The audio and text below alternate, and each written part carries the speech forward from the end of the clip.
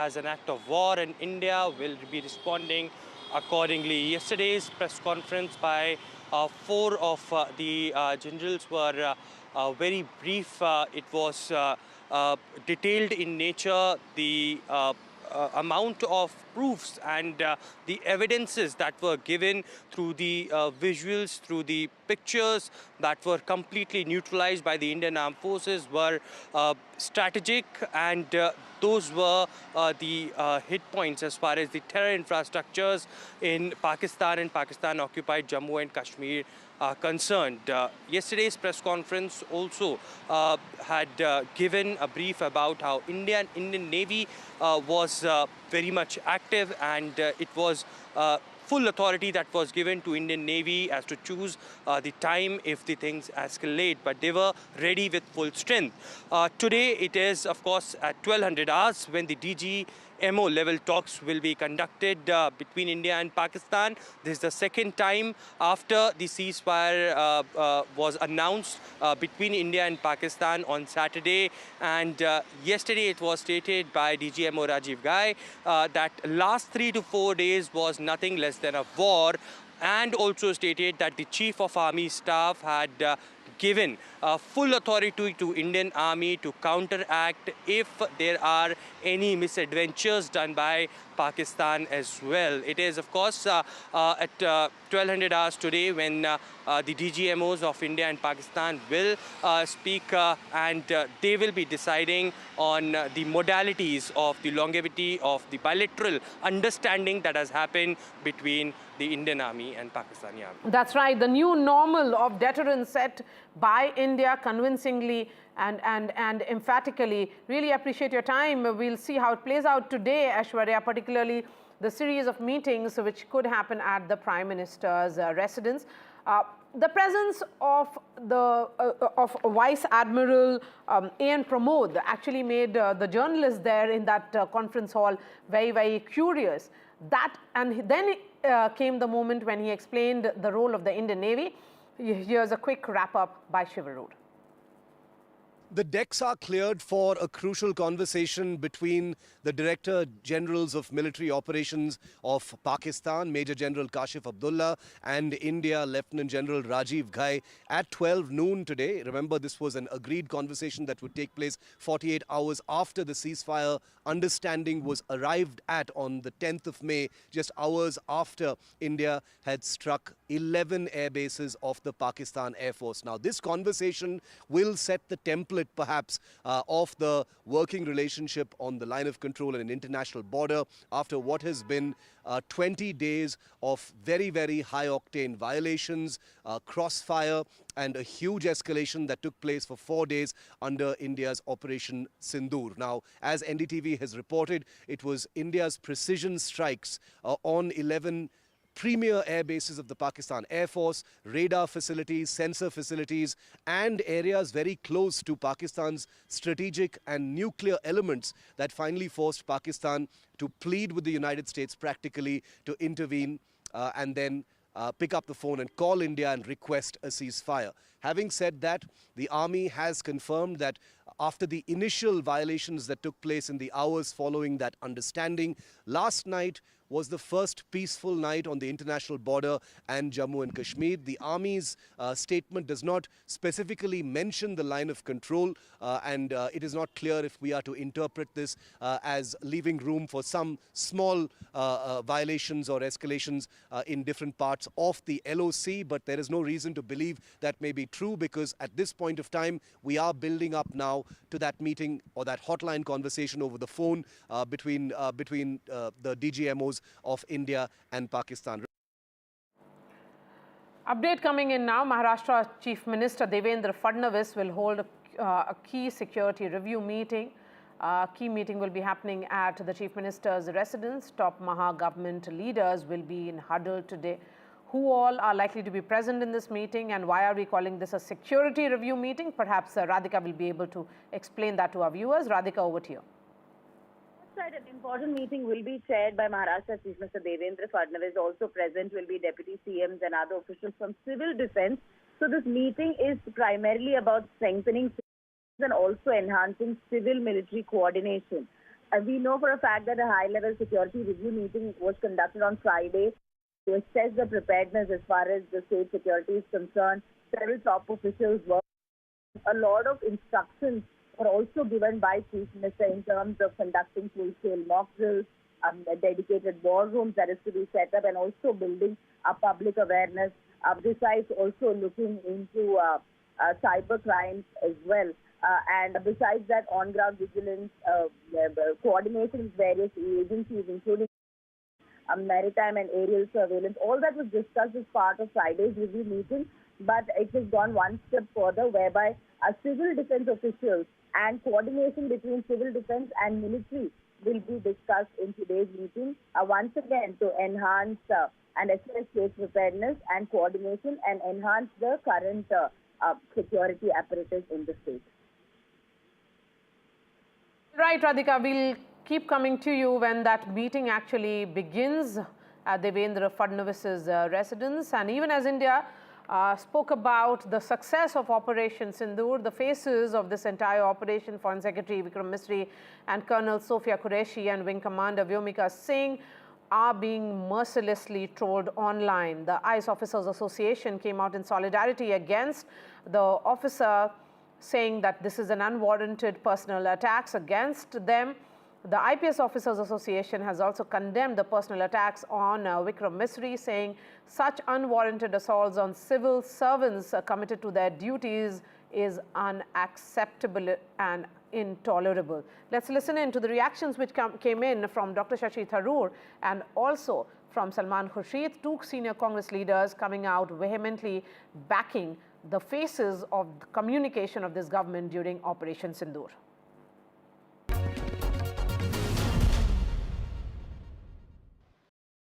Dr. Tharoor, my last question to you, and this is with regards to very, very unfortunate trolling of Foreign Secretary Vikram Misri and the... By whom? For what?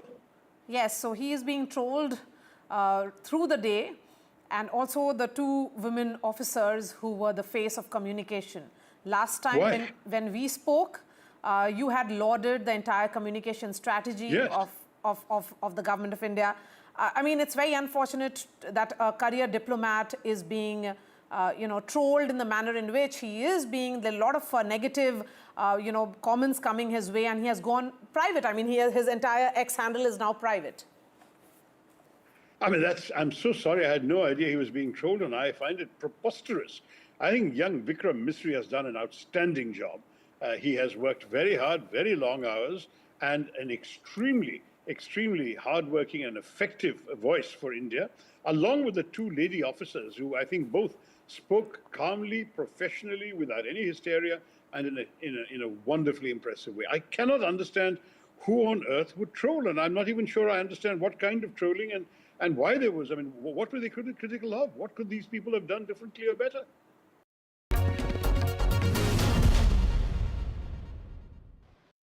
A few hours ago, the Foreign Secretary Vikram Misri has been, has faced relentless trolling, and so have the two women officers, Sophia Qureshi and also Vyomika Singh.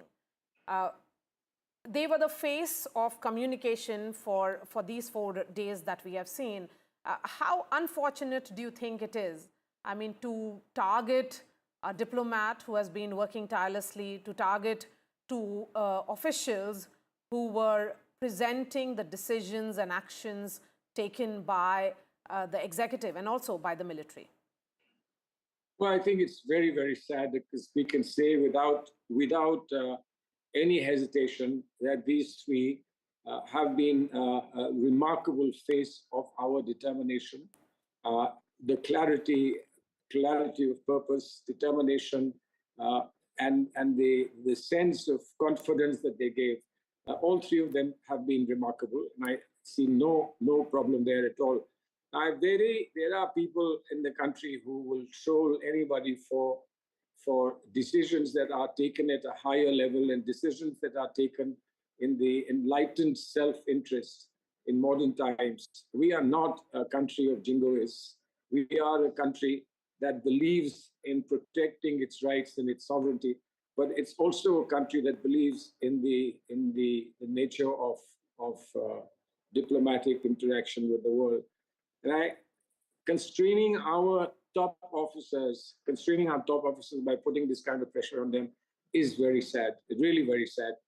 I would just salute them. And I believe that the best that we can offer to them, we should truly proud of the work they've done.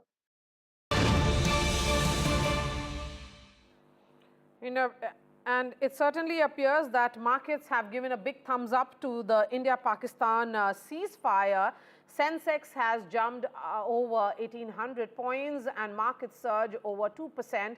Nifty spikes over 500 points. How should this be read? Sakshi is joining us. Sakshi? Absolutely. Well, a marvelous Monday on Dalal Street. We have seen the benchmark indices surge over 2%.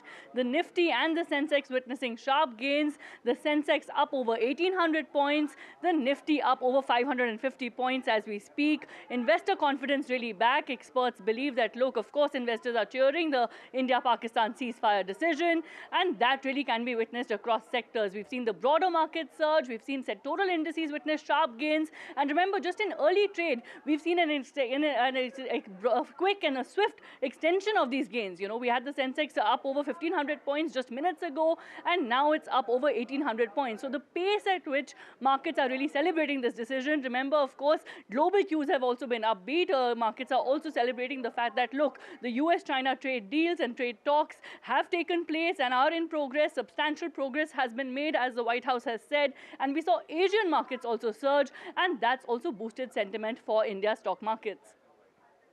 All right. Sakshi, thank you so much for joining us. And the principal opposition party, that is the Congress, has sought a special parliament session. Mallikarjun Kharge, the Congress chief, has written to the Prime Minister, and Congress chief has assured government all support. Rahul Gandhi, who is the leader of opposition in the Lok Sabha, has also written to Prime Minister seeking a special session to discuss Operation Sindoor and also the aftermath which played out post the Pahalgam attack. Remember, the government has been taking the opposition on board on all fronts immediately after the Pahalgam terror attacks which happened on 22nd of April. There was a all-party meeting. It was followed by a day after Operation Sindoor was conducted by the government of India and the armed forces. Now it appears that what happened during the ceasefire is what the opposition wishes to know, and the mails or letters being sent by Rahul Gandhi and Congress chief Mallikarjun Kharge. We have Sunil Prabhu joining us live on this story. But before that, let's listen in to what Mr. Kharge said. हम पहले से ही demand कर रहे हैं, parliament बुलाइए, सभी लोग discuss करेंगे क्या स्थिति है और आगे क्या कर रहे हैं। युद्ध स्थगित हुआ, ये अच्छी बात है और लोगों के लिए बहुत शांति और समाधान आया है, इसके लिए हम खुश हैं। हमारे देश को सुरक्षित रखने के लिए जो कुछ भी होता है, हमने पहले ही बोला कि हम सरकार को सपोर्ट कर रहे हैं। युद्ध स्थगित हुआ तो हम उसके लिए खुश हैं is the message, that good that it did not happen. But you know, Sunil, officially there was no declaration of war. It was more of a conflict playing out between India and Pakistan is the larger sense, because it's a very technical phrase when the country declares to be at war with another country. But coming to the question, the opposition has lots of questions with regards to particularly the ceasefire. Why did India agree for a ceasefire within 4 days? With the details which have come out in the public domain already, particularly by the DGMOs who were leading this operation, are you of the opinion that there could be a special session, or that's highly unlikely, or perhaps an all-party meeting by the government now? Well, I think, as you rightly pointed out, firstly, there's been bipartisan support, right from Pahalgam, when those horrific killings happened. I think the bipartisan support, be it the opposition, be it the government, they have worked together and stayed united. There have been questions, of course, of intelligence failure and the lack of the personnel not being there at Pelgam. But be that as it may, I think everybody has spoken in one voice. They've then demanded full action by the government and fully supported full justice towards those victims of terror and their families. And ultimately, the government of India acted with the armed forces doing what they had to do. And it's in that backdrop that we have seen that face-off. As you rightly pointed out, it wasn't war because declaration of war is done by the President of India. It's an emergency provision which has happened last in 1971. But in this time round, it was a complete face-off where both India and Pakistan, be it on air, be it on sea, be it on the ground, they continued to attack each other. And it's in that backdrop that I think finally there was some intervention, the opposition saying, how come the United States is claiming credit, even though our Ministry of External Affairs have been trying to stress and explain that it was bilateral, it was the DGMO of the Pakistan to speak to our counterpart and ask for cessation. It's in that context that the opposition wants to be taken into confidence. You're right, I don't think a special session will happen. They haven't had one. The last was when when Parliament was in session held when China attacked us. We haven't seen that in recent times. Will they do an all-party meeting? That's something that we'll have to wait and see because it's right now, it's Operation Sindoor, which is still in motion and it's early days at this stage. All right, Sunil, really appreciate your time. Thank you so much for joining us this morning and giving us all the details. Now, getting a quick update for our viewers who may be heading to airports. Remember, there are 32 airports which are shut as a precautionary measure. And the Civil Aviation Ministry says that these airports will remain shut, these 32 airports till May 15th, and airlines have issued advisory to passengers. But as far as major airports, that is Delhi, Mumbai, Chennai, Bengaluru, Hyderabad are concerned, and many others are functioning normally, and the commercial flights and the civilian flights are continuing. Let's bring in Let me bring in Tanushka, who's joining us live on this. Tanushka, is there a possibility of a rethink now that there has been one full night of calm and peace? A rethink is definitely on the cards and has been the question rather. May 15th is until when these 32 airports are to remain temporarily shut for civil flight services, and the Civil Aviation Ministry continues to remain status quo on this until May 15th. As of now, all of these 32 airports are to remain shut and temporarily shut, that is, some of them being Srinagar, Amritsar, Leh, Chandigarh, Porbandar, Rajkot, Jodhpur, Jaisalmer, to name a few of these 32 airports. Of course, these are very high-risk areas that were taking stock of the situation amid the escalating tensions between India and Pakistan with the ongoing war that has now come to a ceasefire. So now the ceasefire brings about the question of whether or not, or until how long will these airports continue to remain shut. Chief Minister of Jammu and Kashmir, Omar Abdullah, took to social media platform X and says that in view of the ceasefire, he also urges the Aviation Ministry as well as the DGCA to reopen these airports and to resume civil flight operations, as many pilgrims who were supposed to be in Medina right now for the Haji pilgrimage have not been able to make it yet to Medina, which is why he urges that it is important that now, with at least also a night of complete calm, it's important to now go back to complete normalcy with respect to these 32 airports as well. And the airlines also, of course, continue to maintain the same instructions and advisories from the ministry, be it Indigo, Air India, Akasa. All of them have also been ensuring full refunds and waivers of cancellations of these flights as well. And as far as Delhi airport is concerned, Mumbai airport, Bengaluru, Hyderabad, as you also mentioned, they continue to function normally. So metro city airports continue to function normally, but the 32 airports, as mentioned in the notum by the Aviation Ministry, will remain shut temporarily until May 15th. Back to you.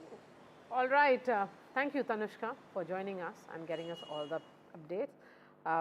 On that note, we are slipping into a short break, and then we'll return with all the news and updates.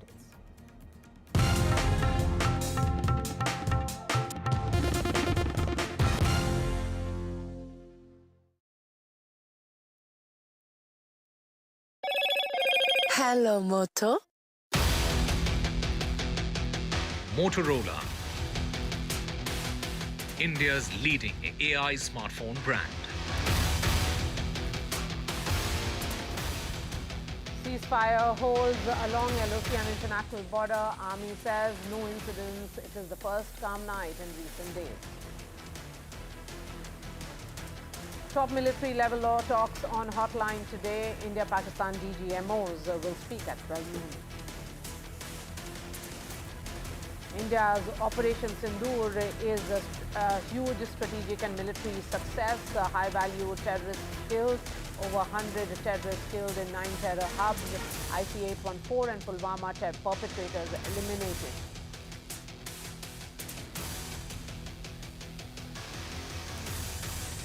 Support grows for told Foreign Secretary Vikram Misri. IAS and IPS associations back Vikram Misri. Top Congress leaders come out in his support.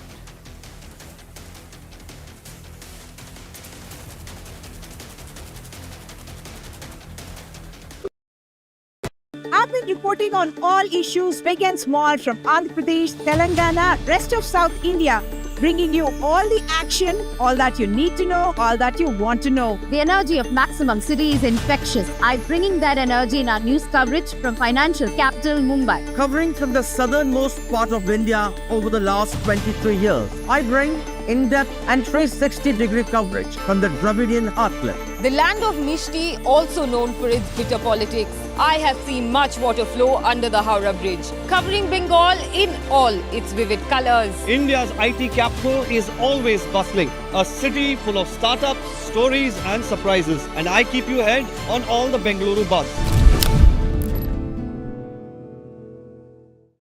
In today's interconnected world, India's voice is more crucial than ever.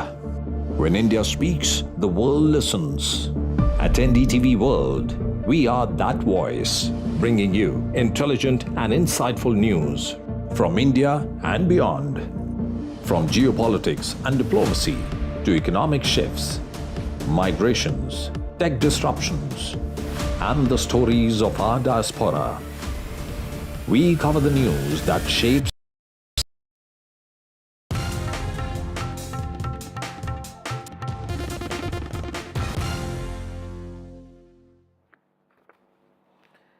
India's Operation Sindoor was a significant demonstration of India's military and strategic prowess. It was a blend of military and non-military means. How should ceasefire post that be seen? Let's bring in the guests who are joining us at this hour. We have Air Marshal Sanjeev Kapoor joining us. Wing Commander Gitanjali Singh is joining us. Thank you so much for joining us this morning, sir.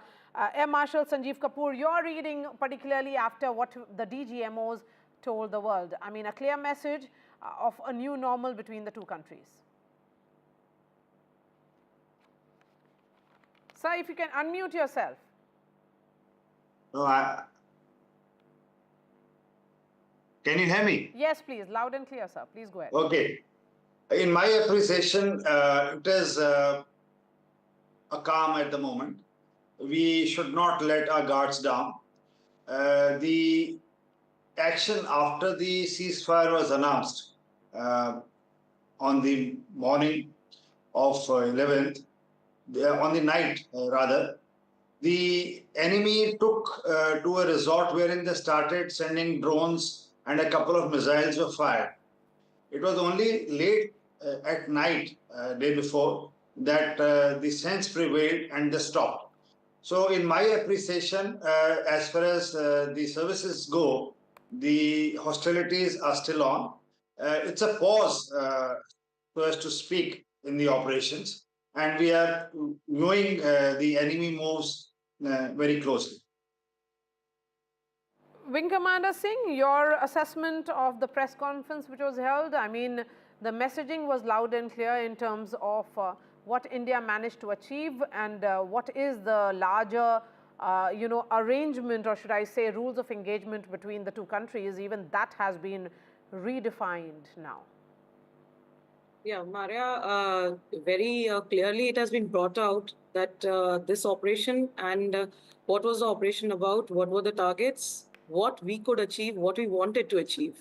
And the retaliation, how it was handled by our armed forces, and a very coordinated and amalgamated effort, I would say, of the nation's will, the political will, as well as the armed forces action, has been very clearly defined, even and through with the press conference yesterday also. However, a very important point that had come out yesterday is the change in the doctrine, which says that any act of war against India from there on will be treated as an act of war. So there's a very clear-cut stance that the government has defined now that any other further, not just escalations, forget an escalation, even a terrorist attack or an act of terrorism will be treated as an act of war. So there's a no tolerance, a zero tolerance, which we've communicated loud and clear to the world. Zero tolerance to terrorism is the message which is coming in from India. But Air Marshal Sanjeev Kapoor, the role of Indian Navy also became clear in that press conference when Vice Admiral A.N. Pramod actually spoke about they were in deterrence position. Their role was that to ensure that in case if something happens, and they had actually sent a message that the Navy's carrier, battle group, surface forces, submarines and aviations were deployed at sea with full combat readiness. So the point was that they were looking at the Karachi port and in full readiness and capacity to strike select targets at sea and on land, and including Karachi at the time of our choosing. That was the message that came in from the Indian Navy. In all parlance is called a silent service. Yes. Their effects are not as visual as what the Air Force and the Army does, because it is visible to everybody. But what Navy does has a far-reaching effect. Now, the Indian Navy had deployed in the Arabian Sea much before, after Pahalgam incident, and they were doing exercise over the area. Our Navy is about 6 to 8 times more in strength, but there is no match in the capability and the training of the naval personnel.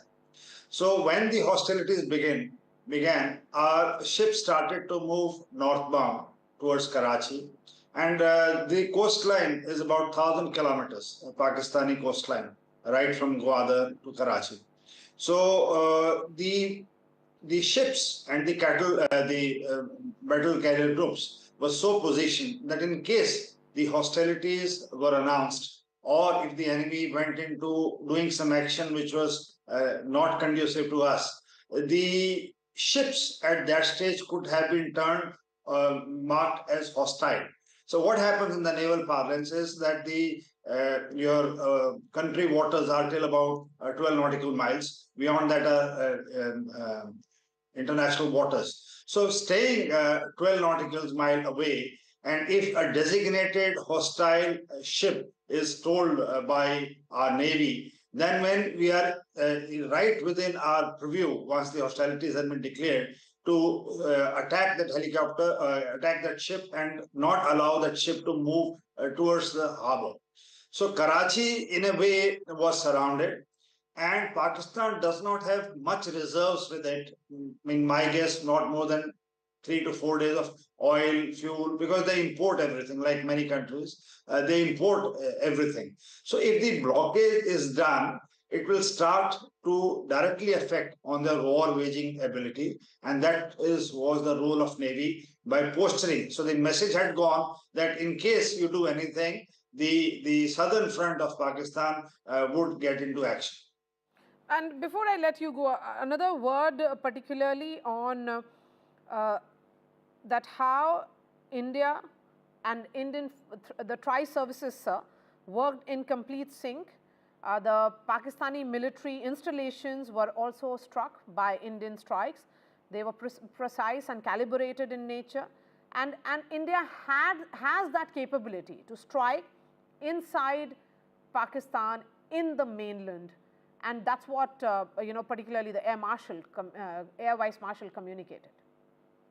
For your viewers and benefit of all those who are watching, yes, sir. This particular operation, 4 days, was, in my personal opinion, a turning point in India's presence at the global scene. I tweeted last night to say India has arrived. Now, quickly, I'll put across why I feel this way. First, we struck after 1971 on the first day, on the 7th early morning, 5 targets in POK, but 4 more important targets in Pak, Punjab. After 1971 war, there was no target that was taken out in Pakistani Punjab, which we did with utmost precision. Now, the best part is that we gave the message to the Pakistanis that we have just taken out your terror hubs, their headquarters, and their camps. So if you wish to leave, we leave it at that. But as they started to escalate. A large amount of Turkish drones, missiles, and other things were fired. Now, here I bring in the integration, the question which you just asked. It was a wonderful amalgamation of the Army and the Air Force. The weapons used this time were, for the first time, because they have never been used, the loitering munitions, the precision-guided weapons. The best part is most of them are indigenous. The world has been shaken by our indigenous capability. We have developed our own NAVIC. It's a sort of a inertial navigation, a global positioning system. So we are not totally dependent on the GPS and GLONASS of the Russian space. And also the development which the DRDO has done to its Akash Tir. Now, this is the beauty which has not come out much anywhere. It is the integrated air defense setup which has been indigenized, totally made in India by DRDO and Bell. It has got 4 layers of air defense, and this was deployed along the border. So Army air defense guns of L-70, Zu-23 and others were integrated with these radars. So the night of 8th and 9th, when the Pakistanis sent hundreds and hundreds of drones from Leh to Sar Creek in Gujarat, they were ably stopped and our guns neutralized, barring 2 or 4 of them which came into a fields. No damage was done. Absolutely no damage was done. All right. And in 2021, India had purchased S-400 from Russia. For benefit of your viewers, this was, in my opinion, one of the finest purchases India has done in recent times. This air defense system at that time was contested much in the parliament, on the newspapers, but the Air Force went ahead and bought. The Americans even threatened at that stage to put sanctions on us. But this formed a huge umbrella behind our air defense system. And it's like the game of rugby, you have people backing at the end, holding a goalpost, and that was S-400. But the turning point for your viewers came on the early morning hours of 10th of May. This will go down in the history of military aviation as a day which was decisive turning point. The Indian Air Force aircraft, right with the precision weapons, BrahMos and Spice and other modified aeroplanes, took out 11 Pakistani frontline air bases in a span of 90 minutes. Never ever in the history of aviation such kind of a damage has been done in such a short time. And I tweeted this morning that this would be taught in the air power books in the years to come, this campaign which was done. All right, sir. Air Marshal Sanjeev Kapoor, thank you for breaking that down for our viewers so beautifully. Thank you so much for joining us. And Wing Commander Gitanjali Singh. In fact, the former External Affairs Minister has also spoken out with regards to the India-Pakistan ceasefire. He says that he certainly hopes that ceasefire holds, and he also added that India has managed to send a strong message to Pakistan. Listen in. Salman Khurshid, former External Affairs Minister and senior Congress leader, is joining us live. Mr. Khurshid, this is a question to the former External Affairs Minister. This was the most intense fighting between the two countries in 2 decades, sir. How do you see the situation after the ceasefire, and how have the terms of engagement changed between Delhi and Islamabad? Well, I sincerely hope that the ceasefire holds. People have opinions about the ceasefire, and I'm sure that there is a range of points of view. But the ceasefire has happened. Unfortunately, last night there were many reports about the ceasefire not being strictly adhered to, and that raised some doubts. But I imagine since then, the matter seems to have settled down, and the ceasefire, at least for the present, will hold.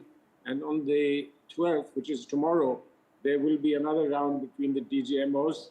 And therefore, if there is something that needs to be ironed out, I hope that that will be ironed out.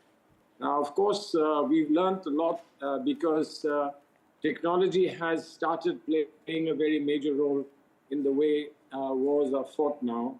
And this has become apparent, very critically, this has become apparent during the course of the 4 days. But I think that once all this is over, people will take stock and then assess as to what is achieved and how much more could be done. That will come in due course. This is perhaps not the time to be analyzing those things.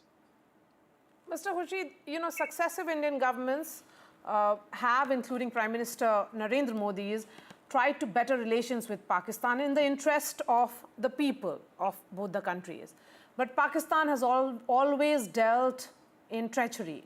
What do you think is the way forward for us, particularly with regards to our neighbor?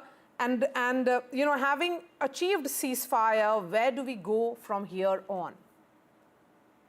Well, I think there are many loose ends yet, not very clear, that ceasefire obviously must be succeeded by talks.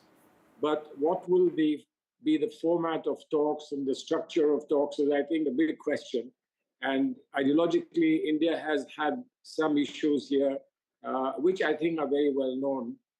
Since the ceasefire seems to have come at the partial, perhaps, if not the entire initiative of the US government and the US leadership, we'll have to see where that stands once the DGMOs talk and once a formal structure is figured out as to how we move forward. But clearly, no matter what we do and no matter what we try to reach out on, ultimately there's a bottom line, and that bottom line is terrorism. Now, we've said in our explanatory manner that if there is terrorism, even now, it'll be treated as an act of war. Now, why act of war with ceasefire, etc., you know the implications. But ultimately, Pakistan has to come to terms with that clear articulation that terrorism is unacceptable in any form or manifestation. And unless that is done, I don't think that there is a chance for a great deal to be achieved or accomplished. Sensex is cheering, and so the life is back to other stuff, looking at other issues. That's why we are shifting focus to other developments also in the news world. Mumbai is set to get its first land-based cable-stayed bridge tomorrow at Ray Road in South Mumbai, and it was built by Maha Rail since February 2022. What will it mean? It replaces a 1910 era structure and aims to reduce traffic disruption with fewer and minimal underground work. Let's bring in Anuj, who's joining us from right where this new bridge will be first land-based cable-stayed bridge. What does it actually mean, Anuj? I mean, how is it different from other bridges? Maria, I'm standing on this Ray Road bridge, which, the construction for which started in 2022, and it became one of the first, one of the fastest developed bridge here in Mumbai in the recent times. Now, this is a 6-lane bridge which spans to close to 385 meters, and it also has got these very beautiful cable, infrastructure which lights up in the evening as a part of an aesthetic, development here in this part of the city. Now, why does this bridge become important? Because it is a part of the MMRDA's, renovating the old British time bridge campaign, wherein 4 bridges from across the city, which were over 120 years old, were brought down, and the new bridges were, built in place of them. This was done primarily for 2 reasons. Firstly, because the former or the earlier bridges had already lived their life, and secondly, because the extension also means that more number of vehicles could also be, accommodated on this new bridge. Now, when you talk about this particular bridge, it's located in Baikala. It's going to connect Baikala to the eastern side, wherein we have the Britannia Industries. It'll also give a very easy passway to people who are living in the rather congested areas of Baikala to the Eastern Freeway and to the Atal Setu. This bridge is expected to open, is all set to get inaugurated tomorrow at 7 p.m., which will potentially bring down the traffic time to 30 minutes. All right, Anuj, thank you so much for joining us. And on the National Technology Day, NDTV's science editor, Pallav Bagla, has been honored with a Science Popularization Award, which was bestowed on him by the Governor of Telangana at a function in Hyderabad's CSIR Institute of Chemical Technology. The award, given by the Academy of Science, Technology and Communication, recognized his lifetime achievements.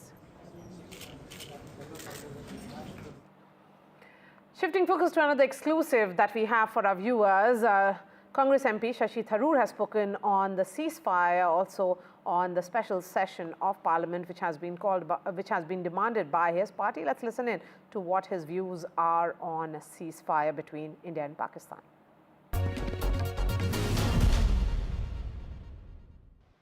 Many of the leaders in opposition are raising these questions. They are also strategic affairs and military experts, some of whom have criticized India's decision to agree to a ceasefire with Pakistan, calling it a repeat of past mistakes, even going to the extent of saying that India snatched defeat from the jaws of victory. Then there are those who say that in these 4 days, when our forces carried out Operation Sindoor first and then managed to strike at the military bases, all retaliatory in nature, it was a defining moment in India's defense and strategic history. What are your thoughts, sir? It was a very, very good moment. But listen, some of these people are clearly in the camp of those who wanted a quote-unquote war to finish off Pakistan. I think that is frankly fatuous. I do not believe we could have indulged in a war to finish off Pakistan, number one. Number two, I don't think that we could have achieved that outcome, given that Pakistan of today is, for all its stagnant economy and all its problems, it still is a country with a very considerable army, and as we've seen, with some friends who are willing to supply it with rather sophisticated weaponry.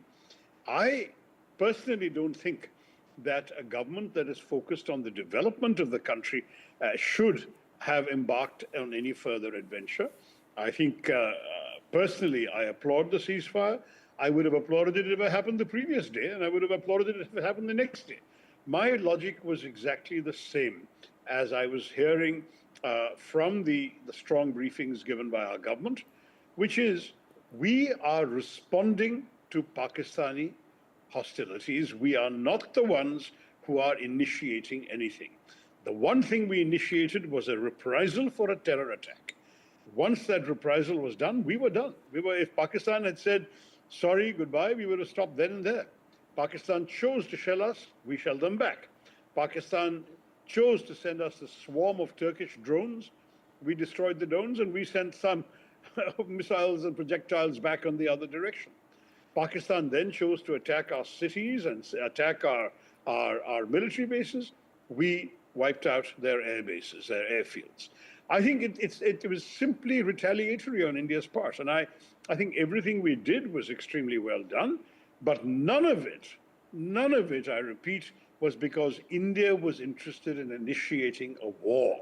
That was never on the cards. We were always saying we wanted to prove a point. We proved that point. Now you tell us when you're ready to stop. If you don't want to stop, we'll keep hammering you. And they stopped. Good message.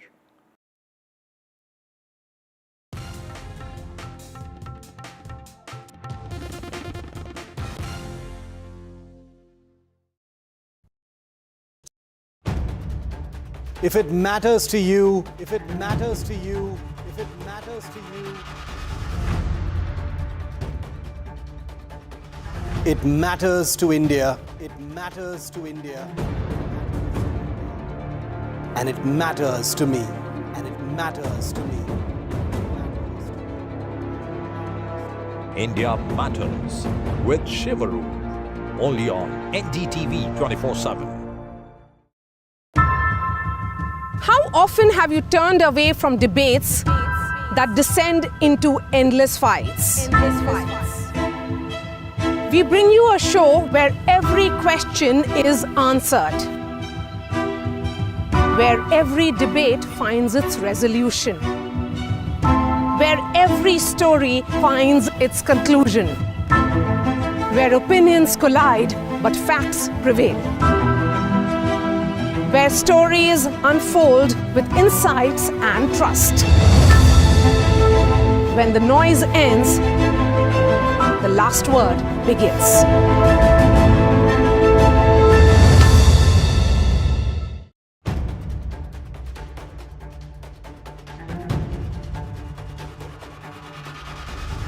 If it matters to you, if it matters to you, if it matters to you,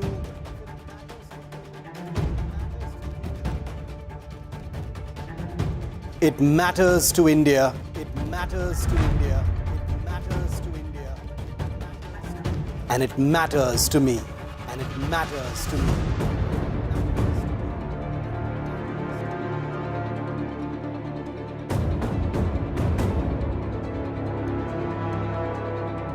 India Matters with Shivaru, only on NDTV 24/7.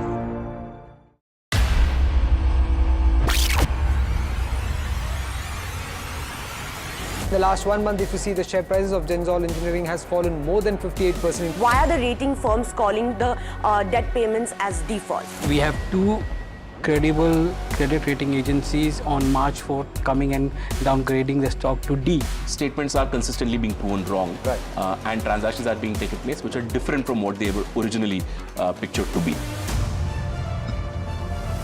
The company claimed it would roll out 6,004.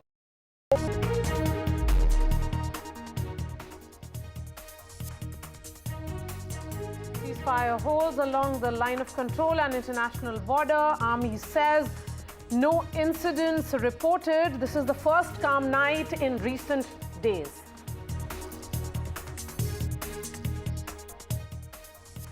Top military level talks on hotline today. India, Pakistan DGMOs to speak at 12 noon.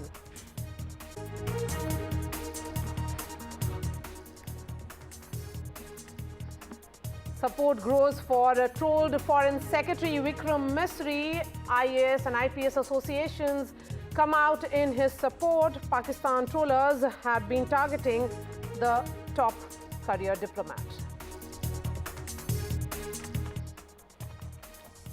And markets give a huge thumbs up to India-Pakistan ceasefire. Big jump for markets. Sensex zooms over 2,000 points.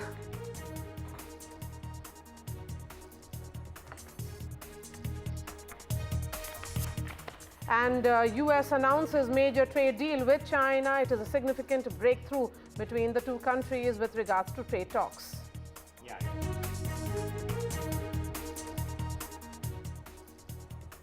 And US President Donald Trump demands Ukraine-Russia talks. Zelensky offers to meet Vladimir Putin in Turkey this week.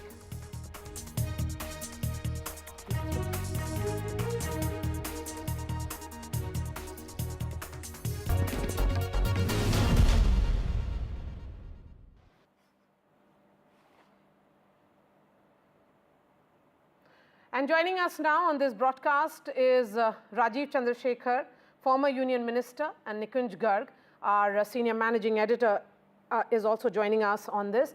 Mr. Chandrasekhar, starting with you, of course, there are a lot of reasons for India to cheer because India has managed to send a strong message to the world that there will be a new rules of engagement as far as Pakistan is concerned. Operation Sindoor has been a massive, massive success, and India has significantly managed to demonstrate its military and strategic prowess. What are your thoughts, sir?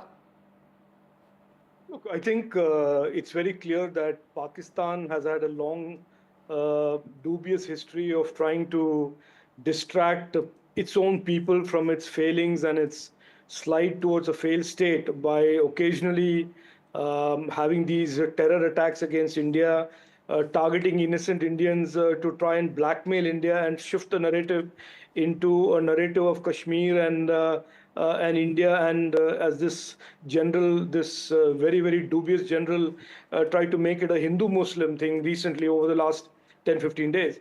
But what has happened this time around, I think, is that India has demonstrated that while Pakistan and its generals can try and do whatever it needs to do to distract its people, there will be severe cost imposed on them by the actions of India. And these unprecedented type of destruction that we have seen on 11 Air Force fields of Pakistan, the reach that India has demonstrated deep within Pakistan is certainly drawing a new red line, which is that you can still toy with terrorism if you think that is very, a smart thing for you to do, but be prepared to to have severe costs imposed on you. And India has demonstrated that there is nothing token about what India is capable of doing.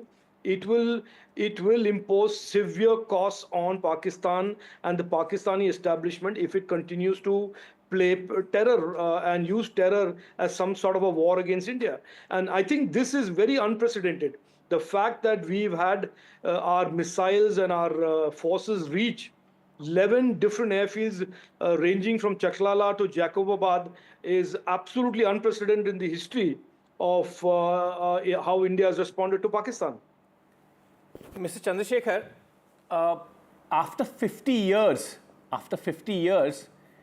in response to asymmetric warfare for the first time, since last 3 decades we have been facing this problem from Pakistan, India has hit the heart of Pakistan and heart of Pakistani army, that is Punjab.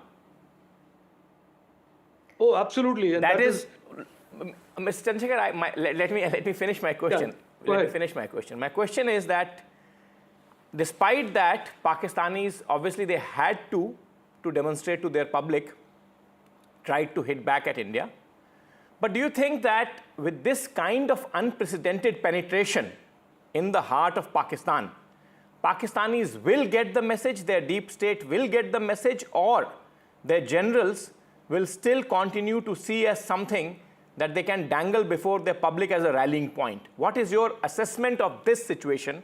Unprecedented action by India, the reaction of the Pakistanis going forward, not now, that has happened, not now. Going forward, what is your assessment of Pakistani reaction? Look, 3 days ago at a public political program in Kerala, somebody said that Pakistan is a wild animal, and I said, don't insult wild animals. Pakistan is not a wild animal. Pakistan is a mad state. It is as I said in Malayalam, pranda means crazy. And when you deal with irrational, barbaric, uncivilized thinking, the kind of which Pakistan has demonstrated for many, many years, there is nothing sure about what they will do next. What we can be sure about is that every time Pakistan tries to become crazy or is attempting to become mad, that the treatment that India will mete out will be causing them severe pain and severe consequences. And that is what our government has done. Look, Nikunj, you are an experienced person in this.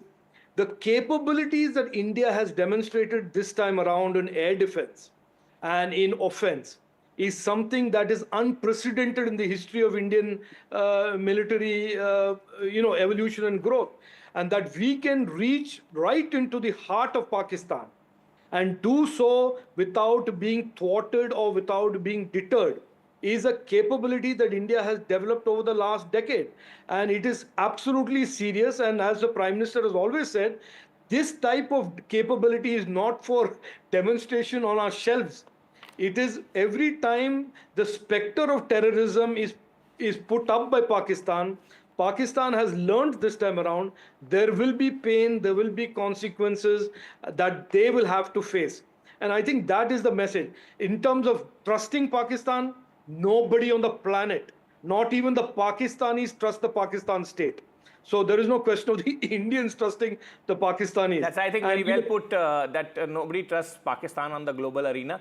Let me ask you another follow-up question to that. Quite clearly, Mr. Chandrasekhar, India has penetrated the defenses, the air defenses of Pakistan. Look, in last half a decade, China has been trying to build both the aerial as well as the naval defenses of Pakistan. Remember, that is a capability that United States was always coy in giving them, but Chinese have been very liberal in giving them. So they've been trying to build those defenses, and India has demonstrated without any doubt that irrespective of those defenses, we will hit them where it hurts them the most. So again, I ask you, do you think that that message will have some moving impact in the brains, in the minds of the Pakistani generals? Forget about the civilian establishment, they are hardly a player in this game. Look, I think, look, Nico, I'm not a psychologist, and I certainly don't know how to diagnose madness and mad people. It is not a specialty that I'm capable of.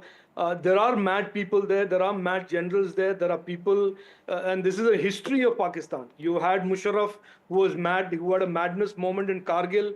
You have the General Munir, who's certainly, walking the traditions of mad generals, megalomaniacs. And so to ask anybody today to predict what their thinking is and what their behavior is going to be is asking for the impossible. But what we can certainly predict, what we can certainly assume is that the Pakistani generals, even the maddest of them, have understood that in the terms of capability, India today is at a very different level, and they can buy, they can steal, they can do whatever they want with Chinese technology.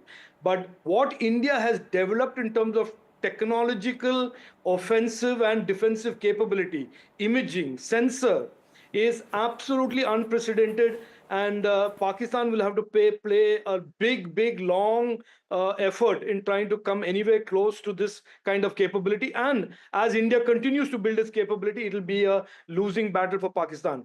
So if there are sane generals, they will understand, but there are unfortunately in Pakistan a lot of madmen who also happen to be wearing uniforms. So it's very, very difficult to predict. Right, sir, my last question to you, and this is with regards to something which very, very unfortunately happened yesterday. Vikram Misri, the Foreign Secretary, was trolled relentlessly, and he had to go private on X. Of course, the IAS and IPS Officers Associations have condemned it.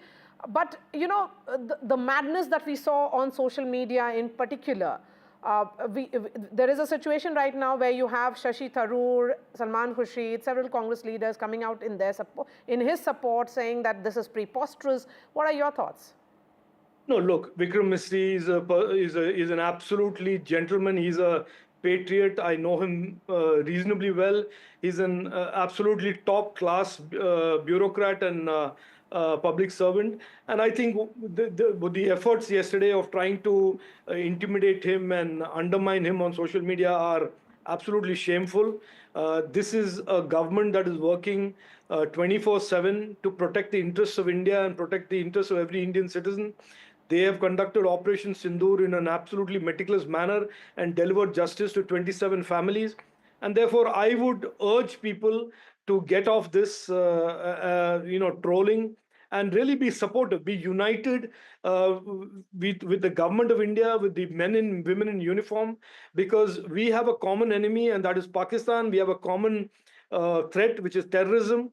And united, we can prevail and demolish this. And that is certainly what our anger and our frustration should be focused at, not on our own people, and certainly not on distinguished public servants like Vikram Misri. United we prevail is the message coming from the Kerala BJP chief, Mr. Rajiv Chandrasekhar. Thank you very much for joining NDTV this morning. And now we are moving on to the ground reports, because India is waking up after one full night of near peace. There is normalcy which is happening everywhere. So, you know, it's happy faces and lovely breakfast happening in several districts along the LOC and international border. He has a special report by Gurpreet Chinna, who spoke to morning walkers in Firozpur. We have seen as a precaution in all the border areas of Punjab, they have already extended 1 day more holiday for the children because they don't want to take any chance, because today there is a very crucial meeting which is going to happen on these issues. But right now we are in Firozpur. We have seen here life is total calm, life is total normal. The people have already restored their works also, their routine works they have already started. Some of the people, we are reporting from one of the park from Firozpur.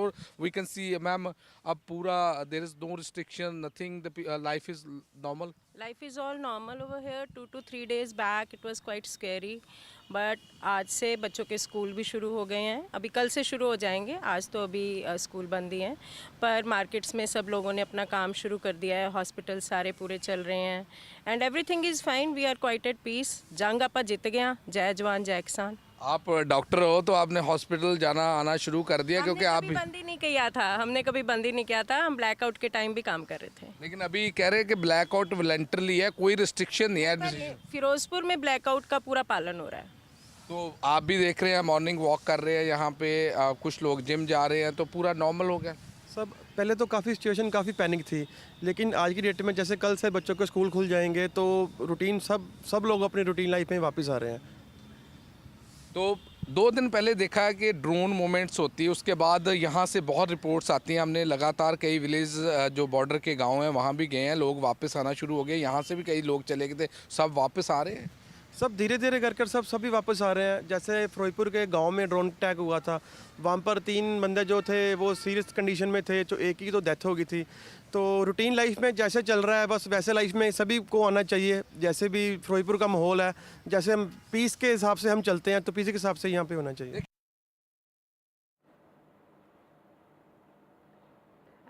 And reports are coming in from across the country. Nazir Masoodi is joining us from Poonch.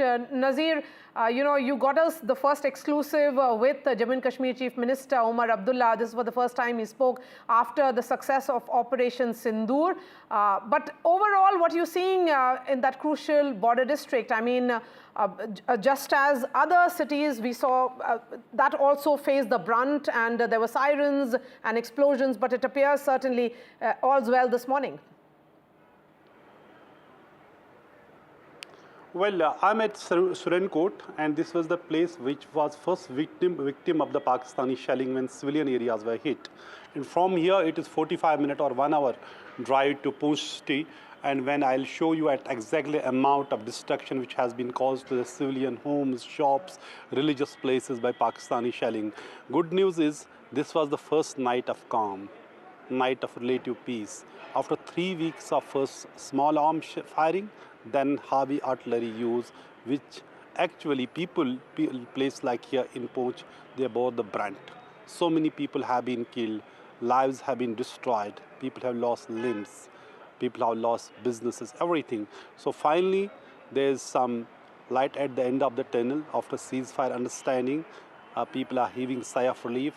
And this district, Poonch, was the worst hit and where we had maximum civilian casualties. Nazir, I would request you to just show around where you are. Of course, you are very close to the line of control, as you said. Just show around, so that the people in the rest of the country can get a sense of the normalcy that is returning now. I mean, of course, it's not all very normal, and it will all also not become very normal very, very quickly. It will take time and certainly take much longer for people's wounds to heal than the wounds on the property and establishments. But just try and show around, if you can, as much as possible as to how much the quiet is prevailing, or what is the latest situation there where you are. Well, it's almost normal today, and Chief Minister Omar Abdullah is reaching here to Poonch today to visit the places where there have been destruction. But clearly, we have seen first time people coming out from their homes without fear. People coming out, and schools will be opened across Jammu and Kashmir from tomorrow. And here, as you can see, there's security force movement, but apparently his Chief Minister is, here in visiting Post today to review see the amount of damage which has been caused in Pakistani shelling, so that now it is the responsibility of the government to show the, reach out to people, start their rehabilitation so that their lives are rebuilt. They cannot bring back any life which have those who have been killed, but clearly it can surely help people to rebuild their lives, some sort of balm to those who have suffered in this massive shelling. So as you can see, the cavalcade of Chief Minister here moving and going to Poonch. It is something, their people are now waiting for the government to help them because they have become the victim of Pakistan's aggression when there was heavy shelling on the civilian areas. But good news is, Nikunj, it was the first night after 3 weeks. 3 weeks, not just few days. Because after massacre of innocent people in Pahalgam, the small arm firing start along the line of control.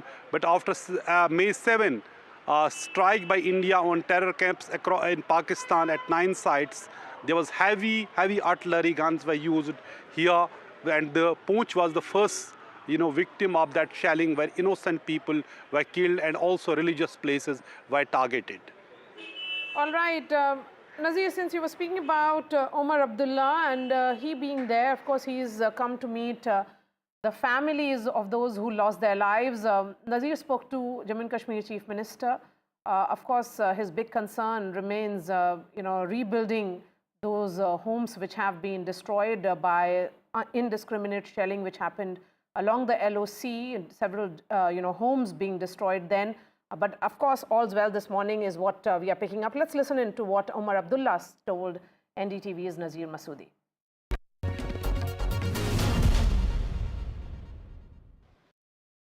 This is your first interview after Pahalgam massacre.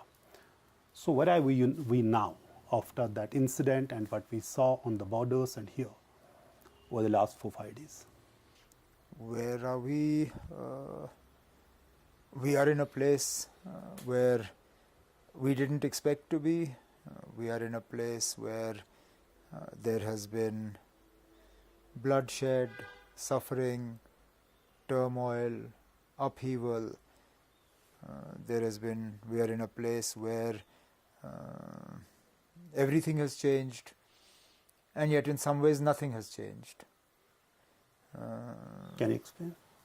Everything has changed in as much as normally at this time we should have been full with tourists, booming economy, children should have been at school, airport should have been functioning with 50-60 flights a day, whereas the valley is empty, schools we've had to close, airport is closed, airspace is closed, and yet when I say nothing has changed, Pakistan has, by design, unfortunately again managed to internationalize the question of Jammu and Kashmir. The ceasefire, which until the last few days had held in spite of whatever other difficulties exist in the relations between India and Pakistan. Today that ceasefire has been in tatters. We await to see what happens tonight. So that's why I say so much has changed.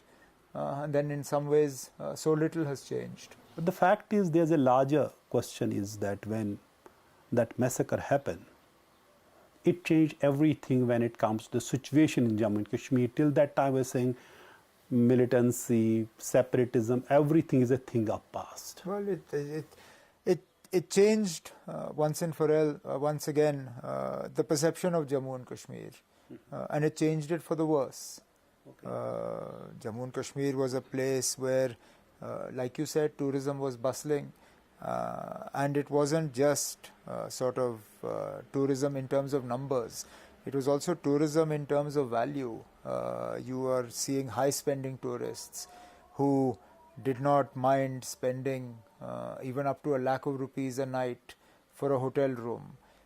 Today, that part of our economy lies in tatters. Those who were actively engaged by hotels, restaurants, shops, they are sort of in the process of being disengaged. Then coupled with that, people had taken loans to buy taxis, to buy deluxe buses, to convert rooms into homestay, to convert smaller houses into guest houses or hotels. All of that now adds to sort of an economic pressure. These people will be knocking on the government doors for jobs that are already in short supply. So the long-term effects of what happened in Pahalgam, we will be counting for some time to come. And at 6:30 p.m. yesterday, we got details, operational details of Operation Sindoor. In fact, 3 DGMOs addressed that press conference. Let's listen in to what they said, and then I'll ask Nikunj to analyze it, the significance of and the big takeaways. Decision was taken to strike where it would hurt, and towards that in a swift, coordinated, calibrated attack, we struck his air bases, command centers, military infrastructure, air defense systems across the entire Western Front. The bases we struck include Chaklala, Rafiki, and mind you, Chaklala is Islamabad, Rahim Yar Khan, Sakar, sending a clear message that aggression will not be tolerated. Forces remained forward deployed in the Northern Arabian Sea in a decisive and deterrent posture with full readiness and capacity to strike select targets at sea and on land, including Karachi at time of our choosing. The forward deployment of the Indian Navy compelled Pakistani naval and air units to be in a defensive posture, mostly inside harbors or very close to the coast, which we monitored continuously. I have no doubt in my mind that we achieved total surprise, and those strikes across those 9 terror hubs left more than 100 terrorists killed, including high-value targets such as Yusuf Azhar, Abdul Malik Rauf, and Mudassir Ahmed that were involved in the hijack of IC-814 and the Pulwama blast. There was also a term of reference and our own binding, self-imposed restriction to target only terrorists and thus prevent collateral damage. There were 9 camps that you are now all familiar with, which were confirmed by our various intelligence agencies to be inhabited.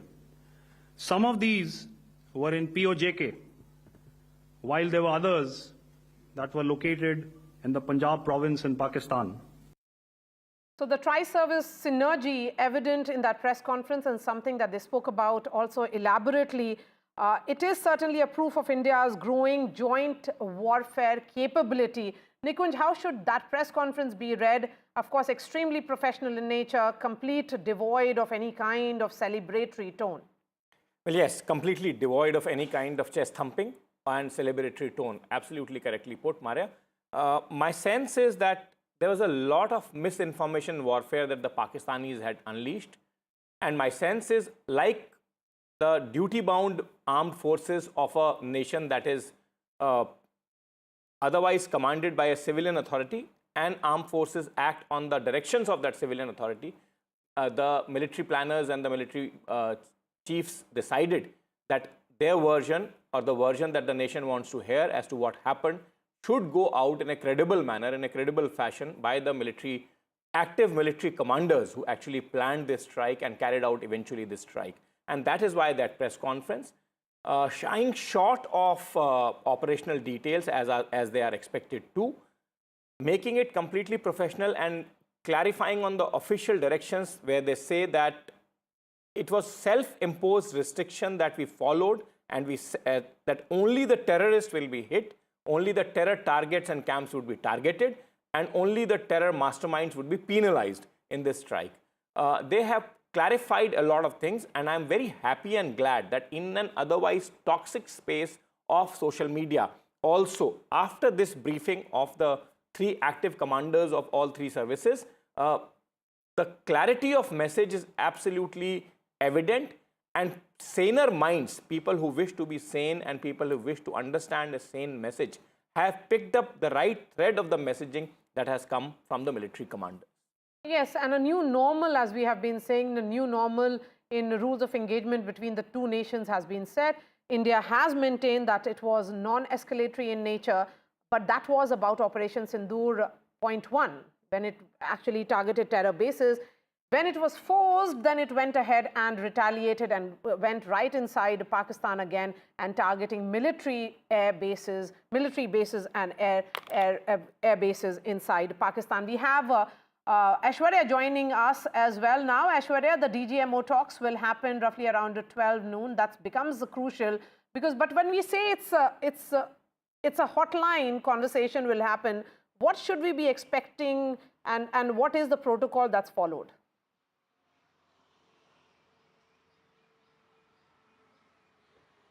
Well, at 1200 hours, the DGMOs of India and Pakistan will be connecting, and this for the second time.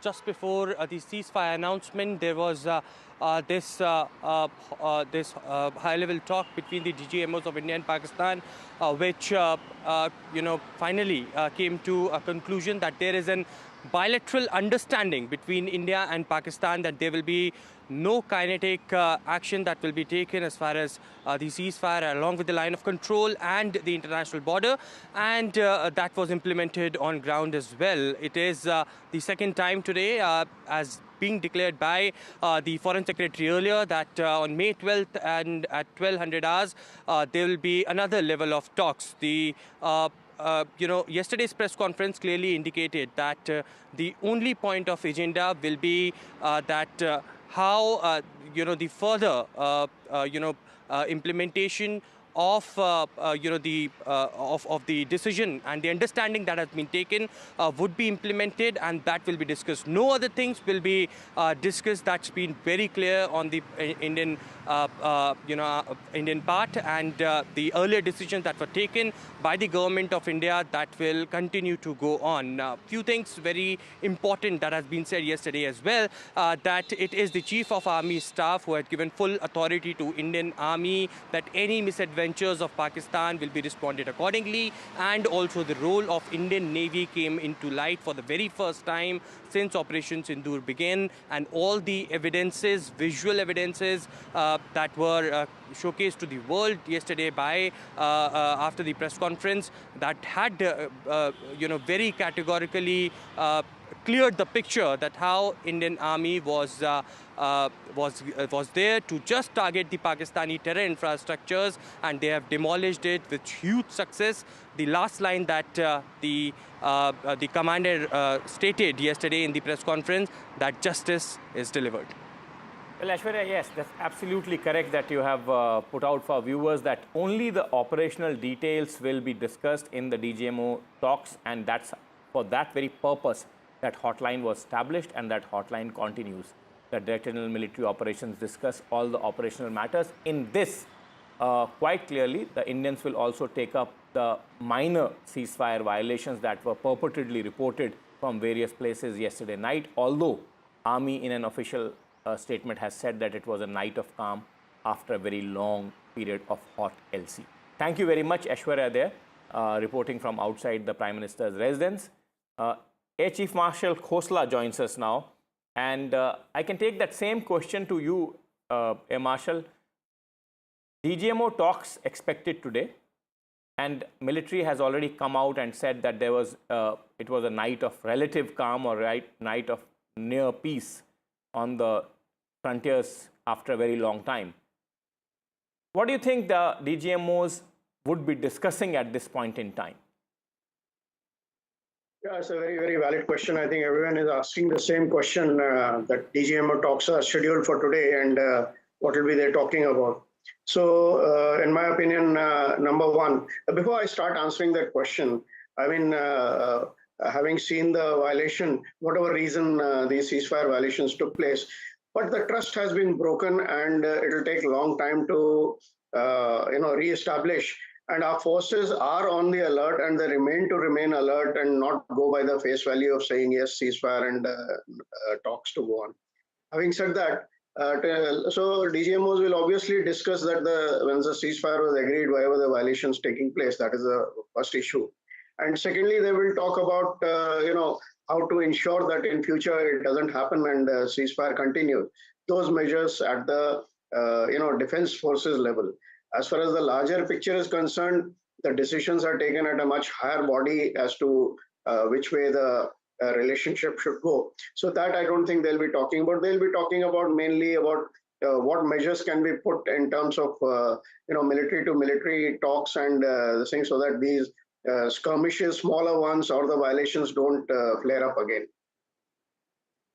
Do you think that that hotline can ensure that, a Marshal, that if the message is conveyed unequivocally that the maintenance of peace on the frontiers is the primary responsibility or the expectation at this point in time from the Pakistani side, do you think that message can be drilled home to Pakistanis and we can expect a relative calm to continue?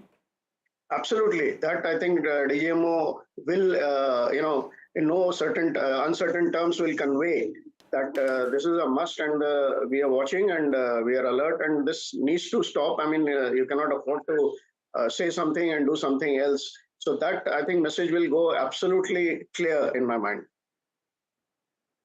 Also, Marshal Khosla, one more question to you before I let you go, in the sense that you are a Air Force man.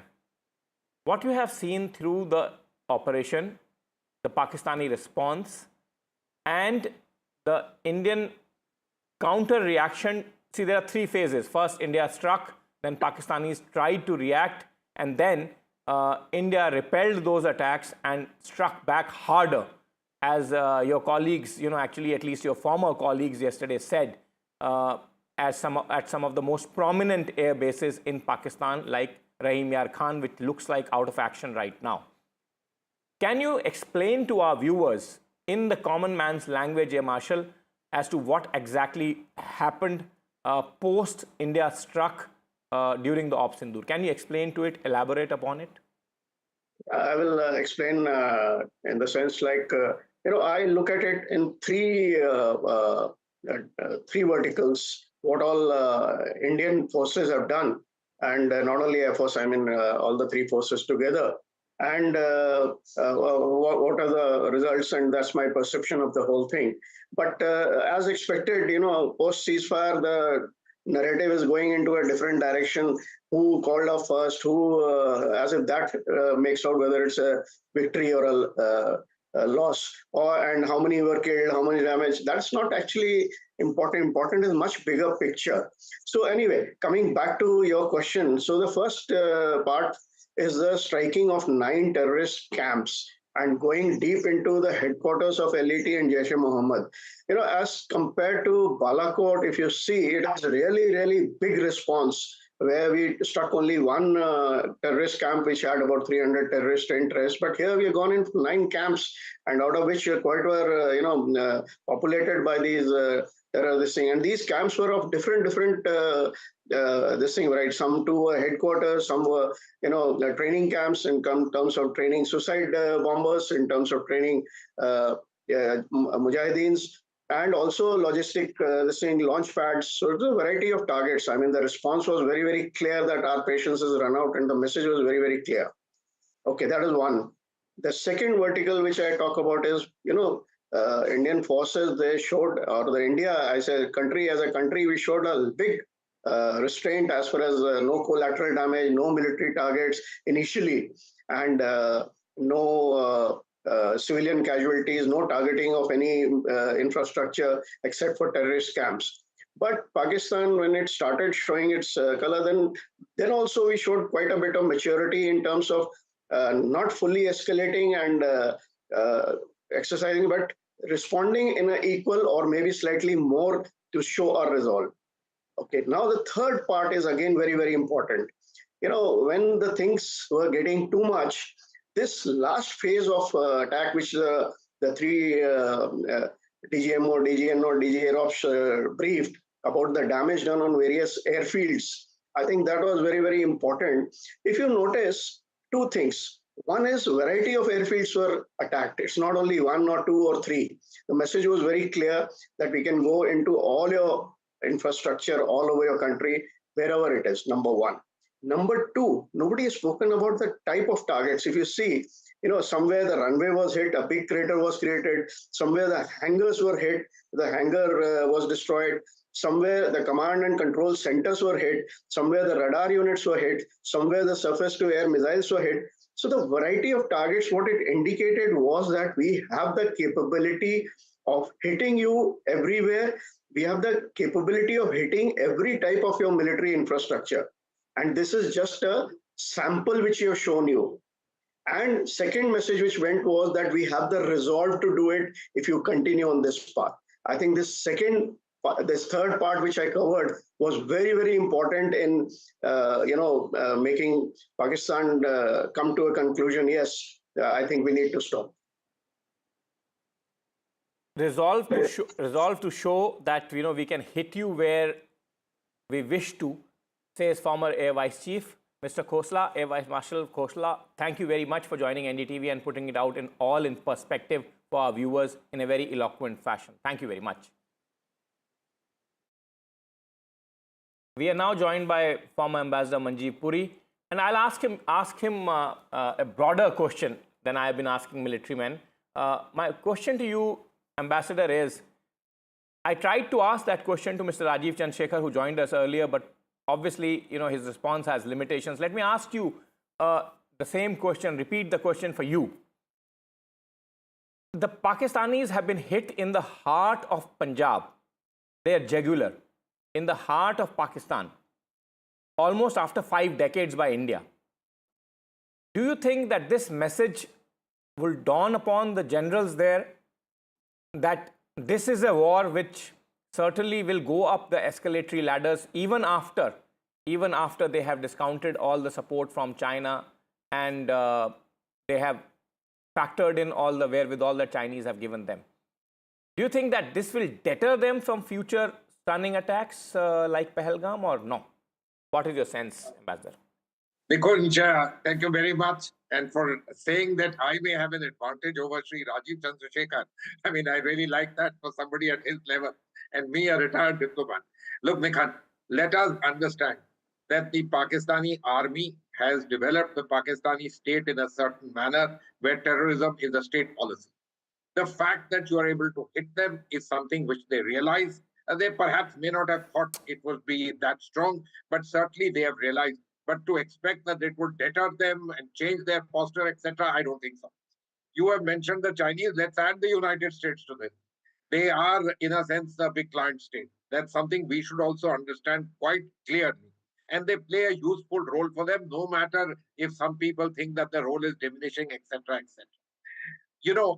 Therefore, I don't think in the long term, but at the short term, they had little choice but to sue for peace. These hits, especially in the areas around Rawalpindi, Punjab, etc., that you said, certainly they can't be things that they can just look away, shrug their shoulders and move. It has shown our abilities, the fact that we can reach out deep, not just in the POK areas, etc. There is no doubt that they know what this message is. But I must also tell you, they are quite a hardened military professional, quite capable, and they spend a lot of money developing themselves, acquiring armaments, etc. But because they have developed themselves in a certain manner, this will go on.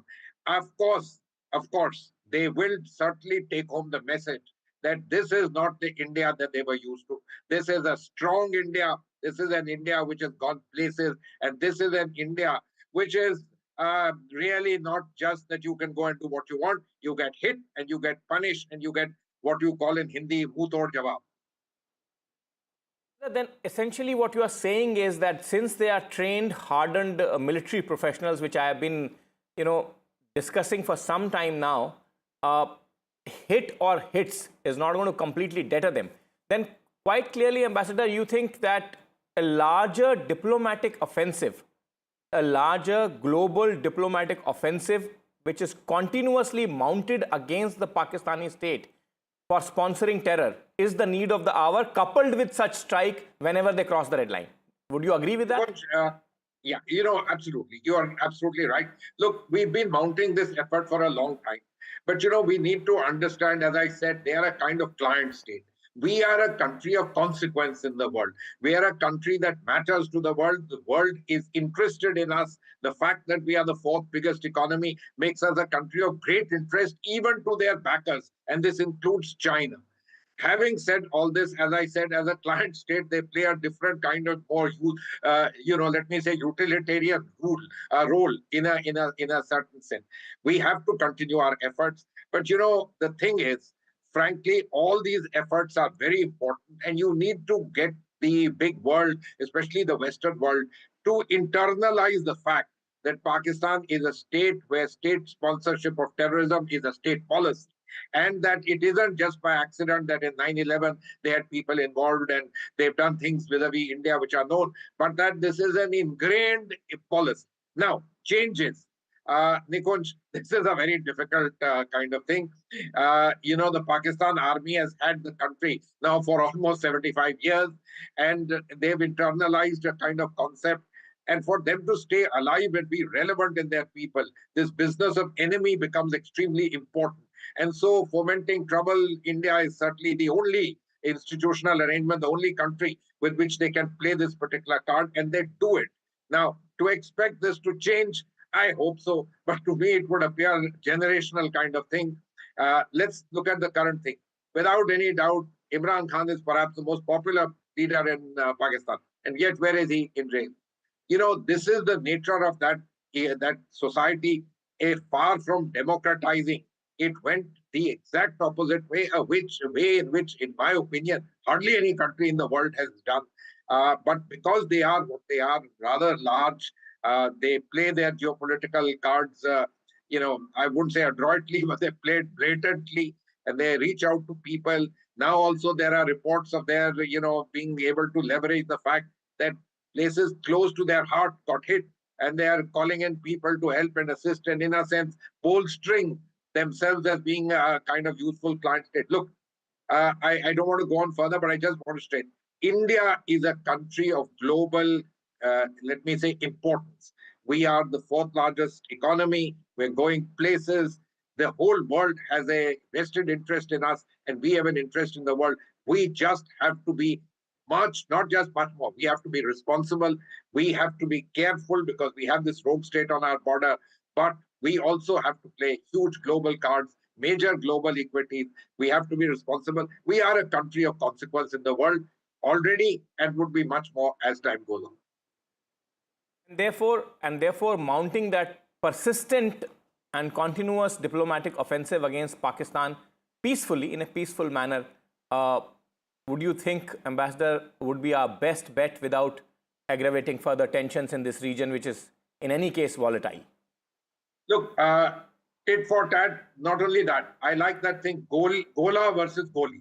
That should be very clear because, these things have, let me say, first instance deterrence. That's important. This message also goes to their major backers, and others realize that, look, you can't trifle with India. That won't be extra. But will we deter it? No. We have to continuously mount this pressure. Look, the pressure got hugely ratcheted up on them after 9/11, which had nothing to do with us. But the fact is that it hasn't deterred.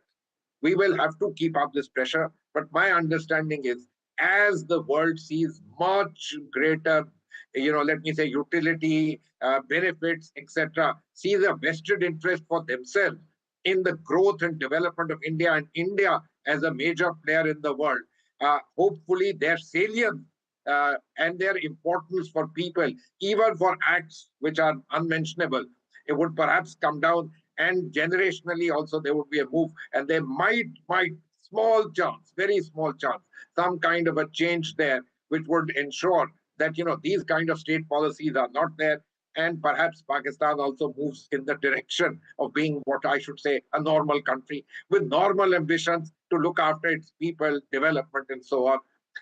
Seems very unlikely, but anyway, the hope should run eternal.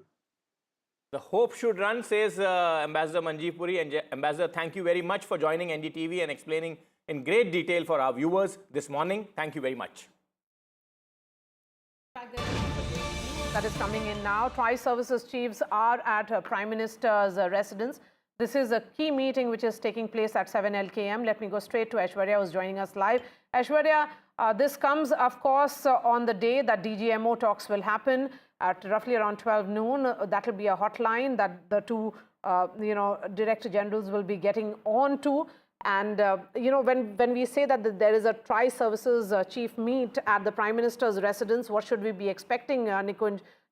Particularly this is coming a night after there has been a total calm. There has been, the ceasefire which was arrived at between the two nations has been followed in letter and spirit. Well, yes, at least largely that the reports that we are getting, unless the service people have something additional to add on to for the briefing and the benefit of the Prime Minister and the civilian leadership. This quite clearly is a stock-taking meeting, Maria. The apex of the political authority, that is the Prime Minister of the country, is meeting the military brass and all the services arms that were involved in the operations against Pakistan would be giving their briefing to the political leadership as to what last 24 hours entailed, particularly the night entailed.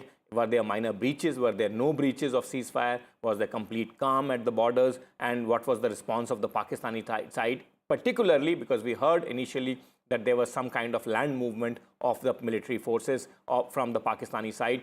What is the status of that movement? Have they halted in their tracks? Have they halted in their tracks, or are they still maintaining the posture that they have come to?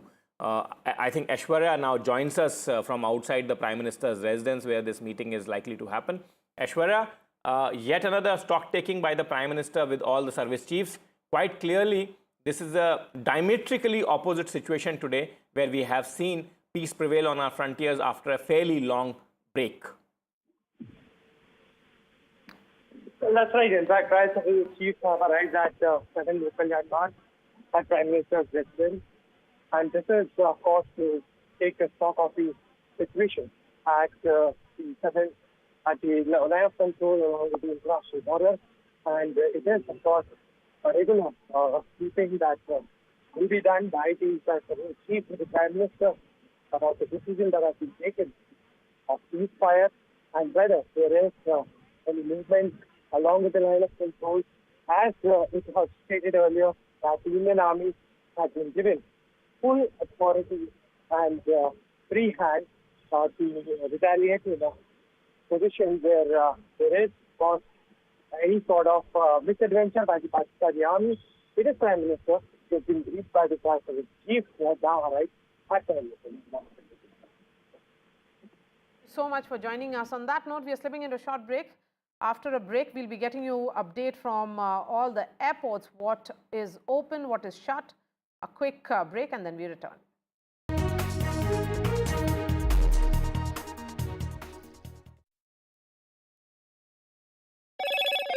Hello, Moto. Motorola, India's leading AI smartphone brand.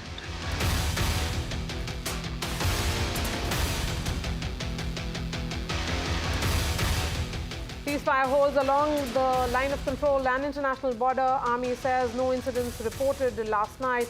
This is the first calm night India is waking up to in recent days. DGMO talks between India and Pakistan will happen at roughly 12 noon. Top military level talks will happen on the hotline. Prime Minister Narendra Modi is being briefed by Tri-Services. Support rose foretold. Foreign Secretary Vikram Misri, IAS and IPS Officers Association come out in his support. Pakistan trawlers targeted the veteran diplomat. And big jump for markets. Sensex zooms over 2,000 points. Investors cheer India, Pakistan ceasefire and US-China trade deal.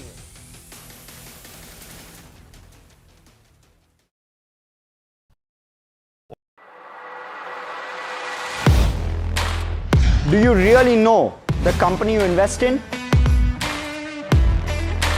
What is the real picture behind presentations and claims? Is the outlook as rosy as the company claims? Know Your Company, powered by NDTV Profit Research, shines a light on the biggest stock market movers.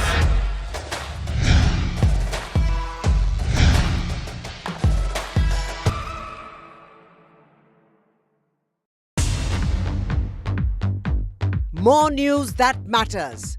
Big exclusive. Tulsi Gabbard gunned down by Pakistan-backed cowards. When you interact with people on ground, you're able to reflect their sentiments much better. More debates that shake the system. More exclusive.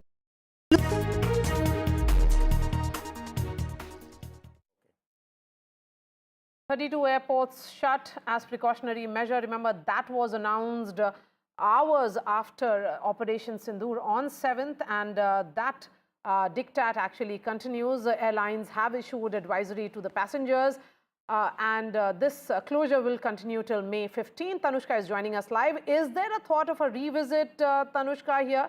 Because India is waking up to near normalcy across the country.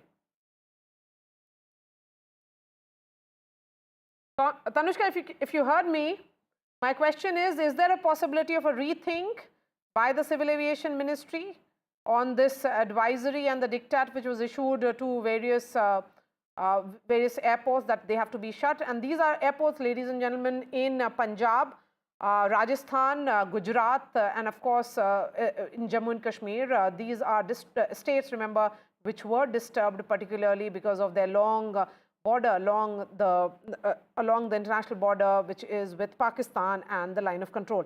Tanushka, if you heard me. Yes, I did. So yes, there is a rethink that is currently underway.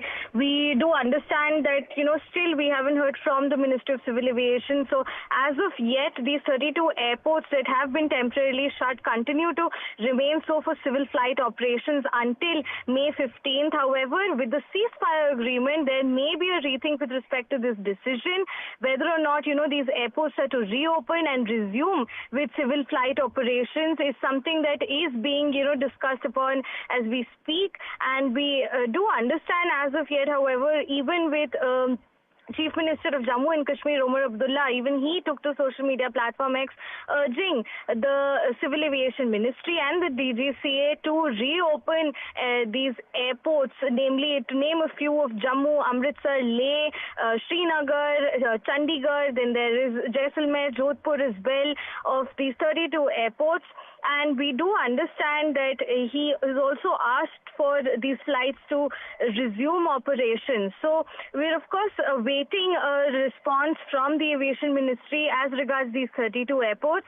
At the metro cities such as that of Delhi, Mumbai, Pune, Chennai, Hyderabad, Bengaluru, these airports have been functioning at normal.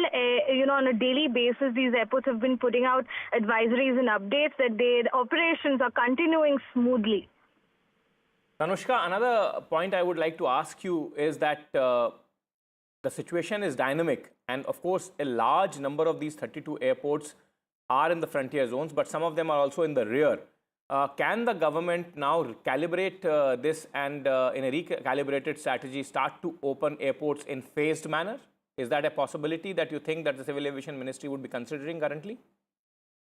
That may be the case because precautionary measures, this move was taken as a precautionary measure, and the fact that it was extended earlier, the airports were shut until May 10th, and the shutting down also happened in a phased manner as well. First, it was 20 airports, then it became 24, and then eventually it came to 32. So similarly, it may happen that airports may start reopening in a phased manner as well. However, something conclusive on this is yet to come about with respect to the reopening. Anushka, thank you for that quick update. On that note, we are slipping into a short break, and then we'll continue to track two developments very, very closely. One, the Tri-Services Chiefs meeting Prime Minister Modi at his residence, and then the DGMO talks which will happen on the hotline at 12 noon. Two stories, and this is your destination for all that's breaking. A quick break, and then Gargi returns on the other side.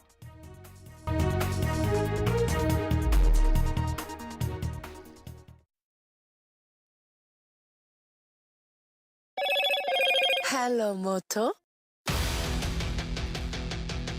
Motorola. India's leading AI smartphone brand.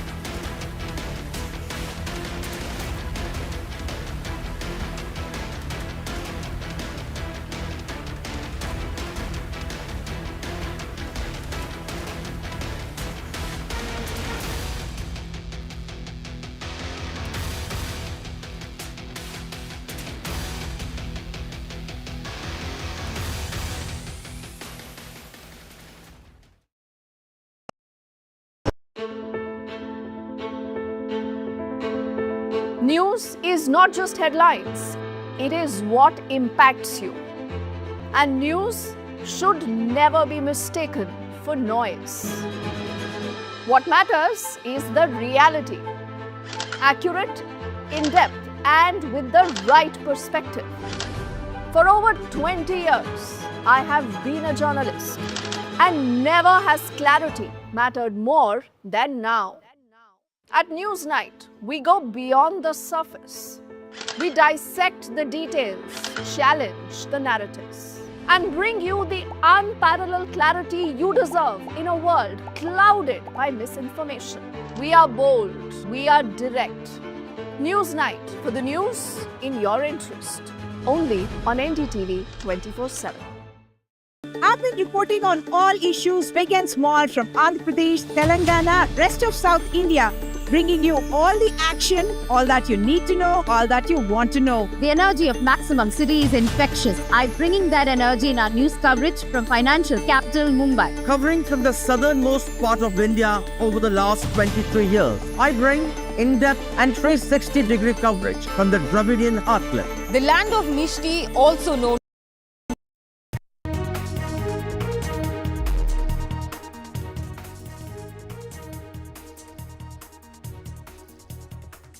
Hello and welcome. You're watching NDTV. I'm Gargi Rawat. Coming up ahead, all the top developments. It's been a night of calm along the international border as well as the LOC key meeting taking place at the Prime Minister's residence. All that and more up ahead. Let's take a look at the headlines. A key meeting takes place ahead of the India-Pak army talks, which will take place at noon. The tri-services chiefs are at the Prime Minister's residence. And key DGMO level talks will be taking place at noon. A briefing expected at 2:30 on Operation Sindoor. The ceasefire holds along the line of control and international border. It's been the first night of calm ever since the ceasefire violations first began after the Pahalgam attack. The army says no incidents, first calm night in recent days. And support grows for the trolled Foreign Secretary Vikram Misri and Rajiv Chandrasekhar. The BJP chief of Kerala says absolutely shameful to undermine the Foreign Secretary in this manner.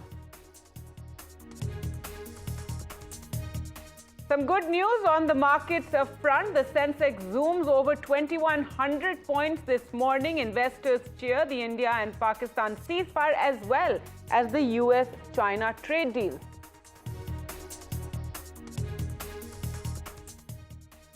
And more on that breakthrough. The US announces the major trade deal with China, says this was achieved during the trade talks. Asian markets rise on the announcement of the trade deal.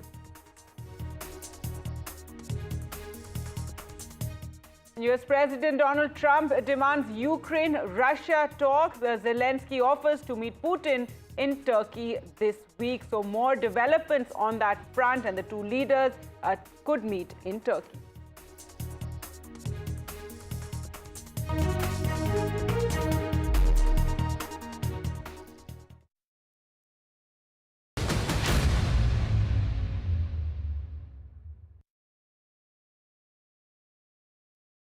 All right, let's get you all the top developments taking place. While it has been the first night of calm along the LOC and international border, right now you have a key meeting taking place at Prime Minister Narendra Modi's residence, where the tri-service chiefs have all arrived to meet with the Prime Minister, Defence Minister and Chief of Defence Staff are also all part of this meeting. So this key meeting taking place just ahead of those DGMO level talks, which will take place between India and Pakistan in a short while from now. Around noon is when the Army Brass hotline call is expected. This is another call, really. Remember, India has said that the talks or any communication between India and Pakistan will remain at the DGMO level. So that those talks will take place at noon today. Also a briefing expected again at 2:30 on Operation Sindoor. Yesterday we saw that briefing which spoke about the entirety of the operation, the kind of damage wrought in Pakistan, how deep India went into Pakistan, how army bases there were destroyed, how India even managed to cause damage in Rawalpindi. So another briefing is expected at 2:30. As we said, the good news has been that last night remained largely peaceful across Jammu and Kashmir and other areas along the international border. Well, we'll be going across to our reporters for more on this story. And currently this high-level meeting taking place. Remember, the Prime Minister has been holding a series of meetings ever since Operation Sindoor began, even before that, which we have been bringing to you all those details. Well, let's go across to Aishwarya now, who joins us for more. And Aishwarya, so what can you tell us about the meeting taking place and this meeting coming just ahead of the India-Pakistan DGMO level talks?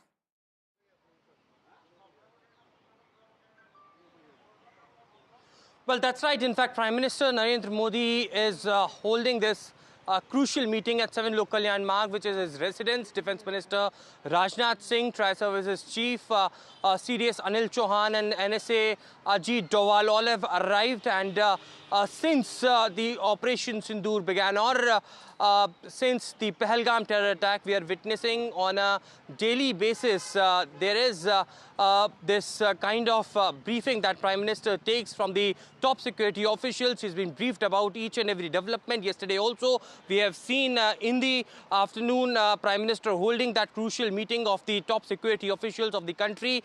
Of course, this has, it's been more than 24 hours that the ceasefire has been announced, and to take the stock of the situation, Prime Minister holding this high-level meeting at 1200 hours is the time that was announced earlier on 12th of May that there will be DGMO-level talks between India and Pakistan via hotline, and this specifically will only and only concentrated towards the bilateral understanding between India and Pakistan to stop the firing exchange at the line of control or at the international borders through land, sea and air, and nothing else apart from it will be discussed. But the situation remains tense. The yesterday's briefing and the DGMO clearly stated that the Chief of Defence Staff had given the authority to the Indian Army to clearly take care of the situation, and if there is any sort of misadventure by the Pakistani, then they have given the authority to retaliate accordingly. Apart from it, it was also various details with the kind of the evidences that the Indian Army gave, that also came out. But it is very important to note that soon after the commanders of Indian Air Force, Navy and Army held that press conference, there was late night press conference from the Pakistani side as well, which was of course again a kind of propaganda, a kind of fake narratives that they wanted to set, and that was busted by the Indian officials yesterday as well. And at the press briefing that is expected at 2:30 again, there would be more such propaganda or the fake narratives that can be busted, and more operational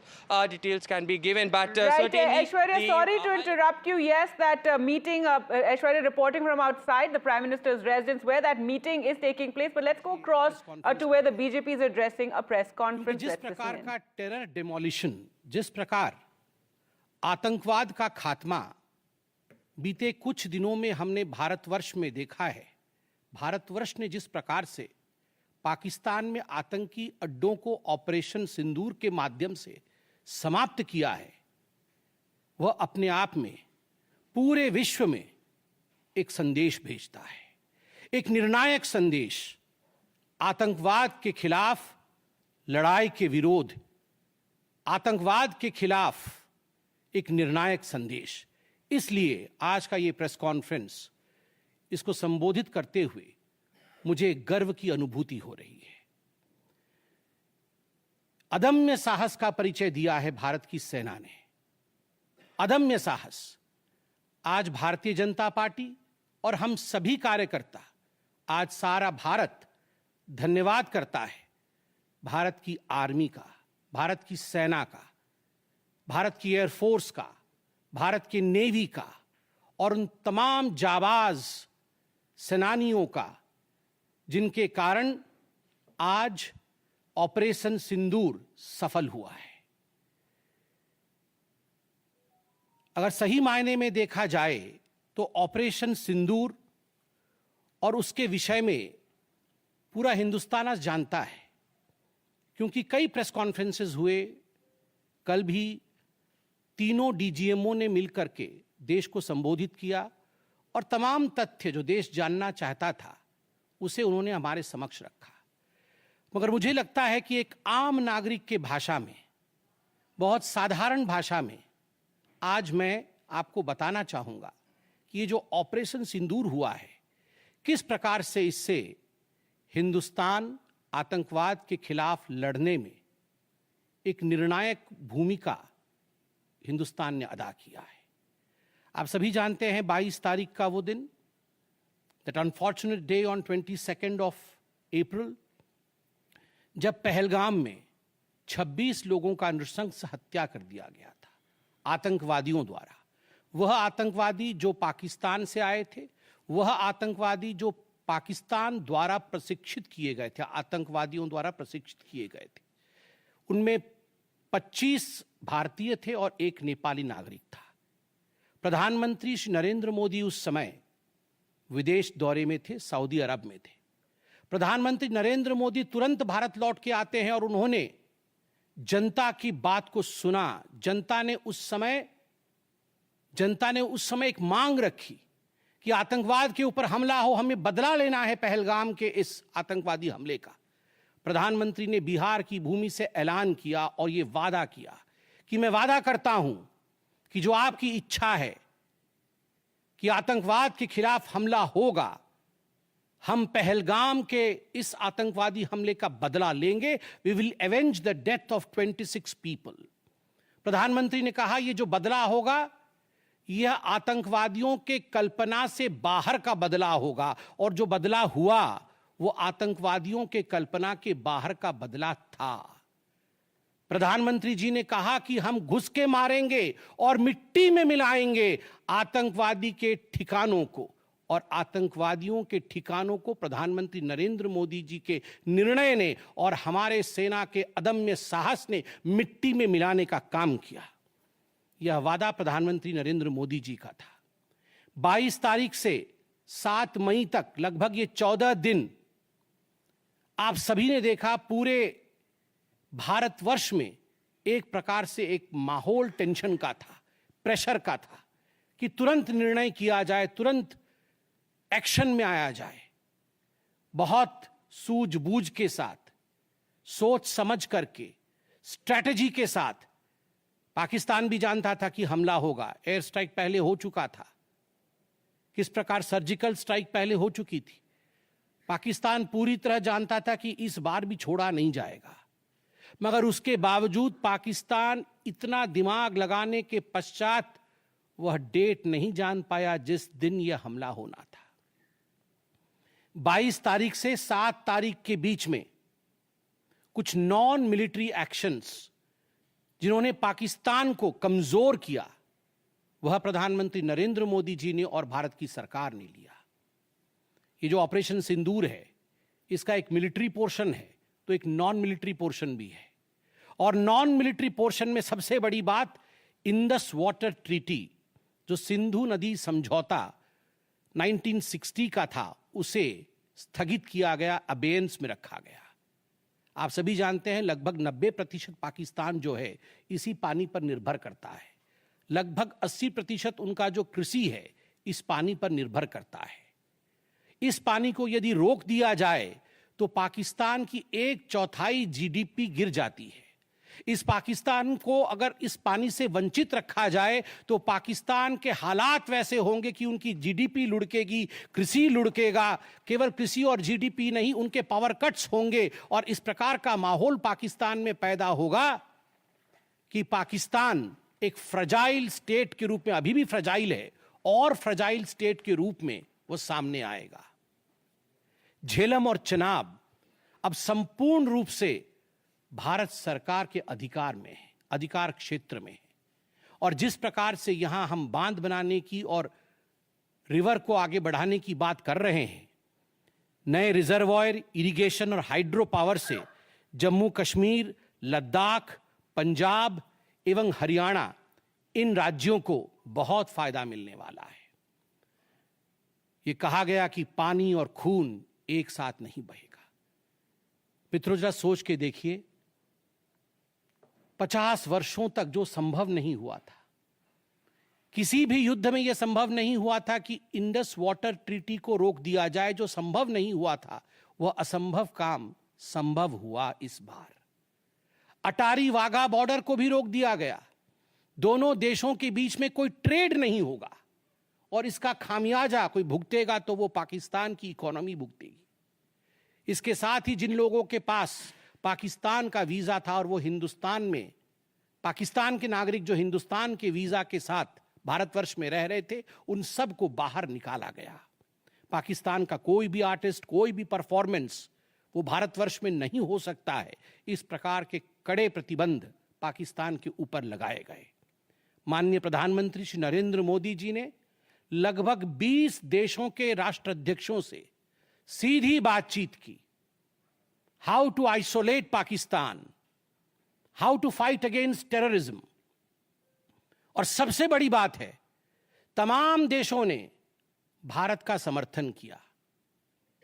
Saudi Arab, UAE, US, आप सोचिए Islamic world के बड़े देश हैं Saudi अरब और UAE, इन्होंने भारतवर्ष का पूर्णतः समर्थन किया। जिस समय पहलगाम का हमला हुआ था, माननीय प्रधानमंत्री सऊदी अरब में थे। सऊदी अरब के अपने दौरे को जब वो छोड़ के आए, तब उनको वहां एश्योरेंस दिया गया कि आप जाइए, हम आपके साथ खड़े हैं, वी सपोर्ट यू, हम टेरर के खिलाफ आपके साथ कंधे से कंधा मिला के लड़ेंगे। Pakistan was isolated. ये जो नॉन मिलिट्री एक्शन लिया गया, आज मैं कहना चाहता हूं कि 50 वर्षों से भी अधिक समय तक जो टूल्स कभी इस्तेमाल नहीं किए गए थे, जिस क्षेत्र में भारतवर्ष कभी नहीं गया था, वह टूल्स इस्तेमाल किए गए। और अपने आप में भारत के लिए ये बहुत बड़ी बात है। बहुत बड़ी बात है कि इंडस वाटर ट्रीटी को रोका गया, 20 से अधिक देशों का समर्थन, आतंकवाद के खिलाफ एक निर्णायक हमले की तैयारी। और 6 और 7 मई 2025 उस रात निर्णायक हमला होता है आतंकवाद के ऊपर। सभी जानते हैं कि 9 आतंकवादी ठिकाने जो POJK में थे और पाकिस्तान में थे, उन्हें ध्वस्त किया गया। यह ऑपरेशन सिंदूर एक बहुत बड़ा दायरा तय करता है। इसने पूरे विश्व को दिखाया कि भारतवर्ष क्या कर सकता है। ऑपरेशन सिंदूर ने दिखाया कि केवल LOC नहीं, इंटरनेशनल बॉर्डर के पार जाके भी भारत पाकिस्तान के अंदर किसी भी टारगेट को प्रिसाइसली उस पर हमला कर सकता है और आतंकवाद के खौफ को समाप्त कर सकता है। इस पूरे ऑपरेशन का लक्ष्य क्या था, इसे समझने की आवश्यकता है। लक्ष्य क्या था?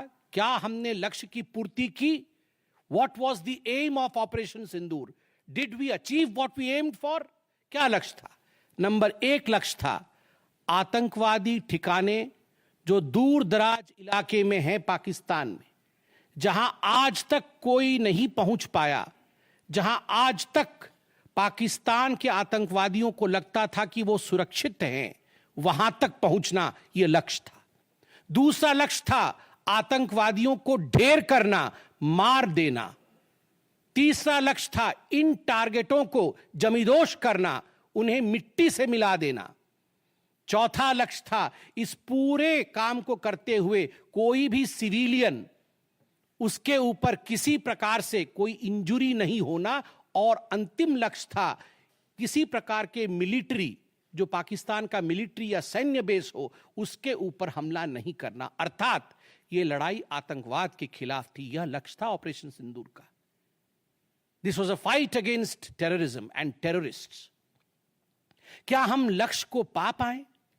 आप देखिए, जब यह हमला हुआ तो 9 ठिकाने ध्वस्त हुए, उनमें 5 POJK में थे, पाक ऑक्यूपाइड जम्मू कश्मीर में, और 4 पाकिस्तान में थे। सबसे बड़ी बात है, पहली बार पंजाब प्रोविंस, जो कि पाकिस्तान का एक बहुत स्ट्रेटेजिक लोकेशन है, पंजाब प्रोविंस उनका हृदय है पाकिस्तान का, उसके अंदर भारतवर्ष घुस करके आतंकवादियों का सफाया करता है। यह अपने आप में छोटी बात नहीं है। This is a big achievement as far as Operation Sindoor is concerned. Lashkar-e-Taiba, Jaish-e-Mohammed, Hizbul Mujahideen, इनके ठिकाने ध्वस्त होते हैं। और मैं यहां वो नाम पढ़ना चाहूंगा। ये जो 9 नाम है, 9 आतंकवादी ठिकाने, मैं आज देश से अपील करना चाहूंगा, तमाम भारतीयों से अपील करना चाहूंगा कि ये नाम हमें स्मरण करना है। आने वाले 100 वर्षों तक हमें इन नामों को याद दिलाते रहना है, दोहराना है। जब भी आतंकवाद सर उठाए तो हमें यह चित्र दिखाने हैं कि तुम्हारा क्या हश्र किया था ऑपरेशन सिंदूर ने, भारत की सेना ने, भारत की राजनीतिक इच्छा शक्ति ने और भारतीयों ने। इसलिए मैं नाम पढ़ना चाहूंगा। सवाई नाला कैंप मुजफ्फराबाद, जो POJK में है, 30 किलोमीटर दूर है LOC से, उसे ठिकाना लगाया गया। लश्कर-ए-तैयबा का ट्रेनिंग सेंटर था। 20 अक्टूबर 2024 सोनमर्ग में और 24 अक्टूबर 2024 गुलमर्ग में जो आतंकी हमले हुए थे, उसमें यहां से आतंकवादी आए थे। और सबसे बड़ी बात, 22 अप्रैल 2025 को जो आतंकवादी आकर पहलगाम में हमारे नागरिकों को मार के गए थे, हमारी बहनों के माथे से जिन्होंने सिंदूर पोंछने का काम किया था, उनका प्रशिक्षण भी इसी केंद्र में हुआ था, सवाई नाला कैंप मुजफ्फराबाद। सैयदाना बिलाल कैंप मुजफ्फराबाद, ये जैसे मोहम्मद का ट्रेनिंग सेंटर था, ये दूसरा कैंप जो ध्वस्त हुआ। गुलपुर कैंप कोटली, ये LOC से 30 किलोमीटर दूर था, लश्कर-ए-तैयबा का बेस था। और 20 अप्रैल 2023 को पुंछ में, 9 जून 2024 को जो तीर्थ यात्री को बस में हमला करके मारने का काम किया था आतंकवादी, यहां गुलपुर कैंप से आए थे जो कोटली में है, उसे ध्वस्त किया गया। बरनाला कैंप बिरगढ़, बरनाला कैंप जो 9 किलोमीटर दूर है LOC से, उसे समाप्त किया गया। अब्बास कैंप कोटली जो 13 किलोमीटर दूर है LOC से, लश्कर-ए-तैयबा का फिदाइन सेंटर है और 15 आतंकवादियों को एक साथ ट्रेन कर सकता है, उसे ध्वस्त करके गिराया गया। सरजाल कैंप सियालकोट अंतर्राष्ट्रीय सीमा से 6 किलोमीटर दूरी पर है, इंटरनेशनल बॉर्डर से। सांबा कठुआ के सामने है। और मार्च 2025 में जम्मू और कश्मीर पुलिस के 4 जवान शहीद हुए थे, उनको मारने का काम इन्हीं आतंकवादियों ने किया था जो सरजाल कैंप से आए थे सियालकोट के। उस कैंप को ध्वस्त कर दिया गया। महमूना जाया कैंप सियालकोट, जो कि 12 से 18 किलोमीटर इंटरनेशनल बॉर्डर से दूर है, मैं LOC की बात नहीं कर रहा हूं, इंटरनेशनल बॉर्डर से, और हिजबुल मुजाहिदीन का अड्डा है, बहुत बड़ा कैंप है। कठुआ और जम्मू क्षेत्र में जो भी आतंकवादी गतिविधि होती है, सियालकोट के इस मजनूमा जाया कैंप से आतंकवादी भेजे जाते हैं। भारतवर्ष ने उसे ध्वस्त किया। मरकज तैयबा मुरीद के, जो कि अंतर्राष्ट्रीय सीमा से 18 से 25 किलोमीटर दूर है। 2008 के मुंबई का जो हमला हुआ था 26/11 के नाम से जिसे हम जानते हैं, उसमें जो आतंकवादी आए थे अजमल कसाब और डेविड हेडली, उनकी ट्रेनिंग मरकज तैयबा मुरीद के में हुआ था। और आज मैं फक्र के साथ कह सकता हूं, गर्व के साथ कह सकता हूं कि भारत की सेना ने, भारत की राजनीतिक इच्छा शक्ति ने और भारतीयों ने मरकज तैयबा मुरीद के को ध्वस्त किया है, समाप्त किया है। मरकज सुभान अल्लाह बहावलपुर इंटरनेशनल बॉर्डर से 100 किलोमीटर की दूरी पे है। विश्व में किसी ने ऐसा नहीं सोचा होगा, पाकिस्तान ने तो सपने में भी नहीं सोचा होगा कि भारत की सेना के पास, भारत की एयरफोर्स के पास और भारत के राजनेताओं के पास ऐसी इच्छा शक्ति होगी कि इंटरनेशनल बॉर्डर से 100 किलोमीटर दूर घुस के वो हमारे आतंकी अड्डे को ध्वस्त कर सकते हैं। मरकज सुभान अल्लाह जो कि जैशे मोहम्मद का मुख्यालय था, उस मुख्यालय को भारत की वायुसेना ने ध्वस्त किया। यह कोई छोटा विषय नहीं है। यह बहावलपुर एक ऐसा स्थान है जहां यूनाइटेड स्टेट्स, यूएस भी अपने ड्रोन नहीं भेज पाया था। उस जगह पे भारत घुस के मारता है। आज का भारत, आज का नया भारत यही है। ये नाम, जो 9 नाम मैंने पढ़े, हमें याद रखने चाहिए, मगर उन नामों के साथ मैं कुछ और भी बताना चाहता हूं। जो आतंकवादी मारे गए, एक लक्ष्य था आतंक के ठिकानों को, आतंक के अड्डों को सफाई करना, ध्वस्त कर देना। दूसरा लक्ष्य था ऑपरेशन सिंदूर का, आतंकवादियों को चुन चुन कर मारना, उन्हें मिट्टी में मिलाना। 100 से अधिक आतंकवादी मारे गए, 100 से अधिक। मैं कुछ आतंकवादियों के नाम पढ़ता हूं जिनको कि हम डिस्कस करते थे डिबेट्स में, टीवी पे, यूएन में, जिनको कि यूएस ने भी कंडेम कर रखा था। मैं नाम पढ़ रहा हूं। मुदस्सर कादियान खास उर्फ मुदस्सर उर्फ अबू जुंदाल। अबू जुंदाल नाम से हम जानते थे इस आतंकवादी को। और जो लश्कर तैयबा का आतंकवादी था, वो मरकज तैयबा का जो मुरीदके में है, उसका इंचार्ज था। जब वो मरा तो उसके गार्ड ऑफ ऑनर, उसका जो जनाजा निकला, उसमें पाकिस्तान के आर्मी के अधिकारी थे, पाकिस्तान आर्मी के चीफ थे, पंजाब सीएम मरियम नवाज भी उसमें रही।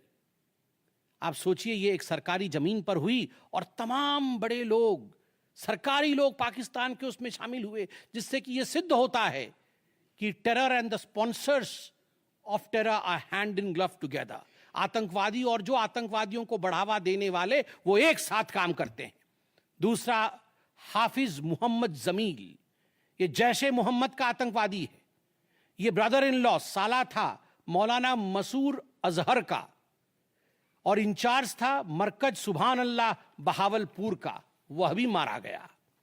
तीसरा आतंकवादी मोहम्मद यूसुफ अजहर उर्फ उस्ताद जी उर्फ मोहम्मद सलीम उर्फ घोशी साहब, जैसे मोहम्मद का नामी आतंकवादी, और यह भी मौलाना मसूद अजहर से जुड़ा हुआ था और यह वेपन ट्रेनिंग देता था जैशे मोहम्मद का। और सबसे बड़ी बात, IC 184 के हाईजैकिंग में इसका हाथ था।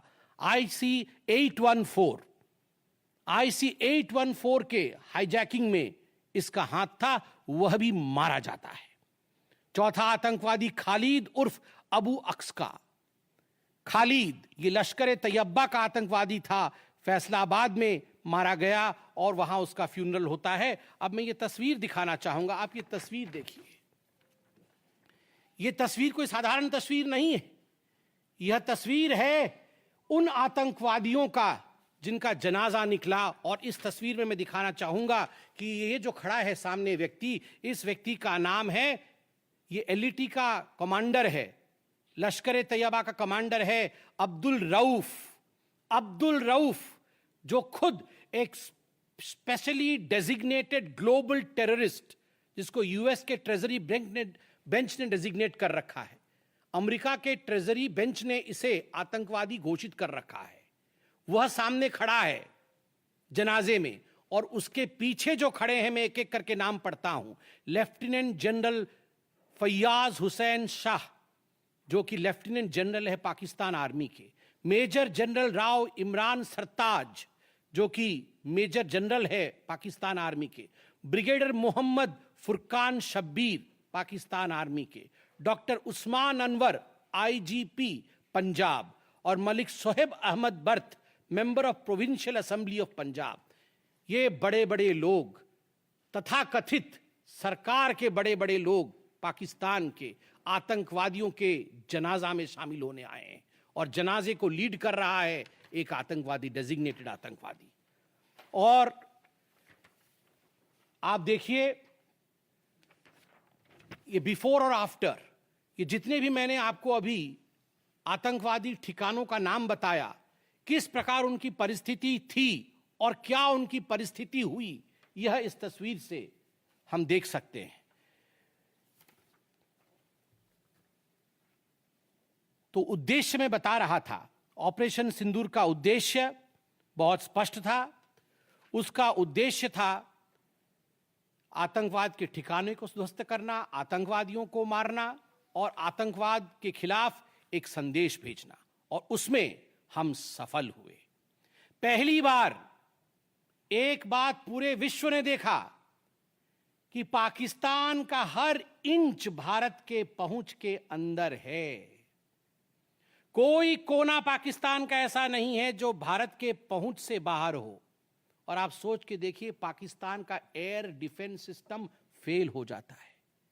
पाकिस्तान का एयर डिफेंस सिस्टम फेल हो जाता है जिस समय 6 और 7 के रात के बीच ये पूरी कार्यवाही हो रही थी। रफाल विमान द्वारा स्काल्प और हैमर मिसाइल्स के माध्यम से 23 मिनट के अंदर, 23 मिनट्स के अंदर एक विंडो था, जिस विंडो के अंदर ये 9 के 9 आतंकवादी ठिकाने उन्हें ध्वस्त कर दिए गए। 23 मिनट में पूरा विश्व ने देखा कि भारत क्या कर सकता है।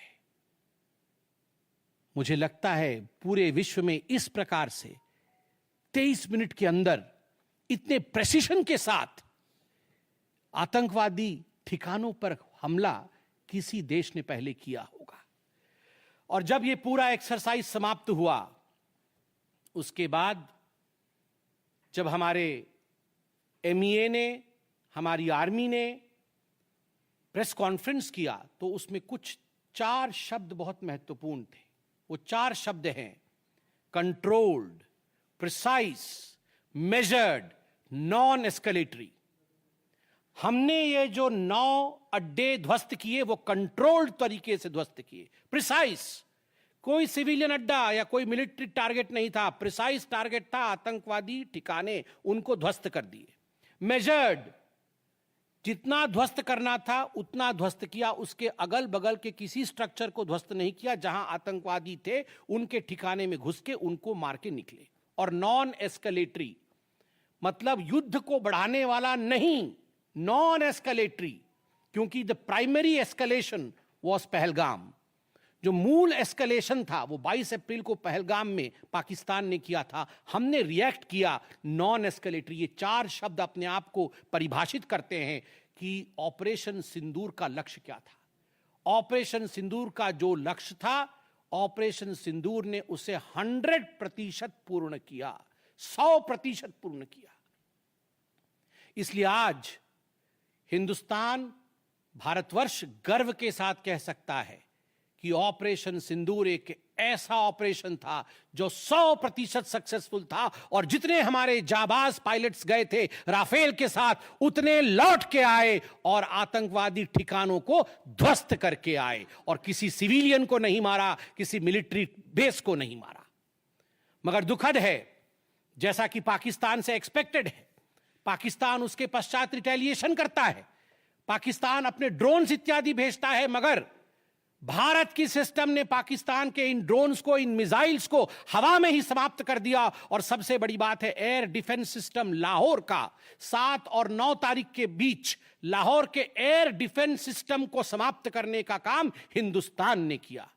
और 9 और 10 तारीख के बीच, 9 मई और 10 मई के बीच 11 एयर बेसेस को पाकिस्तान के 11 एयर बेसेस को ध्वस्त करने का काम भारतवर्ष ने रिटेलिएशन में किया। जब पाकिस्तान ने भारतवर्ष के ऊपर एस्केलेशन किया तो भारतवर्ष ने 11 एयर बेसेस को समाप्त किया।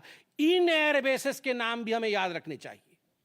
तमाम भारतीयों को वो 9 नाम आतंकवादी ठिकाने याद रखने चाहिए, स्मरण होना चाहिए।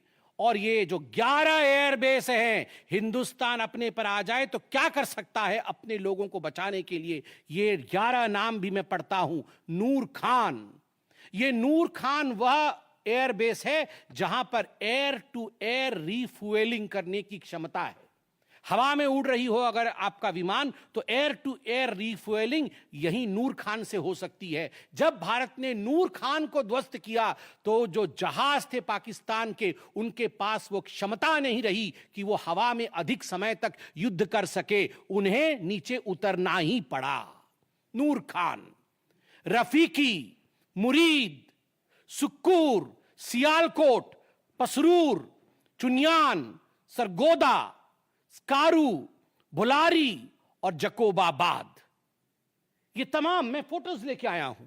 जकोबाबाद का ये फोटो देखिए, क्या था पहले और क्या हुआ बाद में, क्या था पहले और क्या हुआ बाद में, आप देख सकते हैं परखच्चे उड़ गए। यह है प्रिसीशन ऑफ इंडियाज अटैक। तमाम फोटो हैं यहां पे, किस प्रकार से हमने एक एक करके उनके एयर बेसेस को समाप्त किया। आप देख सकते हैं सारे एयर बेसेस के हम फोटो लेके आए हैं, जकोबाबाद से लेके बाकी तमाम। क्योंकि आपने ये सब देखा हुआ है, मैं अधिक समय नहीं लूंगा। आर्मी ने आपको दिखाया है, डीजीएमओज ने आपको दिखाया है, इसलिए मैं इसको आपको दिखा के दोबारा I would not like to take much time, but मैं रिमाइंड करना चाहूंगा कि 11 एयर बेसेस को हमने ध्वस्त किया। और इसमें एक बड़ा विषय है, पहली बार विश्व में किसी देश ने एक न्यूक्लियर कंट्री के अंदर घुस करके उनके एयर बेसेस को समाप्त करने का काम किया। पाकिस्तान एक न्यूक्लियर कंट्री है, उसके अंदर घुस करके उनके एयर बेसेस को 20% पाकिस्तान के एयरफोर्स के इंफ्रास्ट्रक्चर को भारतवर्ष ने नाकाम कर दिया। 20% of PAF's infra was destroyed by India. Just imagine, एक न्यूक्लियर कंट्री है, उसमें घुसकर मारना, यह अपने आप में पूरे विश्व में पहला इंस्टेंस है। और भुलारी एयरबेस में 50 PAF पाकिस्तान एयरफोर्स के जवान मारे गए, जिसमें स्क्वाड्रन लीडर उस्मान यूसुफ भी मारे गए। कुल मिलाकर के 9 आतंकी ठिकाने, 11 एयरबेस, 100 से अधिक आतंकी, 50 जवान और अपनी इज्जत, यह पाकिस्तान ने खोया है। I repeat, what Pakistan has lost via operation Sindoor. 9 आतंकी ठिकाने, बड़े बड़े आतंकी ठिकाने, 11 एयरबेस, 100 से अधिक आतंकवादी, 50 से अधिक जवान और अपनी इज्जत, यह पाकिस्तान ने खोया है। यह झटका पाकिस्तान सह नहीं पाया और उनके डीजीएमओ का 10 तारीख को ही फोन आया। और उसके पश्चात मैं कहूंगा यह सीज फायर नहीं, ये एक अंडरस्टैंडिंग है। ये एक अंडरस्टैंडिंग है कि यदि भविष्य में किसी प्रकार का कोई भी आतंकी हमला होता है तो ये अंडरस्टैंडिंग तोड़ दी जाएगी। हमने करके दिखाया है, जो पहले कभी नहीं हुआ था वो हुआ है इस बार। अंदर घुस के मारा है हमने, ये एक अंडरस्टैंडिंग है। और सबसे बड़ी बात है, पाकिस्तान में उनके मौलाना, उनके मौलवियों ने पाकिस्तान का साथ नहीं दिया, मगर हिंदुस्तान की एकता देखिए, हिंदुस्तान का भाईचारा देखिए। पूरा देश एक होकर खड़ा हुआ, पूरा देश सेना के पीछे, सेना के अदम्य साहस के पीछे, हमारी राजनीतिक इच्छा शक्ति के पीछे पूरा भारत एक होकर खड़ा हुआ। और आज मैं कहना चाहता हूं कि आज पाकिस्तान पूरे विश्व में अलग थलग पड़ा है।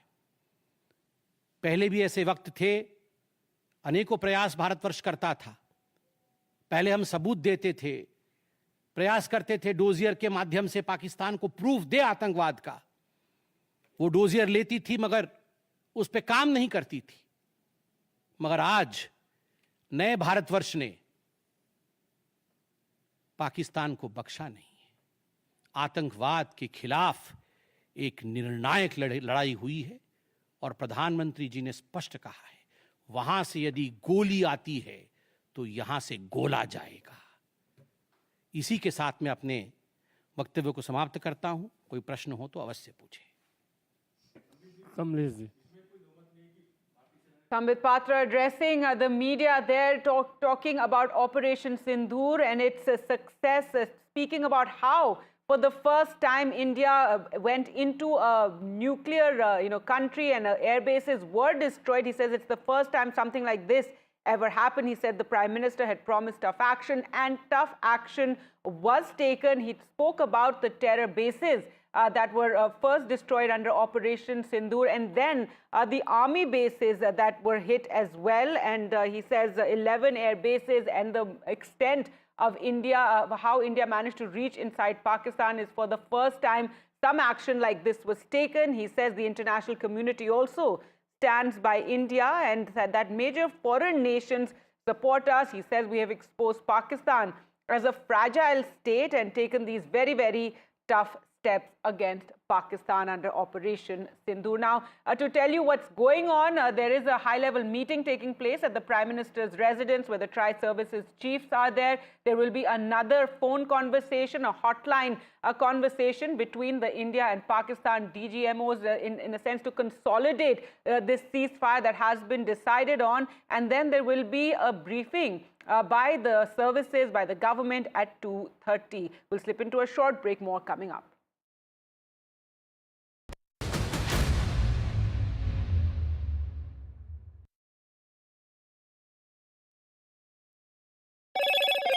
Hello, Moto. Motorola, India's leading AI smartphone brand.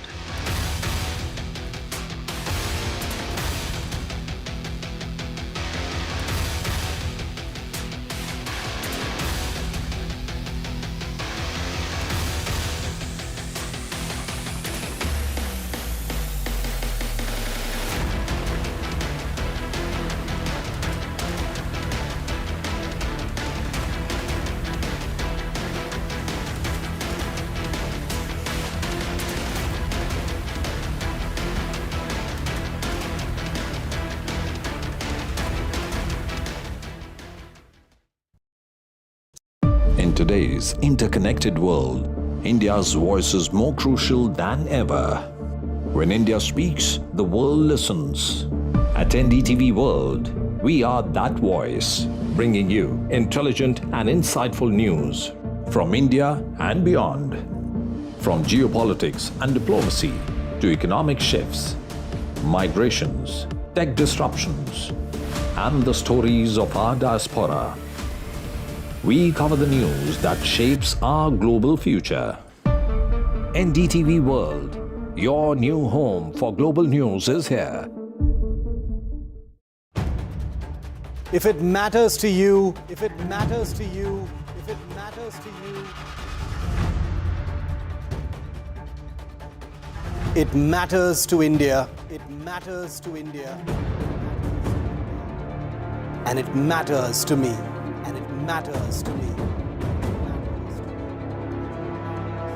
India Matters with Shivaru, only on NDTV 24/7.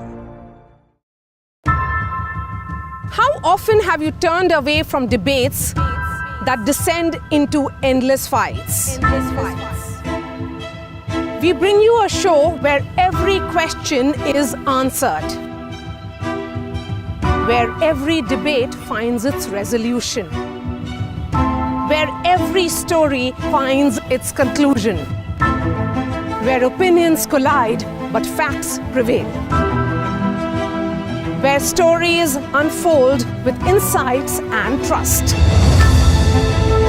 When the noise ends, the last word begins.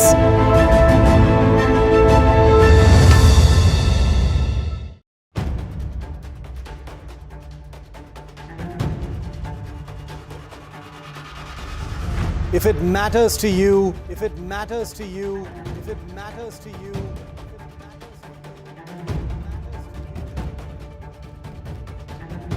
it matters to India. It matters to India. It matters to India.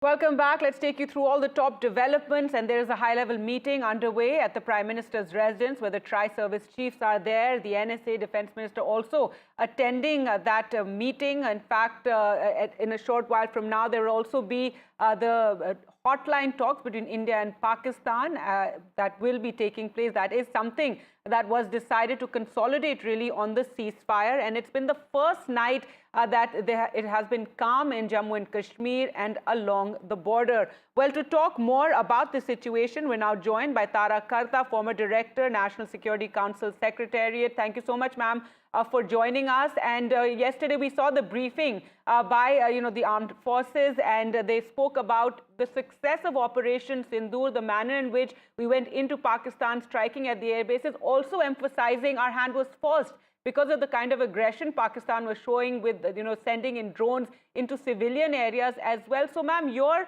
analysis of the situation, it's been a calm night. It's a very welcome development that we've had the first night of peace along in these border areas. But it's a tenuous peace. One really hopes it will hold.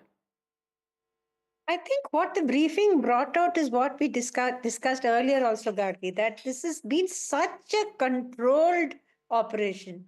You can literally see the steps with which they were going ahead in their targets. And it was on the last night that they hit Rawalpindi and the Chaklala Air Base and very highly strategic targets.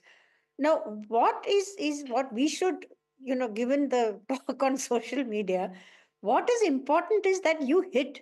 It doesn't matter really how much damage you caused, this many aircraft, it really doesn't matter. You hit, you sent a message. You know what, you can hit once, you can hit again. So the message was, look, this is how close we've come. Now it's up to you.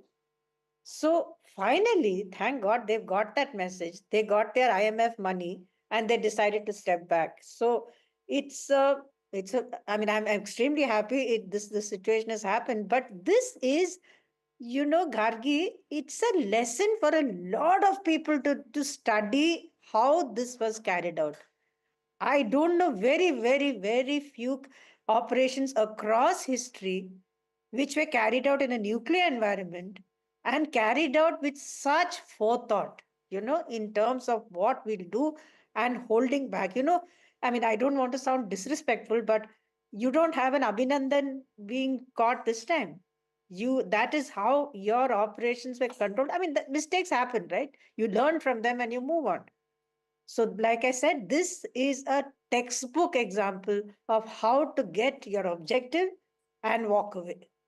Absolutely. And as you said, the precision strikes, and that is what's been emphasized, the fact that we hit air bases, that we did not want to cause any sort of damage in civilian areas, unlike what we saw coming from Pakistan with the drone attacks taking place, and then our defense systems also working extremely efficiently. Ms. Tara Karta, Dr. Tara Karta, I also want to talk about the manner in which the ceasefire was announced by Donald Trump, and then he again posted another a social media post where he lauded both India and Pakistan and their leadership, and it set a somewhat bad taste in this entire episode. Yes, we are working with the US, and of course no mediation, maybe some constructive steps were taken by them, but that somewhat bad note given also this equivalence of India and Pakistan. No, we're absolutely nowhere near the same. Absolutely. While I appreciate the sentiment that they want to stop a war or whatever, he's done this thrice before. When during his first tenure, he offered mediation 3 times. Once I was sitting there when Imran Khan had come calling, and he was quietly told, yeah, please lay off. And he was told by the administration people themselves that, look, this is not something India would like. But it's as if the terrorist camps don't exist. Come on, you had a war on terror. You brought it in the UN. Like I said earlier, in the UN designated list, there are addresses and street names of where the terrorist hideouts which we attacked are. So are you saying the UN is a liar? So it's finally, you know, building on this, it's now a perception battle also that one has to, you know, internationally wage. Yes, indeed, absolutely. But that battle, I think we need to take it outwards. You know, you need to bring in academics, everybody from other areas to study this operation with as much transparency as is possible. I mean, you can't give everything away, but a certain amount of transparency would be good for our own benefit and in terms of war analysis overall. All right, Dr. Tara Karta, thank you so much once again for speaking to us here on NDTV. And some good news now coming in on, remember, several airports, over 20 airports were closed during this time of hostilities between India and Pakistan. But now one of the Chandigarh airport, we're told, has reopened. So yes, flights resumed to Chandigarh airport. So that's a big relief for air travelers, many of whom were stuck. And this also it shows us that the peace is solidifying. This ceasefire is really getting, you know, one is getting more relaxed in terms of the ceasefire. It's been a night of peace, and now slowly and hopefully more of these airports along our border areas that were closed as a precautionary measure will open. So Chandigarh airport flight operations are resuming there. So some good news really coming in on that front. 32 airports in all were shut during this period of hostilities between India and Pakistan. And now the first of the airports, Chandigarh airport flights have resumed. And it's been a big disruption in air travel over these last couple of days. It was necessary, of course, given the kind of hostilities one was seeing and the drones that were being sent in by Pakistan. So this was a precautionary measure in which 32 airports were closed along our border states and areas. And now the first of the airports, and hopefully we'll hear many more opening up. Chandigarh airport has resumed its flights. And hopefully going forward, we are going to hear more on this. Currently, the Prime Minister holding that high-level meeting with the tri-service chiefs.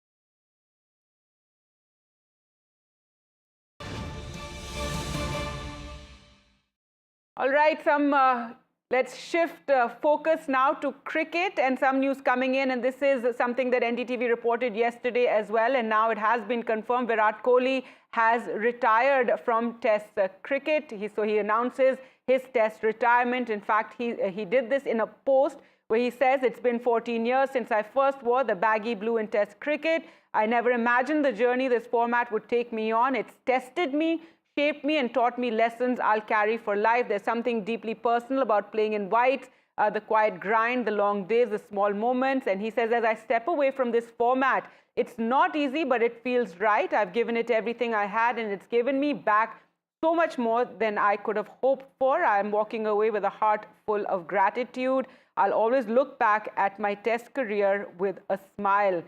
So that is the big breaking news, Virat Kohli. And this was something that we reported on yesterday as well, that he was going to be retiring from Test cricket. That is what one had heard. And now he has indeed, in fact, confirmed it himself.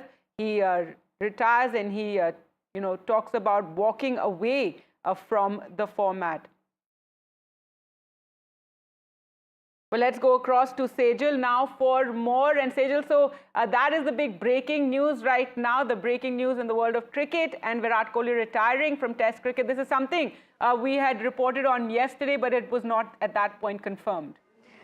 Yes, that's right, Gargi. It's a big breaking. This comes just days after Rohit Sharma took retirement from the Test cricket, and now Virat Kohli. It's been a 14-year-long illustrious career, and Team India has seen great heights with Virat Kohli as Test captain. He has been the biggest supporter of Test cricket, and he has always advertised Test cricket as a form of is the most important format of cricket, and in his retirement letter, he says he has he never imagined that he would retire from this format, and it has taught him so many life lessons also. But in the past few series that we have seen, Virat Kohli has seen a rough patch in the test format, and remember, he has already retired from T20 internationals, and he is now hung his boots in the Test cricket format. So we'll only see Kohli in the ODI format as of now, and it's the same for Rohit Sharma as well. But talking about Virat Kohli, he has we have won the Border Gavaskar Trophy under him, and the other series that they have played outside India, that's been a big support for Kohli as a in building the team India that has seen great heights under Kohli, and the other championships that we have won under Kohli has been of great importance. He has instilled the pacers that we have currently in the team is all courtesy Virat Kohli, because he has shaped them into big platform players. And now that Kohli is retiring, we will see what the future holds for Indian Test cricket, and who is going to be the next captain. Shubman Gill, obviously the forerunner for taking the captaincy, but with Virat Kohli and Rohit Sharma retiring just before the England series on June 20th, it is going to be a big situation to see that how the new team will take over Team England coming June 20th. Sejal, and while we were reporting how he's written to the BCCI and about his intention to retire from Test cricket, was it something that came as a big surprise? Really, because we have been getting reports that he has already sent letter to the BCCI asking for retirement, but considering the fact that he has seen a lot of rough patches recently in the recently concluded Australia series that Virat couldn't perform, and so that was the reason that he must be thinking about it, and even the same was for Rohit Sharma. So both the senior team members, Rohit Sharma and Virat Kohli, quitting was, I think, on the papers for them. That is the big breaking news coming in right now. Sejal getting us those details. It's something we reported yesterday, as we said, that Virat Kohli, one of India's cricketing greats, was planning to retire from Test cricket, that he'd written to the BCCI. And now that confirmation has come. He has announced it, and he posted on social media with the song Frank Sinatra number My Way. And he talks about how it's been 14 years since he wore the baggy blue in Test cricket, and he never imagined the journey the format took him, and that as he steps away, that it's not easy, but it feels right, that I've given it everything I had, and it's given me back so much more than I could have hoped for. He says, I'm walking away with a heart full of gratitude for the game, for the people I shared the field with, and for every single person who made me feel seen along the way. Sejal, so get us all the very latest on this big breaking news, Virat Kohli retiring from Test cricket, and also there were reactions of dismay among other cricketers when this news first started coming out. Yes, that's right, Gargi. If you look at the Test team currently, after the conclusion of the Australia series, we had seen Ravi Ashwin taking a break from the international cricket. Then we had Rohit Sharma. Then we have Virat Kohli. So it's a big question that where is Indian cricket team headed right now? Obviously there are new players, emerging players like Shubman Gill and Shreyas Iyer. Maybe his return to the whites is also important for India, seen his consistency and his performance. So maybe, but we also had Jasprit Bumrah. He was carrying the team on his shoulder back in the Australia series that we've all witnessed. So it is a great move. It's not a great move for Team India as of now, since the England series is just around the corner. But it will be the new faces that we are going to see will be important to note. All right, with that, we'll slip into a short break, but that's the big breaking news coming in. We're going to get you more reactions to this. Virat Kohli has announced his retirement from Test cricket. Stay tuned.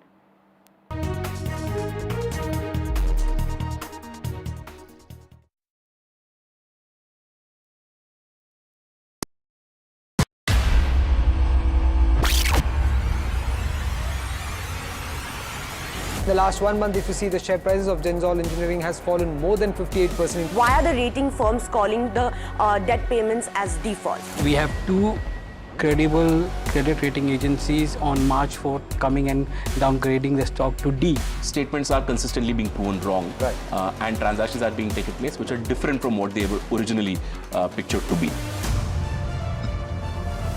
The company claimed it would roll out 6,400 electric vehicles.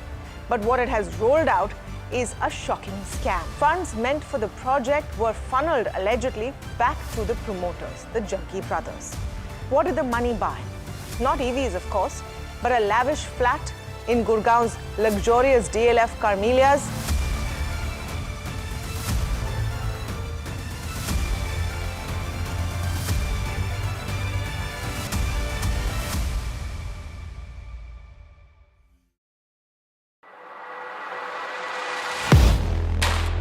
Do you really know the company you invest in?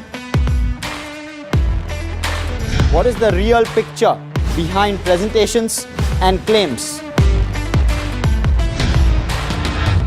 Is the outlook as rosy as the company claims?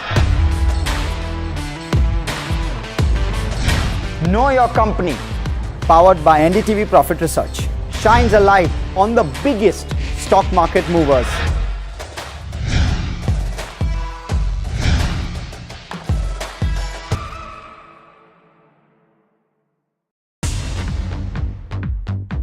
More news that matters. Big exclusive.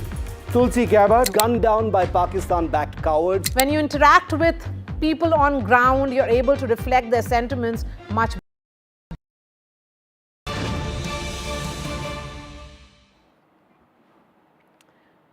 All right, the big breaking news we're bringing you here on NDTV. After days of speculation, Indian cricket great Virat Kohli has finally confirmed his retirement from Test cricket with immediate effect. Remember, this is something that we were reporting about yesterday, that he had written to the BCCI saying that he was planning to retire from Test cricket. And now that news has been confirmed with this social media post, a very emotional post by Virat Kohli as he announces his retirement. There you can see that post in which he says, "It's been 14 years since I first wore the baggy blue in Test cricket. I never imagined the journey this format would take me on. It's tested me, shaped me and taught me lessons I'll carry for life." He says that as I step away from this format, it's not easy, but it feels right. I've given it everything I had and it's given me back so much more. So Virat Kohli announcing his retirement. The song he chose for this post was Frank Sinatra's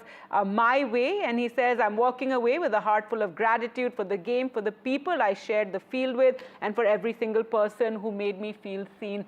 Well, to talk more about this big breaking news and this very sad news, really, we're joined by Sri Ram. And Sri Ram, so finally, Virat Kohli confirming the news he is retiring from Test cricket.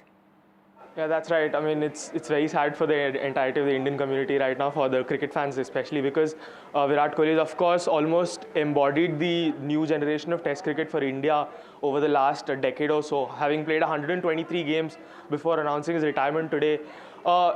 The most important part of Virat Kohli's Test career will definitely be the years of his captaincy, where India's dominance was established all across cricketing nations, where India travelled to foreign countries and won Test series, which was almost unprecedented before Virat Kohli took charge of the captaincy of the red ball team. Again, very soon after what Rohit Sharma had done just a couple of weeks back, announcing his retirement from the Test cricket arena as well. Now Virat Kohli, another stalwart of the game, has announced his retirement. Again, as I said, it's a big loss for Indian cricket for sure, but he will still now continue to play one-day cricket for India. Similar to Rohit Sharma, who will be captaining the side most probably in the 2027 One-Day World Cup as time progresses. As of now, there is a change in guard for India for sure in terms of the Test cricket arena, with Shubman Gill now set to take charge as the new red ball captain for India and to take over from Rohit Sharma, the spot that Rohit Sharma had left. And now, of course, Virat Kohli being the most experienced Test cricketer in the team after Ravichandran Ashwin had also, of course, announced his retirement very recently after the Border Gavaskar Trophy. So a lot of the experienced players in the test team for India have now announced their retirement, including now Virat Kohli, of course. And this is almost like a message being sent out by the new team management that this is the time for the youngsters to come in. So Virat Kohli, of course, his record speaks for himself. For an average of 46 after 123 test matches played, nearly 10,000 runs, just 700 short of 10,000 runs, which is something that he had mentioned early in his career when he had started playing cricket, test cricket for India especially, where he had said that 10,000 runs is a milestone that he was playing towards, especially in red ball cricket. He is, of course, one of the absolute legends of the white ball game as well. But of course, in test cricket, as I said, 700 runs short of that 10,000 run mark, and he has announced his retirement just now. Right, and considering this news had come earlier, we had reported here on NDTV how that he had written to the BCCI. Were there efforts to, make him change his mind?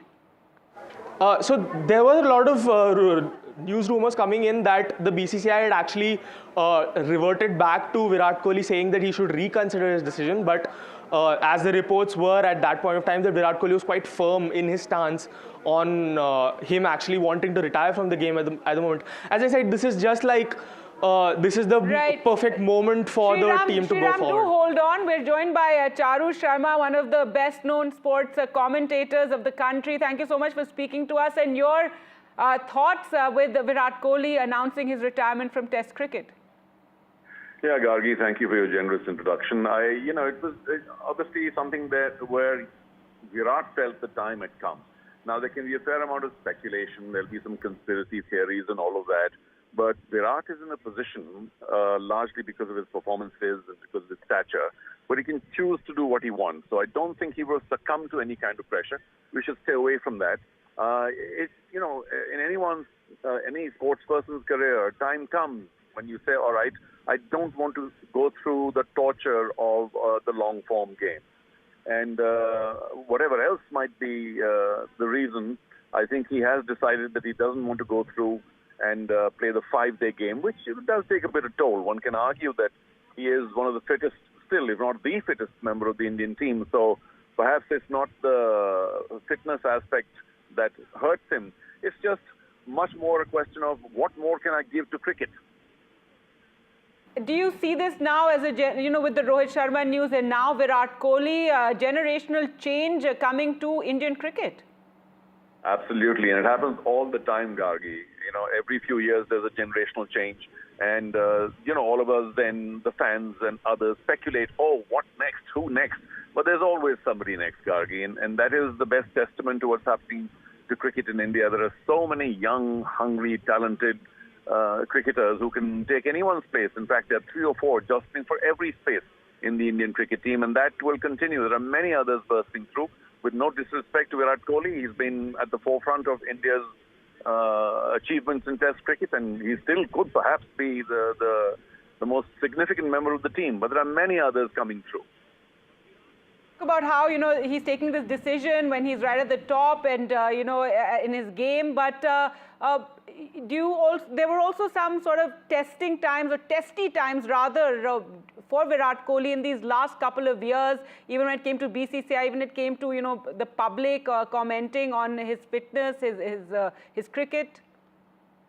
Never his fitness, Gargi, to my knowledge, but yes, there was in fact, not the last couple of years. He quite resurrected himself in the last 1 year or so. But there was a large 3-year gap in his career, which was not very flattering about 2 years ago. So say from 5 to 3 years ago, where he couldn't buy a run in any form of the game, didn't have a century. So there was a lot of speculation then about his having lost his mojo, but he came back really well. And you are right. I think for the moment, he's on a huge high. And should there have been, I wonder if this was a part of his consideration, should there have been, let's say, a weak performance in England where conditions are always testing, and if he had a string of low scores, people might have then started saying, listen, we had this big drought in your career, 3 years, for 4 or 5 years, and then now it looks like you can't still find the right place outside the off stump, so why don't you go? And maybe he decided that he didn't want to battle that potential criticism and rather go off on a high in terms of Test match cricket. All right, Charu Sharma, thank you so much for speaking to us here on NDTV on this big breaking news right now. Very sad news for cricket lovers. Virat Kohli retiring from Test cricket. Let's go back to Sriram. And Sriram, tell us some of the highlights as one of our cricketing greats is retiring from Test cricket. Virat Kohli has had such a stellar career. Starts off all the way from 2014, his first Test series abroad in Australia, for example, where he really came out to the forefront as a Test batter. Of course, at that point of time, Mahendra Singh Dhoni was the Test captain. He wasn't the leader that we saw all throughout the career of Virat Kohli in Test cricket, for example. But in 2014, what he really established in Test cricket was how fiery his attitude was going into bat, and the mountains of runs that he made in 2014 against that really strong Australian side. Of course, he struggled in England in that 3-4 year period as well. But his performances in Australia in isolation have been looked at a lot of times over the past 10 years. Basically, he has dominated foreign conditions, especially in Australia, as I said, in home conditions as well. I mean, his record speaks for itself, as I said, 7 double hundreds, the most by any Indian batter in the Test cricket arena, more than even Sachin Tendulkar for that matter. But at the same time, his captaincy, as I mentioned earlier as well, to go abroad, to win 2 consecutive Border Gavaskar trophies in Australia, to win foreign Test series in England, a couple of Test cricket wins in South Africa and New Zealand as well, and unprecedented dominance at home in Test cricket. So almost for about 7 or 8 years, India had not lost a single Test match in India. That goes to show just how dominant the Indian side was in Test cricket under Virat Kohli's captaincy. So when looking at Virat Kohli's Test cricket career, it's not just him scoring 9,000 runs in Test cricket. It's more often than not, it's the captaincy that stands out, and that has been something that has been missing from the Indian side for the past 2 or 3 years. And as we have seen, there have been a lot of lean patches over the last 3 or 4 years when he has gone on streaks of matches where he's not made a lot of runs. That might have been one of the factors why this retirement decision is coming so soon, because he, of course, announced retirement from the T20 game just after the T20 World Cup win in Barbados. But the Champions Trophy was really successful for Virat Kohli, scored a lot of runs in India, of course, won the Champions Trophy as well. The 2023 ODI World Cup was also a huge success for Virat Kohli, one of the, I believe, the highest run scorer in the entire competition. So the white ball game has never been an issue for Virat Kohli, even in terms of form. But the red ball game has definitely brought a lot of criticism onto him in the recent 2 or 3 years because of his lean patches where he's not made a lot of runs. He, of course, scored 100 in Perth just last year in the Border Gavaskar Trophy, but after that as well, there were really inconsistent displays of runs as well. All right, Sriram, do stay on with us. We're also joined by Gautam Bhattacharya, senior sports journalist. Thank you so much for speaking to us. And your comments as this news has broken that Virat Kohli is walking away from Test cricket now. He's finally announced his retirement. Gargi, I mean, the thing is, it hasn't really come as a surprise. Yes. Because it was in the air for the last couple of days. And then what we got to know was, somebody influential in the higher up of cricket excellence is going to try and convince him. But what we have seen about this man is, he had been pretty decisive in these calls. I mean, when before the 21 World Cup, he said that he's going to step down from the T20 captaincy soon after that. So he had stuck to that. Then came the other other captaincy retirement. And last year, after the T20 World Cup success, he was the first guy who spoke up and said that this is the last T20 World Cup that you've seen in action. Rohit followed. Tests have really come in as a surprise because we felt that, me as a sports journalist, I certainly feel there were at least 2 to 3 years of good Test cricket left in him. And as our reporter said, white ball was never an issue. He has been scoring runs in both formats of the white ball. Yes, it is certainly, it will take some time to sink in and stomach. And, 2 legends at one go, going out of such a crucial series in England, it's not going to be easy for India to fill up this vacuum. Gautam, do stay with us. I'm also joined by Rika Roy. But you spoke about him stepping away. Who fills his boots? Because we're seeing this generational change in Indian cricket. Question for me? Rika? Yeah. Yes, Gautam, go ahead, and then Rika, do step in. Yes, Gautam, go ahead. Yes, see, there are a number of names in the middle order who can, who maybe tried. I mean, he had been occupying the pivotal number 4 position. So I think it's ideal to get KL Rahul up there and bring somebody like a Shreyas Iyer or a Karun Nair at number 5. And, that's what it is. But then again, there are no shortage of incumbents. But how they are going to tune in with the conditions in England, which takes a batter, at least 1 or 2 tours of England to be able to come to terms with the situation. So that's $1 million question. Right now, you have got options in KL Rahul and Shreyas Iyer, who's in form. All right. We also have Madan Lal, former cricketer, on the phone line with us. And as this news breaks, something that, in fact, Rika had been reporting about this, that Virat Kohli had written to the BCCI and was planning to retire from Test cricket. Gautam Bhattacharya, they're saying that he still feels he had a few years of Test cricket left in him. Your comments, Madan Lal? Well, I thought, it's a surprise decision for me, because I thought he might, take the decision after the England series, But, that's his personal decision. But, like these are the type of players, legends. They always take the retirement. He must consult his family, because these sort of decision, it's not easy to take it. He could have carried on for 2-3 years, no doubt about that, because the fitness level he had, the way he was performing.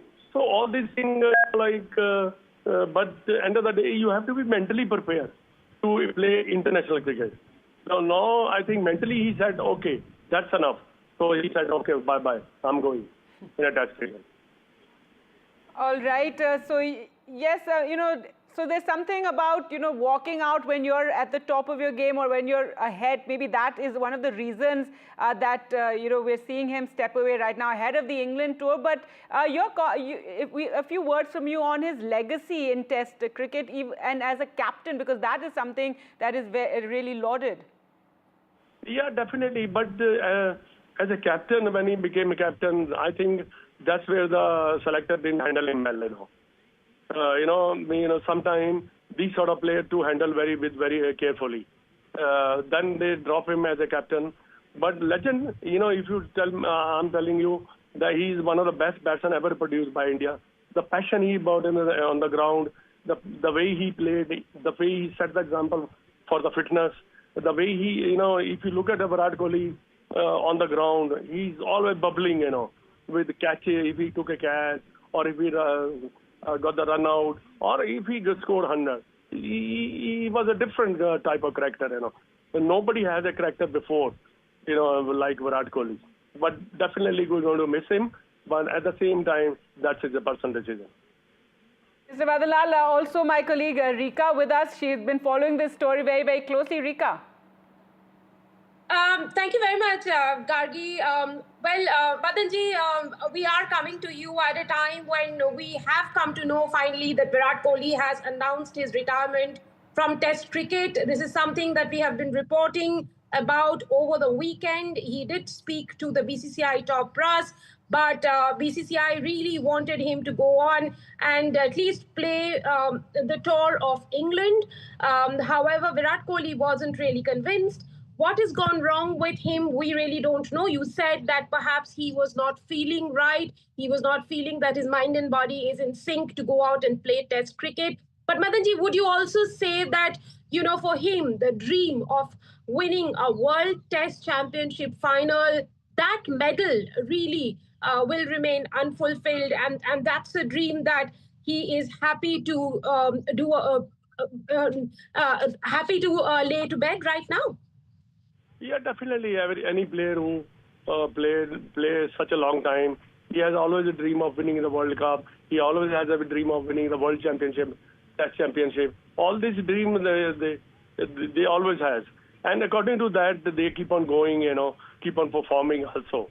So you know, like I think the only reason I believe mentally he was prepared that I'm going to take. I know I have read the last couple of days that he's going to take a retirement. BCCI also tried to convince him, but he didn't agree. So I think that's where he decided, okay, that's it, you know. The legend always goes like this, you know. They say, thank you very much, I'm going.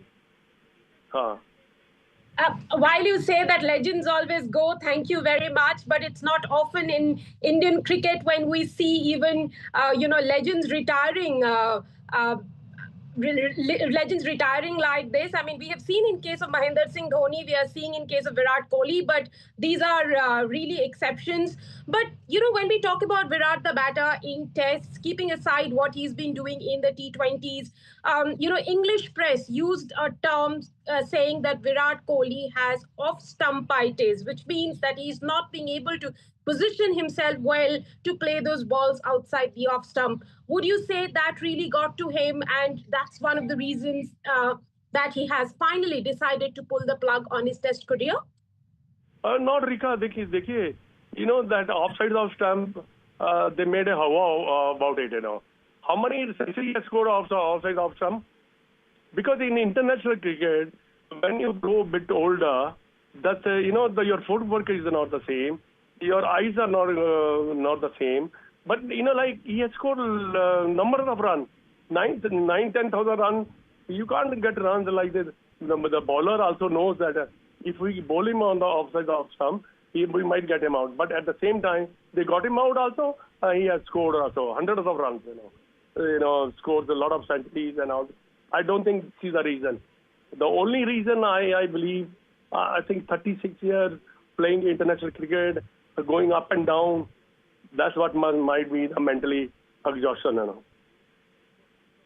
Well, we also have Gautam Bhattacharya, senior sports journalist, with us online. Gautam, when we talk about a hole that's created by Virat Kohli, we'll have to call it a Virat-size hole.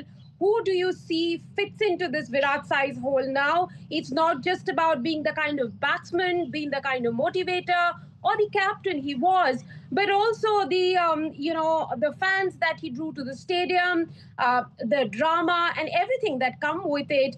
Who really fits into that Virat-size hole? Yourself, you have answered the question when you say that it's a Virat gap.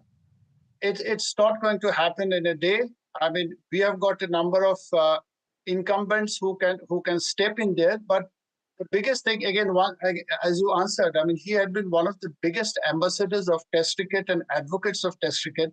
I remember a number of years back, there was a talk, ICC mulling that, Test matches are finishing inside 4 days, so let's make it a 4-day affair.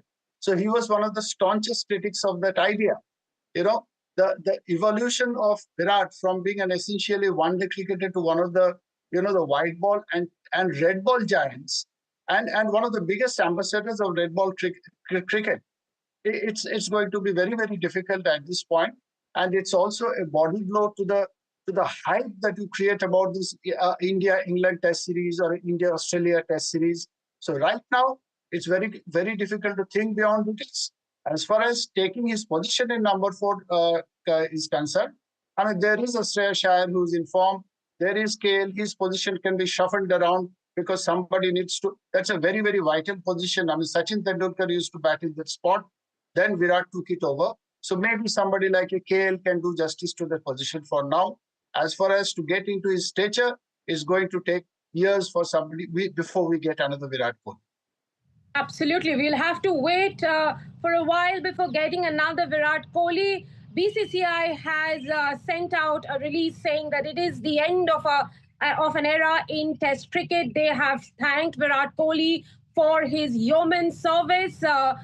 This is the news we are breaking at this hour. Virat Kohli has retired from Test cricket after 14 glorious years in the middle. He's 770 runs shy of 10,000 runs. That would have put him in that vaulted company of all the greats of Test cricket, who also happen to be Virat Kohli's heroes like Sunil Gavaskar, Sachin Tendulkar, Kumar Sangakkara, Ricky Ponting and the likes. But Virat Kohli probably decided to move away from Test cricket at a time when his mind and body didn't feel like it was in sync to be able to play another 3 or 4 years of Test cricket and win that elusive World Test Championship medal. Virat Kohli, of course, has an ODI World Cup medal. He has a T20 World Cup medal. Shortly after after India's win in the last T20 World Cup, Virat Kohli said that he's going to hang up his boots from that edition, though he continues to feature in the Indian Premier League. And every Indian fan knows that Virat has been rocking the run charts when it comes to the IPL. But when it comes to Test cricket, which also is his favorite format, for which Virat Kohli remains as one of the foremost brand ambassadors and very, very vocal about Test cricket, why it should continue the way it is, why it should remain alive, why we need Test cricket, the fans need Test cricket, something Virat Kohli has been very, very vocal about. But he says, Virat says, Test taught me lessons for life. Yes, he has put out a message for the fans, for everyone in the cricketing ecosystem on his social media. That's the message that he has put out on his social media. He signs off at... Right, Rika, you're speaking about, the post that he's put up, and I like the Frank Sinatra song he's chosen for it, My Way. As you and all the other cricket commentators who follow the game very, very closely talk about how they feel he still had a few years left in him for Test cricket, but messaging there saying, my way, so now he's decided to walk out now. But you spoke about, his legacy and the massive Virat-size hole that is left in Indian cricket, but it's not always been so rosy, isn't it? There were a few years, I think 3-4 years ago, when he was facing a lot of trolling, a lot of criticism, negativity as well from the fans, and then he answered back the best way that a sports person can in improving his game and coming back in a big way and now retiring. Talk a bit about that.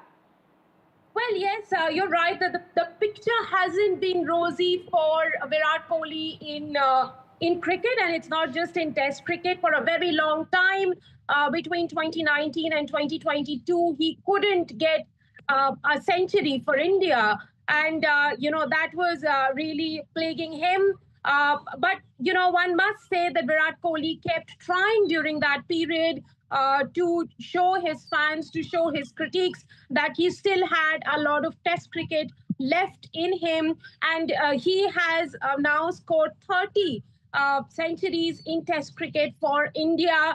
And it's been a phenomenal rate of conversion. He has scored 31 50s, of which he converted 30 into Test centuries, and that itself talks about the prowess of Virat Kohli, the man Virat Kohli, the batter. In 2018, when India went to England, he was the highest run scorer of the series. He scored 500 plus runs. But, when India went back 3 years later, his performance had gone south. And the problem that he was facing was that he was not being able to position his body very well for the in-swingers and the out-swingers. He was perhaps moving his hips a bit too early. That's what that's what the experts had said. He went back to the basics. He worked with a lot of coaches and mentors to correct himself, but something really was amiss. He was not getting that right kind of position, even during the last tour of Australia, a country where Virat Kohli really dominated the run charts. Perhaps most number of runs Virat Kohli scored against one nation was Australia, but last Australia tour was forgettable for the batting legend. He scored 185 runs in that on that tour, and once again it was the bug of off-stumpitis that really stumped Virat Kohli, and he couldn't get over it. Yes, at 269, that's what he says, number of tests. That's a phenomenal number that Virat Kohli finally signs off as one of India's premier test batter. And as BCCI says, Virat's legacy will continue. Thanks so much, Rika, for joining us on that big breaking news as Virat Kohli has retired from Test cricket. We'll get you more reactions. For the moment, slipping into a very short break.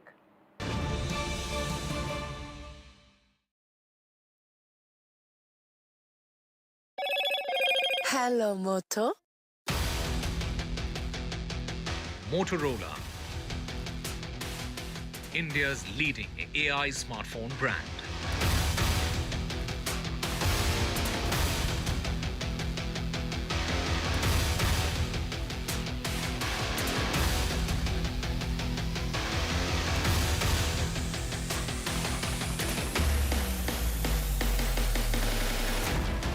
The ceasefire holds along the line of control and international border. The army says no incidents. It's the first calm night in recent days. Top military level talks on the hotline today. India-Pakistan DGMOs will have spoken. Support grows for trolled Foreign Secretary Vikram Misri. The IS and IPS associations back him. Pakistan trolls target Indian officers. A big jump for the stock market. The Sensex zooms over 2,000 points.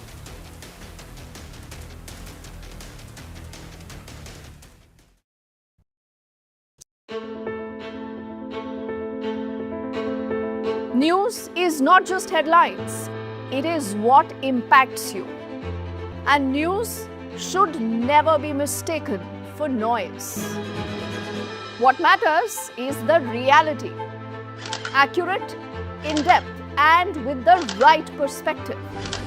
For over 20 years, I have been a journalist, and never has clarity mattered more than now. At Newsnight, we go beyond the surface. We dissect the details, challenge the narratives, and bring you the unparalleled clarity you deserve in a world clouded by misinformation. We are bold, we are direct. Newsnight, for the news in your interest. Only on NDTV 24/7.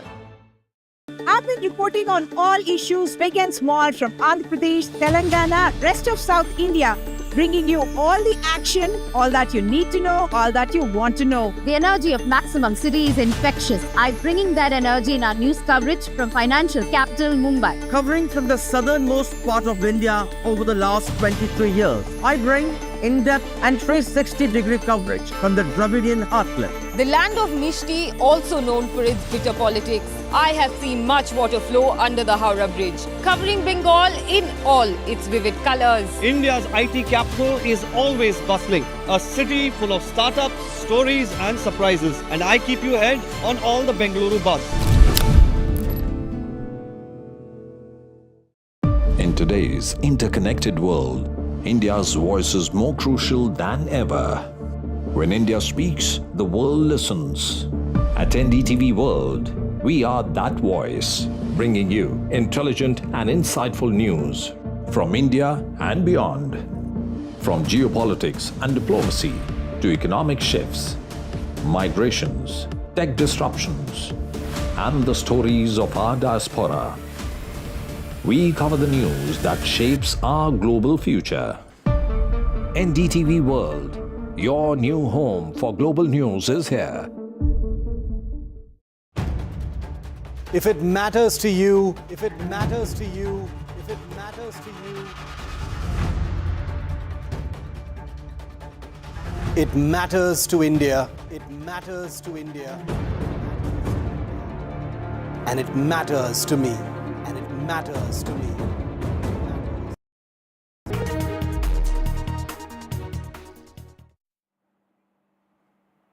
Welcome back. As normalcy returns to our border states and the line of control and international border, remember, it's been the first calm night after several nights, is what the army has said at the LOC. Now, the good news for flyers is that the 32 airports that were closed along the northern and northwestern regions of India were due to the airspace restrictions have now reopened. So the airports in the northern and northwestern area are now opening up, and these are airports in Srinagar, Chandigarh, Amritsar, but those who are flying are also advised to check flight statuses directly with the airlines. Let's go across to Tanushka now for more. And Tanushka, so very welcome news given the kind of disruptions we've also seen in the aviation space. So give us more details. Precisely, Gargi. This comes in as a fresh relief for all the passengers and the customers as well in the past couple of days. In fact, the past week, who have had to face flight cancellations and who've had to replan all of their trips and tours as well. The Airports Authority of India has come about with a notification, making it clear that these 32 airports that were temporarily closed for civil flight operations has been lifted. So this closure of these airports have been lifted, which means that these 32 airports will now continue to run and operate normally. Remember, the metro city airports of Delhi, Mumbai, Hyderabad, Bengaluru were anyway functioning up to normal, but these 32 airports, namely some of them being that of Jammu, Srinagar, Leh, Chandigarh, Amritsar, Porbandar, Rajkot, Jodhpur, Jaisalmer, were all closed because they were in high-risk regions. So they were closed for safety precautions, but this closure of these airports have now been lifted. And of course, the Airport Authority of India does also instruct the passengers to reach out to their respective airlines as well. Speaking of airlines specifically, Indigo has also come out with its own notification and has said that they all are also resuming operations at these airports from now onwards. Remember, this closure of airports was until May 15th. Today is May 12th, and this closure of these airports have been lifted at this point. So all of these 32 airports will continue to resume operations for civil flights normally, which means that all the other airlines as well, be it Air India, Akasa, Indigo, they all will be continuing now with their normal operations from these 32 airports in the northern and western regions of India as well. So this also comes about with basically the opening of the airspace of Indian region as well from now on. This is also considering after the ceasefire agreement was reached upon, and this comes about as a welcome relief for passengers, definitely. All right, so huge relief for flyers. 32 airports in all, Tanushka, were closed in these last, couple of days ever since the 9th or the 8th when it was first announced. And this has caused major disruption. One can imagine a huge backlog as well. People have in fact been stranded as well because of this airport closures.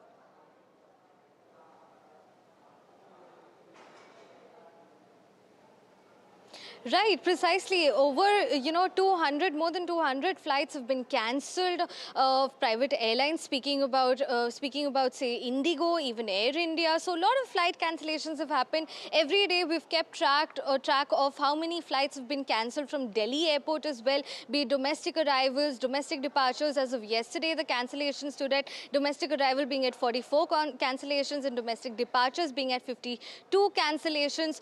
And internationally, also the flights have been affected. Remember, foreign carriers such as Qatar Airways and Virgin Atlantic also decided to avoid the Pakistani airspace as well. So flights such as that of London to Delhi have also been rerouted. Massive disruptions have happened definitely over the past couple of days, keeping in mind the tensions, the escalating tensions that were between India and Pakistan until this ceasefire was agreed upon.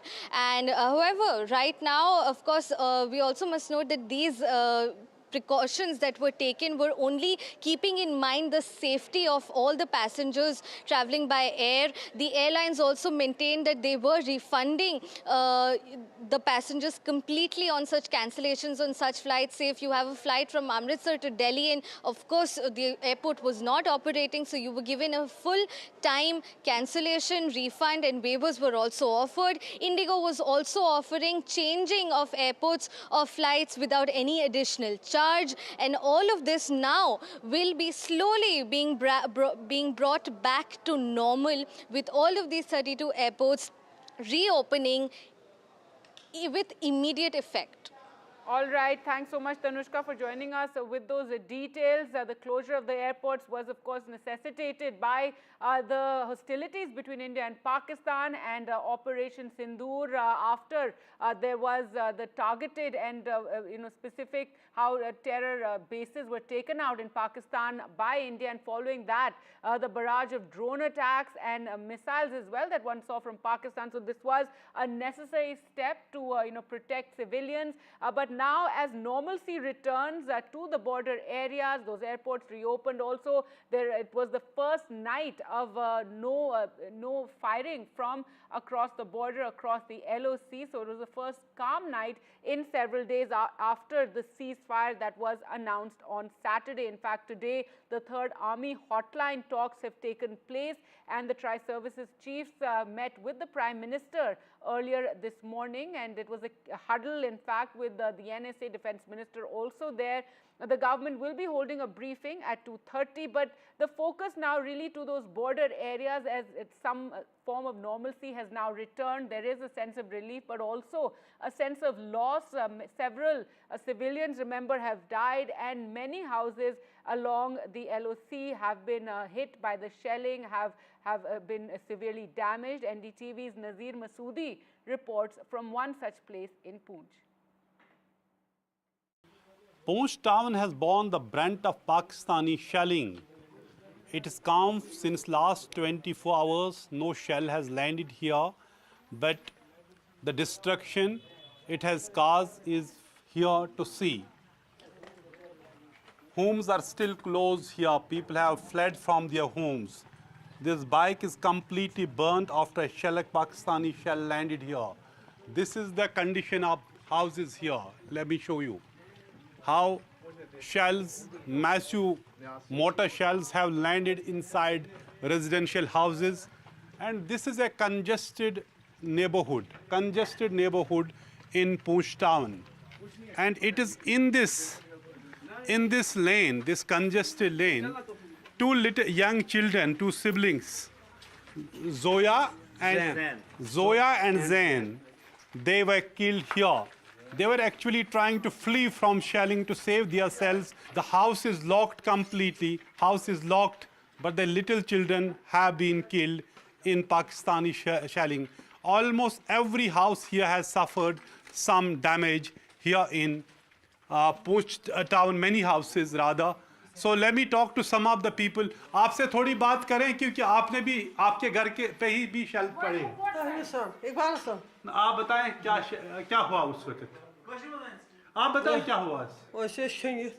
वो नमाज पढ़े सोए थे आप? नमाज पहले थे ना 1:30 बजे शुरू हुआ ना। अच्छा 1:30 बजे 1:30 बजे शुरू हुआ, फिर हमने नमाज पढ़ के बैठ गए इस लॉबी में। जी लॉबी में बैठ के नमाज पढ़ के इससे एक धमाका हुआ, साथ ही दूसरा धमाका हुआ, साथ ही हम इधर से वो बच्चे उतरे वहां से, दो ज़ैन और अयान उतरे।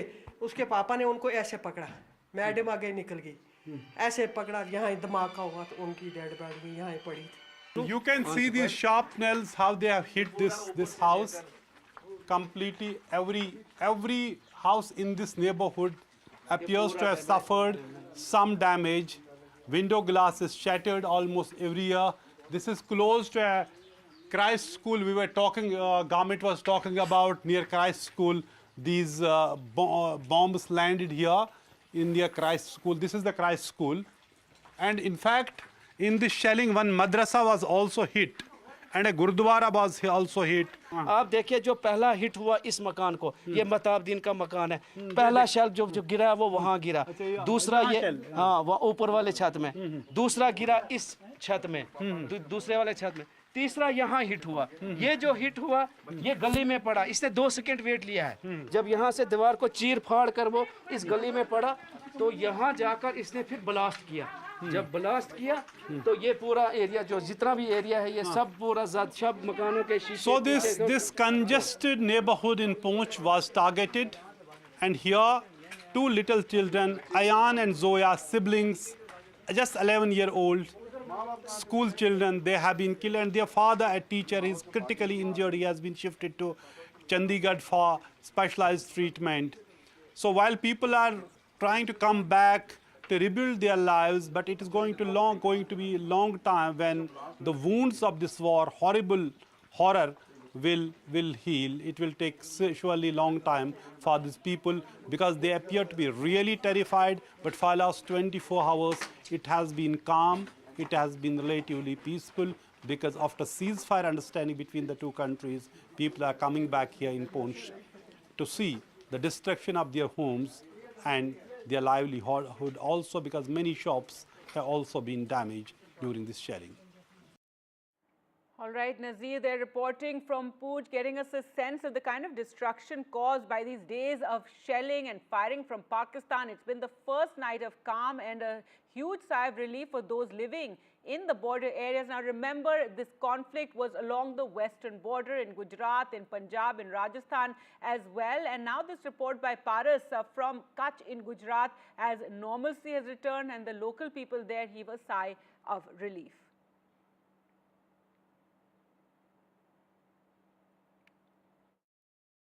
After the ceasefire agreement between India and Pakistan 2 days ago, the possibilities of normality has begun in Bhuj and in parts of Kutch. We are at the very important part of Bhuj where you can see the normality has already started. People have started coming out of their homes and they are sitting in a place which is very much important to Bhuj. It's a Hamisar Lake where thousands of tourists visit every day, and you can see the normalcy or the shops have been opened by local administration. People has been told to take care, but there is no order has been passed for people and for the local people to stay at home because the things are getting very much normal over here. You can see that people are going to their workplaces and all. People has already opened their places and this is very much normal scenario in Bhuj right now. We had seen a very, very difficult situation in Bhuj 2 days ago. We have some people with us when we can speak to them how the situation is in Bhuj right now. Sir, क्या situation है भुज में? हमने 2 दिन पहले देखा कि बहुत difficult समय था, लोगों को घर से बाहर देखने के मना किया गया था, निकलने के लिए मना किया गया था, ब्लैकआउट था. अब क्या सिनेरियो है? अभी बहुत शांति है, कोई है नहीं. अभी 2 दिन से ब्लैकआउट था, वो शांत हो गया है, इसलिए सब बाजार राबता मुजब चालू है और इंडिया से बहुत अच्छा काम किया है. 9 अड्डा तोड़ दिया है उसका आतंकवादियों का, ये सब अच्छा किया है, इसलिए सब पब्लिक राजी खुश है. अभी शांति है. Now, an ugly development that has taken place after, even as India celebrates the success of Operation Sindoor, is that the Foreign Secretary Vikram Misri, who has become really the face of all the government communication during this time, has been mercilessly trolled online, and now many are coming out in support of him. The IS Association came out in solidarity against the unwarranted personal attacks, and the Indian Police Service Association also condemned the personal attacks on Mr. Misri and his family, given that even his daughter was being targeted by online trolls, so much so that the Foreign Secretary even had to make his account private so that no one could access his account. Such was the extent of the trolling and the criticism and the insults being thrown at him on social media. Now the BJP too has come out to condemn this social media attack that's taking place and the trolling of Vikram Misri. We spoke to BJP Kerala head Rajiv Chandrasekhar.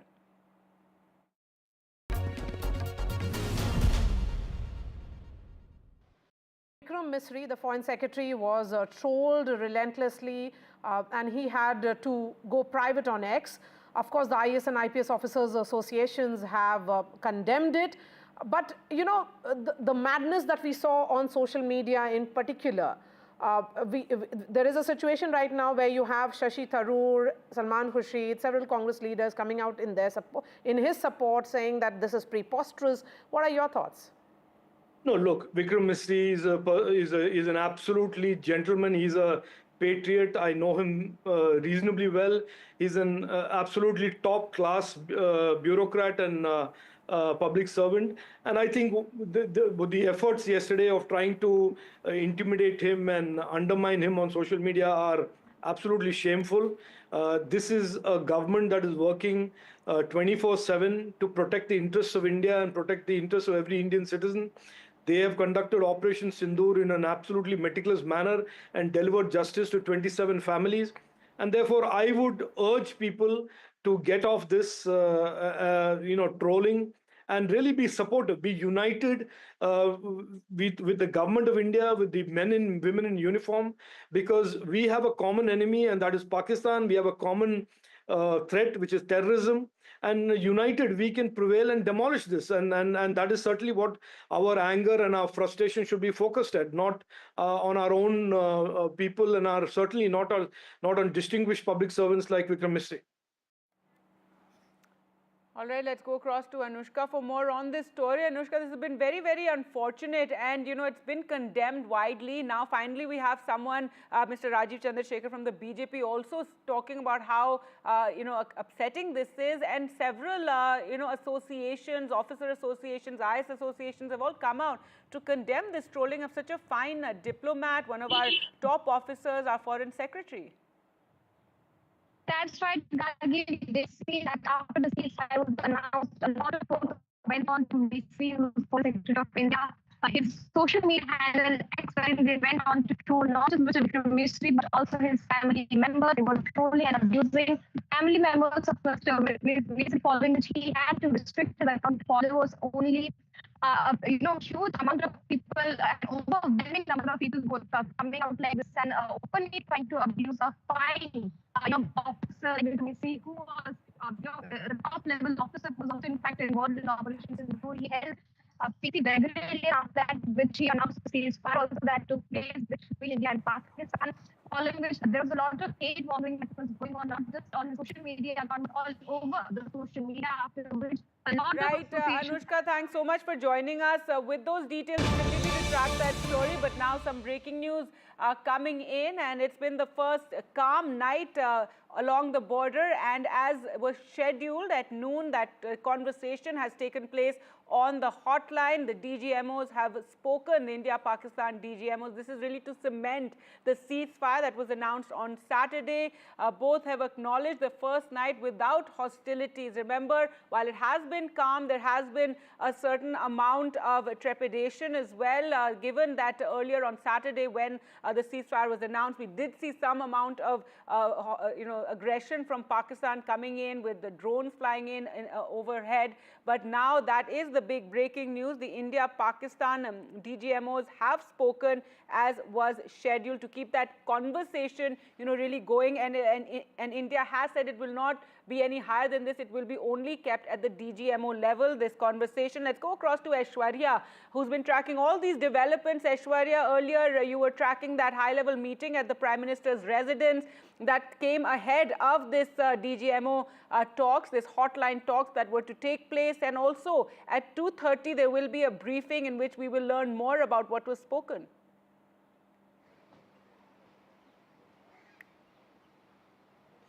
Well, that's for the first time after the ceasefire announcement. The DGMO level talks have concluded at 1200 hours via hotline. The DGMO of India and Pakistan got connected, and both agreed that that last night was without any hostilities. It was peaceful amongst the border areas of India and Pakistan, and there would be more details that would be shared very soon at the press briefing that is expected at around 2:30 p.m. It is, of course, the high-level meeting simultaneously that was underway at the 7 Lok Kalyan Marg at Prime Minister's residence. And we all saw those visuals, Prime Minister chairing those meetings.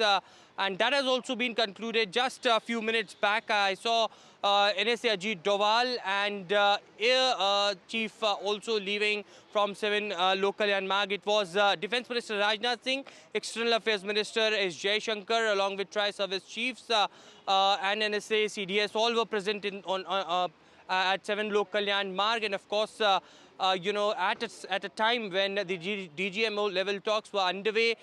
Yes, that's the big news as far as the talks were concerned. Remember, it was earlier announced by the Foreign Secretary that on 12th of May at 1200 hours, there would be the talks between the DGMO, between India and Pakistan, that will be done. As far as the agenda is concerned, there was nothing apart from de-escalating the situation along with the line of control. The bilateral agreement, the understanding between India and Pakistan was all about the kinetic action and halt of any sort of firing at air, land or sea between India and Pakistan, and how from here on the situation will de-escalate is something that had been only one point agenda. Of course, the meeting has ended and further details are awaited, but Prime Minister also was briefed about the latest developments. He took the stock of the situation. Defense Minister and External Affairs Minister both briefed Prime Minister about the current situation, and now all eyes would be at 2:30 p.m. when this all-important briefing by the Department of Military Affairs, a DGMO level officer would be conducting and would be giving more details about it. That's right, Aishwarya. So we are expecting more details. Another very welcome sign of, some of normalcy in a sense returning is the opening up of airports and, along in our border areas and border states that were closed for the last couple of days, those 32 airports. But also we saw a press briefing by the BJP in which they lauded the entire Operation Sindoor and once again, reiterated the points that had been made by the services yesterday when that briefing took place regarding, the extent of Operation Sindoor and how army bases and air bases were destroyed inside Pakistan. So we're expecting that briefing to take place around 2:30. Meanwhile, the Congress, continuing with its demand that there should be a special session. They feel that, and they're asking that the government needs to, give more clarity about everything that took place and how this ceasefire was arrived at. Well, certainly, the Congress President Mallikarjun Kharge and Leader of Opposition in Lok Sabha Rahul Gandhi has written a letter to Prime Minister Narendra Modi, 3 demands from the Congress party and the opposition that the government should call a special session of parliament and give details about Operation Sindoor. Number 2, the Congress party also demanding an all-party meeting that should be chaired by Prime Minister Narendra Modi this time, and thirdly, why the third party had intervened, why the United States of America President Donald Trump announced the ceasefire while the opposition thinks that it is completely a bilateral matter. The Bharatiya Janata Party on its own is doing a huddle. JP Nadda yesterday chaired a high-level meeting as well, in which we saw Ashwini Vaishnav and senior leadership of the Bharatiya Janata Party came today as well. BJP President JP Nadda is at the BJP headquarters. The meeting is scheduled at 1 p.m. We have been told by our sources that Bharatiya Janata Party had called all the general secretaries and there would be directions that would be given from the top BJP leadership to all the MPs, union ministers, general secretaries and the cadres in large number to send off a message to the entire country while holding... I'm just going to go across to our colleague Nazir Masoodi, who joins us from Poonch and has been sending us those reports. And Nazir, the Chief Minister Omar Abdullah also in the area meeting with those whose houses have been destroyed, those who were injured as well. Yeah, exactly. That's what government is supposed to do, reach out to those who have suffered badly because of this confrontation, and the shells from Pakistan have landed here in the residential areas and the religious places as well, and they have caused massive damage to property and the lives. So many people have been killed in this particular area and so many have been injured. Now it is the responsibility of the government to reach out to those affected people and rebuild lives. They cannot bring back the lives, but at least they can reach out to those. That's exactly Chief Minister is trying to go, visiting the families of deceased and also seeing the extent of damage which has been caused to the properties here. I visit some of the congested neighborhoods where in fact two children had died, Zain and Zoya, 2 siblings, and when shells landed there. So it is people are still trying to come to terms with the loss, even as over the last 24 hours things are limping back to normal, and there's no shelling from across the border. It was after 3 weeks. People are heaving a sigh of relief, and there's no, in a sense, tension. People only hope that it stays, and it holds on as both the DGMOs have spoken to each other, and it has been, was as per the schedule. DGMOs were supposed to speak to each other today to take this ceasefire understanding forward, so that there's no other misunderstanding or the violation of the ceasefire understanding. All right, thanks so much, Nazir, for joining us with all those details. So that's the updates that we can get you. The third army level talks took place earlier today, and that briefing is expected at 2:30. Do stay tuned to NDTV. We're slipping into a short break at the moment.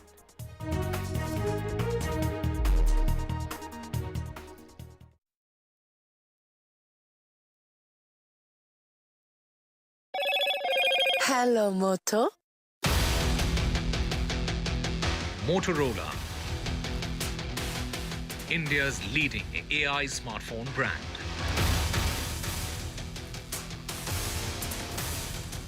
Mumbai to welcome the second cable-stayed bridge soon.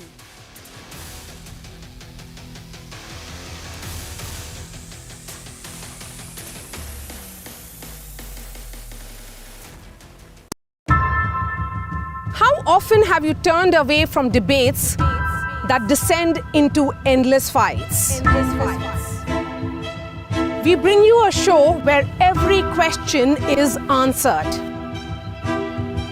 where every debate finds its resolution, where every story finds its conclusion, where opinions collide but facts prevail, where stories unfold with insights and trust. When the noise ends, the last word begins.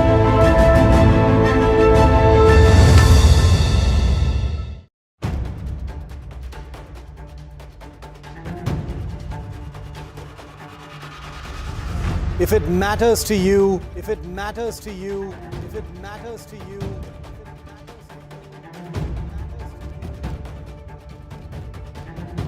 it matters to India. It matters to India. It matters to India. And it matters to me. And it matters to me.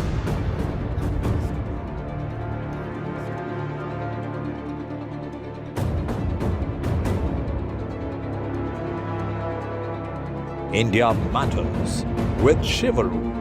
Only on NDTV 24/7.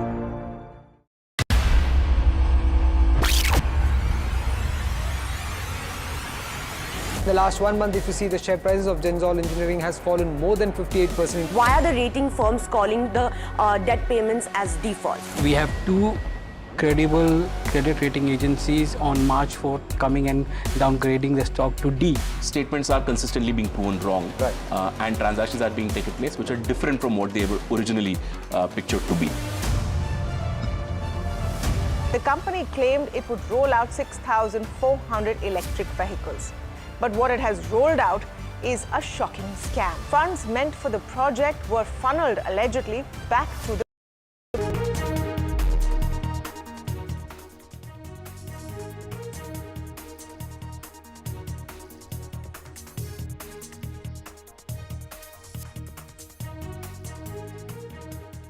DGMOs of India and Pakistan have spoken on military hotline. They say it's the first night without hostilities. This has been acknowledged by both sides.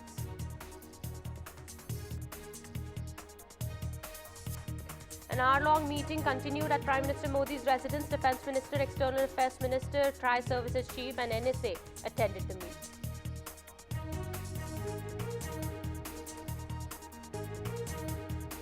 All airports now are open for flight operations. 32 airports were shut amid India-Pakistan tensions.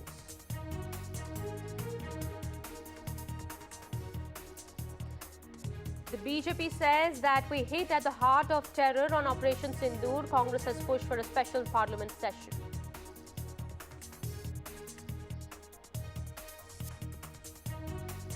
And more support is pouring in for the Foreign Secretary. Well, BJP's Kerala chief has slammed trolling of Vikram Misri. R. Chandrasekhar says it's absolutely shameful to undermine the Foreign Secretary. Sensex zooms over 2,500 points. Investors cheer India-Pak ceasefire and US-China trade deal.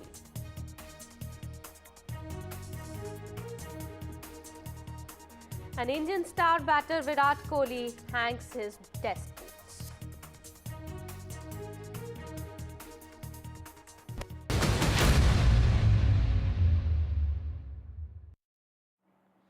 Hello and welcome. You're watching NDTV 24/7. My name is Kitty Behel. We are starting this edition with some big development now coming in. We are learning that the DGMOs of India and Pakistan have spoken to each other on military hotline, and this is the third army level talks in the last 3 days that have taken place. So what we are now given to understand is that both sides have marked de-escalation, and this has been, the last night has been the first night at LOC with no hostilities, and this has been acknowledged by both sides. We'll try and get more details about this in just a bit. My colleague Ishwarya is joining us on the broadcast, as well as Nazir is also with us on the broadcast here. Let me first go to Ishwarya here. Ishwarya, more details coming out. We understand the press briefing is going to take place at 2:30 p.m. But before that, the latest bit that's coming out is that both sides have acknowledged that there has been calm.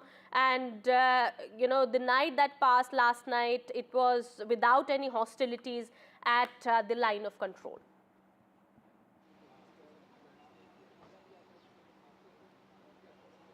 Well, after the ceasefire announcement, this is the first time when the DGMO of both India and Pakistan were on the military hotline, and yes, the discussions went on as far as de-escalation on both these sides are concerned along the line of control and international border, but they both agreed that it was without any hostilities on the Indian side and Pakistani side, and that was the first night. The details will emerge at the press conference is scheduled at 2:30 p.m. Let me also tell you that the high-level meeting at 7 Lok Kalyan Marg, which is Prime Minister's official residence, in which Prime Minister was chairing, in which, of course, the Defence Minister, External Affairs Minister, Tri-Services Chief, the NSA and CDS, all were the part of it, had concluded. It was a 1 hour, 30 minutes long meeting that went on, and it was, you know, Prime Minister who took the stock of the current situation. He was briefed about how the developments are unfolding at the line of control, and whether it is the Pakistani side and the Indian side which is obeying the bilateral understanding that they had made, and without any ceasefire violation, the night took place. Ishwarya, I'll just come back to you. I'll just come back to you. My colleague Shashi Tharoor is also joining us on the broadcast. My colleague Nazir also with Poonch. I'll go to Shiv also. Let me go across to Nazir. Nazir has some people also with him. Nazir, you have people around you. What are they saying now? There has been calm. It has been the first night at the LOC without any hostilities, and that, of course, has been confirmed by both sides as well. However, we'll try and get more information about that in just a bit. What are people really saying there? Well, let me show you where I am. This is Poonch town, and behind these mountains is Pakistan. And it's from there, behind these mountains, they fired shells here in Poonch town, and there's substantial damage to the properties, and also several people died because of the Pakistani shelling. And I'll show you this madrasa also suffered damage. Shells landed, hit the this madrasa also. One teacher, Maulana Muhammad Iqbal, died inside the house, and there are 2 more people who are linked to this madrasa have also been killed, and 3 children were also injured in the shelling. But thankfully now it is calm for last 24 hours. आप बताएंगे कि अब क्या अमन है, कल से कोई shelling नहीं हो रही? जी हाँ, जिस वक्त से कि सीज़ फायर का ऐलान किया गया है, उस वक्त तक अब इस वक्त जो है वो शेलिंग नहीं हो रही है, और इस वक्त तक बिल्कुल आराम है, और सीज़ फायर की कोई शिकायत, उसके तोड़ने की कोई शिकायत मौसूल नहीं हुई है, जिसकी वजह से लोग जो है वो बड़ा ही आराम महसूस कर रहे हैं, और लोगों के ज़हनों के ऊपर जो एक बोझ था, जो दहशत थी, जो खौफ था, जो डर था, वो आहिस्ता आहिस्ता उतर रहा है, और उम्मीद कर रहे हैं कि सीज़ फायर को बराबर करार करिए। जी आप बताएं। मेरा नाम रबनीक है। जैसे कि हमारे मौलाना साहब ने बताया, जैसे कि सीज़ फायर जब से ये बंद हुआ है तब से हम लोग अमन शांत से जी रहे हैं, और ये जो मौलाना जी हमारे यहाँ पे डेथ हुई, बहुत ही एक नेक इंसान थे, तो उनके जाने से हमें बहुत दुख हुआ। तो जब से ये शेलिंग बंद हुई है, गुरुद्वारा पे भी, मदरसे भी फायरिंग हुई और गुरुद्वारा पे भी शेल गिरी। जी हाँ बिल्कुल। तो जब से ये शेलिंग बंद हुई है तो तब से हम अमन चैन से रह रहे हैं और हम होप करते हैं कि आगे भी ऐसा ही रहेगा। दोनों गवर्नमेंट जो मिलकर बात करें ताकि यहाँ के लोग सफ़र ना हो पाए इस चीज़ से। बात होनी चाहिए, जी हाँ, जंग नहीं होनी चाहिए। जी आप बताएं मौलाना साहब, क्या अब बाजार तो अभी भी पूंछ में ज़्यादातर दुकानें अभी भी बंद है? अभी तो पूरा शहर अगर देखा जाए तो पूरे शहर में अभी खौफ का माहौल तो है, लेकिन उम्मीद यही करते हैं कि जल्द जल्द ये कैफियत दूर हो और अमन की फिजा जो है वो बहाल हो। हम यही चाहते हैं कि दोनों मुल्क आपस में मिल करके बैठ करके कोई इसका हल निकालें, इसलिए कि जंग किसी मसले का हल नहीं है बल्कि तो बहुत सारे मसलों को पैदा करती है। असल में क्योंकि आप ये कहते हैं कि आप ही को इतनी सदमा उठाना पड़ा। हाँ, हम हमारे एक टीचर और उसके साथ हमारे जो स्कूल है उसकी जो एक टीचर थी, उसकी जो है एक नौजवान बच्चा, एक ही बच्चा था उनको, वो भी इसमें सफ़र हुआ। और इस शहर में देखे आप ये मस्जिद, रश्मि सूदन उनका बेटा था, और उसके अलावा हमारे बच्चे जख्मी भी हुए। शहर में जो है हमारा gurdwara. One important thing about this madrasa, there are 1200 students, and among the teachers is one Rashmi Sudan, a non-Muslim Hindu. She is teaching here in this madrasa, and unfortunately her young son has also died in Pakistani shelling. And also there is another teacher, his brother has also been killed here. So it is a painful story. It will take long time to heal the wounds of this horrible conflict and the shelling here. But here in Poonch, life is limping back to normal. It's not easy to forget what has happened. People here are clearly not in favor of war, and that is what India and Pakistan, both sides, are trying to achieve. And all right, my colleague Shashi Tharoor also with us on the broadcast. He's from Lagma in Uri. Well, Shiv, the military operations chiefs of India and Pakistan have spoken to each other, and what we are also learning is that the next steps are supposed to have been discussed. However, we understand more details will be out in some time from now when the briefing happens.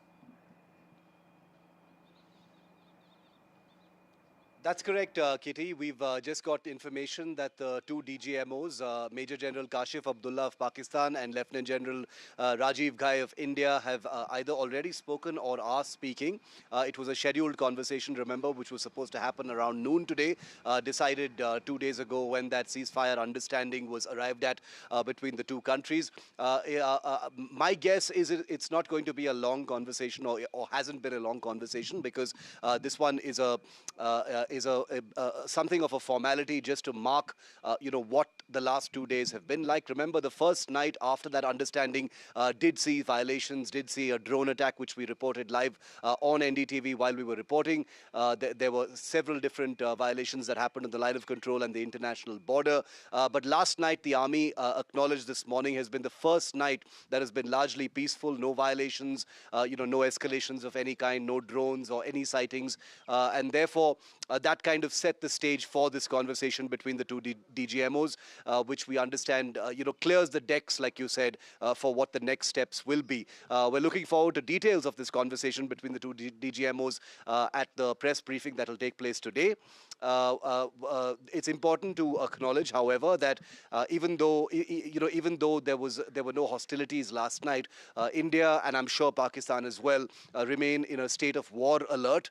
The militaries are at a maximum state of preparedness right now, because India has sent out a very hard message that any deviations, even minor, from this understanding between the two countries that was arrived at on May the 10th will attract very, very severe punitive measures from India. So far, India has been responding in the equal domain of Pakistan's violations, whether it is on the line of control or otherwise. But after Operation Sindoor, after India has struck 11 Pakistan Air Force bases, 26 terror targets, cities in Pakistan as well, it's not business as usual anymore. The rules of engagement have completely changed. That is something that would not have been discussed in this DGMO hotline chat, but that is a message that has gone directly to Pakistan already. So the pressure is going to be on Pakistan. The ball is in Pakistan's court to ensure no violations, no provocations of any kind. 2:30 p.m. today is that big press conference. Hopefully it'll be as expansive and detailed as yesterday's. All right. Shiv, also, I want to know from you, till the time complete normalcy returns to the region in Jammu, Kashmir, everything remains closed, shops, schools, everything is closed? Pretty much. I'm here in a town called Lagama, which is very close to the line of control in Uri sector, right behind me. And we reported from here a few days ago, when there was a fatality of a woman called Nargis Bano, very close by here, who had lost her life in shelling. Even now, all around me, shops are completely shut.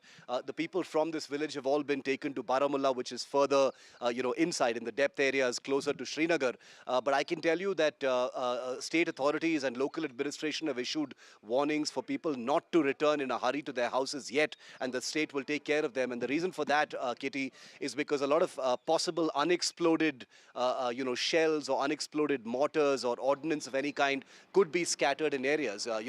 Not a lot of the ammunition that Pakistan uses is of very good quality, so some would have exploded, some may be lying unexploded, and therefore poses a very, very big threat and a risk to humans returning back to their settlements. So until bomb disposal squads have sanitized many of these villages around me here at the LOC in Uri, it's still going to be difficult to call anything normal just yet. I think it's going to take a few days, if not a few weeks, until people begin to see the rhythm of life returning. All right. Thank you so much, Shiv, for getting us all those details. My colleague Nazir also, as well as Aishwarya, with us on the broadcast. Aishwarya, you kindly stay on with us. We have some more information now coming in about this important meeting that has been held at Prime Minister Modi's residence. Prime Minister Modi chaired this key security meeting at 7 LKM, that is at his house. This was an hour-long meeting that took place at Prime Minister Modi's residence. Defense Minister, External Affairs Minister, CDS and NSA have met the Prime Minister. The Tri-Chiefs also met the Prime Minister. And for more details, my colleague Aishwarya with us. Aishwarya, any more details about the meeting? What all was discussed here?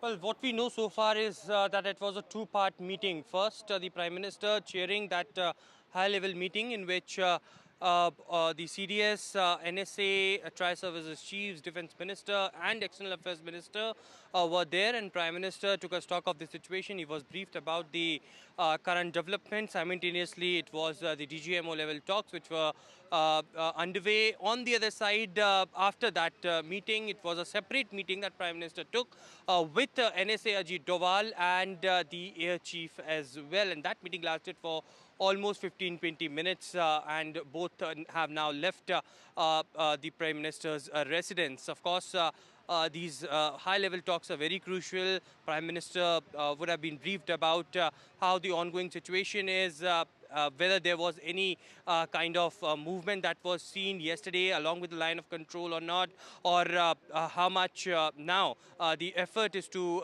de-escalate, because the announcement has been done. But of course, the main thing is the Indian Armed Forces have been told to be on alert along with the line of control and the international border as well, looking at the Pakistan history.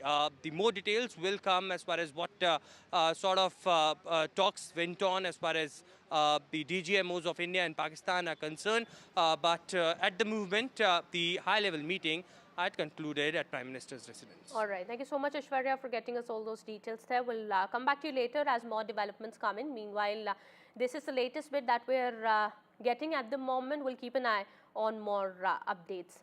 Meanwhile, in a big initiative towards saving the precious lives of innocent civilians who've been affected with the heavy artillery shelling of Pakistan, Indian Army and Jammu Kashmir Police have taken up a major area clearance operation in all those areas that remain affected with heavy Pakistan shelling in recent days. Under the operation, Indian Army and Jammu Kashmir Police are tracing all the live artillery shells fired by Pakistan that are still lying in civilian areas, and those shells are being destroyed through controlled explosions by bomb disposal squad of the army. My colleague Nazir is joining us on the broadcast here. He's been tracking all the updates regarding this. Nazir, what more can you tell us? A major clearance operation has been taken up.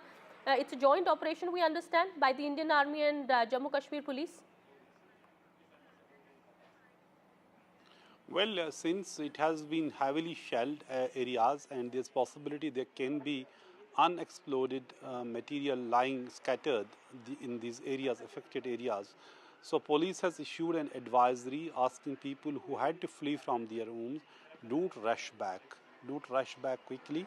Wait for us. We are carrying out clearance operation, sanitization operation If they find these unexploded shells or any material, they will take care of that, and then people would be asked to come back. So that is the advisory. People who have been, for example, thousands of people have been displaced because of the situation. I saw here in Post some people coming back to there and seeing, but because ultimately everybody loves his home. So they want to come back and see the extent of damage, or those which have not been hit by shells, if everything is safe. So people are trying to come back to their home, but government has asked, and police have asked them to exercise caution, wait for a while. We are carrying out clearance operation. Only then you are welcome to come to your homes. They belong to you. But it has been a traumatizing time for the people. Not just they lost their homes, many lost their relatives, they lost their property, businesses. But now they have to wait for some more time before this clearance operation is completed in different border areas of Jammu and Kashmir that were hit by Pakistani shelling. So Nazir, many families who must have evacuated their homes, who must have left their homes for safer areas, they are still not coming back. This is what the guideline is so far. And where all are these people staying now? There has been, of course, we've seen drone attacks in Jammu area also. Did they move out of Jammu Kashmir? And how soon are they going to be returning? Well, one good thing is, a good number of people are being taken care of by the government. They have been accommodated in different places like the schools and colleges, or the shelter places where they are in a relatively safer location during the shelling. Many people are going to their friends and relatives who live in the relatively safer areas. So when it comes to the challenge, whenever there has been any challenge, people have been helping each other a great deal. So that is happening this time also, that human relation is helping, that is making people help each other. So if people facing shelling, they are going to this area, they have gone to other areas till the time this place is okay. Now the people appear to be confident. They are saying since last 24 hours there has not been any violation, and though I hope it will continue, and that's expected. Both the DGMOs have spoken to each other, again reiterated their position that they will maintain the ceasefire along the line of control and international border. All right, thank you so much, Nazir, for getting us those details there, those visuals on your TV screens of this clearance operation that has been undertaken by the Indian Army and the Jammu Kashmir Police. This army clearance operation is being carried out in parts of Jammu Kashmir where the army believes there could be traces of live artillery shells which could be harmful or could be damaging to the people around and their belongings as well. All right, shifting our focus now, we are learning that BSF Sub-Inspector Mohammad Imtiaz received a guard of honor in Patna. The soldier died at cross-border firing at Jammu Kashmir's Arispura sector. His mortal remains were brought to Patna, cutting across party lines. Several leaders, including RJD's Tejashwi Yadav and others, were present to pay tribute to the soldier. Sir, हम बस इतना ही कहना चाहेंगे. I'm proud of my father. I'm proud of my father, and also जिसने भी देश को अपना बलिदान दिया, जितने भी शहीद लोग हैं, I'm salute to him. बस इतना ही कहना चाहता हूँ. जी बिल्कुल. Thank to all and all my देश कि हम साथ रहने के लिए, and thank for cooperation to all of you. My colleague Prabhakar also with us on the broadcast here. Those visuals on your TV screens of the last rites that were conducted and guard of honor that was given to the BSF sub-inspector. It's very unfortunate and we've heard those reactions coming in also, Prabhakar, from the family of the sub-inspector. We understand political leaders cutting across party lines also reached for the guard of honor for paying their last respects to the BSF sub-inspector. Yeah, BSF Sub-Inspector actually Mohammad Imtiaz, who hails from Chhapra in Bihar. His mortal remains were brought to Patna today, and the guard of honor ceremony was held at the Patna airport, which was represented by all political parties. So, be the ruling coalition, the opposition, Tejashwi Yadav, or the ministers of the Bihar government, also the DGP and all the senior officials. They were all there to receive the body, the guard of honor, the ceremonial function was held there, and then the body has been brought to Chhapra, and as we speak, the final burial is happening with the full state honor at Chhapra. And interestingly, I mean, we are seeing huge crowd on the streets, people actually waving tricolor, raising slogan for Mohammad Imtiaz, who lost his life in this battle. And remember, he was hit by one of the drone attacks by Pakistan, as his family members are confirming. And they had a word with him before he died, actually. So when he was hit, he had a word with his family members. His family members even booked their ticket for Jammu, and they reached Delhi first. Then the flights were cancelled, so they could not actually reach Jammu. But before they could have actually done it, he passed away. He succumbed to his injury. His right leg, we were told, was completely blown off in one of the drone attacks, which was carried out by Pakistan. So his mortal remains has been brought to Chhapra, and as we speak, the final burial is happening with full state honor here. All right, thank you so much, Prabhakar, for getting us all those details there. We have those visuals coming in of the final tributes that are being paid to the late soldier. Bihar Deputy Chief Minister also reached Patna here, where the guard of honor is being given to the BSF sub-inspector. His family members there also, one of his brothers speaking to the media, said that they are proud of their brother, and his sacrifice won't go in vain. All right, shifting our focus now, we understand now Jammu Kashmir Chief Minister Omar Abdullah also now has spoken out. He's spoken exclusively to NDTV on Operation Sindoor and Jammu Kashmir's economy, as he says that it lies in tatters now. There are no tourists, and the valley is empty. Everything is shut. And he's spoken about the impact of the India-Pakistan conflict and also the ceasefire agreement between the two nations. Listen in. It is your first interview after Pahalgam massacre. So where are we now after that incident and what we saw on the borders and here over the last 4-5 days? Where are we? We are in a place where we didn't expect to be. We are in a place where there has been bloodshed, suffering, turmoil, upheaval. We are in a place where everything has changed, and yet in some ways nothing has changed. Can you explain? Everything has changed in as much as normally at this time we should have been full with tourists, booming economy, children should have been at school, airport should have been functioning with 50-60 flights a day, whereas the valley is empty, schools we've had to close, airport is closed, airspace is closed, and yet when I say nothing has changed, Pakistan has, by design, unfortunately again managed to internationalize the question of Jammu and Kashmir.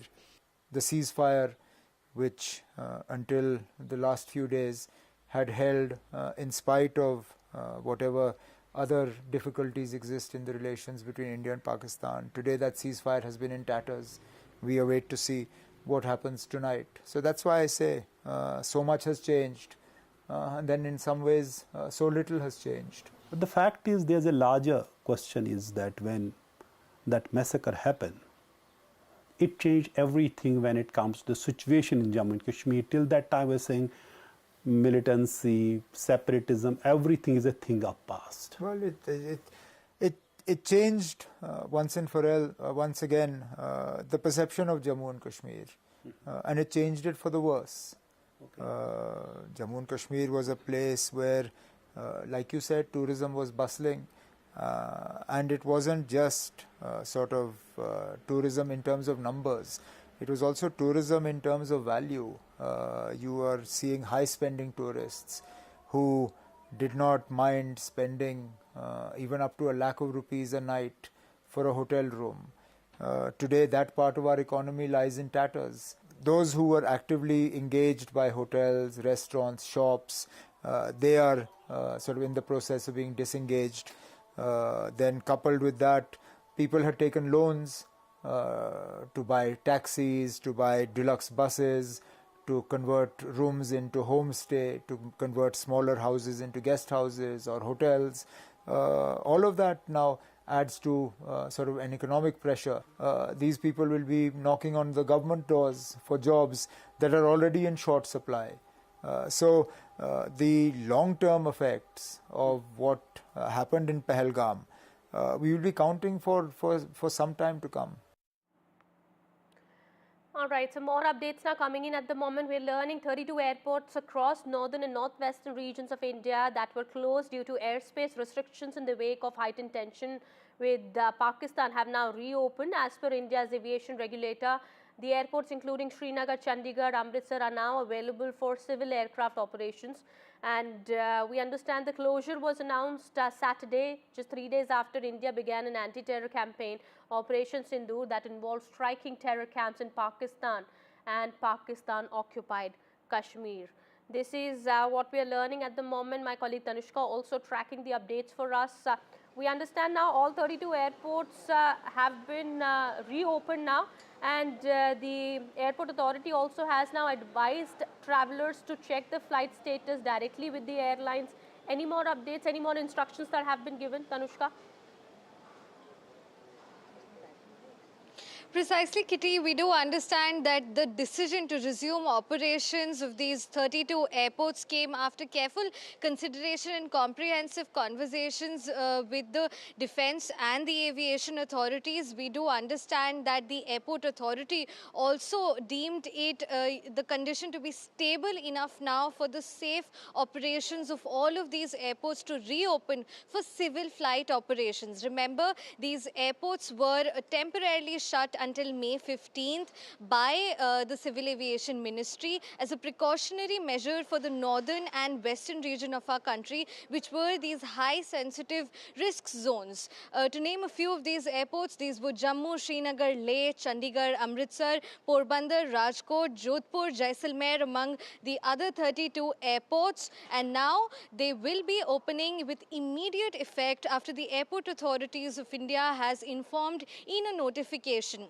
Now, in this notification, we also understand that they have also instructed passengers to maintain constant communication in touch with their airline specifically. This is, going to take time, this transition as well. So the authorities are also working on a smooth transition back to normalcy, which also means reallocation of staff, reallocation of slots, and crowd management as well. Remember, these airports, all 32 of them, have been shut for over a week now, and this has caused a lot of disruption with respect to air travel. So naturally now people who will be might wanting to go back home or go or return to their places of choice. Airports now, especially from Srinagar to Delhi maybe, and these lines are going to be very normalcy, but until that happens, of course, India is keeping a vigil, an eye on the activities of Pakistan. Well, now 32 airports, of course, have been opened, but yes, this is going to be a gradual process, with the airport authority also issuing advisory for people to come back or even check with the airlines, with the authorities here before they book the flight or as they go ahead. Thank you so much, Tanushka, for getting us all those details there. Meanwhile, this is the latest that we're getting also amid India-Pakistan tensions. ISRO chairman V. Narayanan has said that at least 10 satellites are continuously working round the clock for the strategic purpose to ensure the safety and security of the citizens of the country. Well, ISRO chief also highlighted the organization's effort to ensure the country's safety amid tensions with Pakistan. Listen in. We are having our neighbors, you all know, I need not explain. If we have to ensure safety of this country, we have to really serve through the satellite. We have to monitor the entire 7,500 kilometer seashore area, we have to monitor. And the entire northern part, we have to monitor continuously. Without satellite technology, without drone technology, we cannot achieve that. Today, I am happy to inform that at least 10 satellites are continuously working, 24/7 working for the strategic purpose to ensure safety and security of the citizens of this country. All right, with that, it's time for a quick break here. More news and updates will continue on the other side. We'll be right back.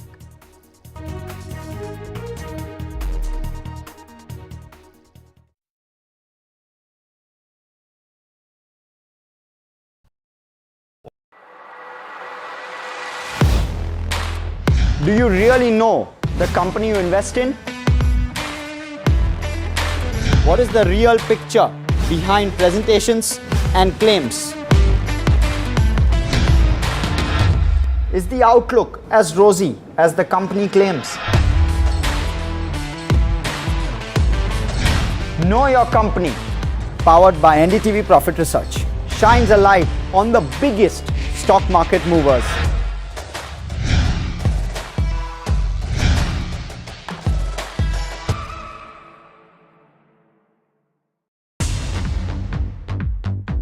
More news that matters.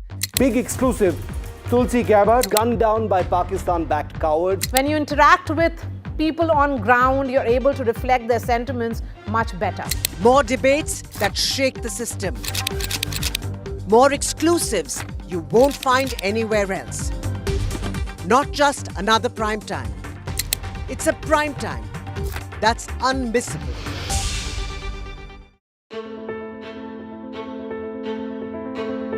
News is not just headlines, it is what impacts you.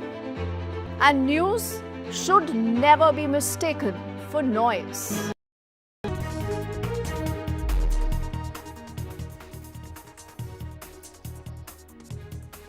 Welcome back after the break. The US and China have agreed to lower tariffs for the next 90 days in a major de-escalation in the tariff war that's threatening to cut off trade between the world's two largest economies. As part of an agreement hammered out in Geneva, the US will lower tariffs on Chinese goods to 30% from 145%, and China will reduce the duties on US imports to 10% from 125%. Well, this is the latest that's coming in at the moment. Big breaking news that we are learning of. The US and China have now come to an agreement to lower the tariffs for the next 3 months.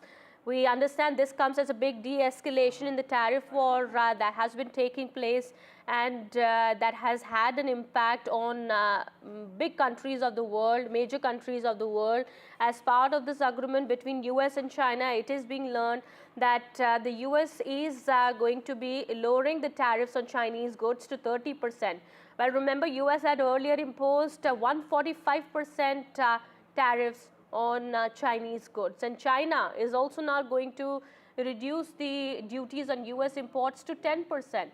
China had earlier imposed about 125% tariffs on the US goods, but that is going to come down to 10% now. This deal has been brokered between the two sides. We'll be getting more on that in just a bit. My colleague Vishal will be joining us in just a bit. He's tracking all the updates here, but we understand at the moment China and US both have agreed to slash the tariffs, and this is for a 90-day period. This is for a 3-month period. We understand at this point in time, US and China will both be cutting tariffs by 115%, and this is being seen as a big move by both sides. Shifting our focus now to some more news that we're tracking. There has been a big jump in the global markets. Investors have cheered US-China trade deal, and US futures spiked nearly 1,000 points. Asian markets have jumped over 3%. Also, we are learning now European markets have gained over 1%, while India's stock markets have surged over 3%. This is a big update that's coming in at the moment. My colleague Sakshi Bajaj will also be joining us.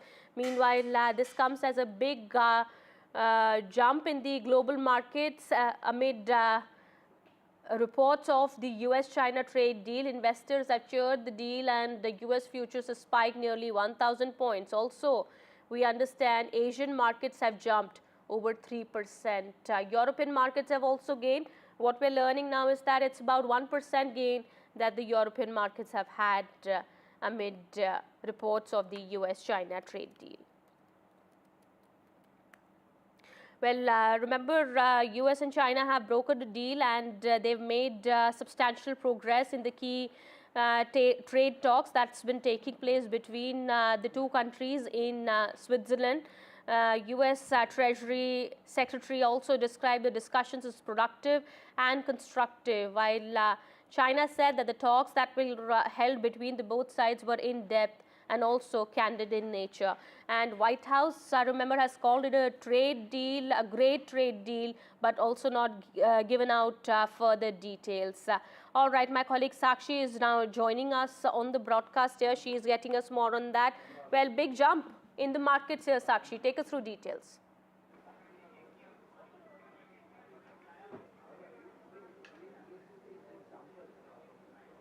Sakshi, if you're able to hear my voice, there has been a big jump in the markets.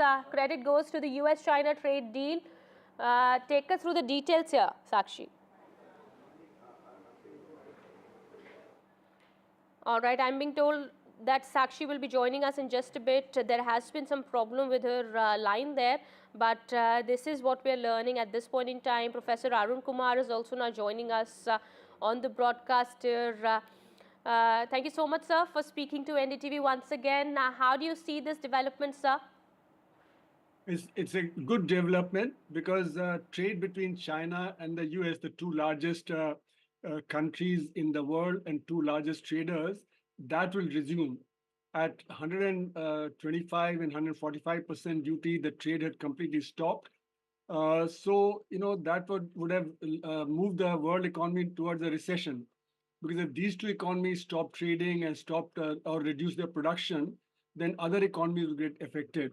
Also, there's a fear that China would have large surpluses, which it would try and sell to other countries, and that would have meant maybe dumping also. China was already discussing with Europe, with Southeast Asia, and even had offered to India that it could have special deals. Now that the US-China trade would resume, 10% duty is still there, but that's not like what it was, and therefore trade would resume. So that's a very positive thing, and that's why I think the stock markets have reacted very positively, because the fear of recession would decline now. Yes, absolutely, sir. Also help us understand, what does it really mean for India, our markets here, our economy here? So, the issue is that there was a huge uncertainty. This 90-day pause that was there, we didn't know what was coming at the end of 90 days. And we didn't know what were the concessions that India or other countries would have to give. But I think from the the tariffs that have been levied already, the US economy is already suffering. In the first quarter, it had already declined, even though that was not entirely due to tariffs, but the tariffs coming would have actually made it decline even further.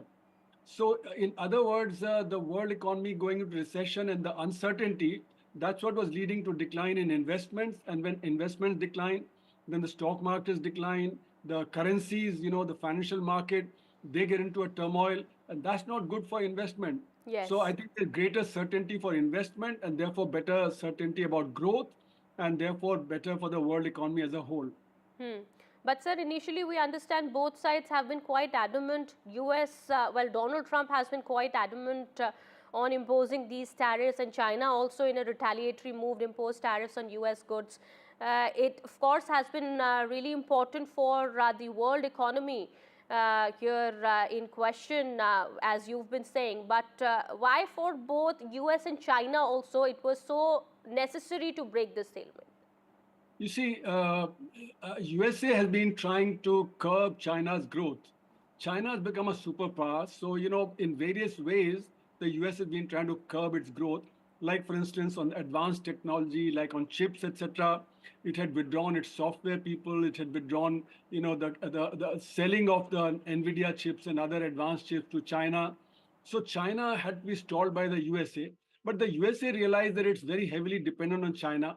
And that's why, even though it was levying 145% duty on Chinese goods, it had allowed electronic equipment to be imported from China because it couldn't get it from anywhere else. So I think that Mr. Trump learned very quickly that China not giving up. China was matching US tariffs by increasing its own tariffs. So the President Trump learned very quickly that the USA could not go down this path. And I think this is very important for the world, because he also should realize that the path that he's chosen for the rest of the world is also not the path that's correct. Because even if he goes against India, EU, etc., and we also levy tariffs on American goods and so on, then the American economy will continue to suffer. So therefore, this lesson for the US coming from China is very important for the entire world, because I think now President Trump will change his strategy towards the rest of the world also.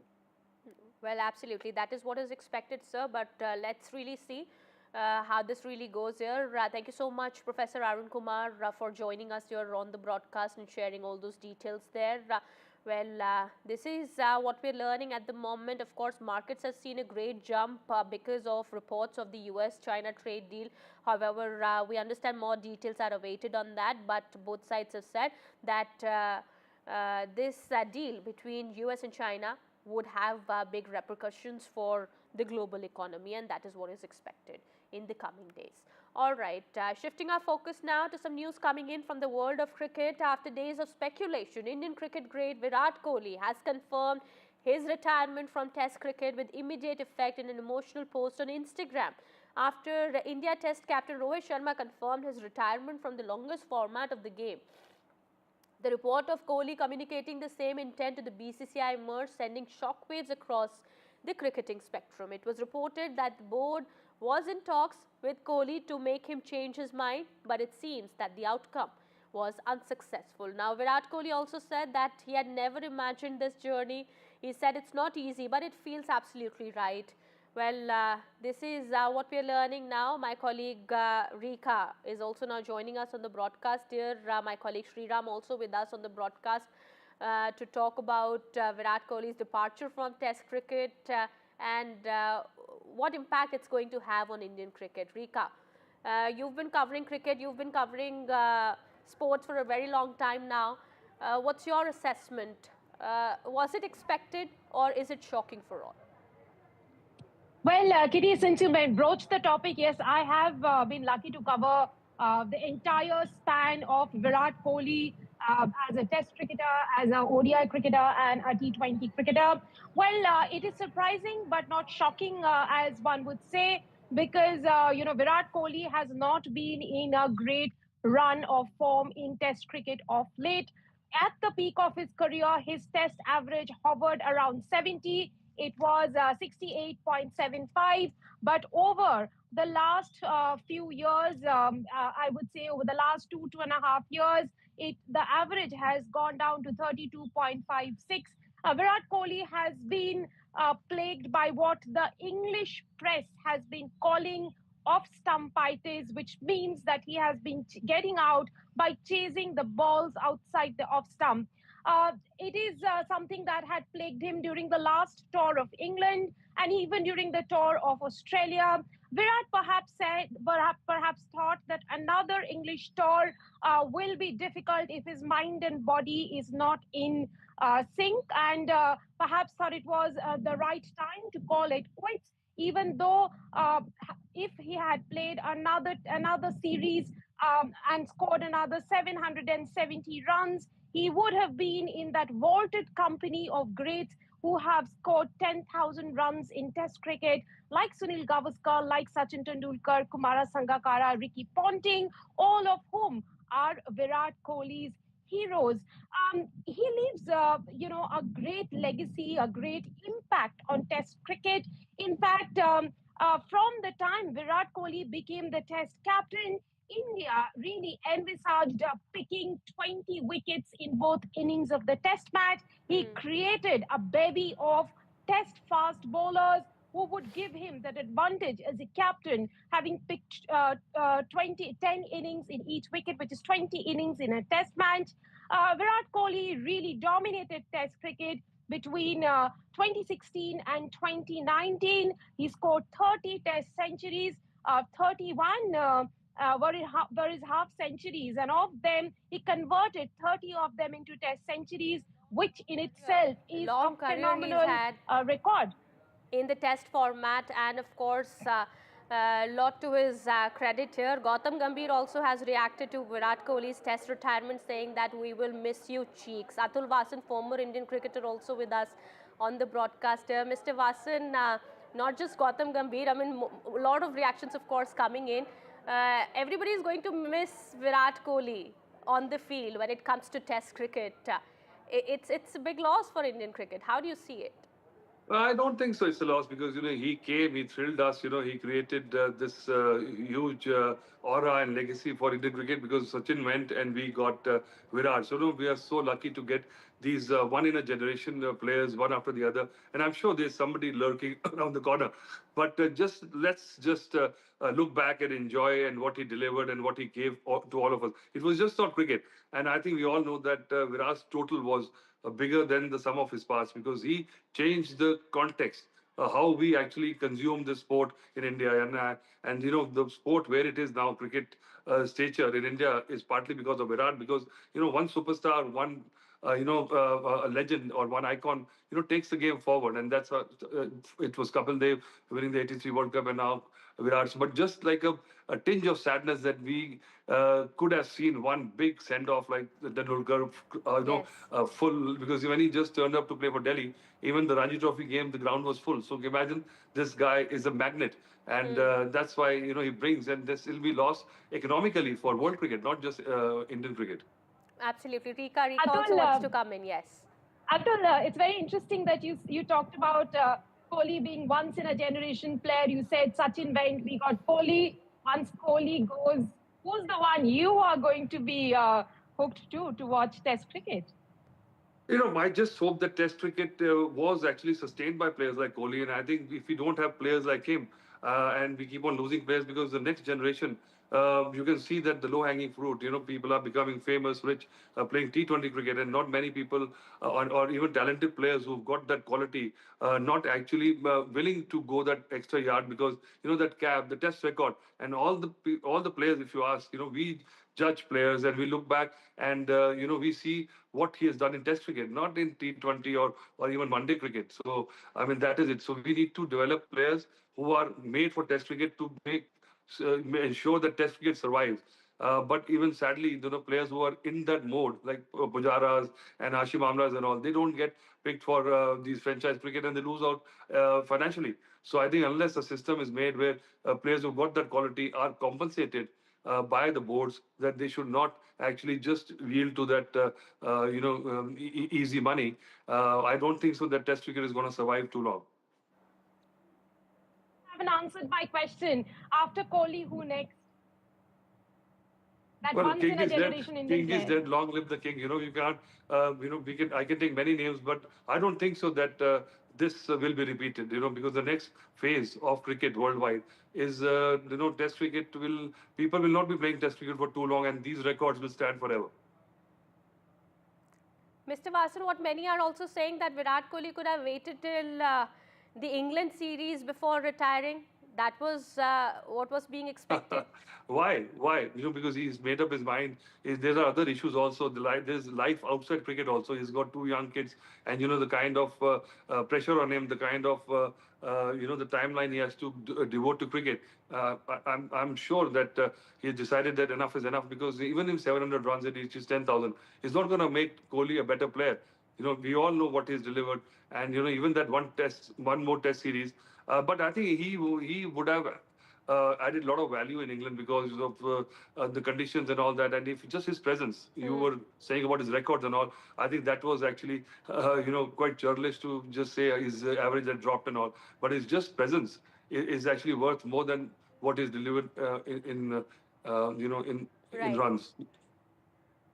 Well, Atul, Virat Kohli is one of the most loved cricketers across the world. The Australians love him and think that he is one of their own.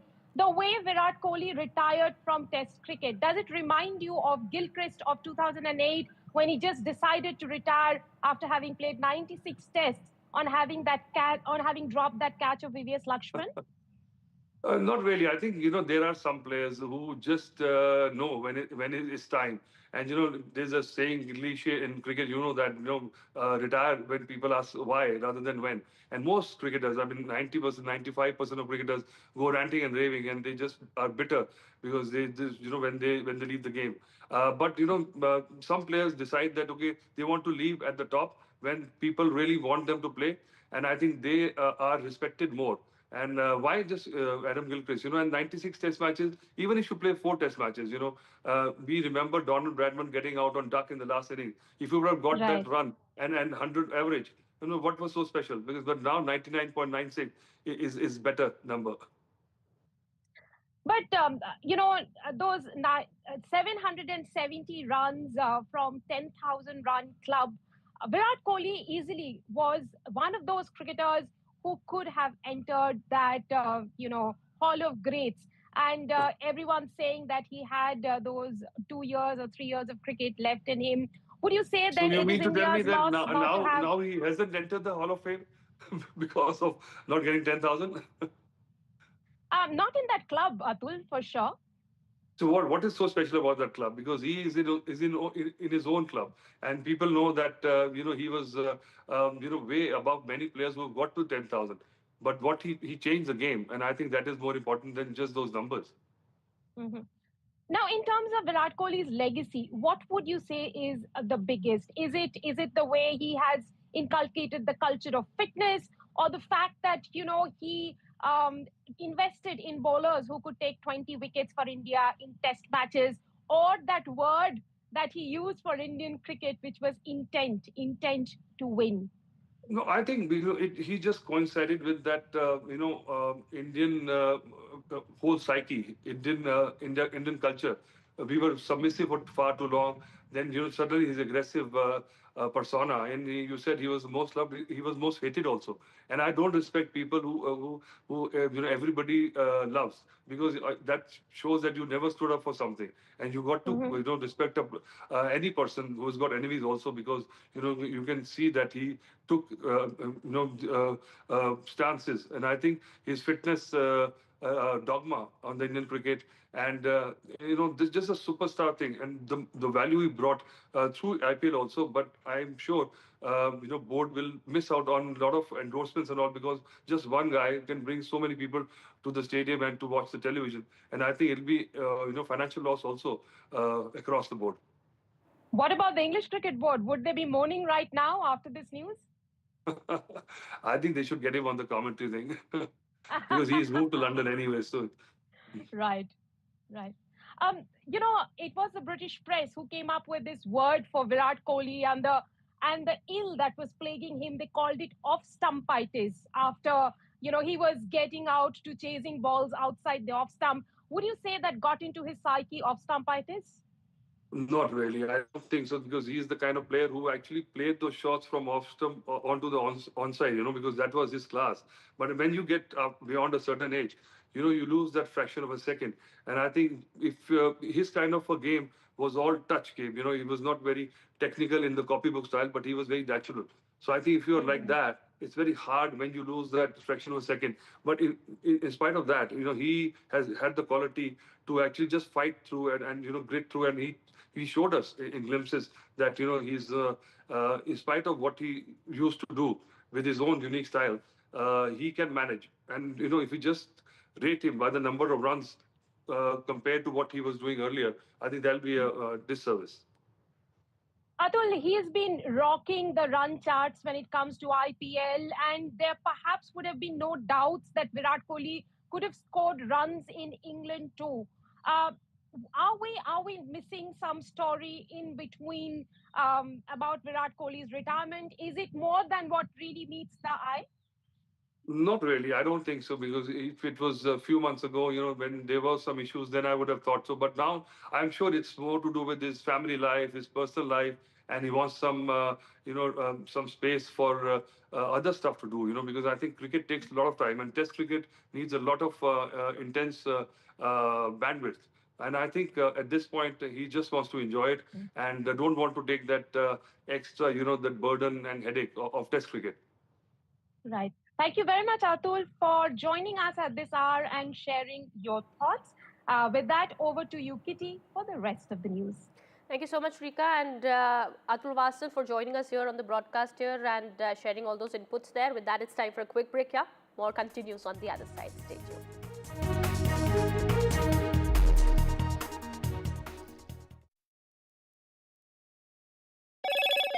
Hello, Moto. Motorola. India's leading AI smartphone brand.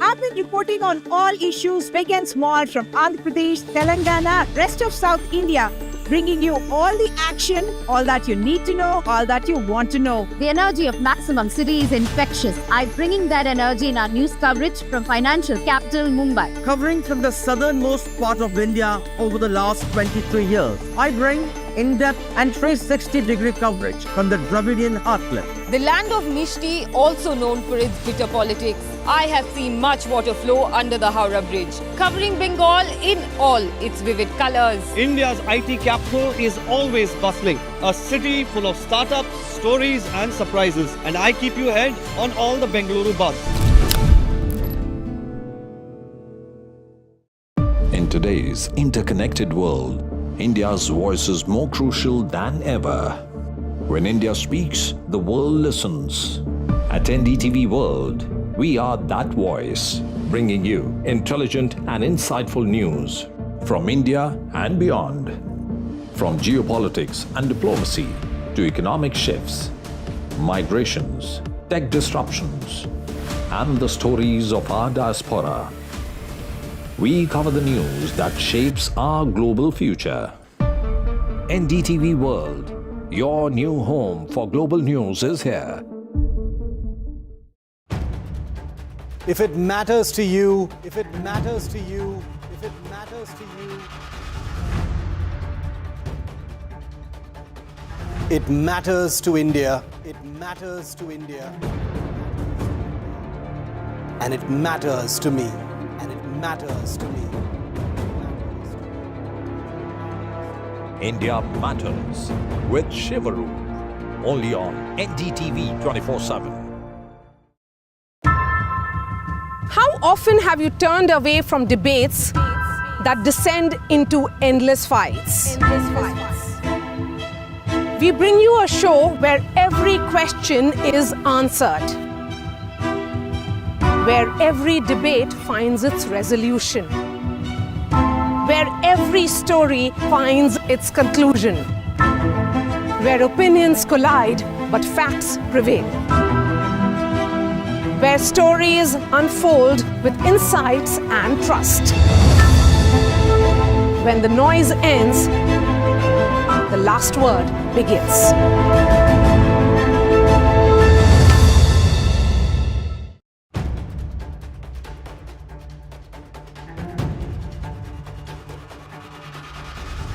If it matters to you, if it matters to you, if it matters to you,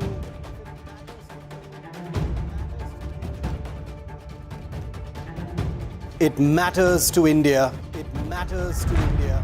It matters to India. And it matters to me. And it matters to me.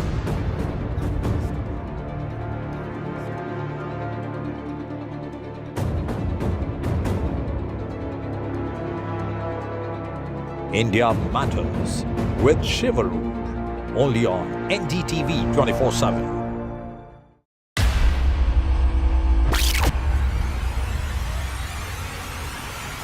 The last 1 month, if you see, the share prices of Denzol Engineering has fallen more than 58%. Why are the rating firms calling the debt payments as default? We have two credible credit rating agencies on March 4th coming and downgrading the stock to D. Statements are consistently being proven wrong, and transactions are being taken place which are different from what they were originally pictured to be. The company claimed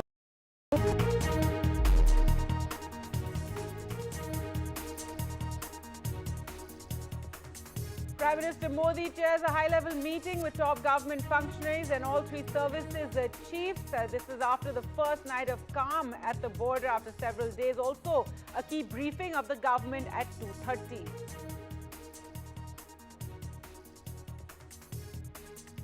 A big relief for flyers and a big step in return to normalcy after the India-Pakistan truce. All 32 airports that were closed in border states are open.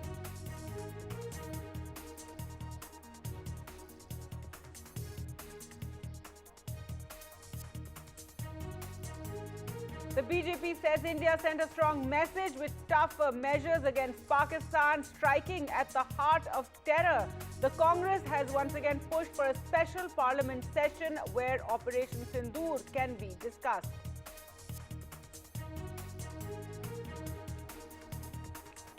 Support grows for the trolled Foreign Secretary Vikram Misri, who was the face of all the updates on Operation Sindoor, viciously trolled online. His family also attacked. The BJP says absolutely shameful to undermine the Foreign Secretary.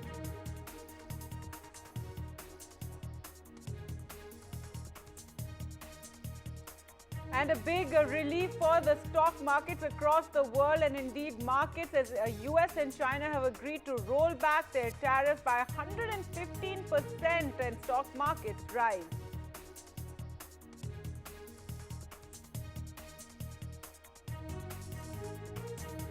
And it's the end of a cricketing era. Virat Kohli announces retirement from Test cricket after a legendary 14-year career. Says he's walking away with a heart full of gratitude.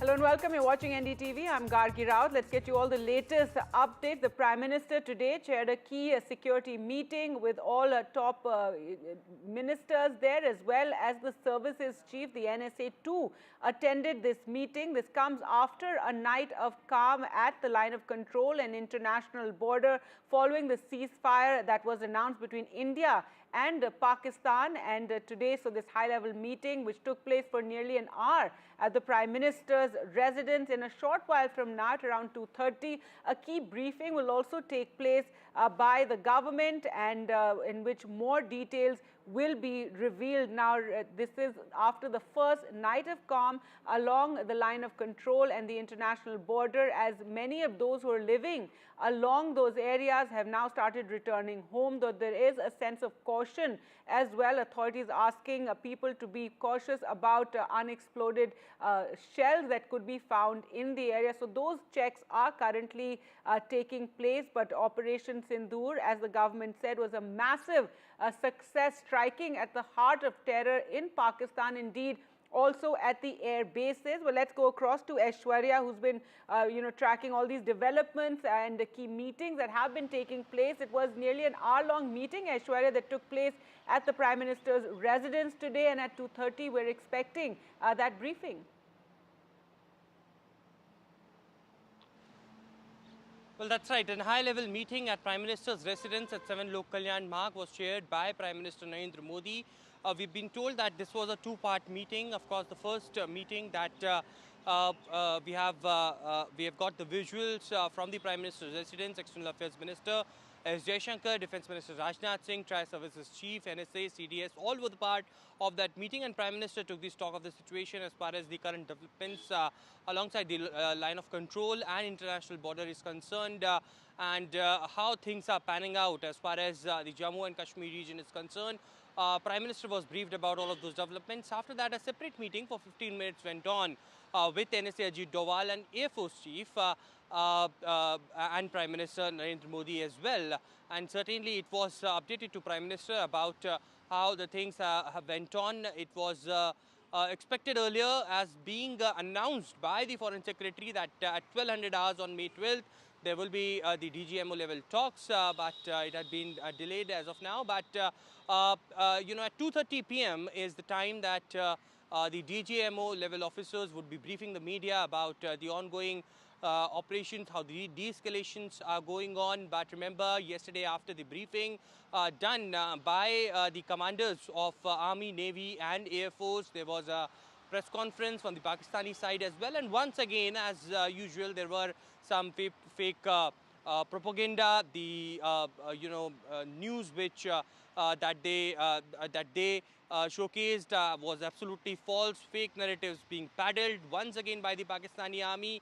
The Indian armed forces have given every visual proof of how these strikes went on as far as the Indian armed forces are concerned. They have given evidences of their air bases being attacked, at what scale they have been attacked, and these were controlled and non-escalatory in nature. That's being very specifically being told yesterday as well, and today as well. You know how things went on. Of course, the statement which came out from the Indian Armed Forces that with no hostilities on both the side.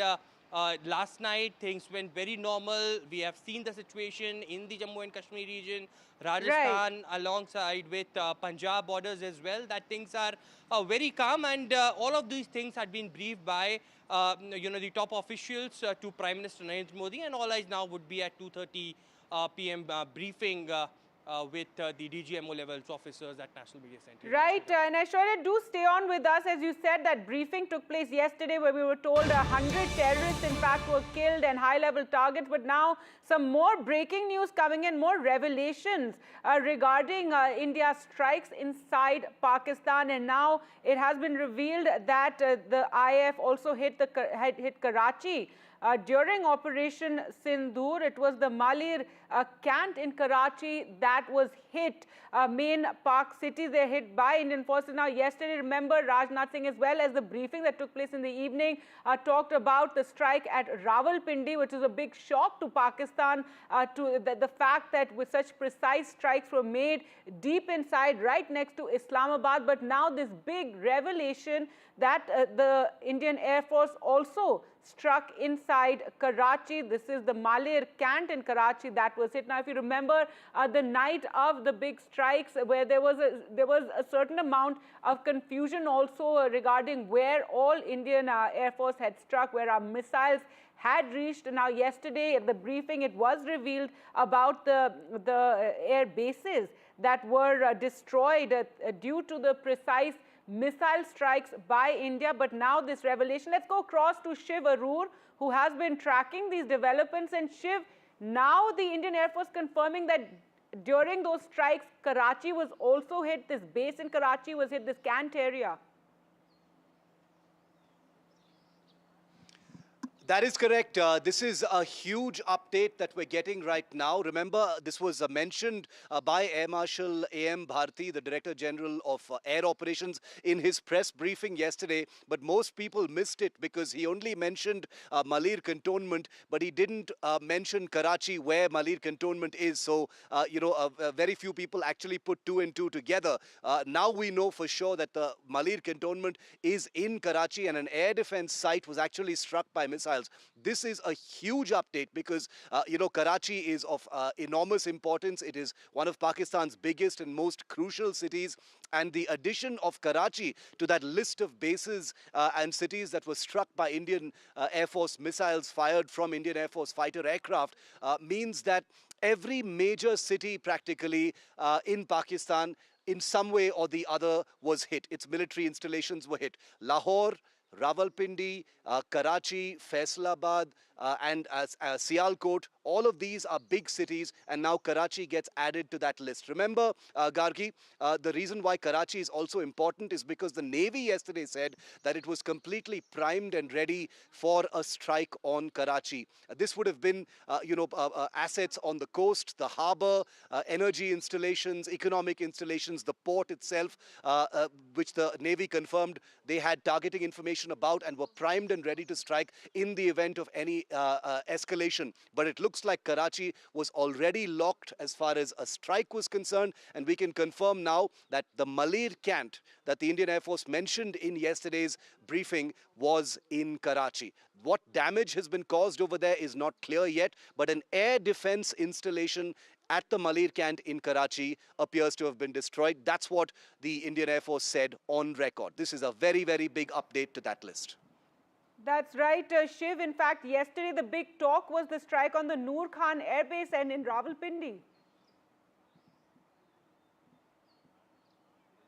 That is correct. The Noor Khan base in Rawalpindi, the air defense installation at the Lahore airport, which was initially dismissed as some kind of Pakistan army exercise, a radar facility in Sialkot, and now, the Malir Kant air defense installation in Karachi. With this and with more information coming out, I'm wondering whether we know everything about the airstrikes, Gargi, because frankly, this is, this adds not only a new dimension to the complexity and the reach of the Indian Air Force's targeting systems, but it also sort of broadens the map, expands the map to all parts of the country. Karachi is in the southern part of Pakistan, in the Sindh area.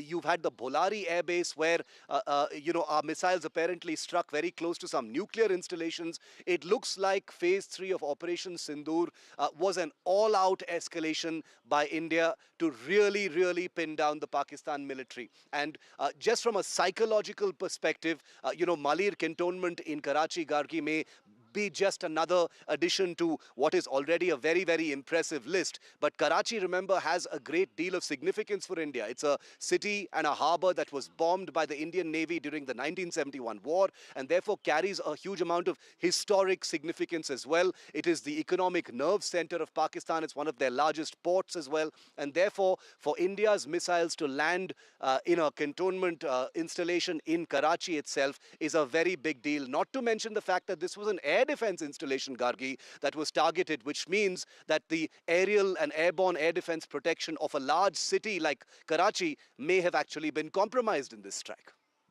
That's right, Shiv. And during the briefing, it was also emphasized how there was no, civilian area that was ever targeted, how these were very precise strikes. And that is something that is really, is something I'm sure is going to be studied going forward, the kind of strikes that were conducted by India and the absolute precision and how, as you said, these various air bases, Rawalpindi, and now it's revealed that in Karachi also this strike taking place. And, maybe today at that briefing that we're expecting in around 15 minutes from now, we'll have more details regarding the strikes.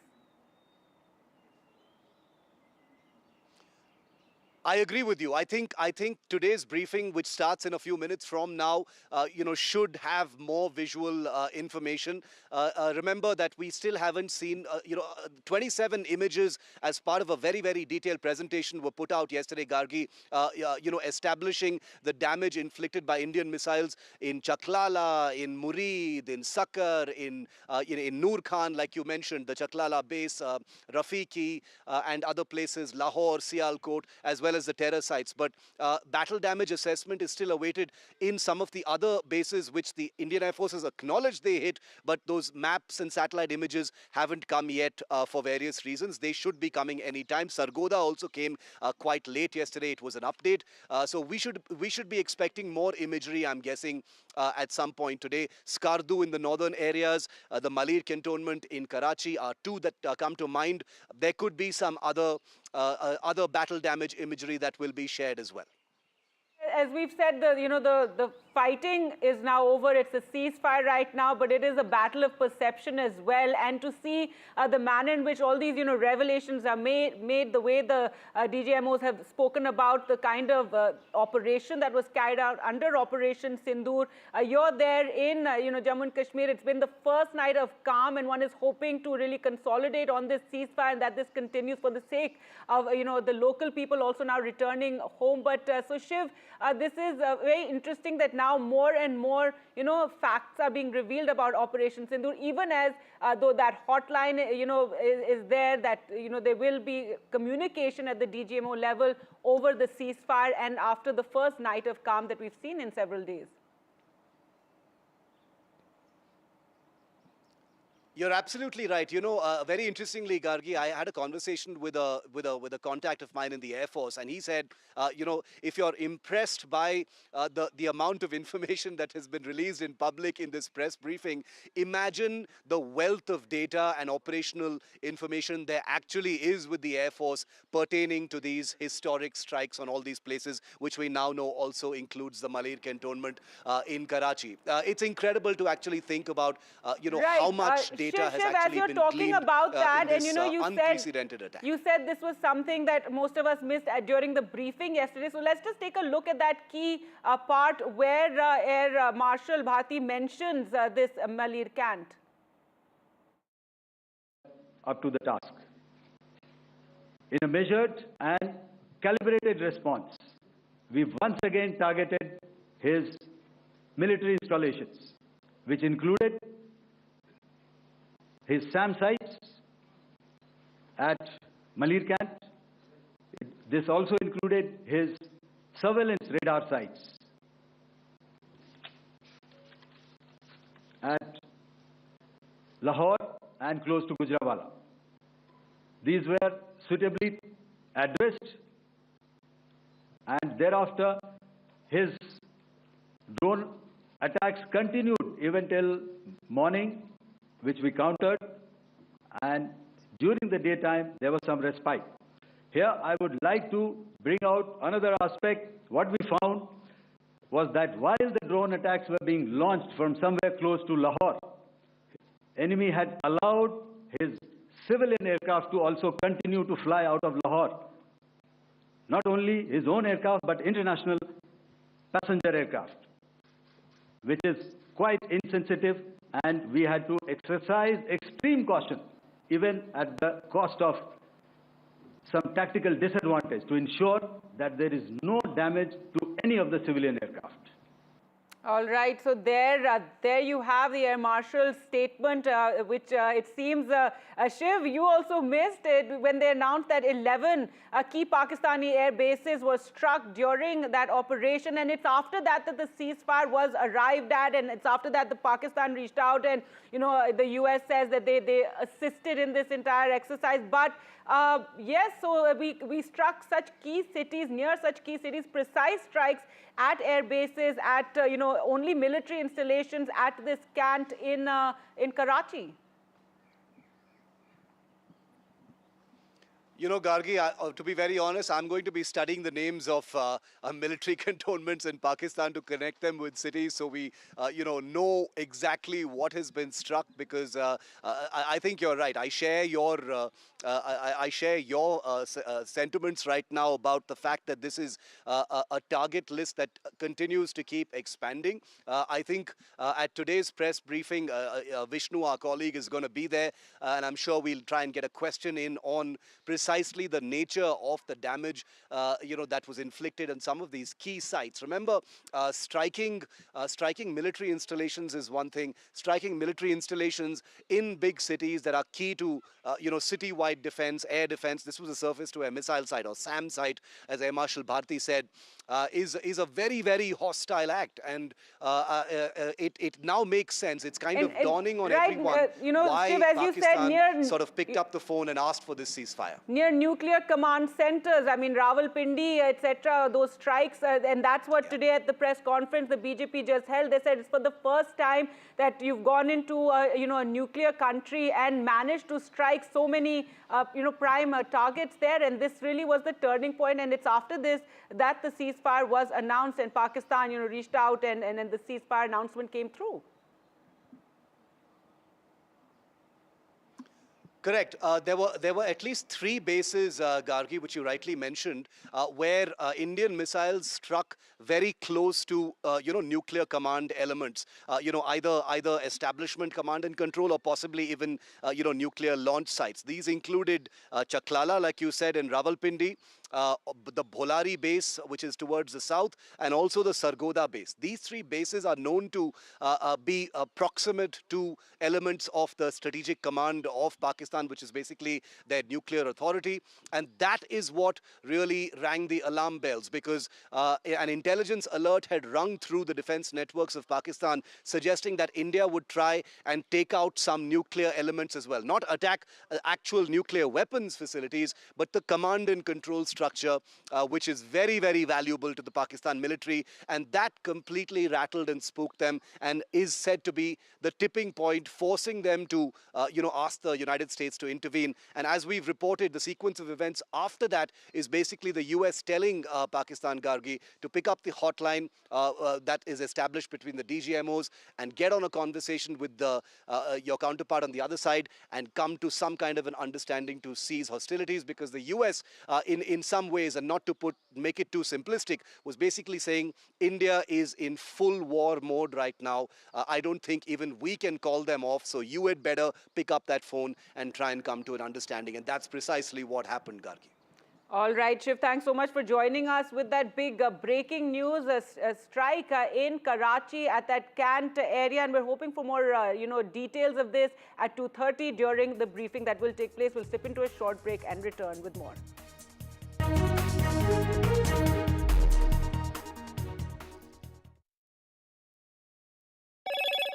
Hello, Moto. Motorola, India's leading AI smartphone brand.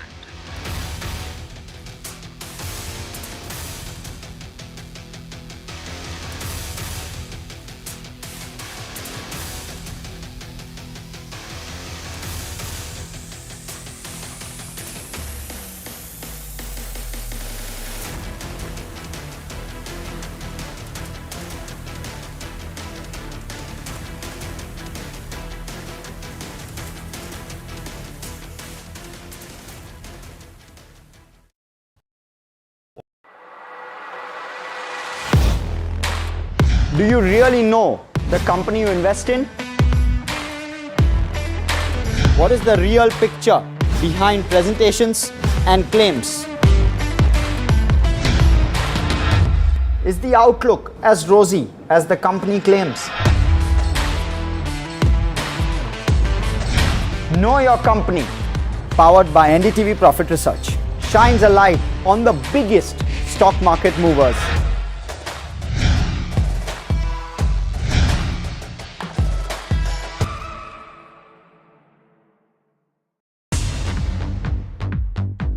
More news that matters.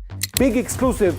Tulsi Gabbard gunned down by Pakistan-backed cowards. When you interact with people on ground, you're able to reflect their sentiments much better. More debates that shake the system. More exclusives you won't find anywhere else. Not just another prime time. It's a prime time that's unmissable.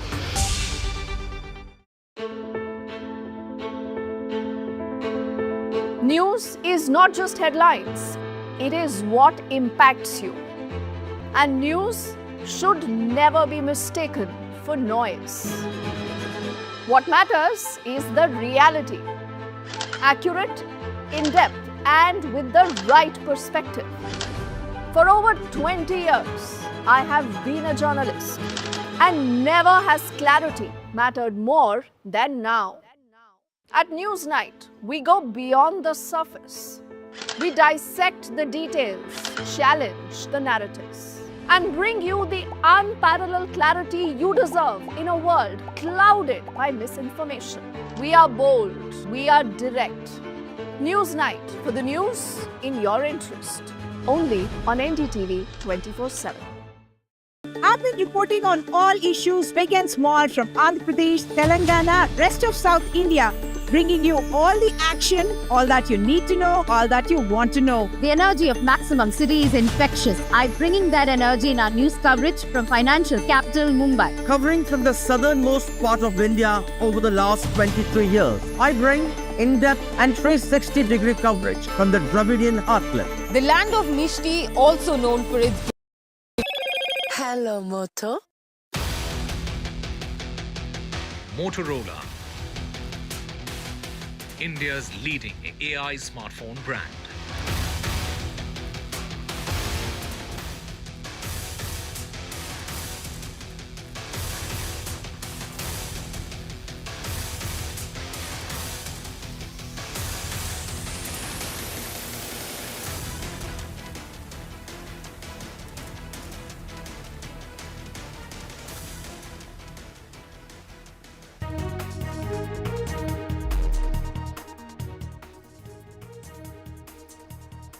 Welcome back. It's been a night of calm in Jammu and Kashmir along the LOC and other border areas. And now an exclusive interview with the Chief Minister Omar Abdullah, who talks about how the economy of the Union Territory is now in tatters. There's no tourist, valley is empty. And also the immediate priority for the government is the return of the people and also helping them rebuild their homes.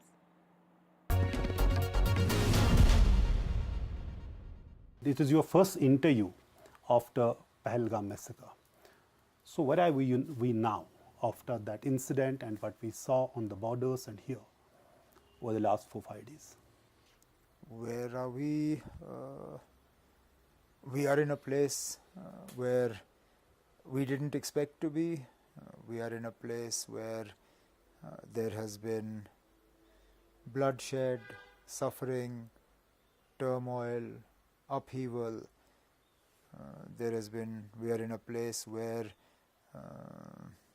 everything has changed, and yet in some ways nothing has changed. Can you explain? Everything has changed in as much as normally at this time we should have been full with tourists, booming economy, children should have been at school, airport should have been functioning with 50-60 flights a day, whereas the valley is empty, schools we've had to close, airport is closed, airspace is closed, and yet when I say nothing has changed, Pakistan has by design unfortunately again managed to internationalize the question of Jammu and Kashmir. The ceasefire, which until the last few days had held in spite of whatever other difficulties exist in the relations between India and Pakistan. Today that ceasefire has been in tatters. We await to see what happens tonight. So that's why I say so much has changed and then in some ways so little has changed. But the fact is there's a larger question is that when that massacre happened, it changed everything when it comes to the situation in Jammu and Kashmir. Till that time, we're saying militancy, separatism, everything is a thing of past. Well, it changed once and for all, once again, the perception of Jammu and Kashmir, and it changed it for the worse. Okay. Jammu and Kashmir was a place where, like you said, tourism was bustling. And it wasn't just sort of tourism in terms of numbers. It was also tourism in terms of value. You are seeing high-spending tourists who did not mind spending even up to ₹1,00,000 a night for a hotel room. Today, that part of our economy lies in tatters. Those who were actively engaged by hotels, restaurants, shops, they are sort of in the process of being disengaged. Then coupled with that, people had taken loans to buy taxis, to buy deluxe buses, to convert rooms into homestay, to convert smaller houses into guest houses or hotels. All of that now adds to sort of an economic pressure. These people will be knocking on the government doors for jobs that are already in short supply. So the long-term effects of what happened in Pahalgam, we will be counting for some time to come.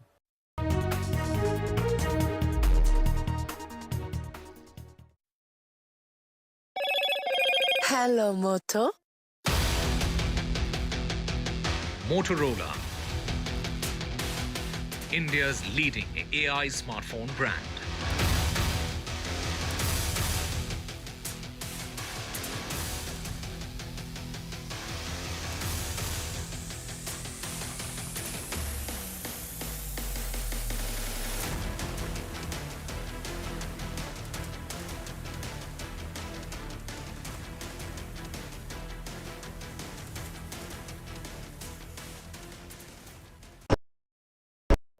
In today's interconnected world, India's voice is more crucial than ever. When India speaks, the world listens. At NDTV World, we are that voice, bringing you intelligent and insightful news from India and beyond. From geopolitics and diplomacy to economic shifts, migrations, tech disruptions, and the stories of our diaspora.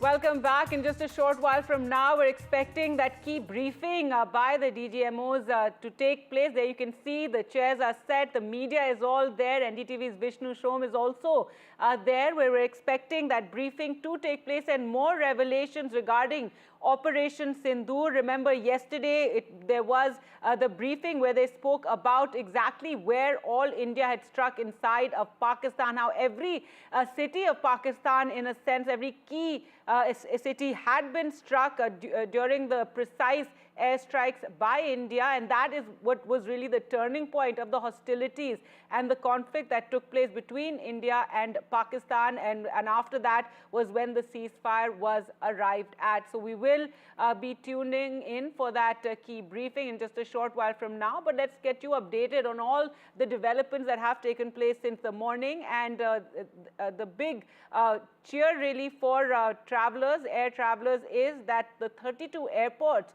that were closed across northern and northwestern regions of the country due to the hostilities and the restrictions and abundance of caution have now reopened, is what India's aviation regulator has said. It is going to take some time really for the air services to absolutely normalize, but these airports included several key airports like Srinagar, Chandigarh and Amritsar. Well, let's go across to Tanushka for more. And Tanushka, that's been some great news today, and really another big step towards normalcy in these border states is the reopening of the airports.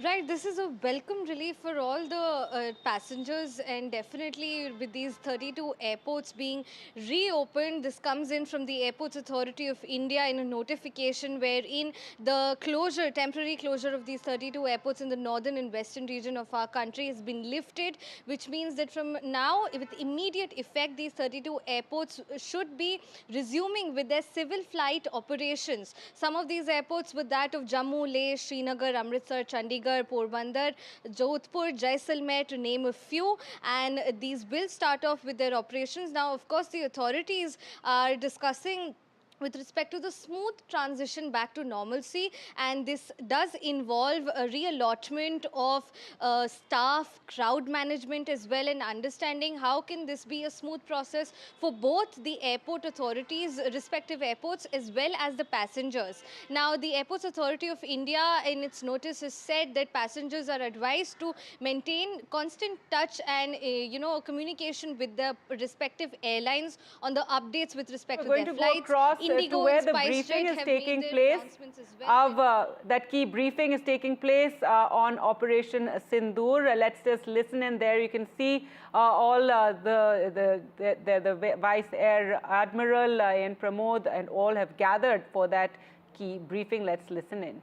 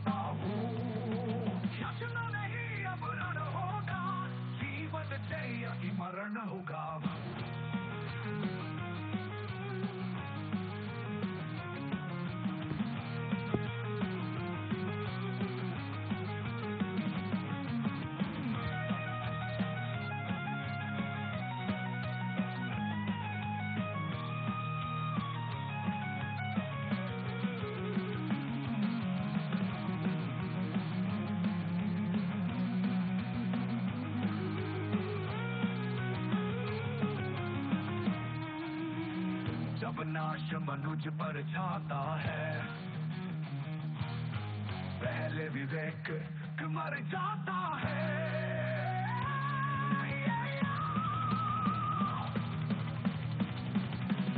हित वचन नहीं तूने माना मैत्री का मूल्य न पहचाना बोले मैं भी अब जाता हूँ अंतिम संकल्प सुनाता हूँ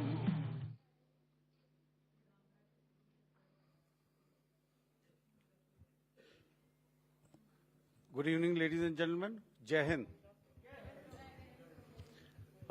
Welcome to this special press conference on Operation Sindoor. Like yesterday, we'll have the opening statements by the three senior officers who are here with me. You all know them well now. However, for those who were not here yesterday, let me introduce you to them. In the middle, we have Air Marshal A.K. Bharti, Director General Air Operations, who will provide insights on the air domain. To his right is Lieutenant General Rajiv Ghai, Director General Military Operations. He will cover the land aspects. And to my immediate right is Vice Admiral A.N. Pramod, the Director General Naval Operations. Following these briefings, we will be having a few question and answers.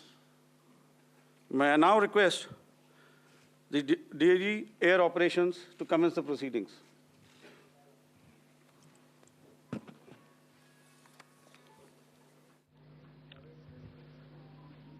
Good afternoon, ladies and gentlemen. Yesterday, we had a detailed brief on the successful joint operations that were carried out to destroy the terror infrastructure in Pakistan-occupied Jammu and Kashmir, as well as in Pakistan itself. We also iterated that our fight was with terrorists and their support infrastructure and not with Pakistan military. However, it is a pity that the Pakistan military chose to intervene and bat for the terrorist, which compelled us to respond in kind. दोस्तों, हमारी लड़ाई आतंकवाद और आतंकवादियों के खिलाफ थी। इसलिए 7 मई को हमने केवल आतंकवादी ठिकानों पर ही हमला किया था। पर अफसोस इस बात का है कि पाकिस्तानी सेना ने आतंकवादियों का साथ देना उचित समझा और इस लड़ाई को अपनी लड़ाई बना ली। इस परिस्थिति में हमारी जवाबी कार्यवाही अत्यंत आवश्यक थी और इसमें उनका जो भी नुकसान हुआ, वे खुद इसके लिए जिम्मेदार हैं। हमारी तरफ से हमारी एयर डिफेंस सिस्टम्स देश के लिए दीवार की तरह खड़ी थी और इसको भेदना दुश्मन के लिए नामुमकिन था। This brings me to the point, how have Indian forces managed to minimize the damage to both civilian and military infra in the country, in spite of the unrelenting efforts by the Pakistani forces? Most of you and the majority populace within the country have had a lot to say about the layered and integrated air defense systems put in place by the Indian Armed Forces, which includes the assets of the Indian Army, the Indian Navy, in addition to the primary air defense assets of the Indian Air Force.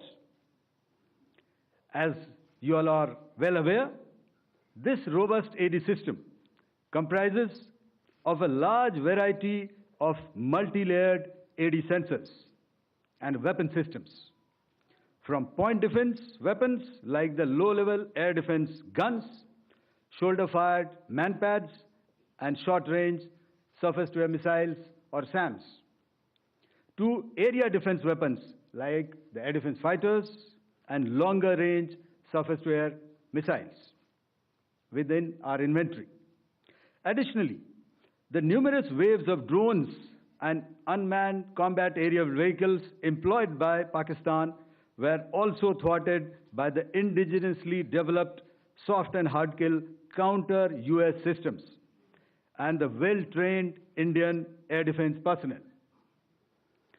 All this was brought together as an efficient and effective AD environment by the Integrated Air Command and Control System, or the ISCCS of the Indian Air Force, which accords us the net-centric operational capability which is vital to modern days warfighting.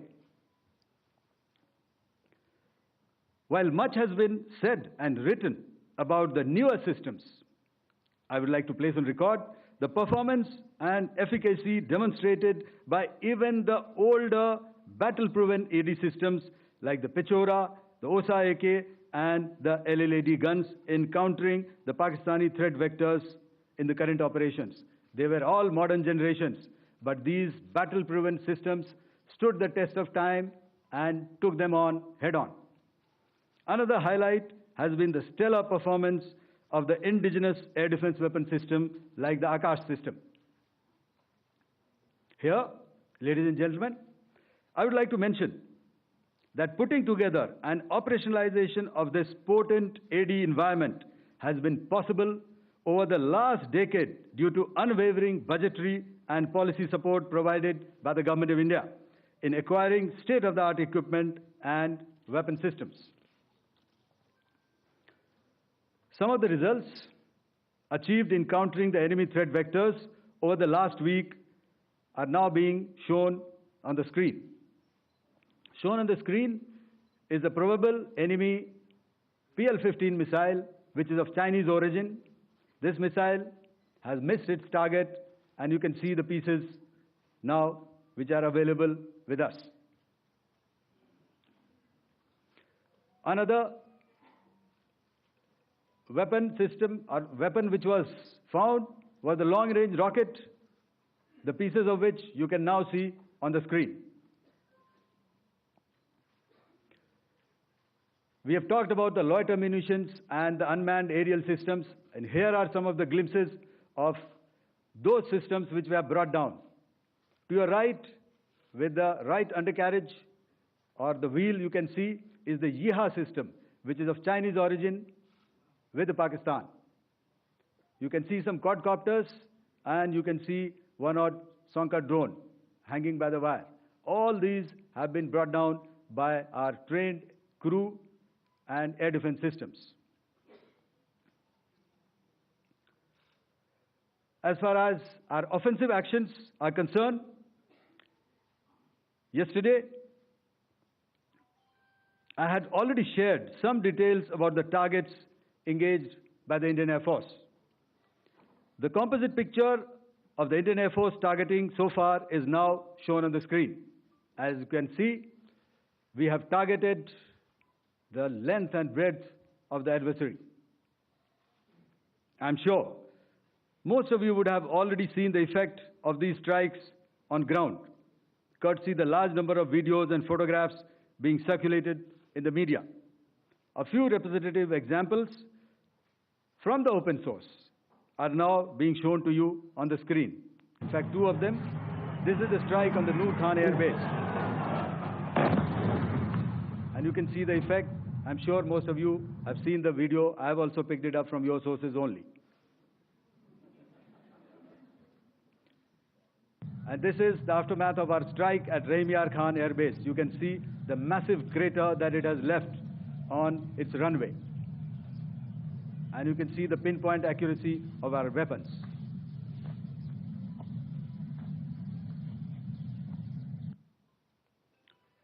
So with that, giving you an overview of how our air defense systems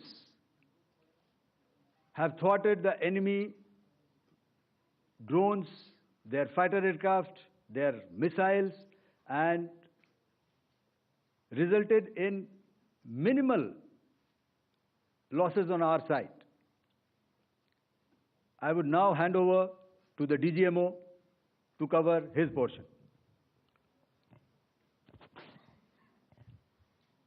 धन्यवाद air marshal Bharti.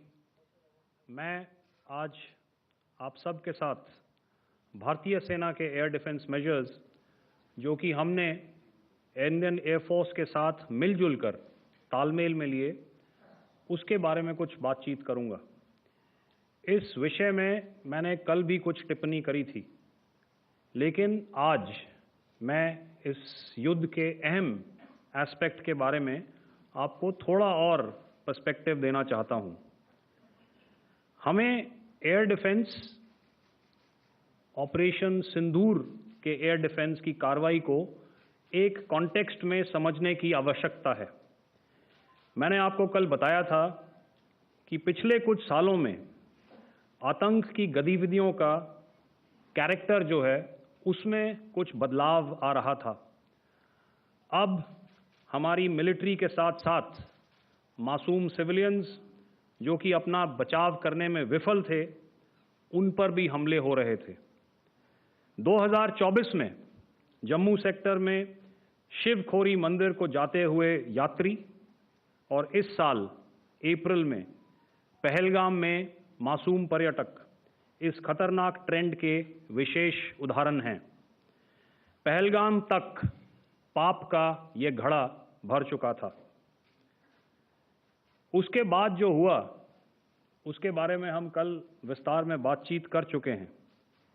क्योंकि आतंकियों पर हमारे सटीक हमले line of control और international boundary को पार करे बिना किए गए थे, हमें पूरा अंदेशा था कि पाकिस्तान का वार भी बॉर्डर के उस पार से ही होगा।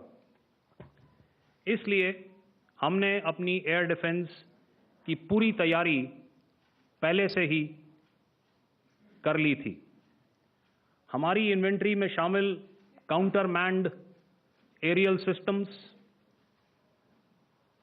इलेक्ट्रॉनिक वॉरफेयर के साधन और एयर डिफेंस वेपन्स का इंडियन एयरफोर्स के इसी प्रकार के सिस्टम्स के साथ एक अनोखा मिश्रण किया गया।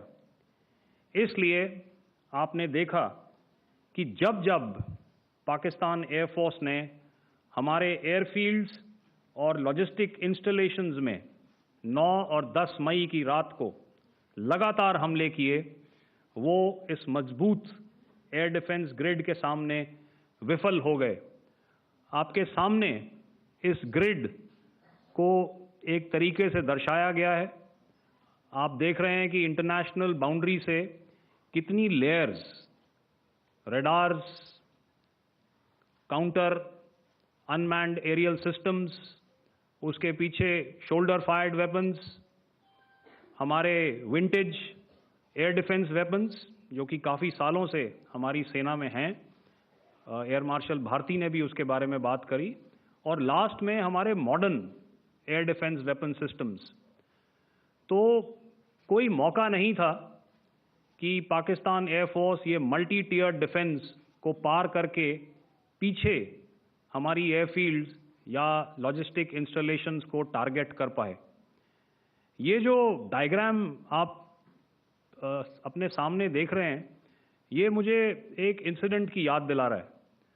और मैं आपको इस उदाहरण के ज़रिए से एक ये एस्पेक्ट हाईलाइट करना चाहता हूँ। जब मैं स्कूल में था तो तकरीबन मेरे ख्याल से ये 70 का दशक था और उस समय इंग्लैंड और ऑस्ट्रेलिया के बीच में, आज शायद क्रिकेट की बात भी करनी चाहिए क्योंकि मैं देख रहा था कि विराट कोहली ने टेस्ट क्रिकेट से रिटायरमेंट ले ली। कई भारतीयों की तरह वो मेरे भी फेवरेट क्रिकेटर हैं। तो 70 के दशक में ऑस्ट्रेलिया और इंग्लैंड की फेमस एशेज सीरीज चल रही थी और उस समय ऑस्ट्रेलिया के दो बहुत तेज़ गेंदबाज जो कि क्रिकेट हिस्ट्री में बड़ा उनका नाम है, जेफ थॉमसन और डेनिस लिली, उन्होंने अंग्रेज़ी बैट्समैन और उनकी बैटिंग लाइनअप को तहस नहस कर दिया था। और ऑस्ट्रेलियंस ने उस समय एक कहावत निकाली थी, that from ashes to ashes and from dust to dust, if Thommo don't get here then Lily surely must. और अगर आप इस लेयर को देखें तो आप समझ जाएंगे कि मैं आपको क्या बताने की कोशिश कर रहा हूं.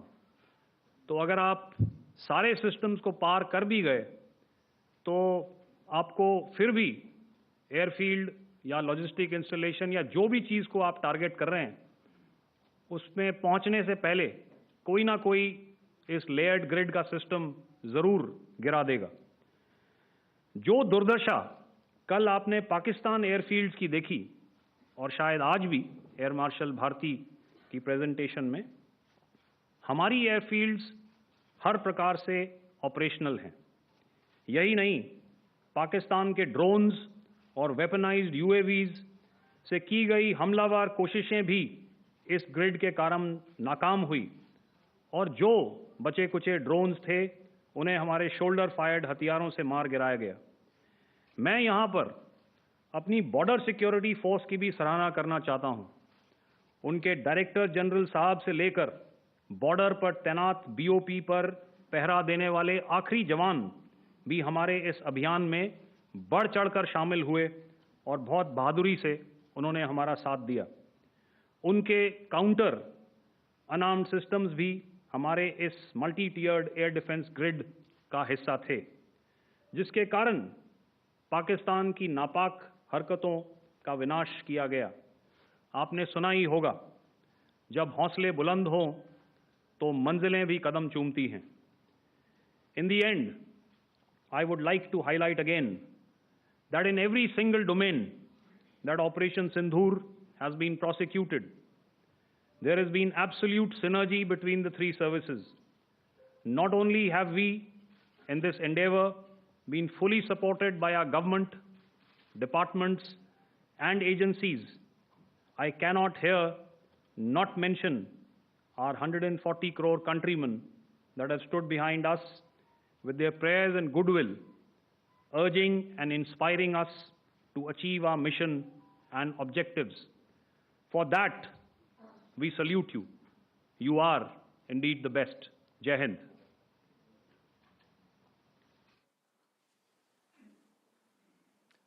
Good afternoon, ladies and gentlemen. To talk about the air defense capability, the Indian Navy operates as a composite network force capable of simultaneously addressing threats emanating from all domains, that is air, surface and subsurface, through amalgamation of advanced sensors synchronized on the combat management systems. In effect, the maritime force is able to ensure persistent surveillance, detection and identification for a comprehensive maritime domain awareness, including the airspace. Effectively using multiple sensors and inputs, we are maintaining continuous surveillance to degrade or neutralize threats as they emerge or manifest, to ensure targeting at extended ranges. All these are conducted under the umbrella of a comprehensive and effective layered fleet air defense mechanism that caters for all threats, be it drones or high-speed missiles or aircraft, both fighters as well as surveillance aircraft. The fleet operates as a composite force, maintaining a surveillance bubble at extended ranges using advanced radars. Any aerial target that attempts to penetrate this bubble is detected and identified using various techniques and technologies, affording quick and clear distinction between commercial, neutral, and hostile aircraft or flying objects at ranges in excess of the anticipated attack range. The carrier battle group, with its integral air wing, provides the first layer of this layered mechanism. Adequately equipped and trained to high degree of proficiency, our pilots are able to operate both by day and night.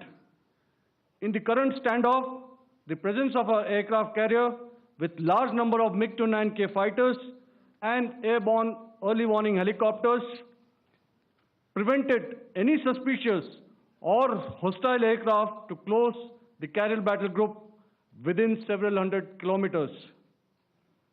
अगर मैं सरल शब्दों में बोलूं तो कोई भी संदिग्ध और दुश्मन के हवाई जहाज को कैरल बैटल ग्रुप के कई सौ किलोमीटर पास आने का मौका नहीं दिया.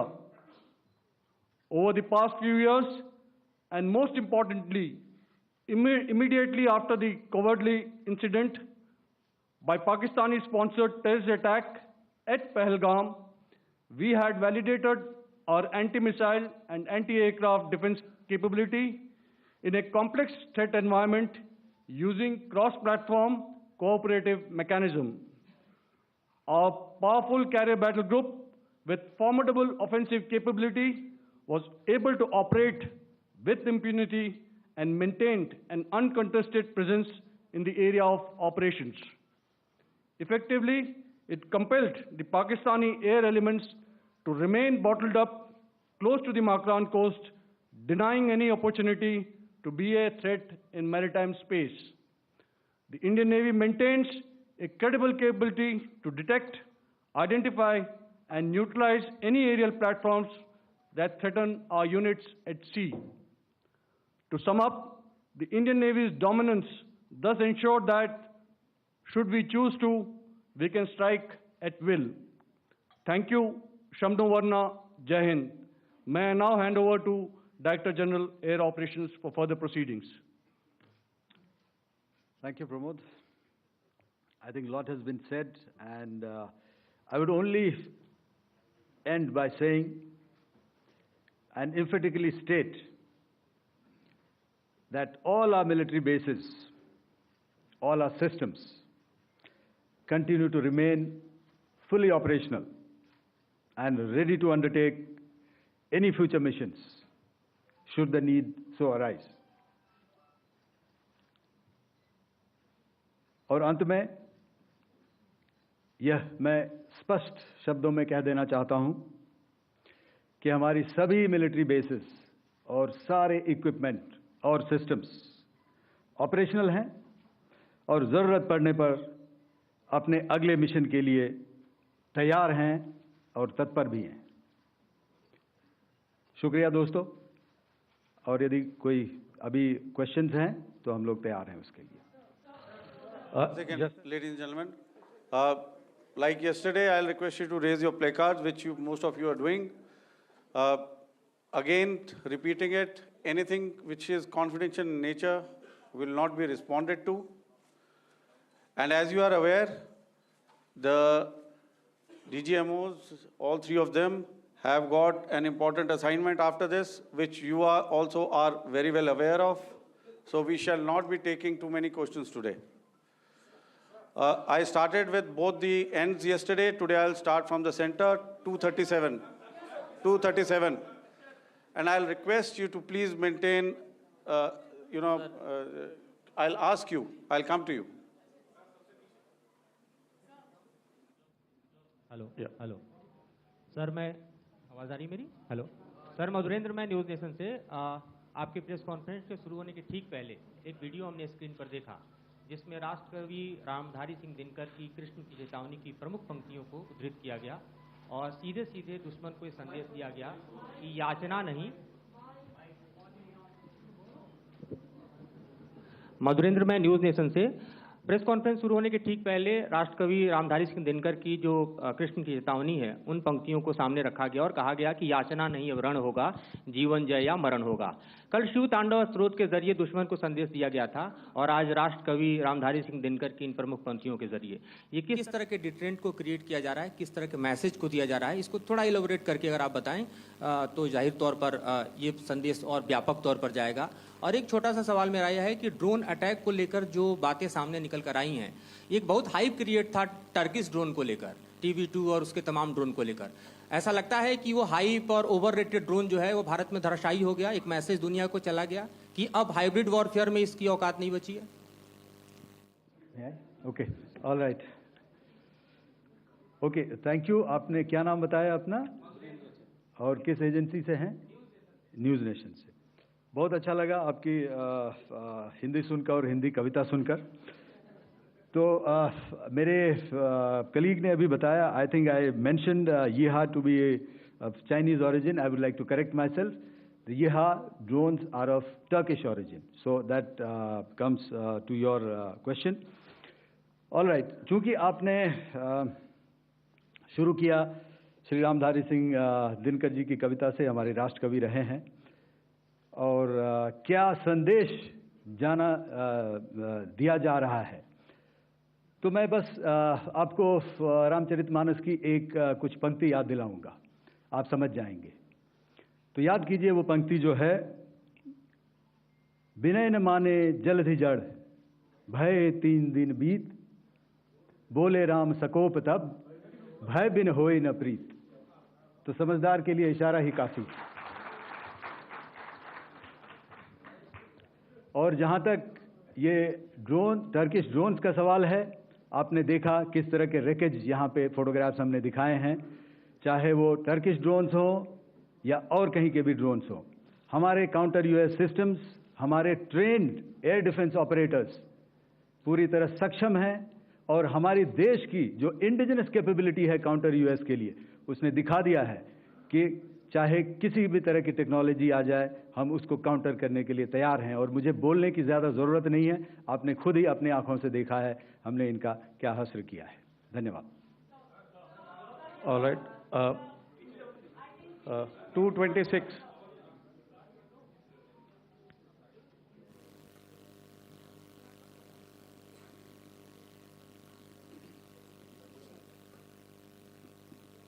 Sir, Aditya Raj call from TV9 Network. Yesterday, the DG ISPR came out with a press conference, and while you have been continuously providing satellite images and proofs, undeniable proof really, of the airstrikes that happened and the damage that is caused, there's no evidence coming in from the other side.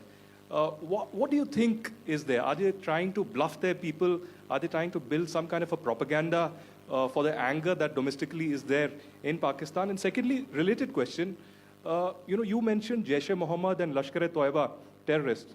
The brother of Maulana Masood Azhar, Rauf Asghar, who was killed.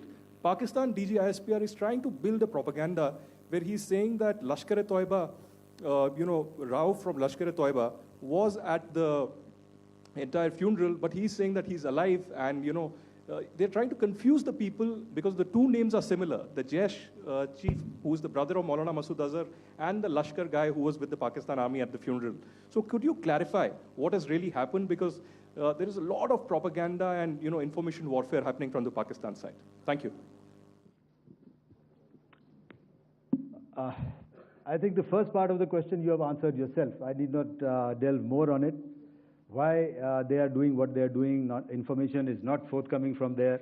Obviously, that is expected, and they would do whatever it takes to assuage their people and minimize whatever information about the damage comes out. Here, I would like to clarify, as I said yesterday, our fight is with the terrorists.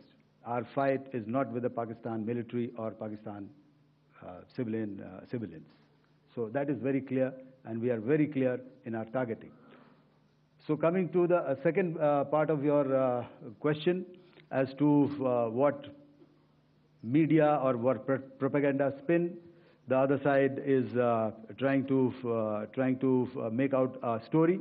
Well, it is for them to answer, and it really is not a military question for us to answer here. We've done our job. We have done what we're expected to do, and that is it.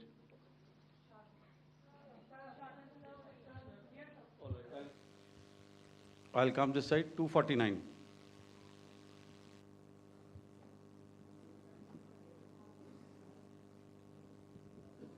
Sir, मैं पूनम पांडे हूँ Navbharat times से। पाकिस्तान ने जो press conference की थी उसमें एक sentence उन्होंने यूज़ किया था कि this is new art of war.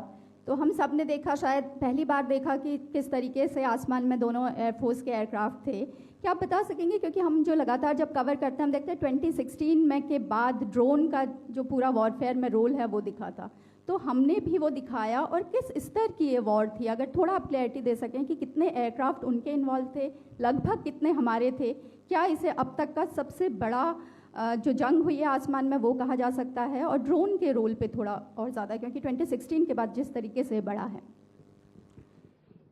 देखिए, जैसा मैंने कल कहा था कि इस लड़ाई के डिटेल्स अभी हम शेयर नहीं कर सकते हैं, क्योंकि इसमें काफ़ी कुछ ऑपरेशनल डिटेल्स होंगे। कितने जहाज़ थे दोनों तरफ से, किस तरह की लड़ाई हुई, these are questions of technical details which we may not be able to share firstly, and which we may not be able to share to explain to you the way it needs to be explained. Suffice to say कि yes, ये एक दूसरी तरह का warfare था, and it is bound to happen. हम लोग पिछली लड़ाई, अगली जो कभी भी लड़ाई होगी, भगवान करे ना हो, लेकिन अभी यदि हुई तो ये पिछली लड़ाई की तरह नहीं होगी। हर एक लड़ाई जो है अलग तरीके से लड़ी जाती है, और टेक्नोलॉजिकल एडवांसमेंट्स हो रहे हैं। हम भी उस एडवांसमेंट्स के हिस्सा हैं, हमारे एडवर्सरीज भी हिस्सा हैं। So it is a cat and mouse game, and you have to be ahead of the curve to beat your adversary. So that is what is going to happen. So if you ask, was this different? Was this engagement different? Definitely it was different. And a lot of new aspects have come out, but we were prepared for it, we were trained for it, and we were equipped for it. That is the only aspect that I can share with you at this time. Thank you. Ladies and gentlemen, the last question, 161.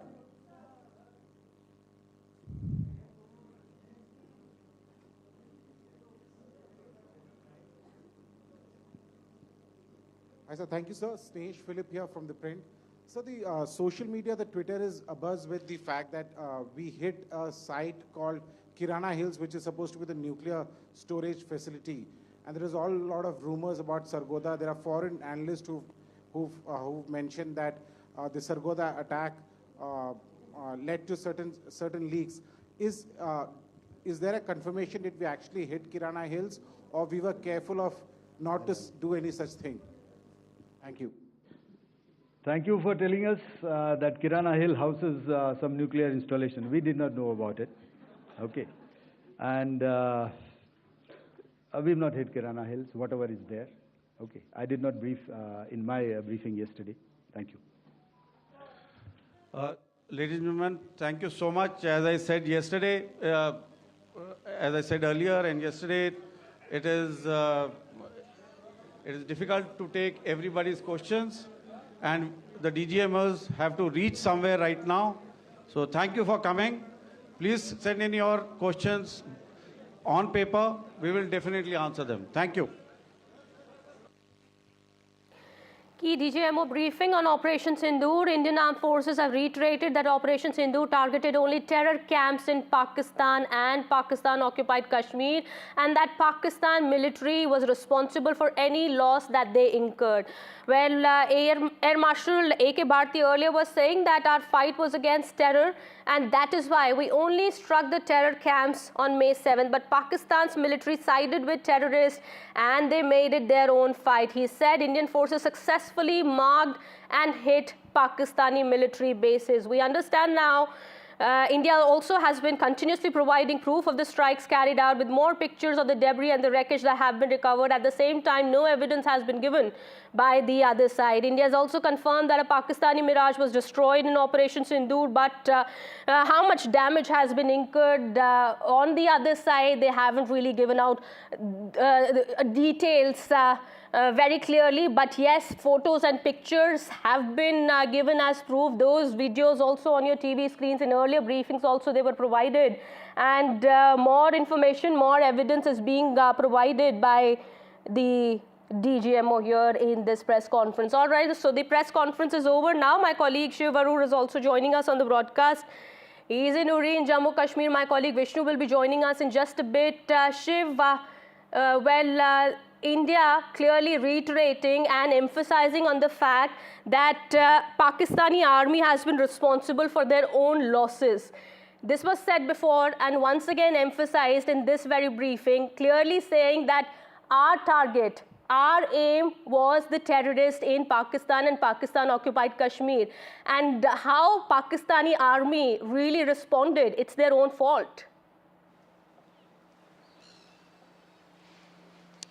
Very correct. The Armed Forces briefing that's just gotten over had the senior commanders of the three services emphasize repeatedly, not once, not twice, but thrice, that the enemy here was the terrorists and this was not an operation against the Pakistan military or the Pakistan people. That is a very important shift, considering it comes just 48 hours after the Indian Air Force bombed at least 12 military bases in Pakistan, which we now know also includes a military cantonment surface-to-air weapon system in Karachi. I want to quickly just go through the big takeaways from this hugely crucial press conference, the second in 2 days by the armed forces. Number one, the armed forces have confirmed that every single Indian military or Air Force base is intact, operational and ready to continue operations if deemed necessary at short notice. That is a huge clarification coming in from the armed forces, because there's been all sorts of misinformation and rumor mongering over damage to different places in the country, military installations. Number two, the Indian Navy giving us more information at this press conference about its operations. The INS Vikrant carrier battle group that we know was deployed in the North Arabian Sea, we now know officially and on the record from this briefing, had basically started flying its fighters, its MiG-29K fighters, which forced the Pakistan Air Force and Pakistan Navy aircraft to remain confined to the Makran coast of Balochistan. They were not able to fly over the ocean. So that is a huge, huge pressure tactic that was built upon Pakistan. Number three, this is for the first time at this briefing that the Indian Air Force, Army and Navy have revealed pictures of failed Chinese systems, whether it was missiles, whether it was air defense systems, whether it was Turkish drones as well. Imagery was put out officially for the first time so far that was confined to open source and social media.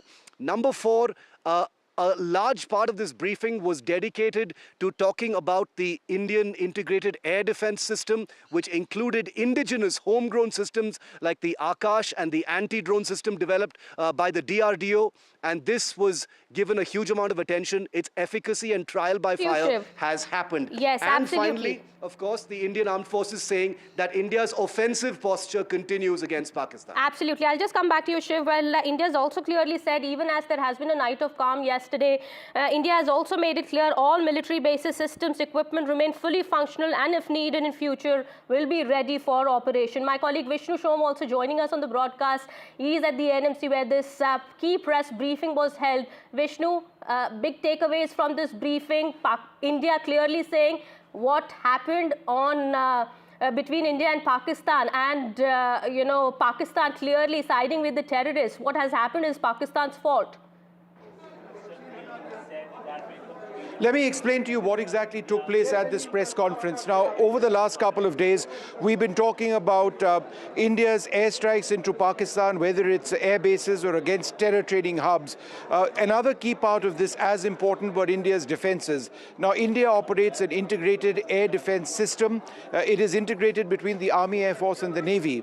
There were several incoming Pakistani strikes which were thwarted. And at this press conference, there was video evidence and there were photographs of drones and rockets and missiles which were launched by the Pakistanis, which was demonstrated. It is as a result of the successful deployment of all sorts of surface-to-air missiles, of air defense guns, indigenous systems among them, that we were able to thwart the threat which was coming in. Had that threat not been thwarted, then there would have been a lot more damage on the ground, whether in military bases or in civilian areas.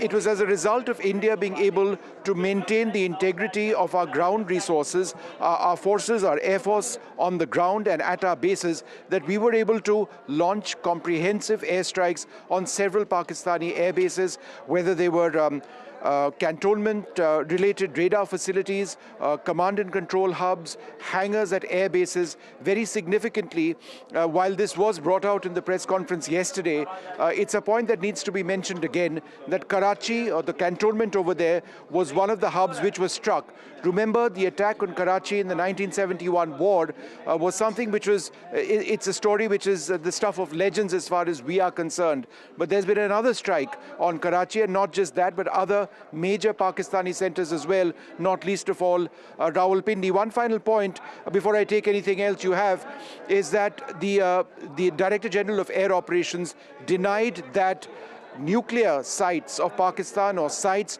where they house nuclear weapons were struck by the Indian Air Force, contrary to claims which have been made online. Absolutely. As you've also been mentioning earlier here, Vishnu, that and this has been reiterated in the press conference here, that Pakistani military bases were also hit. Some damage was also caused to the Pak army bases. But if something major would have happened, well, India was all ready to strike them hard. Yeah, so I think what the manner in which we need to really summarize this is to explain that, number one, there have been very successful strikes against a series of Pakistani air bases. There have obviously been very successful strikes against the terror hubs, whether in Muridke, in Bahawalpur, in Muzaffarabad, and in several other centers, just some close across the line of control. But beyond that, we were scaling up our attacks. We were progressively escalating our attacks and responding to what Pakistan was doing.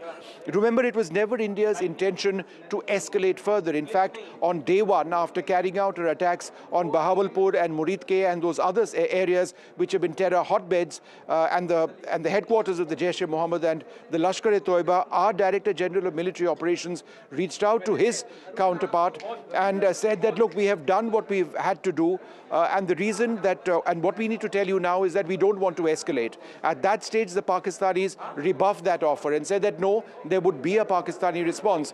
But it was that Director General of Military Operations who then called up his Indian counterpart 2 or 3 days later and said, no, let's get into a ceasefire situation. The bottom line the government believes is that it was because of the success of India's strikes on Pakistani air bases that Pakistan arrived at that conclusion. Absolutely. It wasn't really what India had wanted in the first place, but it was Pakistan's provocation that led India to strike hard. And it would have gone to another level if the ceasefire agreement wasn't reached upon. But India has very much made it clear at this point in time. Also, Prime Minister Modi also said that if any other sort of escalation happens in the future, we are ready to give them a befitting response. Shiv Arur, my colleague, continues to be with us on the broadcast here. Shiv, as I've been saying, that India has, of course, made it clear that their military units, their installations are ready in case, Pakistan doesn't mend its ways, comes back to what it is known to be doing. And I can confirm that in all my travels here in J&K, Kitty, that the Indian armed forces are not seeing this ceasefire as, a cessation of hostilities, as some kind of a trigger, to back down on their operational alert. This country, let's be very clear about it, is on war alert right now. We haven't scaled back even an inch since that understanding was arrived upon 2 days ago. The Director Generals of Military Operations will be speaking in a couple of hours from now. They're scheduled to have that conversation where they assess what the last 2 days have been like since that understanding was agreed upon. But let's remember, and you're right, the offensive alert, the long-range strike alert, the operational readiness alert across all of the three armed forces, its military bases, including those that Pakistani misinformation had suggested had been damaged, are all ready to jump into the next phase of escalations if deemed necessary. India has also made it very clear that even the smallest deviations, Kitty, smallest of provocations or escalations from the Pakistan side, will probably attract an inordinate or an incongruous reply. It will not be equitable. It will not be within the same domain. It will be punitive from the start, which means it will be much more damaging. To give you an example, if one line of control post gets fired upon, 10 line of control posts will probably be destroyed as a punitive response. That's the kind of template we're looking at right now. That's the kind of mood the military and the political leadership of India is in right now after having arrived at that ceasefire. I'm here at the line of control, Uri, the last village in Tilabari, where people still haven't returned. That's going to be the next phase, but the country remains on war alert.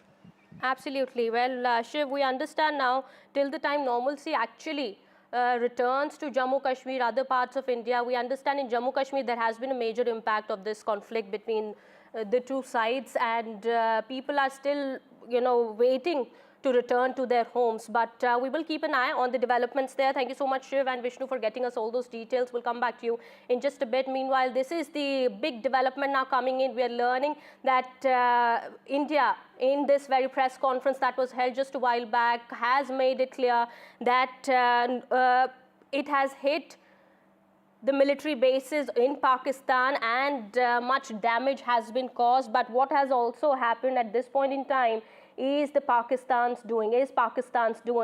Indian armed forces have reiterated that Operation Sindoor targeted only terror camps in Pakistan and POK, and that the Pakistan military was responsible for any loss that they incurred. Air Marshal A.K. Bharti earlier was speaking to the media, addressing the DGMO conference, saying that our fight was against terror, and that is why we only struck terror camps on May 7th. We understand, Vishnu. Let me come back to Vishnu Shom, my colleague, who's been reporting from the NMC here. Yes, Vishnu, we understand, how the future strategy would also have been planned out in that important meeting that was held, the military hotline conversation also that was held between the two sides. Kitty, let me just come in and offer a couple of key points of what has actually taken place over here at this press conference. And the key point which is being mentioned over here are two or three. We need to understand the context of what has happened. In as much as India has spoken about offensive operations, the focus of this press conference was to speak about defensive operations. Had those defensive operations not been successful, in other words, had we not been able to defend against incoming missiles, incoming drones, or incoming rockets, then the damage on the ground which would have been sustained, whether in military areas or in civilian areas, would have been problematic for India. If we look at what has happened in Pakistan, what they have been talking about yesterday and today is the very specific damage which has been incurred, which has taken place in military bases in Pakistan, which has prevented the Pakistan Air Force from being able to operate in the manner in which they would have liked. This is perhaps the primary reason why Pakistan came to us and said, let's get into a ceasefire agreement.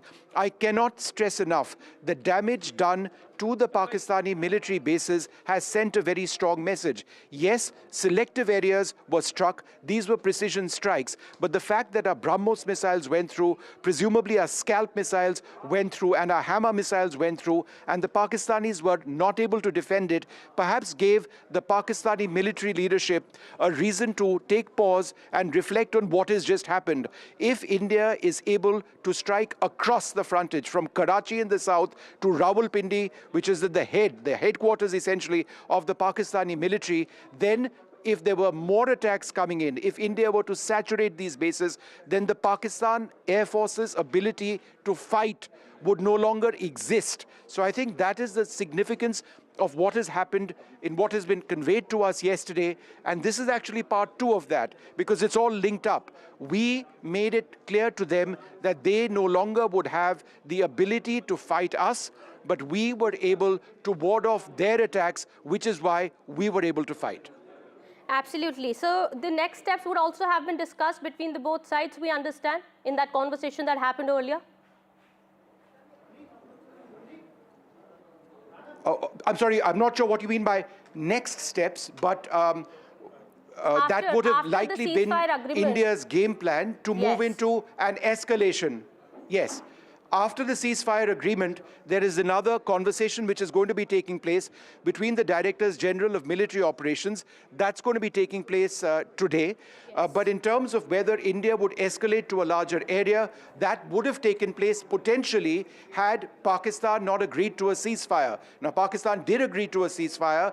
There were certain violations. However, by and large, in the last 24 hours, by and large, it has been peaceful. The Directors General of Military Operations holding their press conference in a little while, holding their conversation, I should say, in a little while from now is important, because there is a sense that they might reinforce the existence of that ceasefire, which is essential in ensuring that there is relative peace between both sides. Because if there isn't, government sources have told us that India will keep striking. It's not as if Op Sindoor is over. This is a point that has been mentioned, and I'd like to reiterate, Op Sindoor is not over. It's still very much in place. Our forces have not stood down. They remain on alert. Therefore, this is something that will be conveyed to Pakistan. I am fairly sure that, look, you need to maintain that ceasefire, which you have wanted, or else you have seen what we've been able to do. We may do more. Absolutely. All right. Vishnu, stay on with us. We have, Lieutenant General Rameshwar Yadav also now joining us on the broadcast. We will continue to get more information about the situation here. We understand now this briefing is over already, but important points that have been reiterated by the forces here, clearly saying that the fight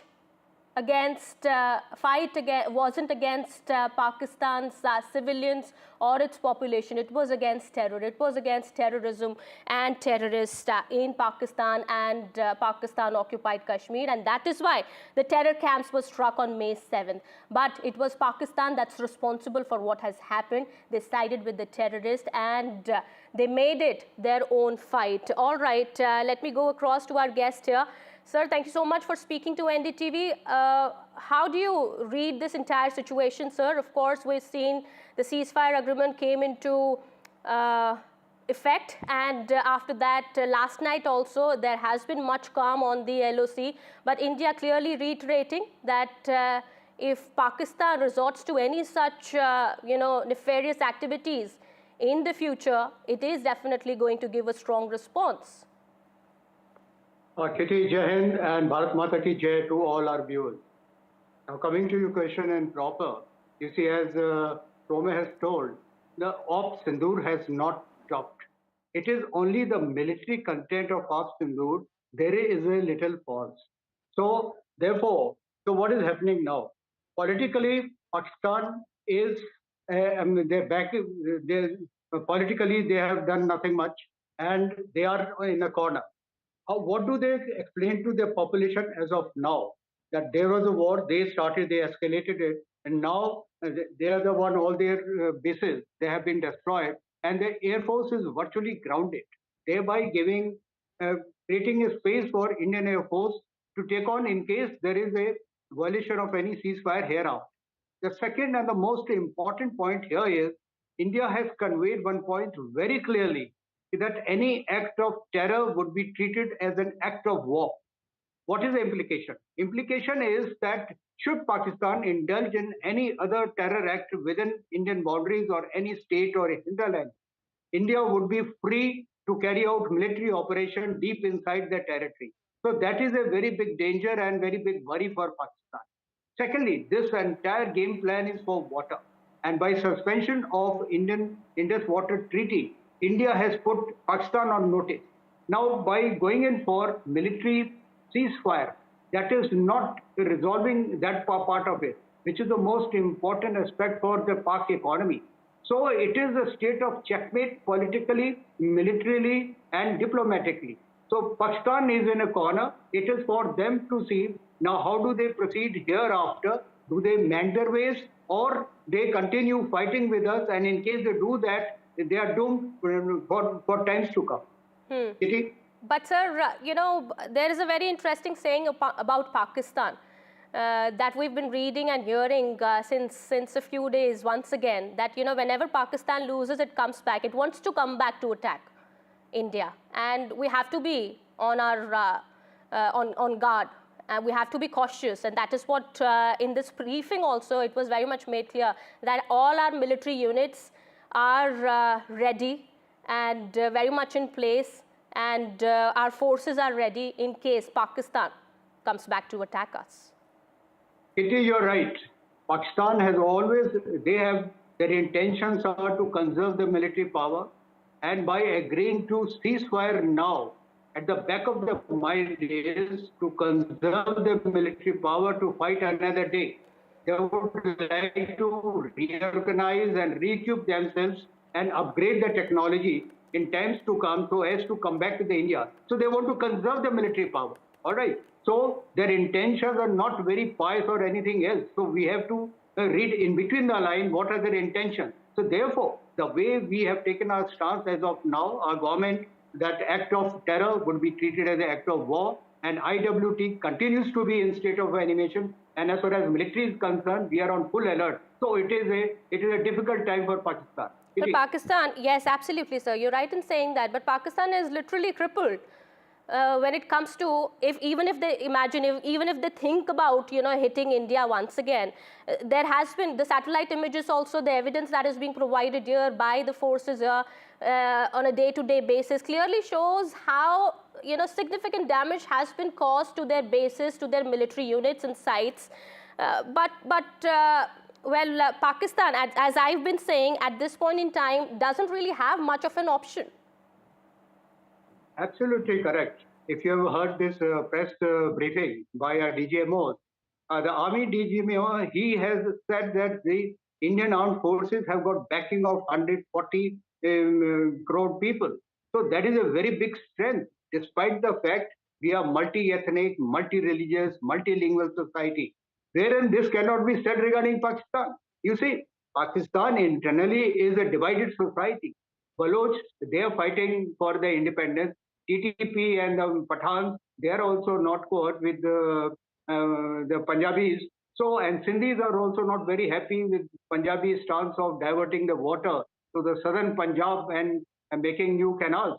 So it is a divided society altogether, and this operation, what they have done in Pahalgam, is primarily was to create a situation wherein they can gather the entire nation together, but that has not happened.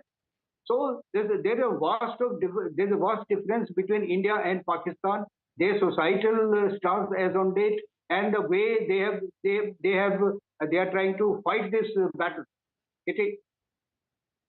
Thank you so much, sir, for speaking to NDTV and sharing all those inputs there. We hope we get to talk to you again very soon.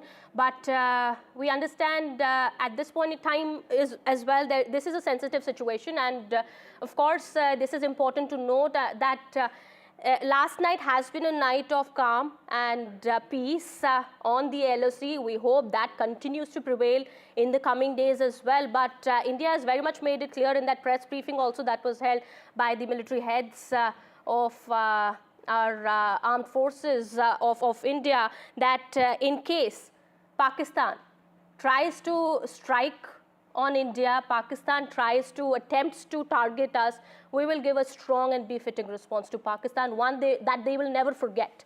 Well, that is the message that comes across from our forces. We'll keep an eye on the developments here on this big story that we're tracking and get you more. It's time for a quick break here.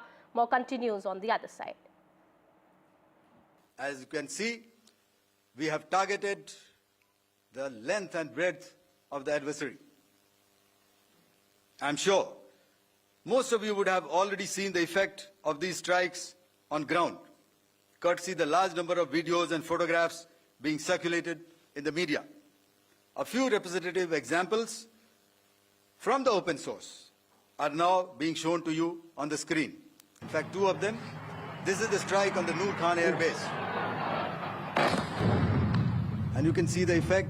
I'm sure most of you have seen the video. I have also picked it up from your sources only. And this is the aftermath of our strike at Raimiar Khan Air Base. You can see the massive crater that it has left on its runway. And you can see the pinpoint accuracy of our weapons.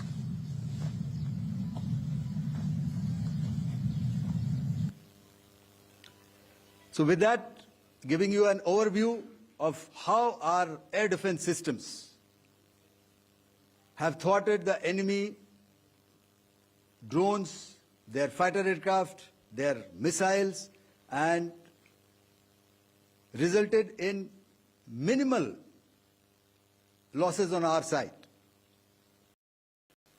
We had a detailed brief on the successful joint operations that were carried out to destroy the terror infrastructure in Pakistan-occupied Jammu and Kashmir, as well as in Pakistan itself. We also iterated that our fight was with terrorists and their support infrastructure and not with Pakistan military. However, it is a pity that the Pakistan military chose to intervene and bat for the terrorist, which compelled us to respond in kind.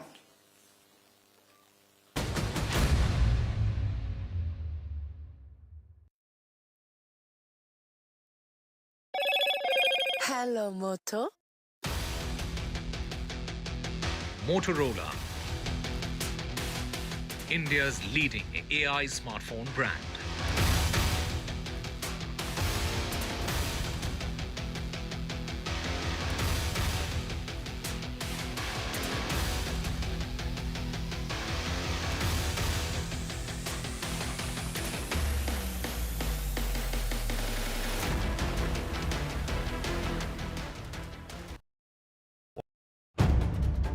If it matters to you, if it matters to you, if it matters to you, it matters to India, it matters to India, and it matters to me, and it matters to me. India Matters with Shivaru, only on NDTV 24/7. How often have you turned away from debates that descend into endless fights? We bring you a show where every question is answered,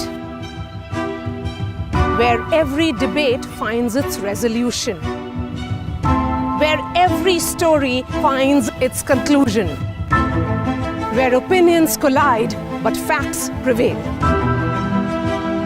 where stories unfold with insights and trust. When the noise ends, the last word begins.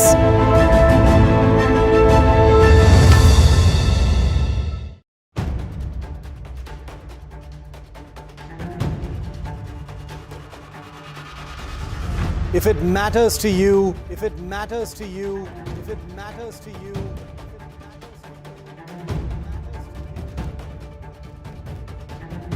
it matters to India, it matters to India, it matters to India, and it matters to me, and it matters to me.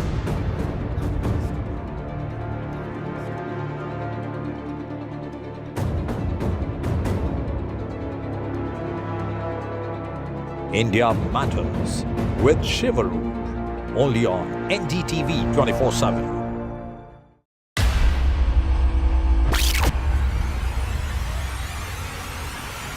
The last 1 month, if you see, the share prices of Genzol Engineering has fallen more than 58%. Why are the rating firms calling the debt payments as default? We have two credible credit rating agencies on March 4th coming and downgrading the stock to D. Statements are consistently being proven wrong, right. And transactions are being taken place which are different from what they were originally pictured to be. The company claimed it would roll out 6,400 electric vehicles. But what it has rolled out is a shocking scam. Funds meant for the project were funneled.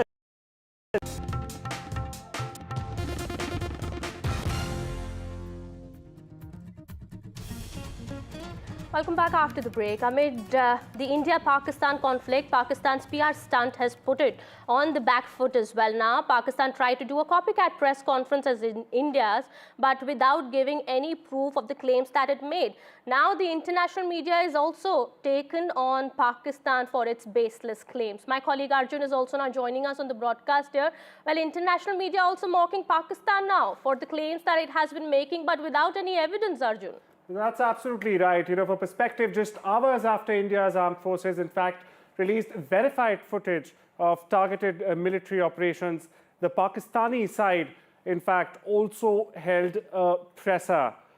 They held a late evening press conference, in fact, and it was visibly, you know, modeled on India's earlier briefing. However, this event quickly drew international criticism for what analysts and international analysts are now terming a presentation without proof. Now, you see, unlike India's very detailed visual and multi-service representation, Pakistan's response, you know, it lacked any sort of video evidence, credible imagery, or even official documentation, you know. Observers, including neutral international media outlets, have also pointed out this glaring absence of substantiating material, prompting growing skepticism, ever-growing skepticism, in fact, over the credibility, the very credibility of the source of Pakistan's narrative. You know, commentators, not only this, commentators worldwide are in fact now highlighting what they described as a missed opportunity for transparency. Now, this is Pakistan's claims remain unsupported and unsubstantiated. The contrast has left Islamabad facing uncomfortable questions, and rightly so, from the global community that also demands clarity and accountability, especially in matters where military engagement is, you know, in the picture. Now, as security mounts, as scrutiny rather mounts, Pakistan's information strategy desperately finds itself in an increasing difficult position. Back to you. Absolutely. Well, also, this is not the very first time for Pakistan. It has been the subject of mockery many times in the past. And once again, we've been seeing, as India, of course, has been doing these press conferences and giving proofs and evidence of the strikes that have been carried out for the last 4 days. Of course, there has been some sort of calm last night, but we are all prepared.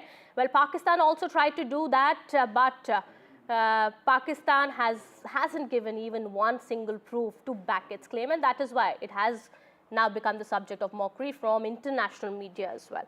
All right, shifting our focus now to some more news. In another big revelation, DG Operations for IAF, Air Marshal A.K. Bharti confirmed that the Air Force had carried out strikes against targets near Karachi in Pakistan. Air Marshal Bharti told the reporters earlier that strikes were carried out at Malir Camp in Karachi as part of the Indian military's measured and calibrated response to Pakistani aggression. This included a surface-to-air missile site at Malir Cantonment in Karachi. Well, all big Pakistani cities were hit, but this is very much significant now that strikes were also carried out near targets, at targets near Karachi. In a measured and calibrated response, we've once again targeted his military installations, which included his SAM sites at Malir Camp. This also included his surveillance radar sites at Lahore and close to Gujranwala. All right, we have more information now. Prime Minister Modi also had chaired a key security meeting at the 7 LKM, that is his residence. This was about an hour-long meeting that took place at Prime Minister's residence, where Defence Minister, External Affairs Minister, CDS also met the PM. Well, Trice Services Chief also had met the Prime Minister in the meeting, where we understand the future course of action was the focus. Well, Defence Minister Rajnath Singh, External Affairs Minister S. Shankar, Chief of Defence Staff General Anil Chauhan, and all three services chief attended this high-level meeting at Prime Minister Modi's residence earlier today.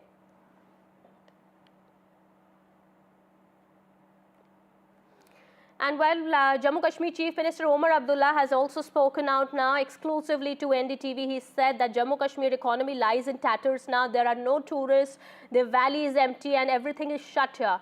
He's spoken on Operation Sindoor, saying that our immediate purpose has been served, but we hope that things will improve from here on. Listen in.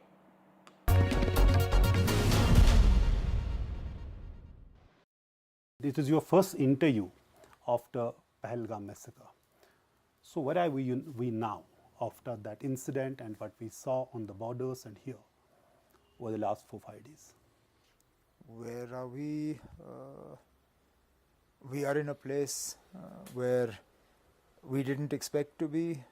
We are in a place where there has been bloodshed, suffering, turmoil, upheaval. We are in a place where everything has changed, and yet in some ways nothing has changed. Can you explain? Everything has changed in as much as normally at this time we should have been full with tourists, booming economy, children should have been at school, airport should have been functioning with 50-60 flights a day, whereas The valley is empty. Schools we've had to close. Airport is closed. Airspace is closed. And yet when I say nothing has changed, Pakistan has, by design, unfortunately again managed to internationalize the question of Jammu and Kashmir. The ceasefire, which until the last few days had held in spite of whatever other difficulties exist in the relations between India and Pakistan. Today that ceasefire has been in tatters. We await to see what happens tonight. So that's why I say so much has changed, and then in some ways so little has changed. But the fact is, there's a larger question, is that when that massacre happened, it changed everything when it comes to the situation in Jammu and Kashmir. Till that time we were saying militancy, separatism, everything is a thing of past. Well, it changed once and for all, once again, the perception of Jammu and Kashmir, and it changed it for the worse.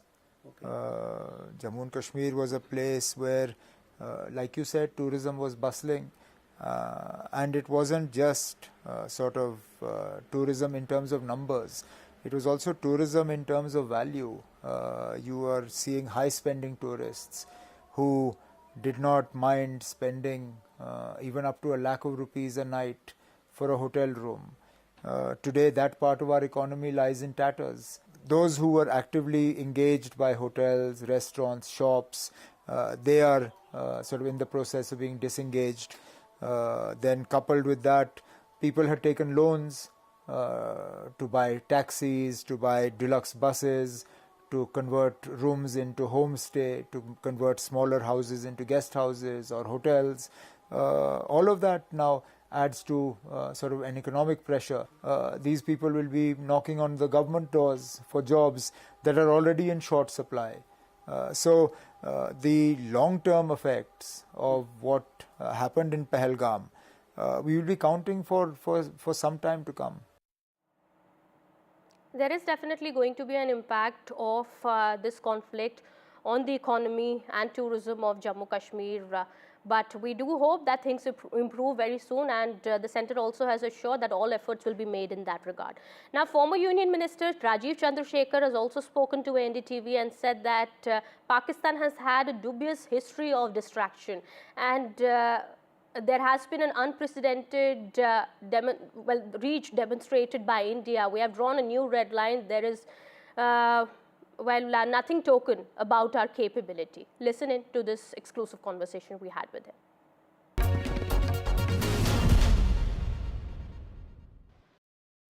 And joining us now on this broadcast is Rajiv Chandrasekhar, former Union Minister, and Nikunj Garg, our senior managing editor, is also joining us on this. Mr. Chandrasekhar, starting with you, of course, there are a lot of reasons for India to cheer, because India has managed to send a strong message to the world that there will be a new rules of engagement as far as Pakistan is concerned. Operation Sindoor has been a massive, massive success, and India has significantly managed to demonstrate its military and strategic prowess. What are your thoughts, sir? Look, I think it's very clear that Pakistan has had a long, dubious history of trying to distract its own people from its failings and its slide towards a failed state by occasionally having these terror attacks against India, targeting innocent Indians to try and blackmail India and shift the narrative into a narrative of Kashmir and India, and as this general, very, very dubious general tried to make it a Hindu-Muslim thing recently over the last 10-15 days.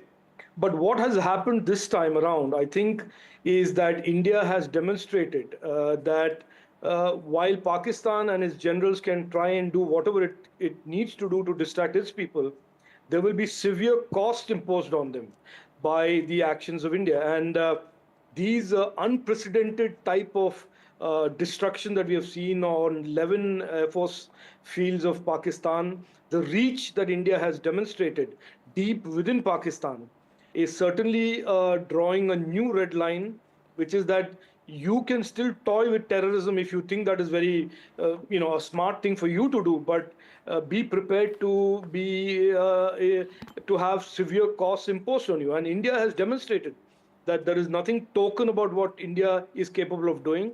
It will impose severe costs on Pakistan and the Pakistani establishment if it continues to play terror and use terror as some sort of a war against India.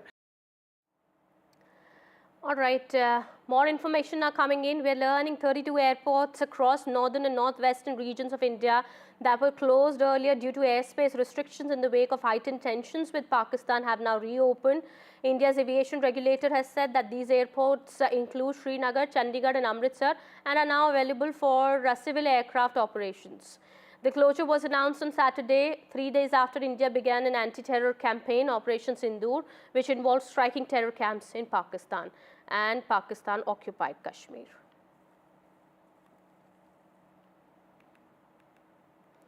And while the NCW and Association of Indian Diplomats have come out in strong support of Foreign Secretary Vikram Misri and his daughter, who've been relentlessly trolled online, the NCW has said that trolling of the Foreign Secretary and his family is unacceptable.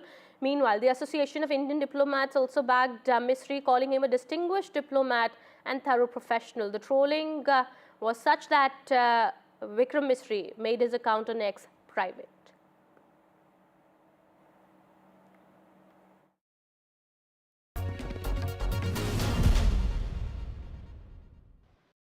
Vikram Misri, the Foreign Secretary, was trolled relentlessly and he had to go private on X.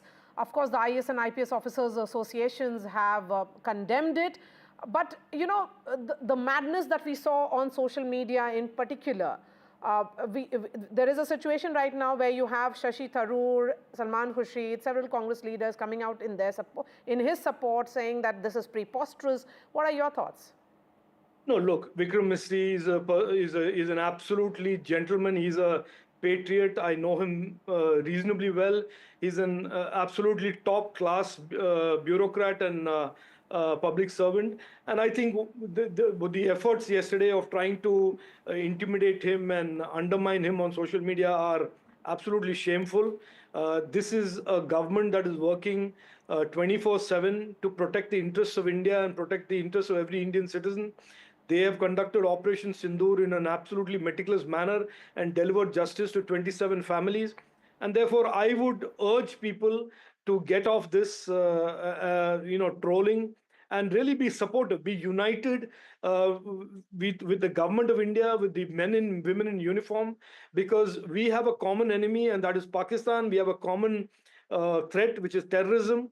And united, we can prevail and demolish this. And that is certainly what our anger and our frustration should be focused at, not on our own people, and certainly not on distinguished public servants like Vikram Misri. A few hours ago, the Foreign Secretary, Vikram Misri, has been, has faced relentless trolling. And so have the two women officers, Sophia Qureshi and also Vyomika Singh. They were the face of communication for these 4 days that we have seen. How unfortunate do you think it is? I mean, to target a diplomat who has been working tirelessly, to target two officials who were presenting the decisions and actions taken by the executive and also by the military? Well, I think it's very, very sad because we can say without any hesitation that these three have been a remarkable face of our determination, the clarity of purpose, determination, and the sense of confidence that they gave. All three of them have been remarkable, and I see no problem there at all. There are people in the country who will troll anybody for decisions that are taken at a higher level and decisions that are taken in the enlightened self-interest in modern times. We are not a country of jingoists.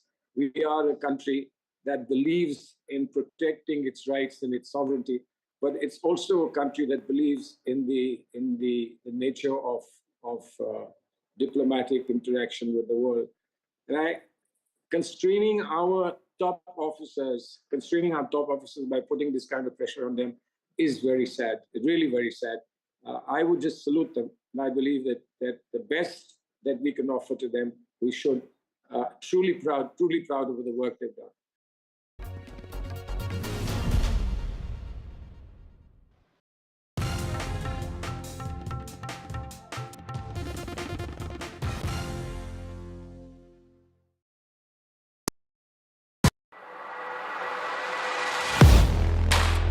Do you really know the company you invest in? What is the real picture behind presentations and claims?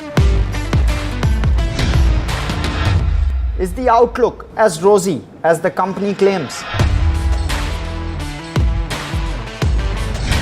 Know Your Company, powered by NDTV Profit Research, shines a light on the biggest stock market movers.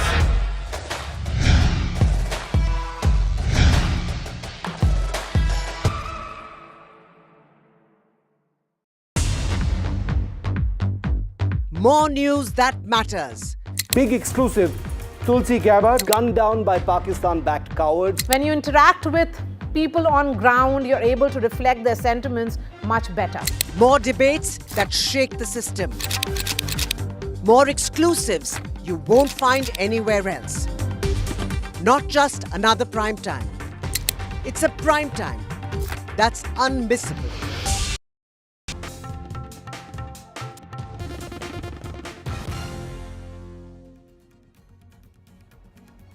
Welcome back after the break. The US and China have agreed to lower tariffs for the next 90 days in a major de-escalation in the tariff war that's threatening to cut off trade between the world's two largest economies. As part of the agreement hammered out in Geneva, the US has agreed to lower tariffs on Chinese goods to 30% from 145%, and China will reduce the duties on US imports to 10% from 125%. And there has been a significant jump marked in the global markets. Investors are now cheering the US-China trade deal.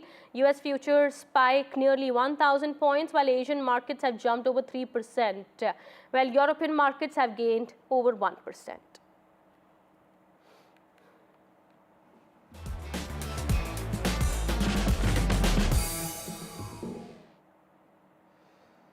Well, news from the world of sports now. After days of speculation, Indian cricket great Virat Kohli has confirmed his retirement from Test cricket with immediate effect in an emotional post on Instagram.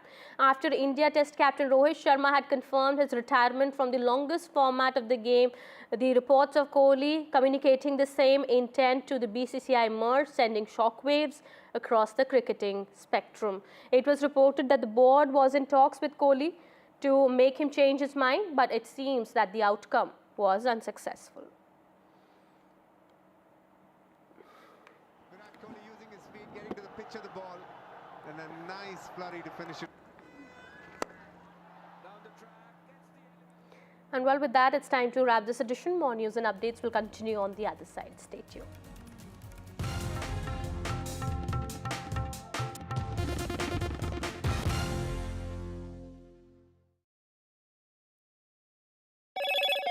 Hello, Moto. Motorola, India's leading AI smartphone brand.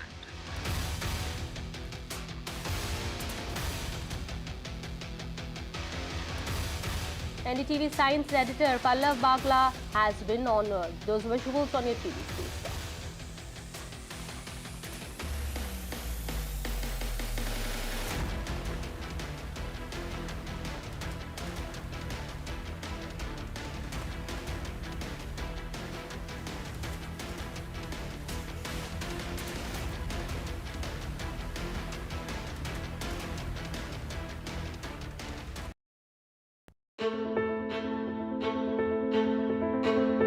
News is not just headlines, it is what impacts you.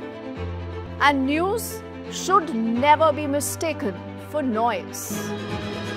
What matters is the reality. Accurate, in-depth, and with the right perspective. For over 20 years, I have been a journalist. And never has clarity mattered more than now. At Newsnight, we go beyond the surface. We dissect the details, challenge the narratives, and bring you the unparalleled clarity you deserve in a world clouded by misinformation. We are bold, we are direct. Newsnight, for the news in your interest. Only on NDTV 24/7. I've been reporting on all issues big and small from Andhra Pradesh, Telangana, rest of South India, bringing you all the action, all that you need to know, all that you want to know. The energy of maximum city is infectious. I'm bringing that energy in our news coverage from financial capital Mumbai. Covering from the southernmost part of India over the last 23 years, I bring in-depth and 360-degree coverage from the Dravidian heartland. The land of Misri, also known for its bitter politics. I have seen much water flow under the Howrah Bridge, covering Bengal in all its vivid colors. India's IT capital is always bustling, a city full of startups, stories and surprises. And I keep you ahead on all the Bengaluru buzz.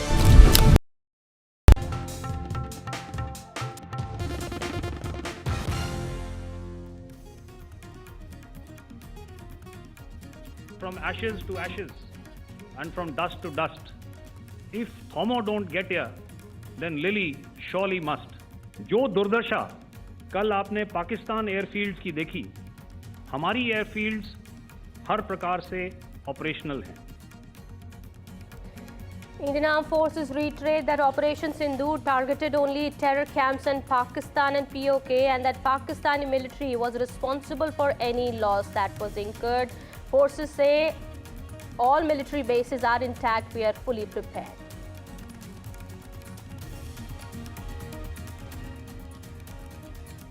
Big relief for flyers. India-Pakistan.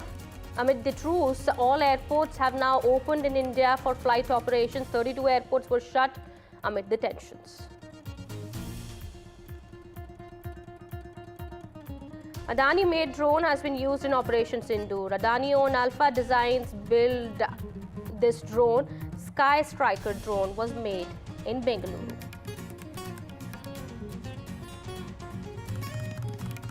And it's been the best day for markets in the last 4 years. Sensex and Nifty have been up nearly 4% each.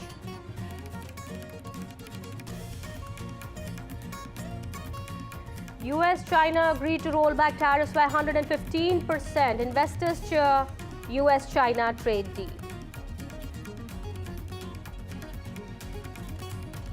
And Virat Kohli has announced retirement from Test cricket after legendary 14-year career for India. Says he's walking away with a heart full of gratitude.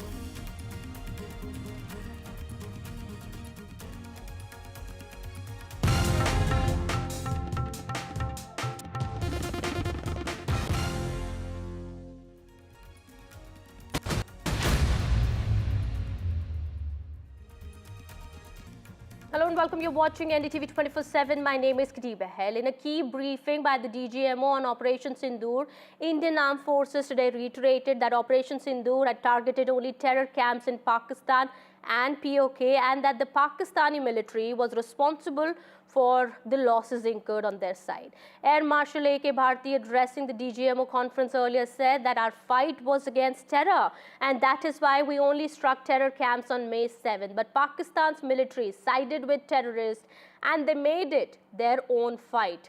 Well, it was also said that Pakistan's Chinese air defense system had failed, while India's air defense system was multi-layered and could perceive the threats from the enemy. Indian forces successfully marked and hit Pakistani military bases. Also, we understand now India has been continuously providing the proof of the strikes that were carried out against Pakistan, with more pictures of the debris and the wreckage recovered, and satellite images also that have been given out. At the same time, no evidence has been given by the other side. Listen in to what was said in this press conference first. As you can see, we have targeted the length and breadth of the adversary. I'm sure most of you would have already seen the effect of these strikes on ground, courtesy the large number of videos and photographs being circulated in the media. A few representative examples from the open source are now being shown to you on the screen. In fact, two of them. This is the strike on the Noor Khan Air Base. And you can see the effect. I'm sure most of you have seen the video. I have also picked it up from your sources only. And this is the aftermath of our strike at Raimyar Khan Air Base. You can see the massive crater that it has left on its runway.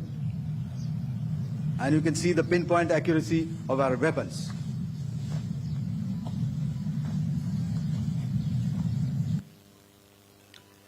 So with that, giving you an overview of how our air defense systems have thwarted the enemy drones, their fighter aircraft, their missiles, and resulted in minimal losses on our side.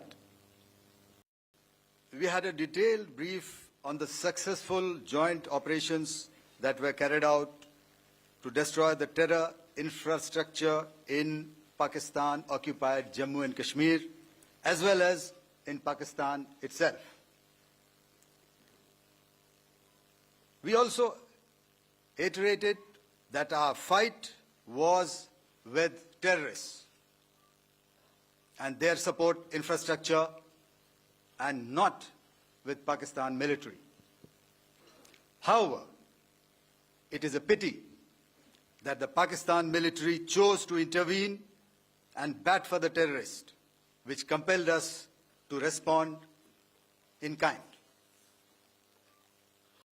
Our powerful carrier battle group with formidable offensive capability was able to operate with impunity and maintained an uncontested presence in the area of operations.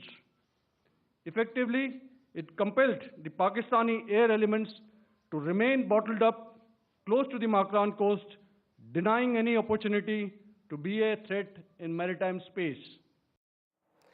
Well, Director General of Air Operations Air Marshal A.K. Bharti also now confirmed that the Indian Armed Forces did not target the nuclear facility at Kirana Hills in Pakistan. Listen in.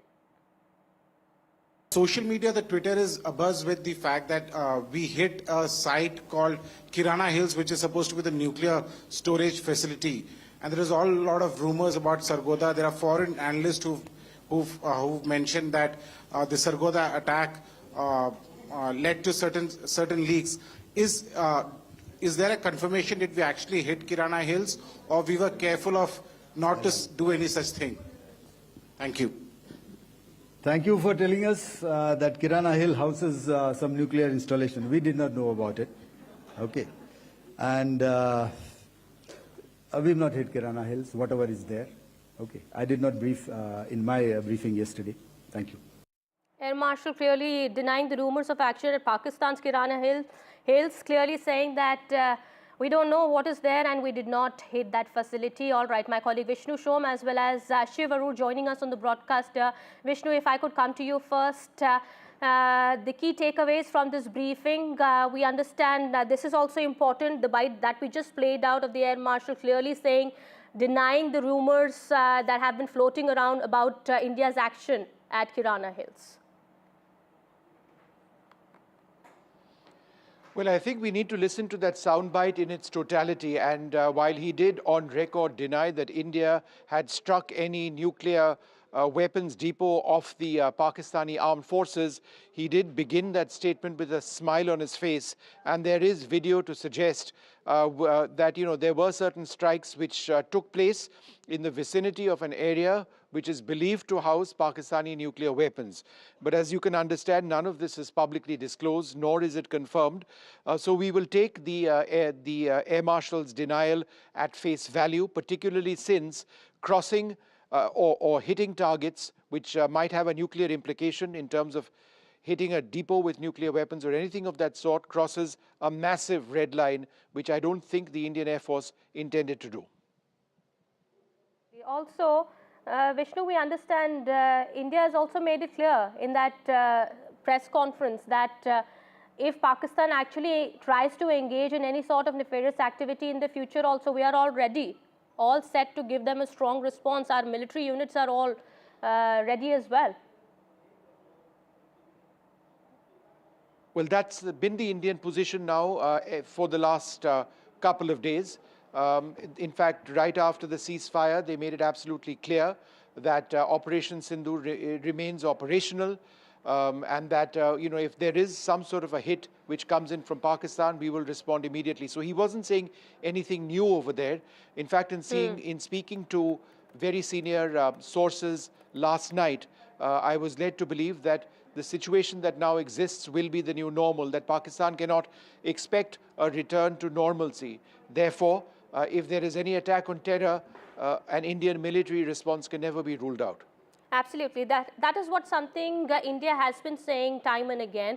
Well, this was a second press conference that was held in a matter of 48 hours, we believe. Let me go across to my colleague Shiv Arur also. Shiv, we understand,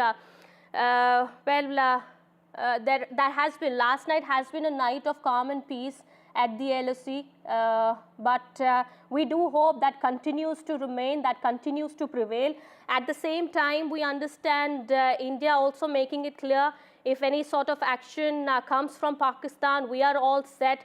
But, an important point that I also want to make here, Shiv, is that India has been continuously giving proof of the strikes that have been carried out, with more picture of the debris and wreckage also that has been found. At the same time, the other side has only been making false claims and has been the subject of mockery from the international media as well.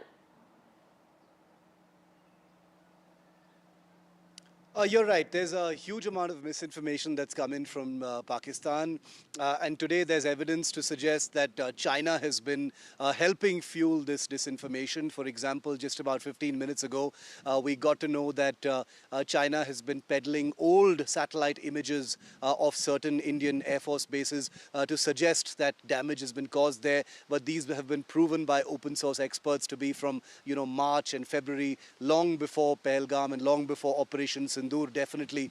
And therefore, China appears to be trying to assist Pakistan in selling, a story of fantasy to its domestic audience. It's a familiar playbook. Both China and Pakistan are similar that way. They try and sort of hypnotize their domestic audiences to a reality which is obviously not real. This is a country that's had a dozen frontline air bases in big cities being attacked in the last 48 hours. And therefore, misinformation is something that they need to resort to because the reality is so agonizingly painful. On the other aspect that came out from today's Armed Forces briefing, hugely important, that the first officially released pictures of Chinese, failed Big Chinese breaking news missiles now coming in at the moment. We're learning Prime Minister Modi will be addressing the nation today. Prime Minister Modi's address is going to be at 8 p.m. on Operation Sindoor. This is what is expected. The first address after Operation Sindoor.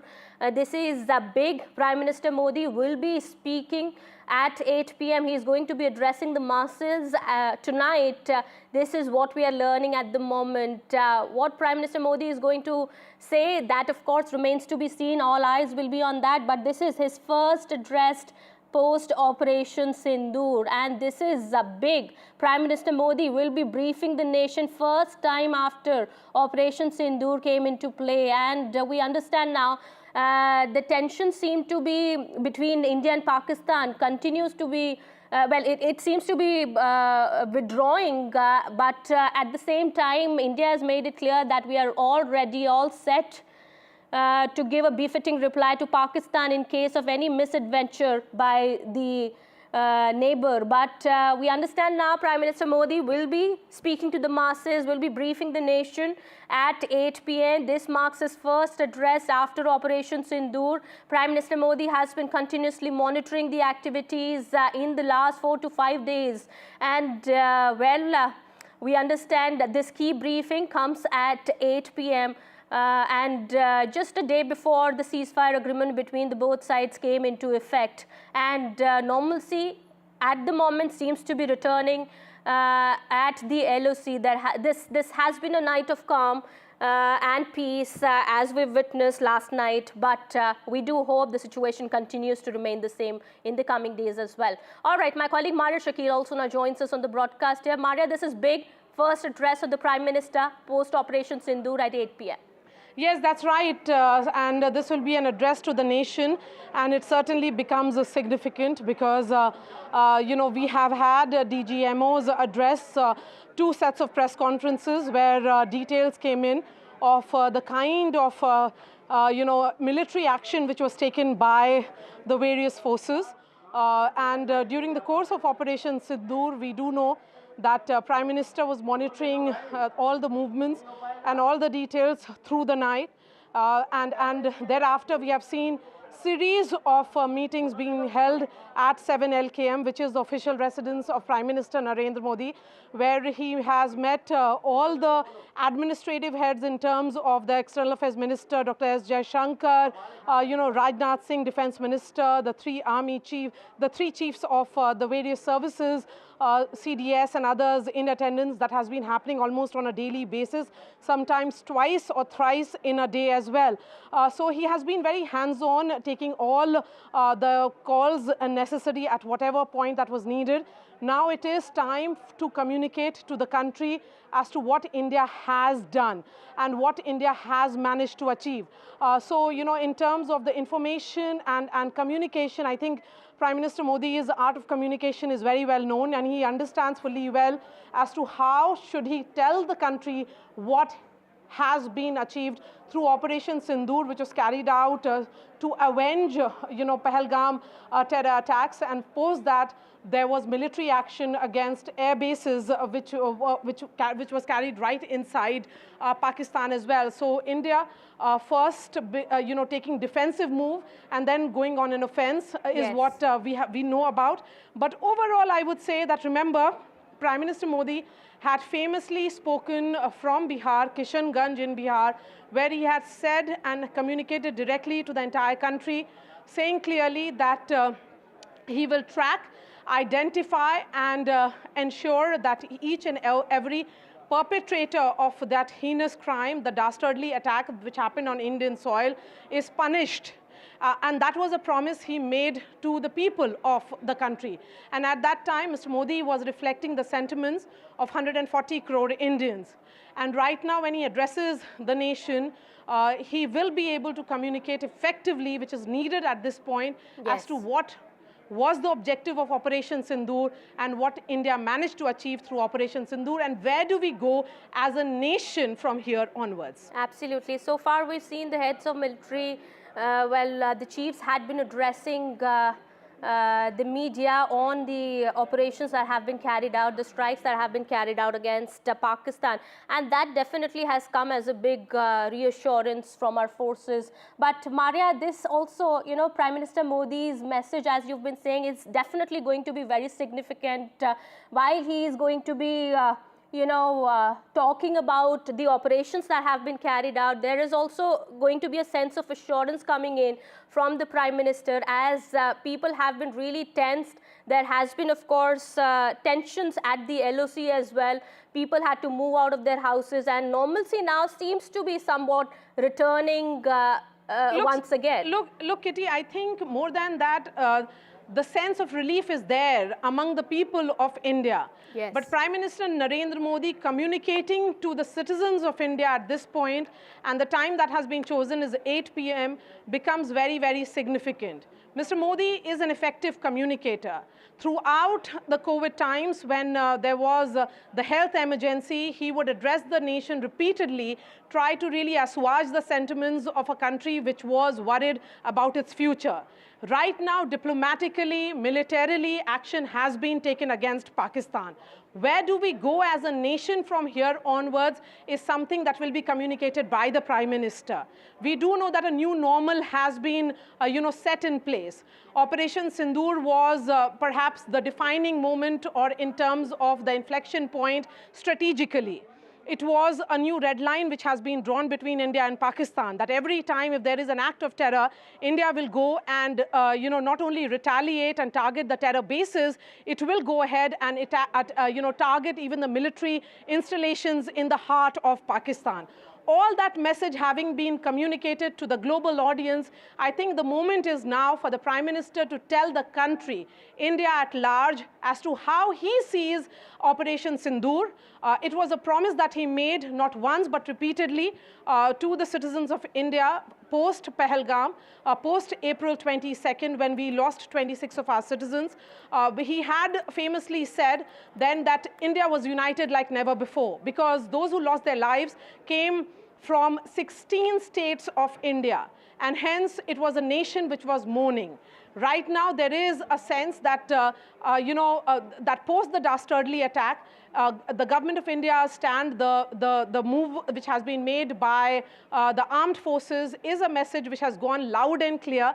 Now what next is something that we'll wait and listen to the Prime Minister himself when he addresses the nation at 8 p.m. Yes, absolutely. Prime Minister Modi also at the same time, we understand, has also given out a strong message to the army on Pakistan's escalation if that happens in the coming future, saying that we will have to give a strong response to them. There will be cannons for bullets. Well, that was the messaging that came out from Prime Minister Modi earlier. So he's given a free hand to the forces as well, Maria, in case of any sort of escalation. But we do hope that's not something that we get to see in the coming days. Yes, absolutely. I mean, throughout those 15 days before the Operation Sindoor was carried out, the message was that there would be action. That Prime Minister had given a full freedom to carry out any, operation across the border to counter the terrorism emanating from Pakistani soil to the armed forces. They were given complete operational freedom to decide the time and place of their choosing. He has been very, very hands-on. We do know that on the morning at 1:44 a.m. that night, when we came to know that Operation Sindoor has been a success, Prime Minister Modi was up through the night, speaking to the CDS, was in touch with the Raksha Mantri, and was getting all the details that was needed. This is the point when we have moved on from Operation Sindoor, which is now ongoing, although the defense forces continue to maintain. But at this point, I would say, when there is the kind of misinformation which is almost flooded online by the Pakistanis and the Western media, there is a need for the Prime Minister perhaps to communicate to the country, and also through that address to the nation, to the world at large, as to how effective these 4 days has been. That India is not an aggressor, as we have been saying. The first act, or the original act of aggression, was on 22nd of April. And thereafter, both militarily and non-militarily, India's Operation Sindoor has been a massive success. Absolutely. And that's a very important point that you've touched there. We'll come back to that in just a bit. My colleague Ishwarya Jain also now joining us on the broadcast here. Ishwarya, big update now coming in, big development. We're learning now Prime Minister Modi will be addressing the nation at 8 p.m. Any more details coming out?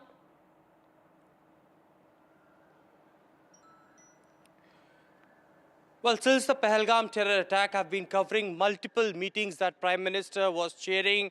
He was closely monitoring the entire situation panning around. He was briefed on a regular intervals by the tri-service chiefs, the CDS, NSA, Defense Minister, or the External Affairs Minister. And Prime Minister Narendra Modi had given several directions. I remember the Prime Minister's office sources told NDTV that at last yesterday, on Saturday, I beg your pardon, the sources have indicated that Prime Minister had stated that any further or any future terrorist activity will be considered as an act of war, and if that happens, then India will retaliate accordingly. There was an entire narrative that was said by Pakistan that was busted by the Indian Armed Forces during these press conferences, and it was, of course, the Congress party party, which was on the other side, demanding a special session of parliament, Prime Minister to address the all-party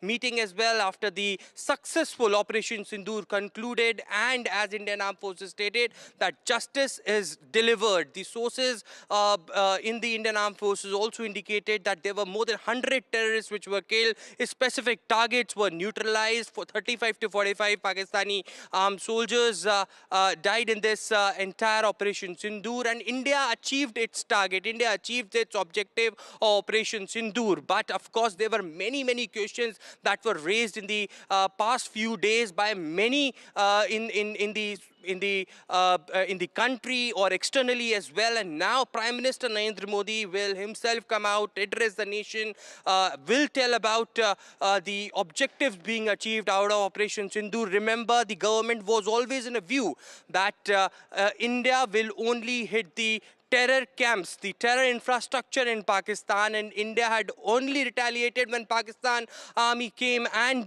targeted our civilians, our base, and it was a retaliatory measure that Indian Armed Forces opted. Prime Minister Narendra Modi would be directly giving out that strong message that terrorism will not be tolerated. Under the leadership of Prime Minister Modi. It was under the directions of Prime Minister Modi that the operation was carried out. We understand his leadership, of course, is being lauded, but at the same time, we understand Prime Minister Modi will be now speaking at 8 p.m., giving out, we understand, speaking about the Operation Sindoor and giving an assurance to the people of the country as well, about the misinformation as well that has been going on in the media since some time now, this information warfare that has been continuing from Pakistan, about that also much needs to be cleared. But yes, we'll keep an eye on the developments here and this big story. It's time for a quick break here. More continues on the other side.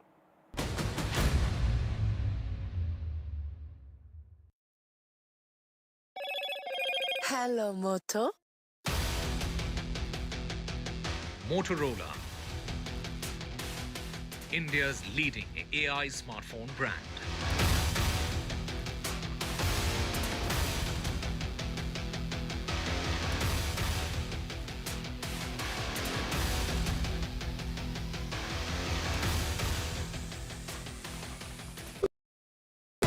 In today's interconnected world, India's voice is more crucial than ever.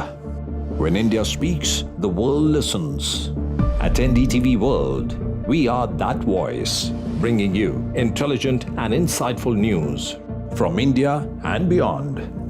From geopolitics and diplomacy to economic shifts, migrations, tech disruptions, and the stories of our diaspora. We cover the news that shapes our global future. NDTV World, your new home for global news, is here. If it matters to you, if it matters to you, if it matters to you,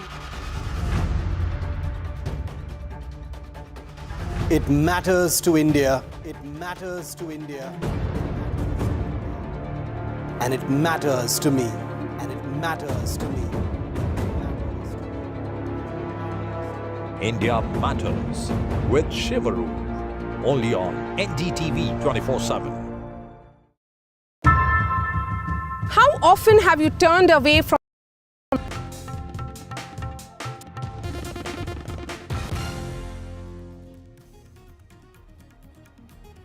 Welcome back after the break. Amid the state-of-the-art weaponry that Indian forces deployed in the Operation Sindoor against Pakistani terrorists was built in Bangalore Sky Striker. The unmanned aircraft system is made by Adani-owned Alpha Designs. The Sky Striker flies like an unmanned aircraft system and strikes like a missile. It is classified as a loitering munition designed for long-range precision tactical strikes. The Sky Striker has a low acoustic signature enabling stealthy, low-altitude missions. Powered by electric propulsion, it can identify, track and engage operator-designated targets using a 5 or 10 kg warhead housed within its fuselage.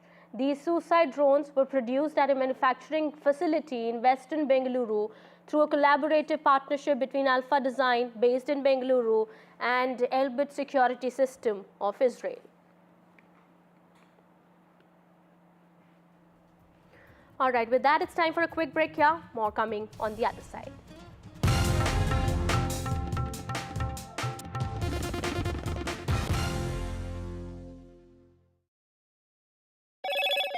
Hello, Moto. Motorola, India's leading AI smartphone brand.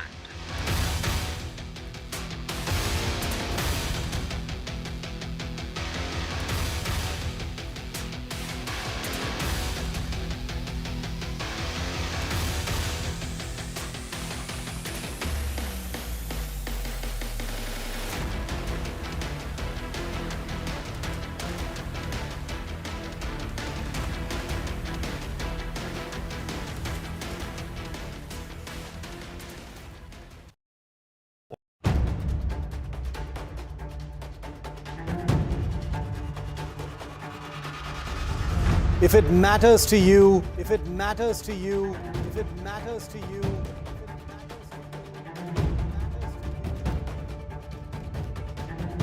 it matters to India. It matters to India. It matters to India. And it matters to me. And it matters to me.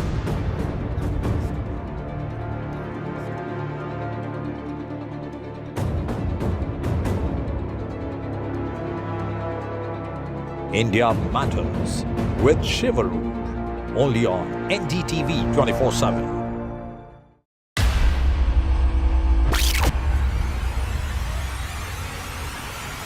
The last 1 month, if you see, the share prices of Genzol Engineering has fallen more than 58%. Why are the rating firms calling the debt payments as default? We have two credible credit rating agencies on March 4th coming and downgrading the stock to D. Statements are consistently being proven wrong, and transactions are being taken place which are different from what they were originally pictured to be. The company claimed it would roll out 6,400 electric vehicles. But what it has rolled out is a shocking scam.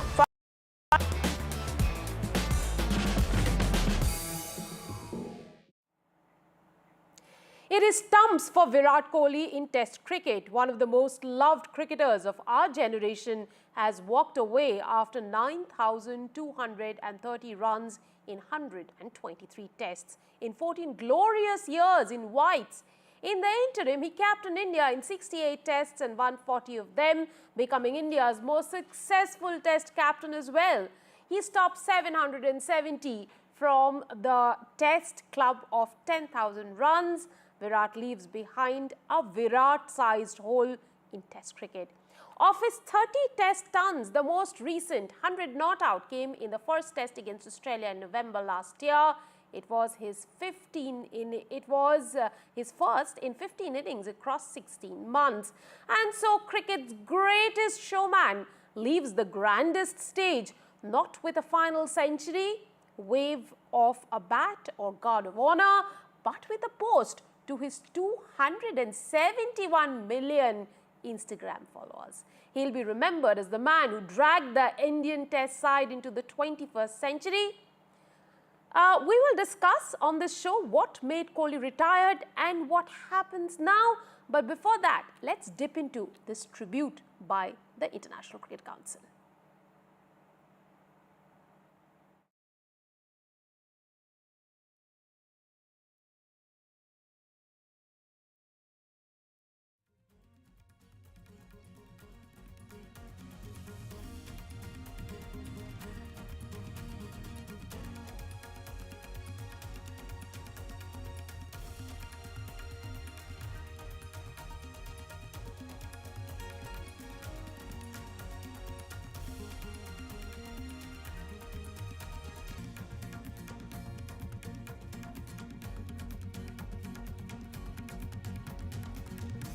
Well, we'll get you that video in a little bit from now. But at this hour, I'm joined by senior journalist Sharda Ugra and Gautam Bhattacharya on the show. Sharda, Kohli leaves behind a Virat-sized hole.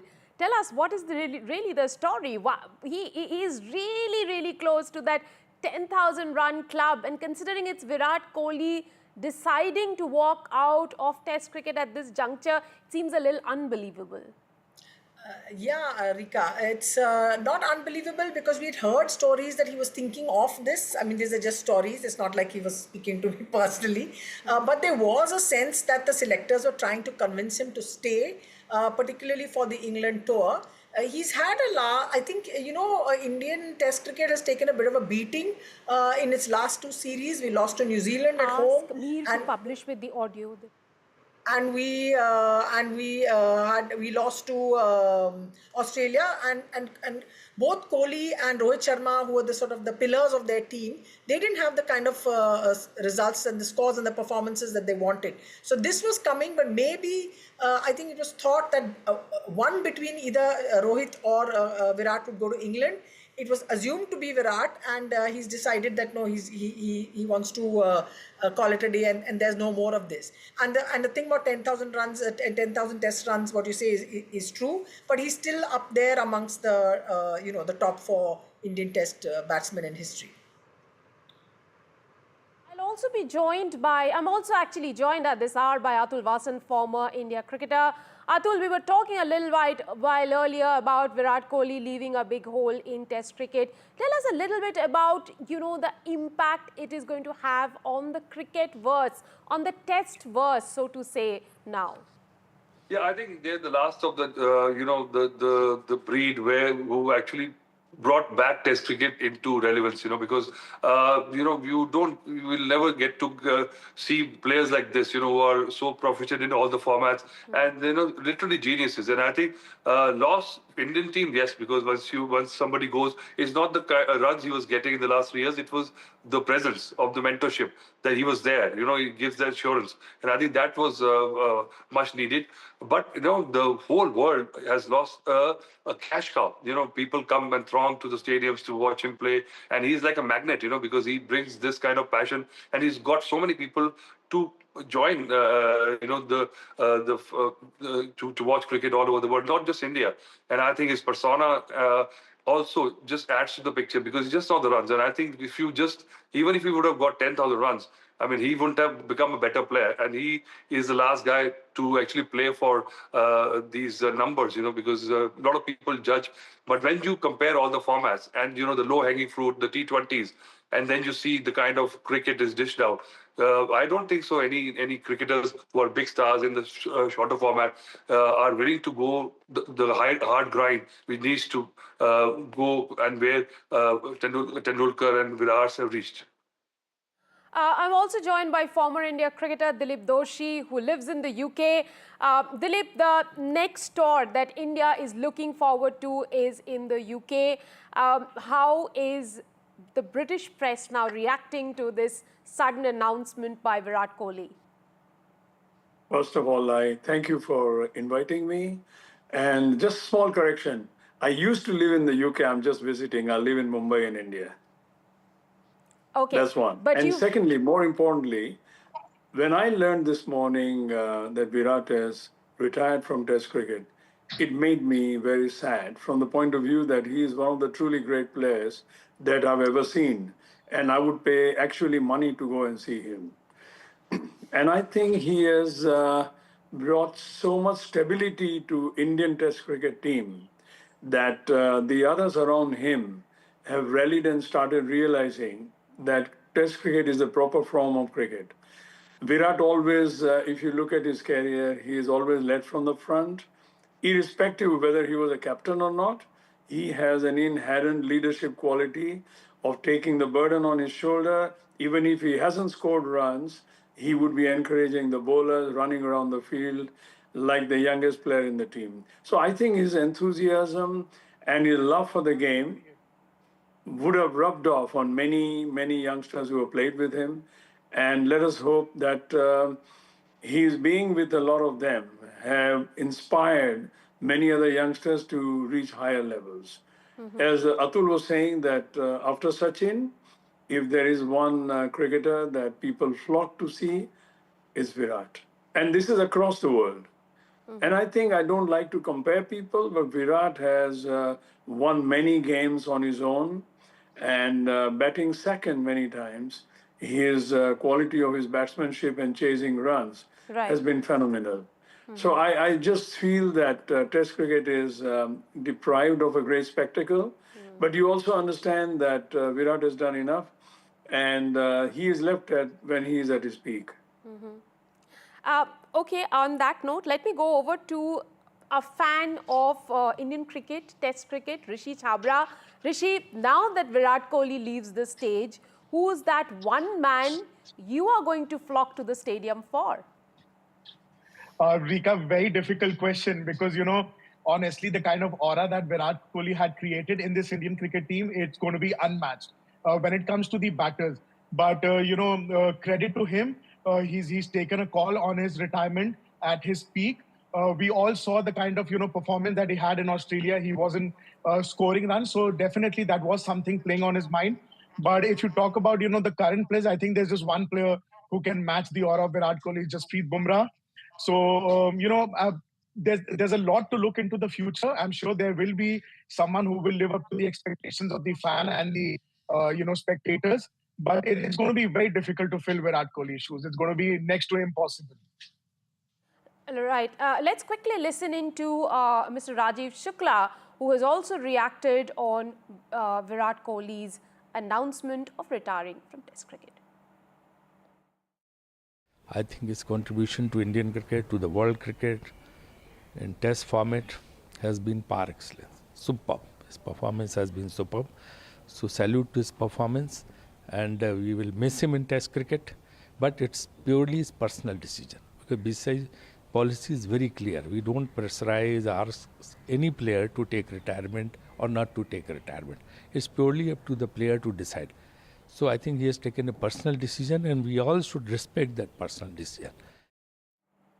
Sharda, the way Virat Kohli decided to walk away, there was no century, no celebration, no guard of honor, just an Instagram post to his 271 million followers. How would you read into that? I think fans will be upset that there is no farewell. I think this is a new age of social media communication with the fans of how many ever hundreds of millions he has.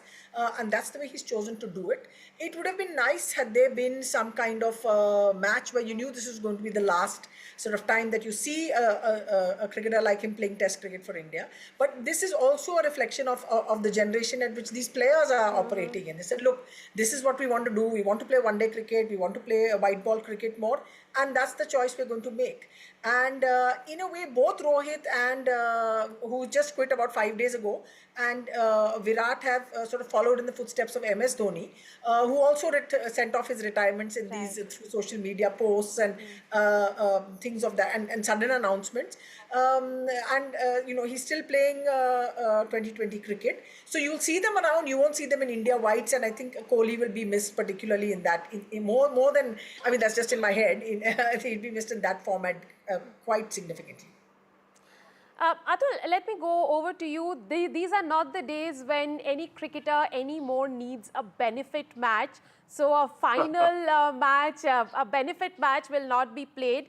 But will BCCI for its own fans want Virat Kohli to play in India one last time? No, I think we'll see him play cricket in some form, but that is these old traditions actually just fade away, and Sharda is right. Actually, is the day and age we live in, and they are not big fans of tokenism, symbolism. So I think what he has done, he felt it right. Yes, if he could have given a roadmap that okay, I'll play, this is my last series. That time also is gone because. Players live day to day, and I think he's realized that he's got 2 kids. He is taking too much of bandwidth because Test cricket is hard. It's just not the time you spend playing a match. It's before and after that, and then that grind actually is something which I don't see any of the other players, the big stars of shorter formats, going for. And I think that's why I feel that who's gonna get these fans back to Test cricket. We need players like him, and that is why world cricket is poorer. In revenue-wise also, I think monetary-wise, we lose a lot of moolah because, he brings people, and I think eyeballs will be less. So it's a loss all around. But I mean, he is beyond the place where he needs a farewell match, and we'll see him play in other formats. He is probably going to aim for the Olympics. That's where he's heading to. Right.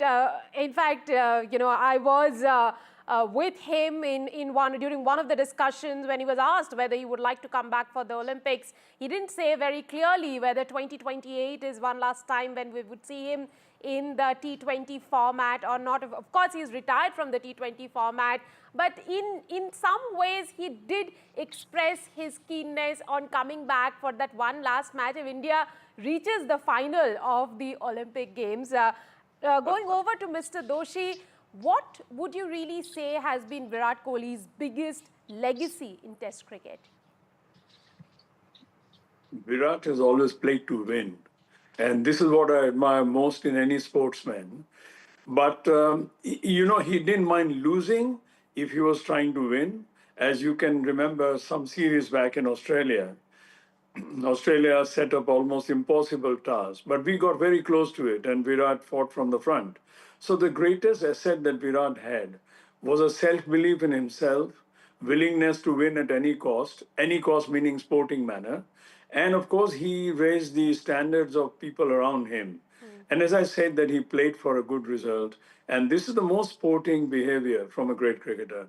And I remember that there were times when people would be quite happy to close the shutters and have the game as a draw, and not Virat. And this is one of the things I admire the most.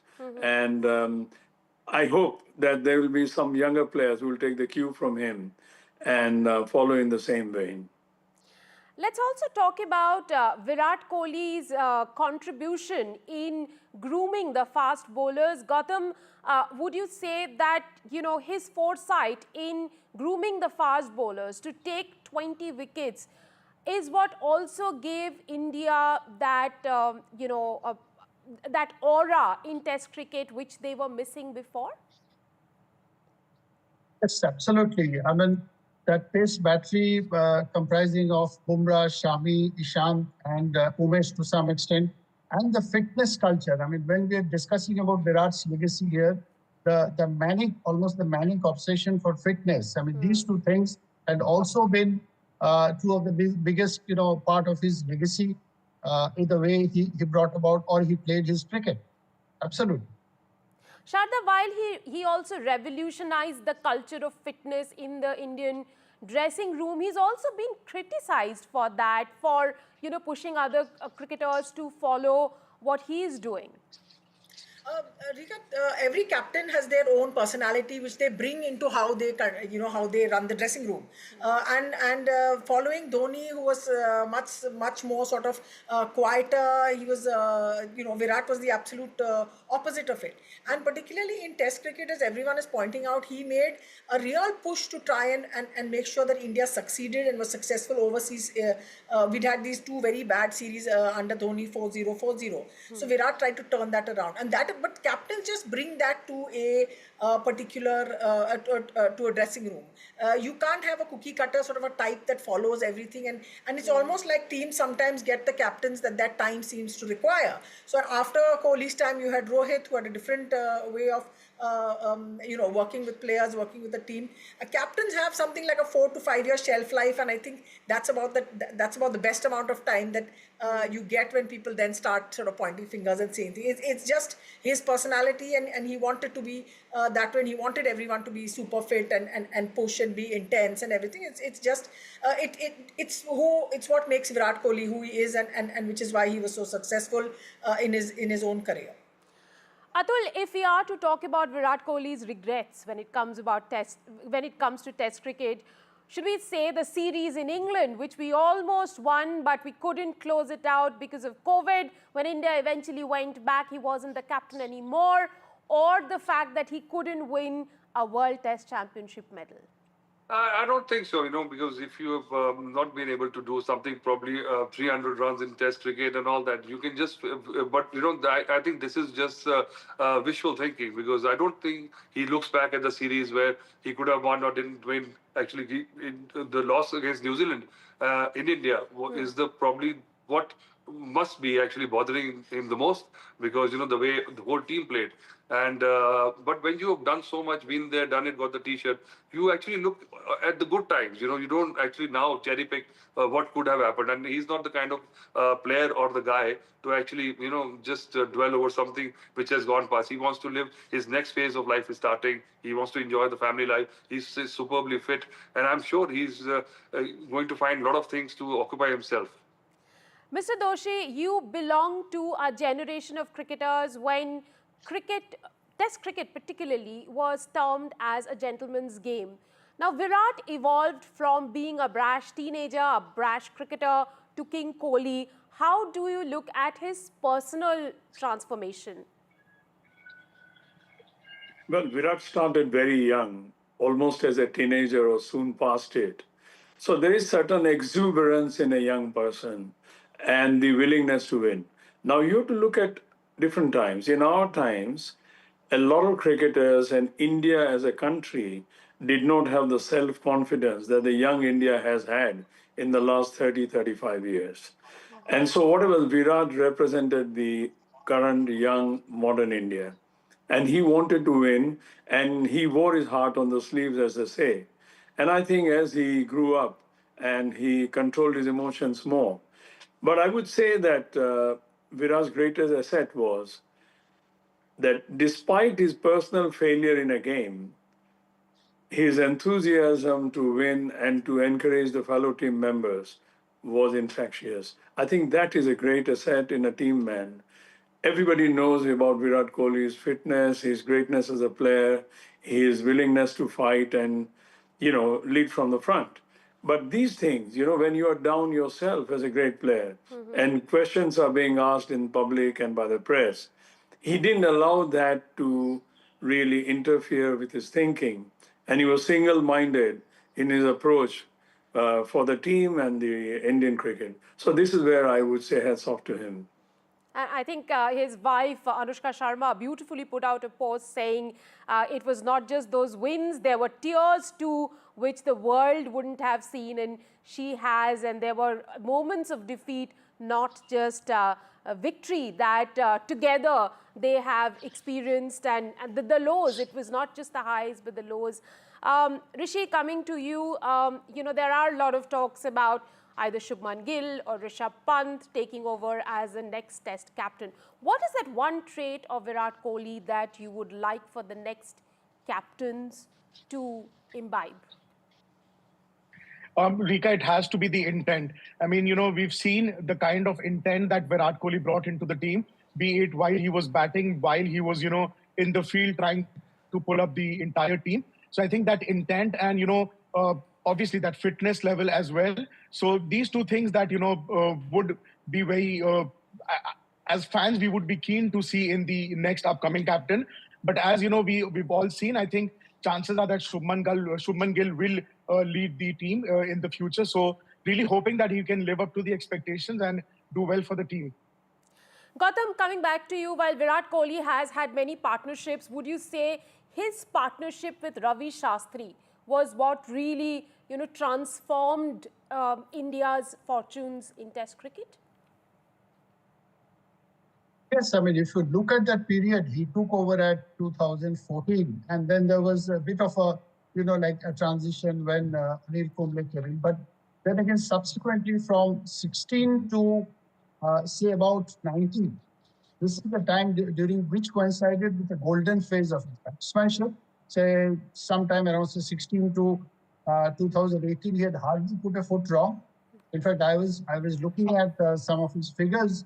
Those 3 years, he had scored over 3,600 runs daily. And that was the time. Yes, I mean, they couldn't, win a ICC championship title, that's fine. But then again, it was the most productive time when they fed off each other. Their philosophy was somewhat similar. Right. Yeah. their philosophy is somewhat similar, and it was definitely a productive time. Yeah, before, I wrap up the show, I'll have to ask all four of you your favorite Virat moments in Test cricket. And I'll start with Atul. Your favorite Virat moment in Test cricket? Well, I think what defined him and what actually, started him off and showed people that he's not your run-of-the-mill, he's different, is when he showed the finger in Australia. That's for me. Okay. Mr. Doshi, your favorite moment, Virat moment in Test cricket? I find the win in Australia a few years back, when he was willing to chase runs and Pujara and him fashioned the victory, that was possibly a pinnacle in his career, because not many teams have won in Australia. Gautam, yours? Mine, when he was young and he just started, there were doubters about his potential as a test batter. 2013, it was wondrous. I think it was 113 and it was some 90 odd against an attack which still had Dale Steyn. There was a guy who showed the spunk, and this was if there's one guy, if you took one guy who enjoyed pace and bounce on the wicket, challenging conditions, he showed that he had it in him and he had arrived. Rishi, what would be yours? It has to be the first series win down under, because the kind of situation that we were in, COVID, and then a lot of players getting injured, and then the reserve players coming in. So definitely that has to be one series that Virat will always be remembered for in Test cricket.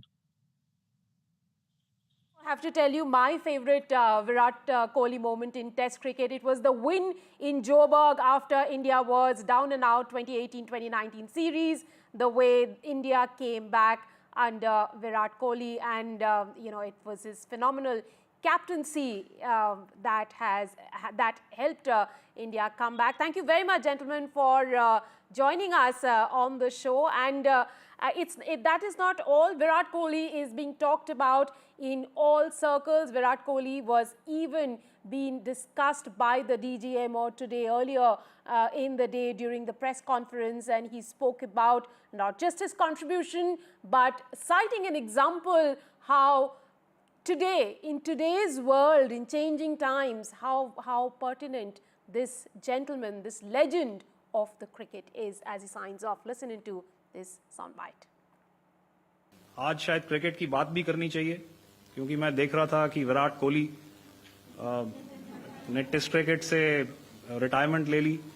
कई भारतीयों की तरह वो मेरे भी favourite cricketer हैं.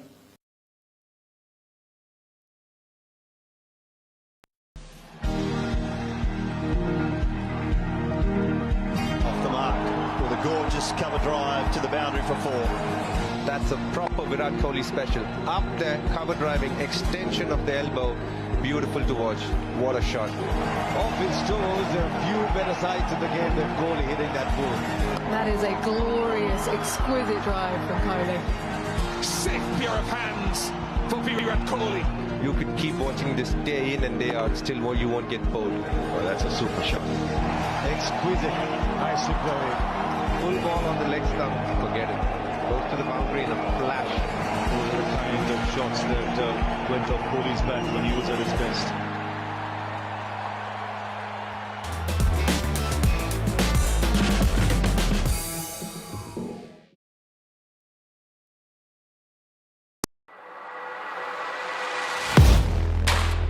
Do you really know the company you invest in?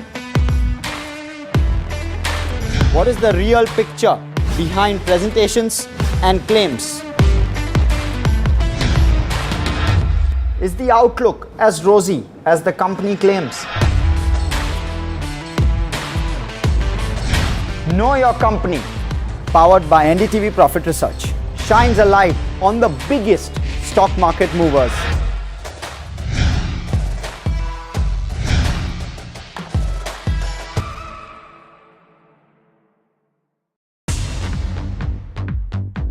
More news that matters. Big exclusive. Tulsi Gabbard gunned down by Pakistan-backed cowards. When you interact with people on ground, you're able to reflect their sentiments much better. More debates that shake the system. more exclusives you won't find anywhere else. Not just another prime time. It's a prime time that's unmissable.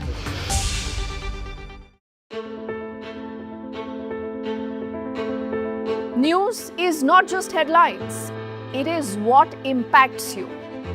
And news should never be mistaken for noise.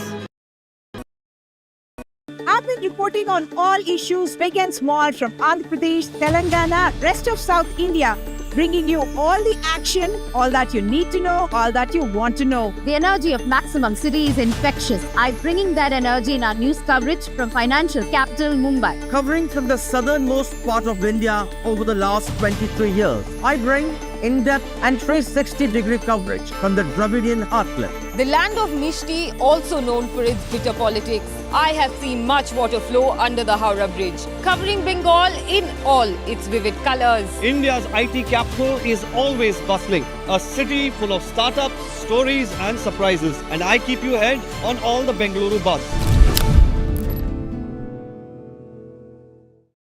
In today's interconnected world, India's voice is more crucial than ever. When India speaks, the world listens. At NDTV World, we are that voice, bringing you intelligent and insightful news from India and beyond. From geopolitics and diplomacy to economic shifts, migrations, tech disruptions, and the stories of our diaspora. We cover the news that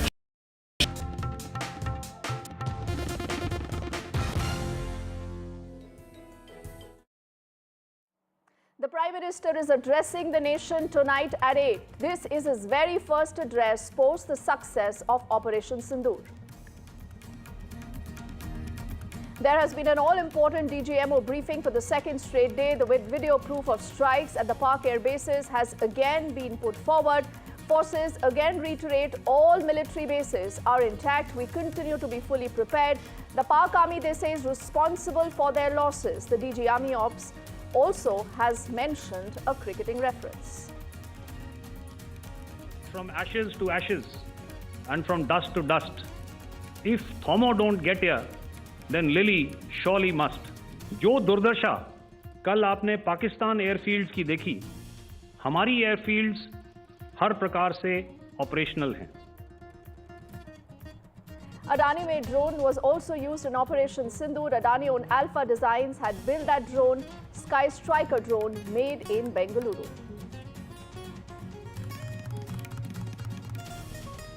It is the best day for the markets in the last 4 years. Both the Sensex and the Nifty are up nearly 4% each. US and China have agreed to roll back tariffs by 115%. Investors cheer the US-China trade deal. And Virat Kohli is announcing his retirement from Test cricket after legendary 14-year career for India. He says he's walking away with a heart that is full of gratitude.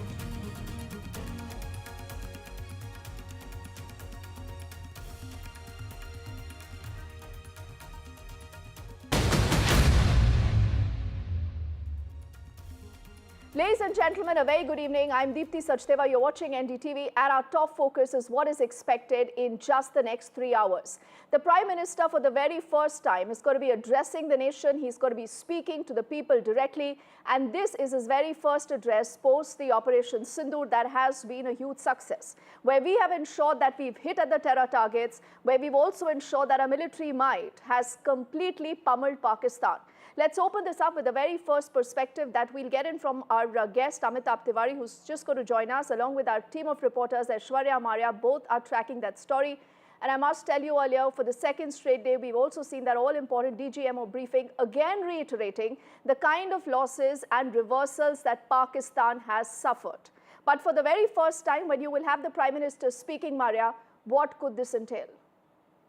Look, soon after the Pahalgam terror attack, which happened on 22nd, Prime Minister's first address to the country and also to the world came in from Bihar, where he said that the terrorists and their perpetrators, basically saying that the handlers will meet the fate beyond their imagination, and that the forces and he will ensure that they are punished, they will be tracked and then punished thoroughly. So, you know, the message was loud and clear that there is something that India is planning and that the Prime Minister will be walking the talk. Thereafter, we heard, the details emerged of Operation Sindoor, where Indian forces actually decimated the terror launch pads and also, you know, the heart of terror in Pakistan, which had Muridke and Bahawalpur, the headquarters of Jaish-e-Mohammed and Lashkar-e-Taiba.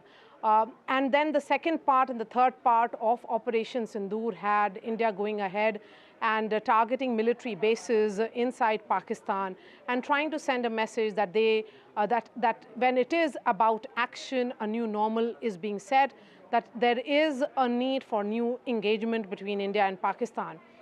This is for the first time, Deepthi, as you pointed out rightly, Prime Minister will be speaking in the context of Operation Sindoor. Becomes particularly important because Prime Minister Modi has been extremely hands-on. When details emerged roughly around 1:44 a.m. that night about Operation Sindoor's success, we were told by the sources who were right inside the Prime Minister's office that the Prime Minister was monitoring each and every aspect of this crucial operation, military operation.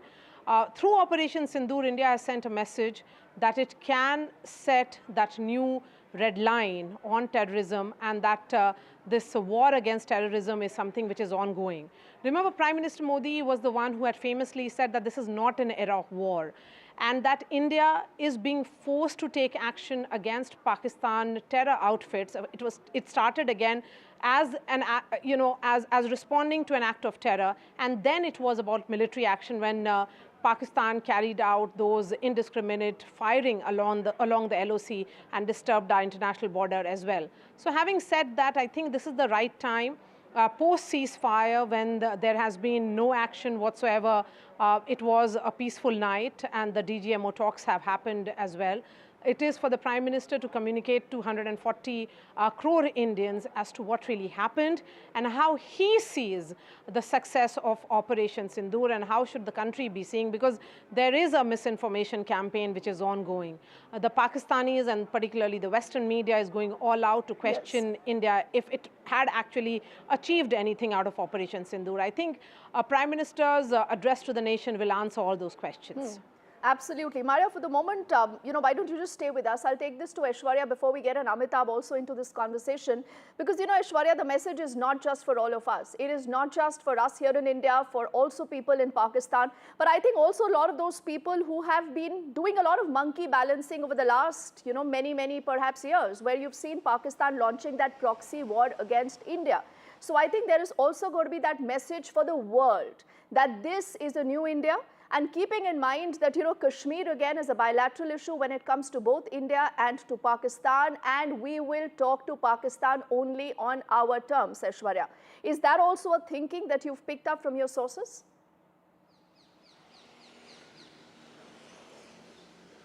Well, and remember, Prime Minister Narendra Modi addressing a public rally in Bihar, he switched from Hindi to English and gave a strong message to the world as well, that how India is going to hit the terror camps in Pakistan and will neutralize the terrorists who had been given a safe haven in Pakistan. A loud and clear message was sent for the first time after Pahalgam terror attack by Prime Minister Narendra Modi, who also lauded the Indian Armed Forces, given free hand to Indian Armed Forces to go ahead and neutralize the terrorists. India was not, at any point of time in a position of being aggressor. We were retaliating to what Pakistani forces had been doing, and our only objective of Operation Sindoor was to demolish those terror camps back in Pakistan, and we had proved so. Remember the statements coming from the Indian Armed Forces. The objectives of Operation Sindoor had been achieved. It's a successful Operation Sindoor that Indian Armed Forces had conducted, and justice is delivered to those who lost their lives, the loved ones, 26 innocent citizens who lost their life. And then India decided to hit those specific targets of the terror camps, the terror infrastructures back in Pakistan, and then we were just retaliating to what it has been coming from Pakistan in terms of drones, missiles, and what Pakistani army went onto a scale to hit our civilians, and Indian armed forces retaliated. I had covered multiple rounds of meetings that Prime Minister took at 7 Lok Kalyan Marg, and the messages that came in. First, of course, after that all-important meeting that Prime Minister chaired, Prime Minister stated that a free hand has been given to Indian Armed Forces. Prime Minister also stated that he believes in the professional abilities of Indian Armed Forces, and it is time to track and punish them. The second message was loud and clear after, the diplomatic talks were and was engaged, and it was a DGMO level talks that happened after, and soon before that, Prime Minister chaired an all-important meeting. The sources in the Prime Minister's office also categorically stated that a message, a straight line has been drawn, a message has been sent across to Pakistan that if in the future there is any sort of terror activity perpetrated by the terrorists out there in Pakistan, then it will be considered as an act of war, and India will retaliate accordingly, India will act accordingly. And now, after the entire narrative being said by the Pakistanis, the Pakistani media, the Pakistani armed forces, the message would be coming directly from Prime Minister Narendra Modi. That will certainly set a tone, and the red line that India has drawn as far as the terror activities from Pakistani soil is concerned, that will be the last word. All eyes would be at 8 p.m. when Prime Minister Narendra Modi would be addressing the nation. Oh yes, we are, close to Amitabh, 2 hours, 51 minutes away from that big address. But clearly with the expanse, Amitabh, of what has happened in the last many days post the attack in Pahalgam, and also the position that Narendra Modi and India has taken vis-a-vis terror, whether this was about the Balakot, this is about Uri, everything else. There is a larger messaging, Amitabh, that goes out. What in your expectations could be what the Prime Minister could today be saying? And, clearly you will be looking at a larger political impact of India versus the rest of the world, where we say that anytime now you inflict pain or, such kind of a cowardly attack on India, we are smart enough, we are capable enough to respond in kind. Yeah, clearly the Prime Minister, all the Indians are eagerly awaiting the Prime Minister's speech today. And if you recall, even after the Balakot airstrike, the Prime Minister had addressed the nation. So clearly after this Pahalgam attack, we had seen that from Bihar, the Prime Minister had promised that the perpetrators of this terrorist act will be avenged and will be taken to task. Now, clearly, I think in today's address, what we are likely to see is that he could list out what were clearly the objectives of the Operation Sindoor, what have been the achievements which have been partly addressed in detail by the DGMO briefings and the daily MEA briefings, and also clearly as to giving a future warning to Pakistan, because we've also said that any act of terror from now on will be considered as an act of war. So he could lay down the clear expanse of this entire military operation, our objectives, our achievements, and how in future Pakistan needs to be wary of our strength. The message is also not only to the Indian populace, it is, as you mentioned, it is also to the people in Pakistan and also to the global audience as such, that today's India is not dependent upon any country. It would, while it does not on its own act against anybody, it would definitely react and react very strongly against the perpetrators of terrorism, and it would not leave anything to chance for the territorial integrity of the country. So that message is very clear, I think. And of course, the today's world, the wars are not fought only on borders. It's also an era of social media communication, misinformation, fake news, etc.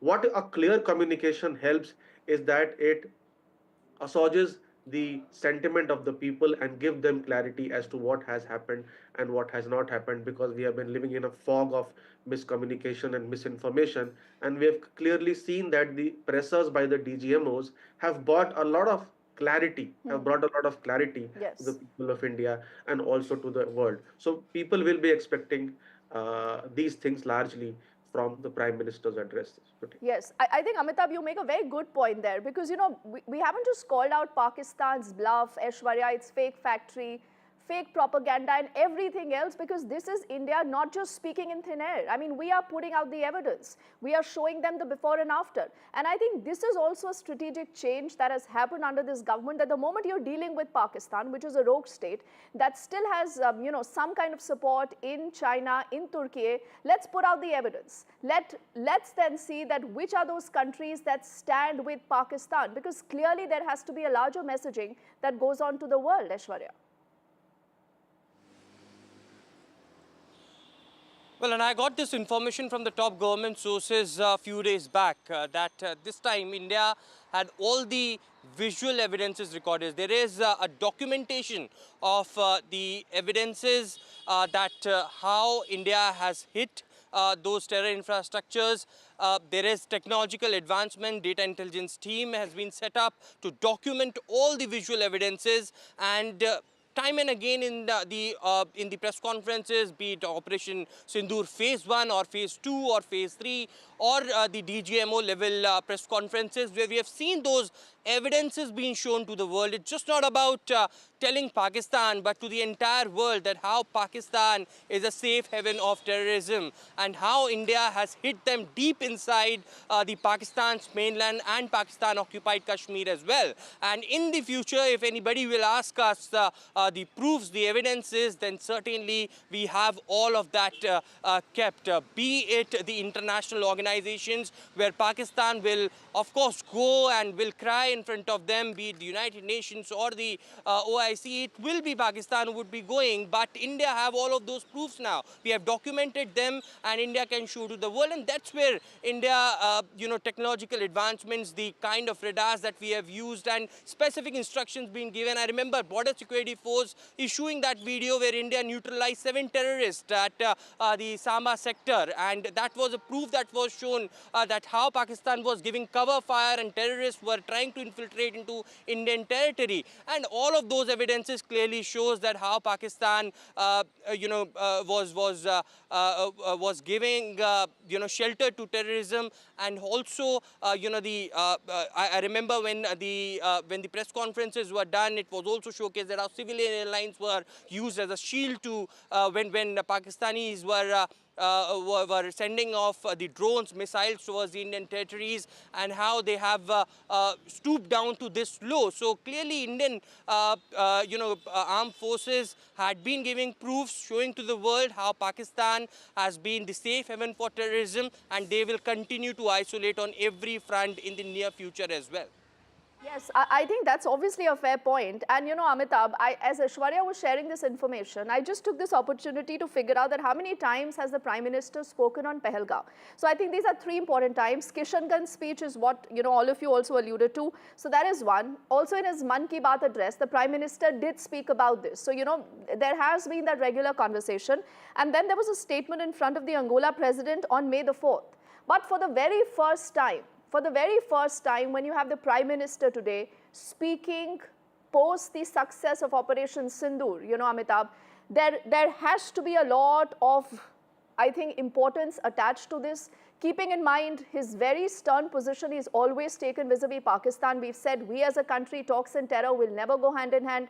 We've also, in fact, drawn our own red lines. And this time again, I mean, not to say that the terms of engagement with Pakistan, Amitabh, have again changed. Clearly, the terms of engagement have changed, and the Prime Minister, I mean, the people would also like, because there has been a lot of debate internally as to why this ceasefire took place, etc. So I think he would also speak on those aspects because, as you mentioned, that there are 2 clear strategic objectives of the government. One is that the talks and terrorism cannot go together, but India is also a peace-loving country, and it has said in the Russia-Ukraine conflict that that it is not an era of war. Correct. So I think he will clearly explain as to the number of targets we have hit, the objectives we have met, and clearly this was a time to have a ceasefire. The terms of engagement have clearly changed. Now Pakistan is fighting on many fronts, not only the armed conflict, or but also it has now the problem of the Indus water treaty, it has international pressure, it has also economic issues to deal with a recent bailout package by the IMF. So the Pakistan is now circled around by many problems, and clearly with this clear communication, what we have established is that these are the targets we have hit, these are the casualties, these are the number of before and after scenarios. So it is a very clear message also to the a section of the Western media which is still biased, which is still carrying out articles and op-eds in favor of Pakistan. So it's all this misinformation and miscommunication which is happening in this chaos, all this I think will be brought to finality with this speech. And also I think it is very good in a sense that he has come at the end of the conflict, correct? So he's not taking credit during the conflict. He is giving the people who have fought on the battle, on the borders, to get a chance to speak on the various aspects. And only at the successful conclusion of the operations Sindoor is that when he will be speaking. So there's a subtle message in that also, because he had earlier said that he had given a free hand to our armed forces to deal with this. Oh yes, and Amitabh, you know, in the last bit, it seems like you've just read my mind, because this is the question I wanted to bring forward to both you and to Aishwarya, that look at how you have a country like India that has dealt with this versus a country like Pakistan that is the aggressor, that is the hotbed of terror. Because in Pakistan, you know, Aishwarya and Amitabh, both of you and our viewers would agree that you know, instead of the military, you also had the deep state, you know, calling a lot of shots. You had Shahbaz Sharif, who was merely a puppet. And, you know, every time he came out, he only had misinformation to speak about, or playing the victim card, not recognizing the proof that India has put out. So, you know, keeping even that in mind, Aishwarya, the fact that you will have Prime Minister Modi today speaking at the end of it after, you know, one night of relative calm at the LOC, again is a statement that India has exercised maximum restraint. We haven't escalated the situation, we haven't caused any kind of provocations. Well, and it's a bilateral understanding between India and Pakistan that there will be no kinetic action, no firing along with the line of control and the international border. All other you know, decisions that the Indian government has taken, that will continue to go on. The DGMO level talks that will happen later today will have a single agenda as to how de-escalate things, and no other agenda as being reported by many Pakistani outlets, the media outlets over there, that they can talk about IWT or the other things as well. But India had made it clear that only and only single agenda that will happen as far as DGMO level talks are concerned, that how to de-escalate things and how this this bilateral understanding between India and Pakistan will move forward. It is, of course, you know, at a time when within the country as well, the Congress party is asking for an all-party meeting that should be chaired by Prime Minister. You know, externally, many of the Western media, you know, clearly bashing the Indian side, although the Indian government has been giving proofs after proofs, the Pakistani media creating a fake narrative. It will all come to a full stop after Prime Minister will be speaking and will be telling the world, just not the country, that India will not tolerate terrorism at any point of time in any form, whether coming from Pakistan or from anywhere. It could be you know, language that Prime Minister can use, you know, could be in English as well, to address the world in large. As India had not been an aggressor in this position, they have retaliated. India had specific targets. They have not hit the civilians out there. We have you know, we have a measured attack on the Pakistani mainland as well as you know, Pakistan occupied Kashmir, and Prime Minister and you know, will certainly laud the Indian Armed Forces, who had done a tremendous you know, job as far as Operation Sindoor is concerned. And as the DGMO Rajiv Ghai stated, that justice is delivered and something that will directly come from the horse's mouth. We have heard from the military, we have heard from the officers in charge, the commandos, and now it will come directly from the horse's mouth as to what India has achieved through Operation Sindoor. Oh, absolutely. Amitabh, before we actually move, I think this is a good way to look at the things, because much of the difference that you have seen between India and Pakistan is also the fact that here, unlike in Pakistan, you had the entire country standing with the Prime Minister. The opposition also, apart from those questions that they've been asking, they've said that we are with the government. Let's go all out to teach Pakistan a lesson. And look at how Pakistan was responding to what Shahbaz Sharif was saying. Some of his own people were actually calling him quote-unquote weak, when they listened to his address. There were so many memes about him. And this is why, to even people and the world, that draws an equivalence between India and Pakistan, I think it will be very important to hear what the Prime Minister says. Clearly, there is no comparison between India and Pakistan today. In 1999, when the Kargil war was fought, India's economy was 5 times that of Pakistan. Today, it is 11 times that of Pakistan. And militarily, we have clearly shown that we are way superior to Pakistan. We can go and hit more than 100 kilometers inside Pakistan along the international border, and no Chinese equipment or help could probably help Pakistan. So there is clearly, it is visible to the world. It is just that the old age biases are not dying. In India, the entire populace was with the government. All the political parties were with the government. In Pakistan, we saw many people were clearly not believing what the government was saying, because neither Sharif's speech nor the DGMO's presser, which was seen as a copy of what we had held here, had any concrete evidence to show, because they were just blabbering of their achievements, but they had no concrete evidence to show to their populace or to the entire world as to what they had achieved, because they had not achieved anything. So now let's wait for the Prime Minister. I think there are important signals which will be given to the entire world, to Pakistan, and also will come to know as a nation as to what were behind the scenes activity of this ceasefire, and what was his logic of agreeing to this ceasefire, and what is the road ahead with respect to Pakistan. Absolutely. So we are a little over 2.5 hours away from that big but all important address. Aishwarya, I'll let you go for the moment, and Amitabh, we look forward to coming back to you again as and when we have more updates on the entire story. But gentlemen, thank you so much right now. But let's also keep in focus what the day today has looked like. Remember, for the second straight day, you had the DGMO speaking about what's happened, with proof, with evidence, point by point, putting out details of how Pakistan has been hurt. Remember, the Indian Armed Forces have reiterated that Operation Sindoor targeted only the terror camps in Pakistan and in POK, and that it's the Pakistan military that was responsible for any kind of losses that they say that they have incurred. Now, Air Marshal A.K. Bharti, while he was addressing the conference, said, and I quote him now, that our fight was against terror, and that is why we only struck terror camps on May the 7th. But he said it's Pakistan's military that sided with terrorists and made this their very own fight. Something, again, that is not surprising. Now, what we've also heard so far is that a lot of this Pak Chinese air defense system completely bombed. It failed. While India's air defense system is multi-layered, it could perceive the threats from the enemy, and all this was also detailed as a part of the briefing today, images of which you see on your screens.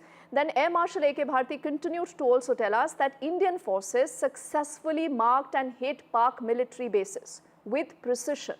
That is the operative word.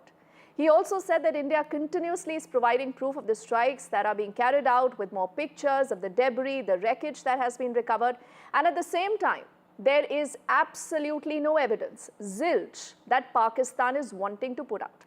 Now, India has also confirmed that Pakistani Mirage has been destroyed in Operation Sindoor, the Pak military bases have been hit, and there is considerable amount of damage that has been caused. But it would have been hit harder in case there was a major escalation, a position that India continues to maintain. Let's get you highlights of day 2 of this all-important briefing. As you can see, we have targeted the length and breadth of the adversary. I'm sure most of you would have already seen the effect of these strikes on ground. courtesy the large number of videos and photographs being circulated in the media. A few representative examples from the open source are now being shown to you on the screen. In fact, two of them. This is the strike on the Noor Khan Air Base. And you can see the effect. I'm sure most of you have seen the video. I have also picked it up from your sources only. And this is the aftermath of our strike at Raimyar Khan Air Base. You can see the massive crater that it has left on its runway. And you can see the pinpoint accuracy of our weapons.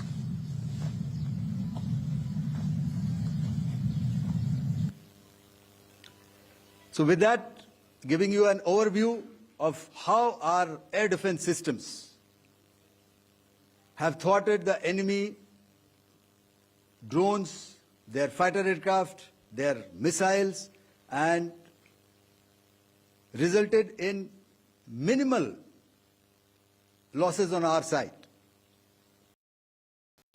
We had a detailed brief on the successful joint operations that were carried out to destroy the terror infrastructure in Pakistan-occupied Jammu and Kashmir, as well as in Pakistan itself. We also iterated that our fight was with terrorists and their support infrastructure and not with Pakistan military. However, it is a pity that the Pakistan military chose to intervene and bat for the terrorist, which compelled us to respond in kind.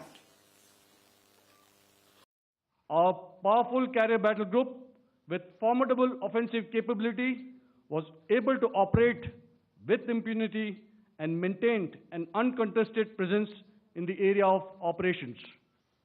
Effectively, it compelled the Pakistani air elements to remain bottled up close to the Makran coast, denying any opportunity to be a threat in maritime space.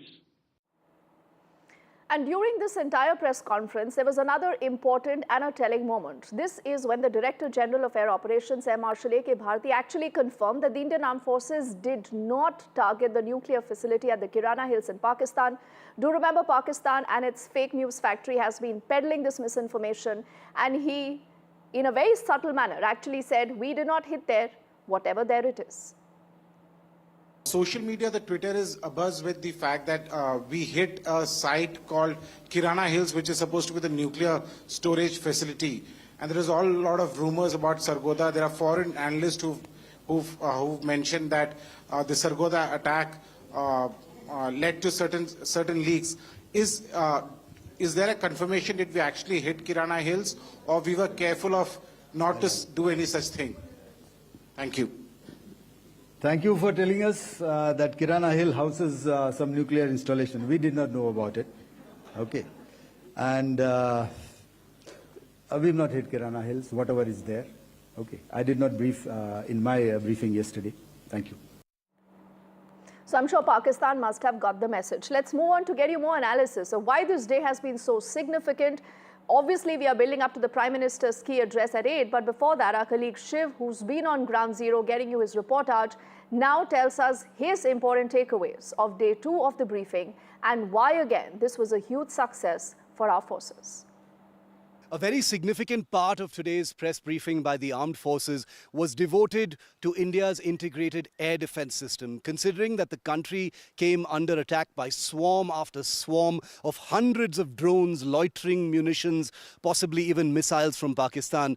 It's not surprising that the spotlight was put on India's air defense weapons and systems. Very interestingly, after first saying they did not want to talk about specifics of weaponry and otherwise, well, today they went ahead and named some of those weapon systems. And the good news is many of them are indigenous, meaning homegrown, designed and made here in India, which is a huge statement for Atmanirbharta as far as defense and weapons are concerned.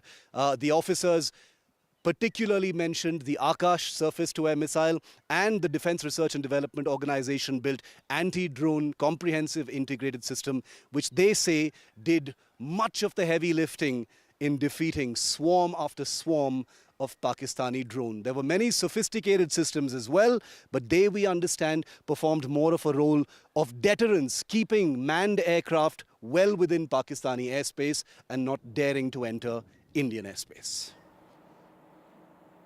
And with this, it's time for us to head into a quick break. But on the other side, this is a non-stop rolling coverage that continues. And do remember, we are building up to the Prime Minister's big address at 8 today.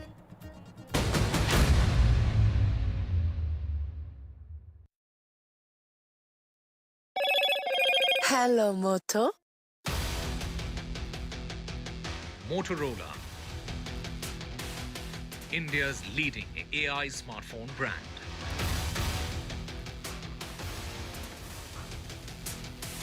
The Prime Minister is all set to address the nation tonight at 8. This is his very first address post the success of Operation Sindoor.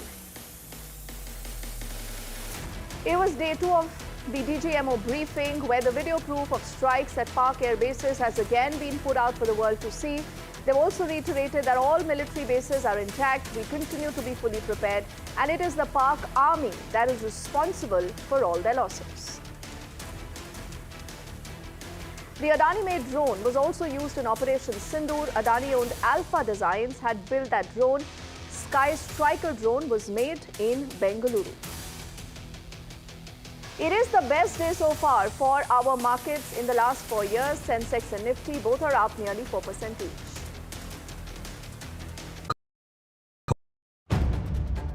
If it matters to you, if it matters to you, if it matters to you, it matters to India. It matters to India. And it matters to me. And it matters to me. India Matters with Shivaru, only on NDTV 24/7. How often have you turned away from debates that descend into endless fights? We bring you a show where every question is answered, where every debate finds its resolution, where every story finds its conclusion, where opinions collide but facts prevail, where stories unfold with insights and trust. When the noise ends, the last word begins.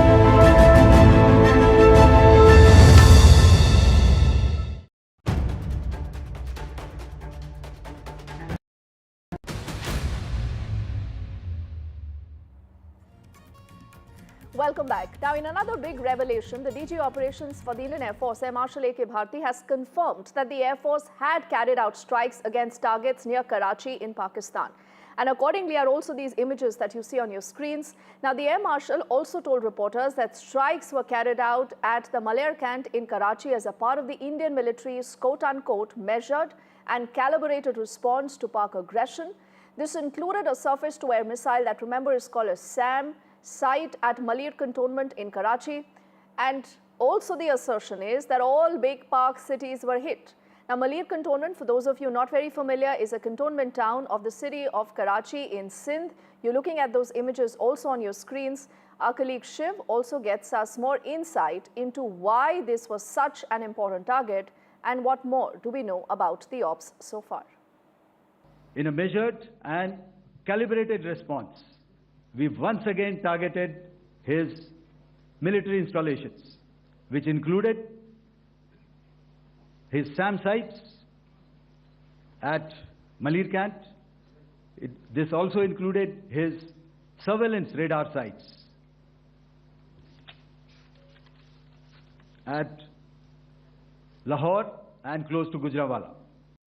I'm in my bulletproof jacket and my helmet. I've got my protective gear on just under a kilometer from the line of control here in the Uri sector of Kashmir.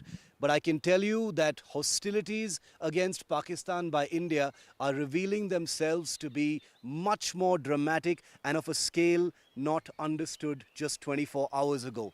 NDTV broke the news earlier today that it was also Karachi that was struck by the Indian Air Force. This was something that may have been missed, but the Indian Air Force did mention the Malir Cantonment, which happens to be in Karachi. With this, you have every major city and urban center of Pakistan having been struck by Indian Air Force missiles on the early morning of May the 10th as part of Phase 3 of Operation Sindoor. Lahore, Islamabad, Rawalpindi, Sargodha, and now also Karachi. Now, the reason why Karachi is significant is because we already know that the Indian Navy, in its briefing yesterday, had said that Karachi was on target. The Indian Navy's missiles on its warships were primed to bomb the Karachi harbour and reduce it to rubble if there had been another escalation. Karachi is also historically important because remember, the same Indian Navy had bombed Karachi harbour back during the 1971 war. With Karachi added to the list of sites, in this case an air defence or surface-to-air missile site at the Malirkant in Karachi, the scale of India's attacks across Pakistan just got a whole lot bigger. But let's also tell you how the last few hours really have panned out. It was the first peaceful day and night in Uri, and NDTV, remember, continues to report from ground zero. On your screens are multiple images that come in from Rajouri, from Akhnur, and a lot of other sectors in Jammu and Kashmir, essentially reiterating and underscoring normalcy. There is peace after 18 long days of hostilities. The sense of calm continues, people going about doing their normal businesses. But again, when it comes to Pakistan, there is only that much. Remember that you can trust that rogue state. Let's get Shiv again to help us decode how the last few hours have been, what are the preparations still on ground zero, and what could be the road ahead. Hello and welcome to this very special ground report from the line of control in Uri. That is Pakistan-occupied Kashmir, less than a kilometer behind me near the Indian Army's last post. We have permission to report from here, and we are reporting after the first day and night that has gone without any hostilities since tensions began between India and Pakistan 18 days ago. Over the next half hour, we're going to bring you the highlights of the Second Armed Forces briefing, talks between the two countries, and how much bigger India's military operation against Pakistani targets really is than we ever imagined. The laughs of children, the sounds of livestock, birds twittering away. These are the sounds of normalcy one would imagine, even in this forward village, the last village before the line of control in this Uri sector of Kashmir. But it's going to be a while before the people of this final frontier settlement actually return. Some have because they have no choice, but most are still in the depth areas, in safety, still fearing Pakistani shelling. And there is another danger, the fact that there could be unexploded shells and ordnance in different parts of this village. State authorities and administration have warned all villagers to make sure that they do not return until everything is fully sanitized. Normal? That's not a word you see very often or hear very often in places like this. Maybe in a few weeks, maybe in a few months, maybe in more than a year.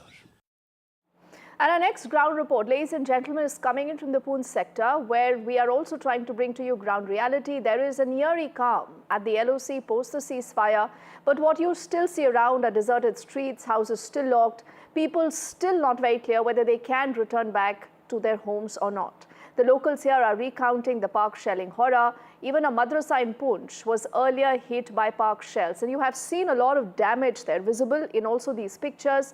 And they say that this has been the worst firing that they have seen and experienced and lived since the 1965 war. The locals there, though, are still continuing to pray for normalcy. Nazir has been on ground zero and he tells you more. I'm in Poonch, which has suffered massive damage due to Pakistani shelling, and Pakistan is just behind these mountains. But here in Poonch, you can see Indian flag tricolor flying high.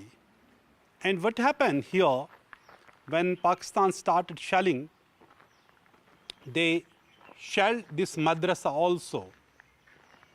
This was the under construction part of the madrasa, and first shell landed here. You can see this. And then another shell hit the residential quarters rooms of the teachers of this madrasa. And in this room, Maulana Muhammad Iqbal was killed. another teacher was also injured in shelling from Pakistan. So when we talk about Poonch, it is Gurdwara and a madrasa that were hit in Pakistani shelling. But after killing of Maulana Iqbal, some of the news outlets tried to show that perhaps they use his picture and showing a terrorist from Pakistan has been killed in Muzaffarabad. And that is what has hurt the people, students in this madrasa who are patriotic, who are nationalists. I'm joined by Maulana Saeed. Saeed साहब, आपको भी बहुत उस वक्त हुआ जब ये बम गिरे इस पे कई लोग? एक्चुअली हुआ ये कि 6 तारीख को जब ये 7 तारीख को 6 तारीख की शाम को जब हमला हुआ रात को जब हमला हुआ तो उस वक्त तो खौफ हिरास का आलम था पूरे पुंछ में। जब सुबह 7 तारीख की सुबह को हम चूँकि यहाँ पर हमारे पास लगभग हॉस्टल में 1200 करीब बच्चे और बच्चियाँ हैं, तो हम इसमें आपके यहाँ ये बड़ा मदरसा है जहाँ ये गर्ल्स यहाँ ये बॉयज़ का मदरसा है और साथ में गर्ल्स का है। तो दोनों इदारों में लगभग जो है वो 1200 बच्चे बच्चियाँ जो है वो ज़ेर तालीम है जो हॉस्टल में रहते हैं। तो बम जब गिरा बच्चे यहीं थे? हाँ, बच्चे नहीं, उस वक्त ये हुआ कि ये कोई लगभग 8 और 9 बजे के बीच का वक्त था। बच्चे उस चूँकि हम तैयारी तो सुबह से कर चुके थे कि बच्चों को हमने डिस्पैच करना है, इनको घर घर इनको एवोकेट करना है और घर घर भेजना है इनको। हम उसी तैयारी में लगे थे। हम बच्चों को निकाल रहे थे, उनके लिए गाड़ियों का अरेंज कर रहे थे, उनके पेरेंट्स आ रहे थे, हम इंट्रीज कर रहे थे। हम इसी काम में थे कि किसी तरह से जितना जल्दी हो सके हम बच्चों को घर घर यहाँ से निकालें और घर घर भेजें। तो मैं अपने ऑफिस में था, मेरा ऑफिस यहाँ से कोई बमुश्किल 100 मीटर दूर है। तो बहुत ज़ोरदार धमाके की आवाज़ आई, पूरा ये इलाका थर्रा गया। आपके मदरसे के बिल्कुल बाहर ये है, this is the tricolour which is flying very high and it is right next to the Pakistan LOC. The Pakistan is on the other side of the mountains, and this madrasa has borne the brunt of this Pakistani shelling, and three teachers of this madrasa have been killed, including Maulana Iqbal. Thank you so much, Saeed Saab, and we feel very sorry कि आपको इतना नुकसान पहुंचा. Not only there's huge damage to madrasa here, but also it has 3 teachers and have been killed. 3 students have also been injured in this madrasa during Pakistani shelling. 2 days after the ceasefire understanding between India and Pakistan, I'm walking through the lanes and by-lanes of Poonch city, which has been the worst hit by Pakistani shelling. The town is like a ghost town, and you can see here almost every house here in this lane remains is closed. It's like a ghost town. You just see wherever you go, you see houses are locked. Look at this house, locked. Look at this side, right side, locked. But there are some people who would be here, and let me talk to you, sir. Namaste. नमस्ते सब बताएं, इतनी सभी मकानों को हम देख रहे हैं बंद पड़े हैं, अभी क्या डर है? 2 दिन हो गए सीज फायर को। वो तो डर है, इनको शल्लिंग को इनकी कैजुअल्टी हुई है और लोग मरते हुए इन लोगों को देखा है। एक मकान में 2 आपने देखा है, सिंडिकेट मल्ला है, वहाँ में 2 एक ही जगह पर खड़े थे, तो वो उन्हीं ऑन स्पॉट वहीं पर उनकी डेथ हुई। तो जब ये इन लोगों ने देखा तो जो मौजूदा जनरेशन है उन्होंने सोचा यहाँ पर तो रुकना बड़ा मुश्किल है, के लोग यहाँ से चले गए। आप देख रहे हैं कि तकरीबन मैं तो जो मेरा अनुभव है ये भी यहाँ के काउंसिलर मेरे के लिए यहाँ पर तकरीबन ये मुझे बताएं कब आ जाएंगे लोग वापस? ये जो आज की मीटिंग जो DMGO की जो मीटिंग, हाँ, इनकी जब जो मीटिंग जो हो रही है इसमें को क्या डिसीजन लेते हैं। अगर आप बुजुर्ग हैं, आपने इतनी शेलिंग कब देखी थी लास्ट टाइम पे, और आपने कितने जगह देखी? देखिए जी, मेरा नाम बेहरलाल दत्ता है और मैं POKJ का रहने वाला हूँ और वहाँ से रिफ्यूजी होके यहाँ पर आया हूँ और 47 से यहाँ पर आ रहा हूँ। मेरी एज इस वक्त 84 years, I am still feeling myself as a young man. That is why I 84. 84. That is why I. तो आपने सारी जगह देखी होंगी? सारी जगह देखी। 40 इतनी शेलिंग कब के बाद हुई? ये तकरीबन साहब 65 के बाद। साहब सभी मकान बंद है यहाँ? सब मकान 90% मकान यहाँ पर 90% मकान बंद, 90% डर खा। लेकिन अब तो सीज फायर हो गई, अब मगर गवर्नमेंट की तरफ से यहाँ पे कोई इंतजाम लेकिन आज चीफ मिनिस्टर तो आया है, अभी शहर में चीफ मिनिस्टर ने आके आज विजिट की है, मगर आज अभी वो शहर में ही है। हाँ, अभी वो शहर में, मगर यहाँ पे 90% लोग बाकी हैं। अच्छा अच्छा 90% लोग यहाँ पे कोई नहीं है। तो अब आ जाएंगे वापस? देखो अगर हालात ठीक रहे, अभी कंफर्म कुछ नहीं है, सीज फायर का अभी कोई कंफर्म नहीं है। अच्छा, so people appear to be the amount of shelling this town has faced. Clearly, it would take some time for people to come to terms and see things are now will be actually improving, which is in fact improving. There have been no firing since yesterday, but still I can show you in this town, as he's saying 90% population, most of the houses are locked here in this Poonch town. Shops are still closed, but one good thing is that since 2 days now, there has been no violation of ceasefire, yet still people say they are waiting for the second meeting of DG MOs so that they would be reassured that there would not be further violation of ceasefire. So this is about what locals are feeling and how they're experiencing whatever's been happening both in Uri and in Poonch. Let's move on to get you more details now. Now, amidst the state-of-the-art weaponry that Indian forces have deployed in Operation Sindoor against the Pakistani terrorists was also built in Bengaluru. This is Sky Striker. This is the unmanned aircraft system that is made by the Adani-owned Alpha Designs. Now, what is the Sky Striker? You're looking at a descriptive image on your screens. This actually flies like an unmanned aircraft system. It strikes like a missile. It is classified as a loitering munition designed for long range, precision and tactical strikes. The Sky Striker has a low acoustic signature, enabling stealthy, low altitude missions. Powered by electric propulsion, it can actually identify, track and engage the operator designated targets using a 5 or a 10 kilogram warhead housed within its fuselage. Now, these suicide drones were produced at a manufacturing facility in western Bengaluru through a collaborative partnership between Alpha Design, that is based in Bengaluru, and the Albit Security Systems of Israel, which you're looking right now on your screens.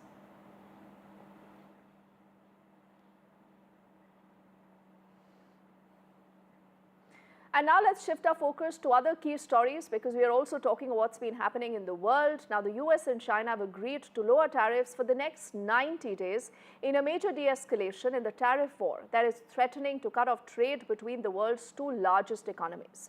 As a part of an agreement that was hammered out in Geneva, the US will now lower tariffs on Chinese goods to a 30% from an existing 145%. And what China will do in return is that it will reduce duties on US imports to a 10% from the current 125%. Now, Vishal, this clearly is good news. This tells you that there is progress being made. And this also tells you that, playing hardball, Disha, can only take you that far. But what happens from here on? What are the other details, the modalities that you believe can interest our viewers?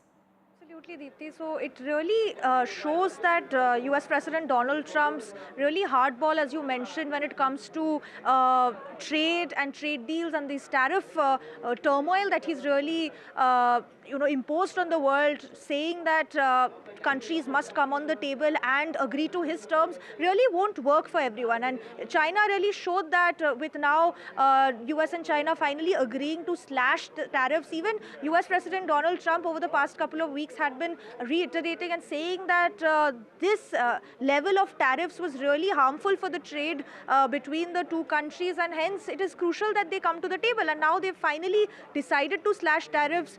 So it is US will reduce tariffs to 30% on Chinese goods from a whooping 145%, and China in turn will reduce tariffs from 120% to now a mere 10%, which is a huge shift. It's almost 115% slash in tariffs in total. But this announcement really came after 2 days of long negotiations between the top officials from US and China in Switzerland, and this is just the first step when it comes to reaching some sort of trade deal, which both countries will continue to have conversations about.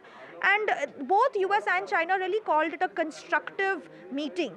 And we really have to wait and see how these talks progress and how it's going to really impact India. Because to remind our viewers, US and India are also currently in talks to reach some sort of trade deal, which will hopefully reduce the impact of the American tariffs that are currently on pause.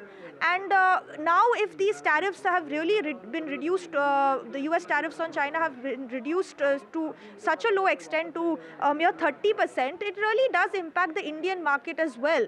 And Indian products could now be affected in a detrimental sense. So we really have to wait and watch to see whether this is, the US and China have called it a temporary slashing, but we have to see whether it's a permanent move as well. Oh yes, 90 days is what they say, Disha. And in a brief statement, in fact, they say the importance of a sustainable, long-term and mutually beneficial economic and trade relationship. It's a joint statement.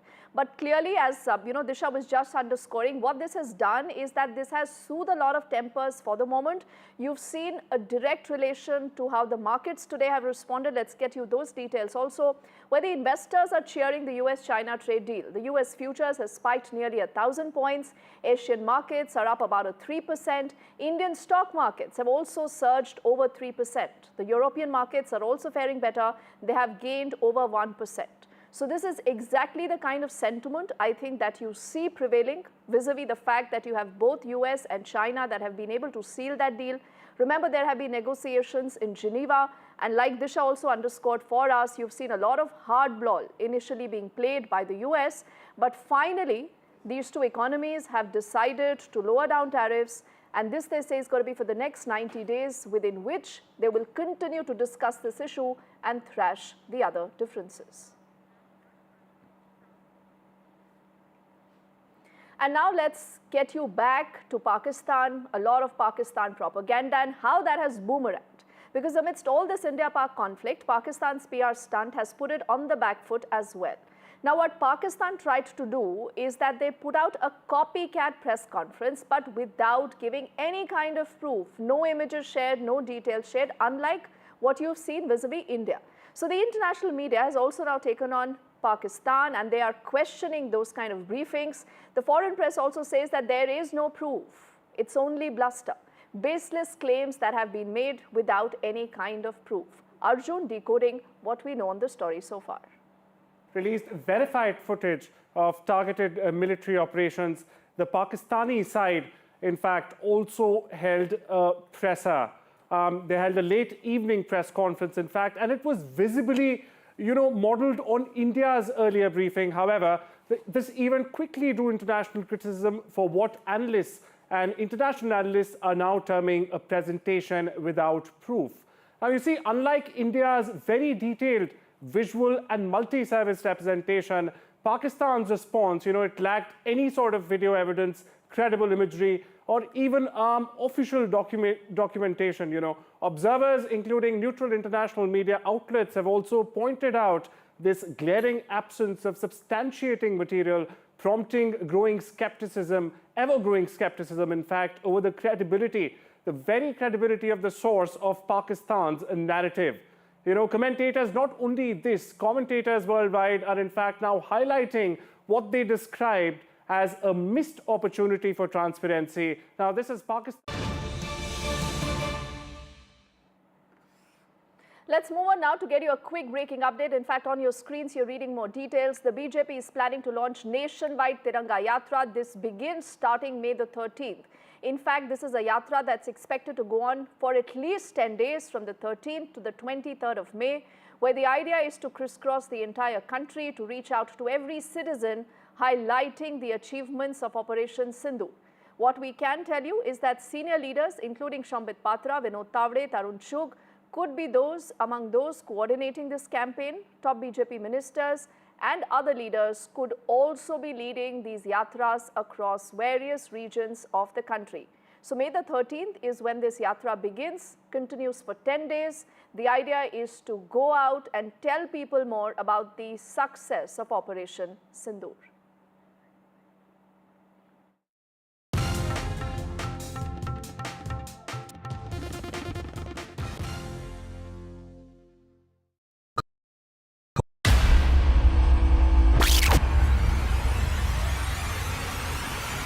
The last 1 month, if you see, the share prices of Denzol Engineering has fallen more than 58%. Why are the rating firms calling the debt payments as default? We have two credible credit rating agencies on March 4th coming and downgrading the stock to D. Statements are consistently being proven wrong, and transactions are being taken place which are different from what they were originally pictured to be.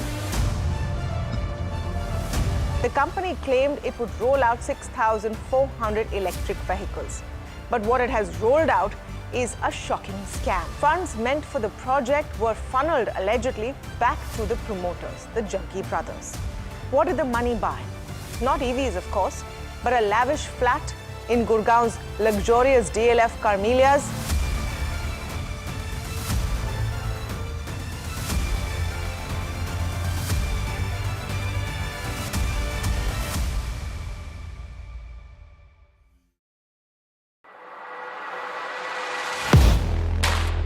Do you really know the company you invest in?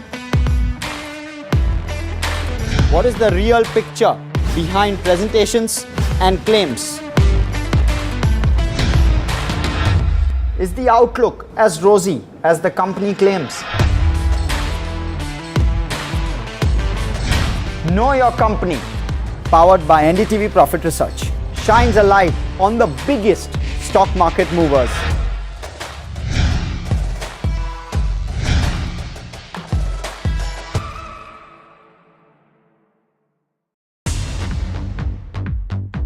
More news that matters. Big exclusive.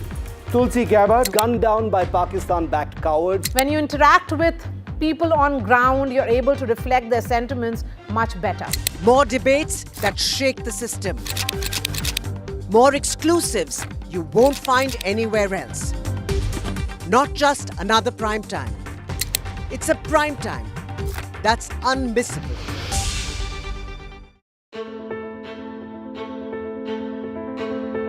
News is not just headlines, it is what impacts you. And news should never be mistaken for noise.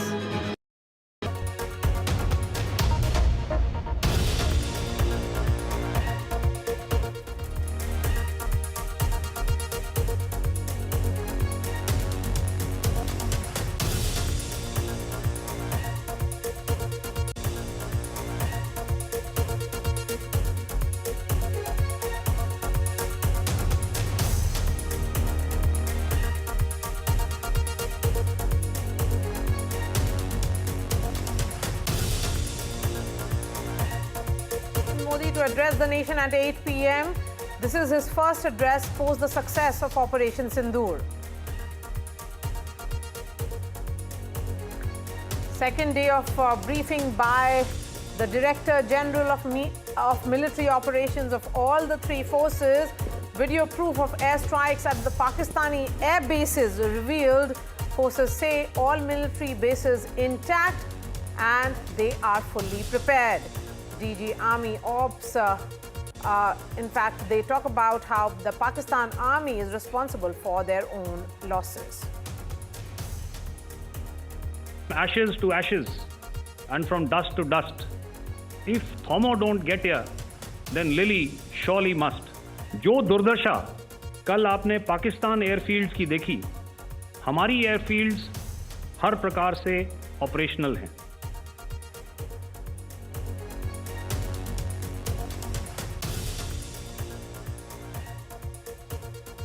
Adani made a drone used in Operation Sindoor. Adani owned Alpha Designs builds drone. In fact, Sky Striker drones are made in Bengaluru. US-China agreed to roll back tariffs by 115%. Investors cheer US-China trade deal. And Virat Kohli announces retirement from Test cricket after legendary 14 years of career for India, says he's walking away with a heart full of gratitude.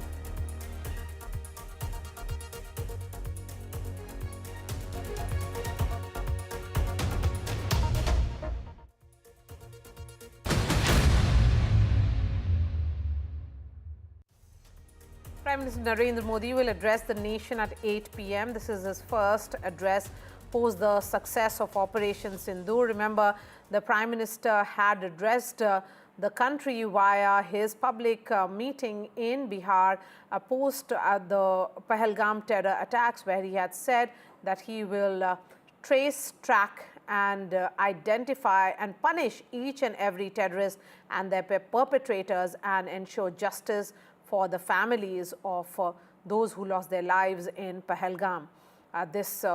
through the Operation Sindoor, Prime Minister had been extremely hands-on.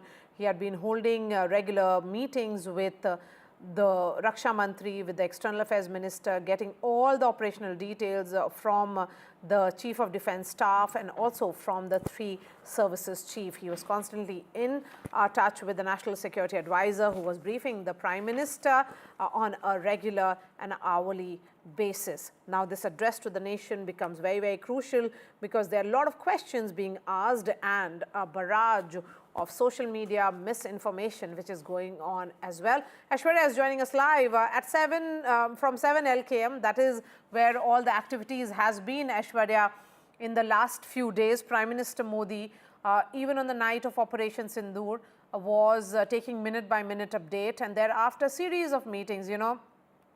We have visuals of one such meeting which is currently on our television screens, but even that meeting which was chaired by him, in which secretaries of all departments were in attendance, the civil defense preparedness, all that has been a case in which the Prime Minister was leading from the front.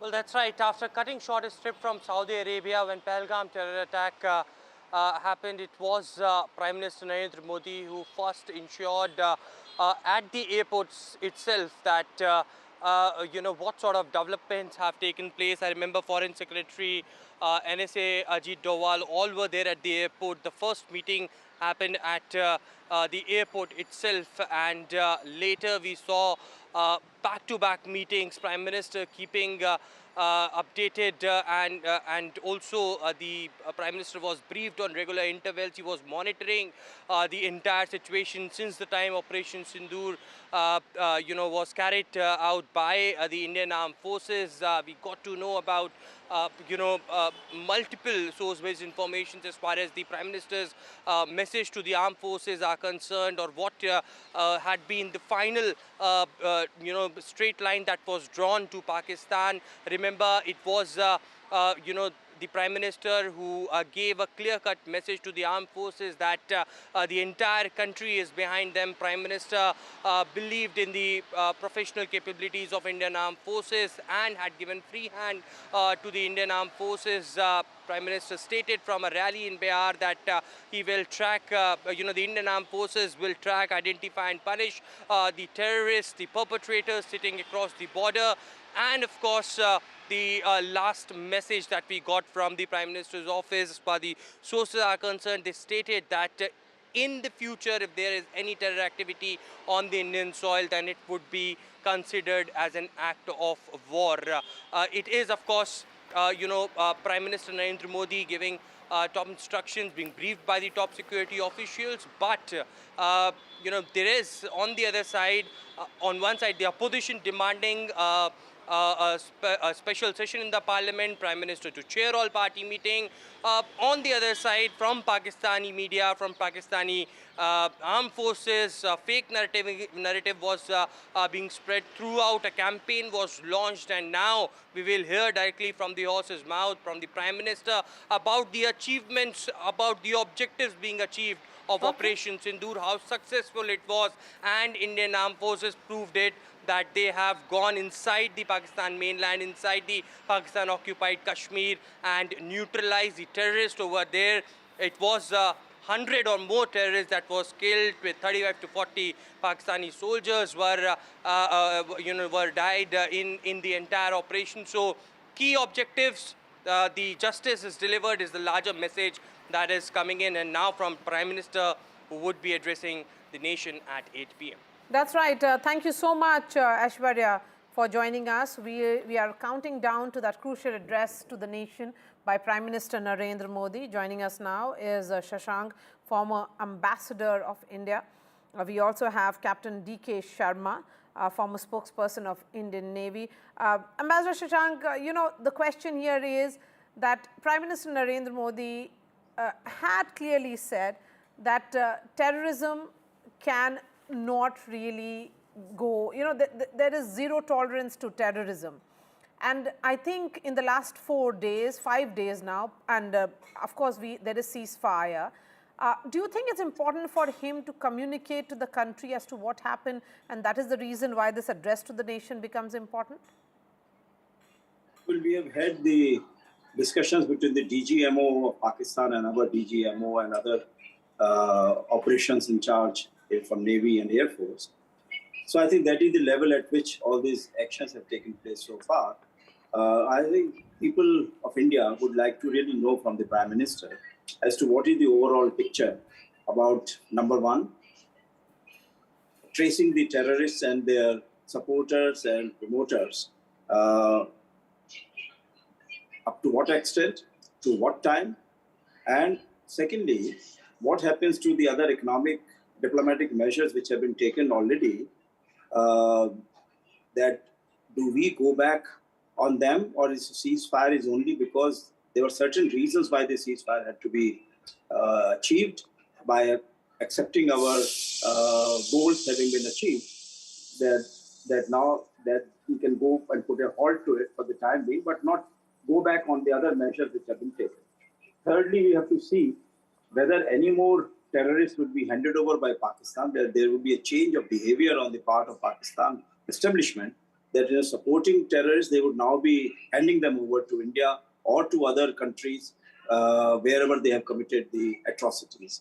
So I think these are the major issues which we have in mind. And finally, of course, for a very long time, we have been saying that India and Pakistan have been dealing with the issue, they will sort it out. Now, suddenly, the first information about the ceasefire came from the United States. Of course, we know that they were keeping in touch with everybody, but it would have been better because Pakistan has been able to show that they are now put on equal terms with India, which perhaps is not the true situation. All right, Captain D.K. Sharma, this address to the nation by Prime Minister Modi. I can see Lieutenant General Anil Kumar Bhatt also joining us. Welcome to this broadcast, General. But yes, Captain Sharma, address to the nation by the Prime Minister after a successful operation, and also ensuring that there has been ceasefire, there has been a largely peaceful night. Last night was peaceful, no action whatsoever, no skirmishes reported either.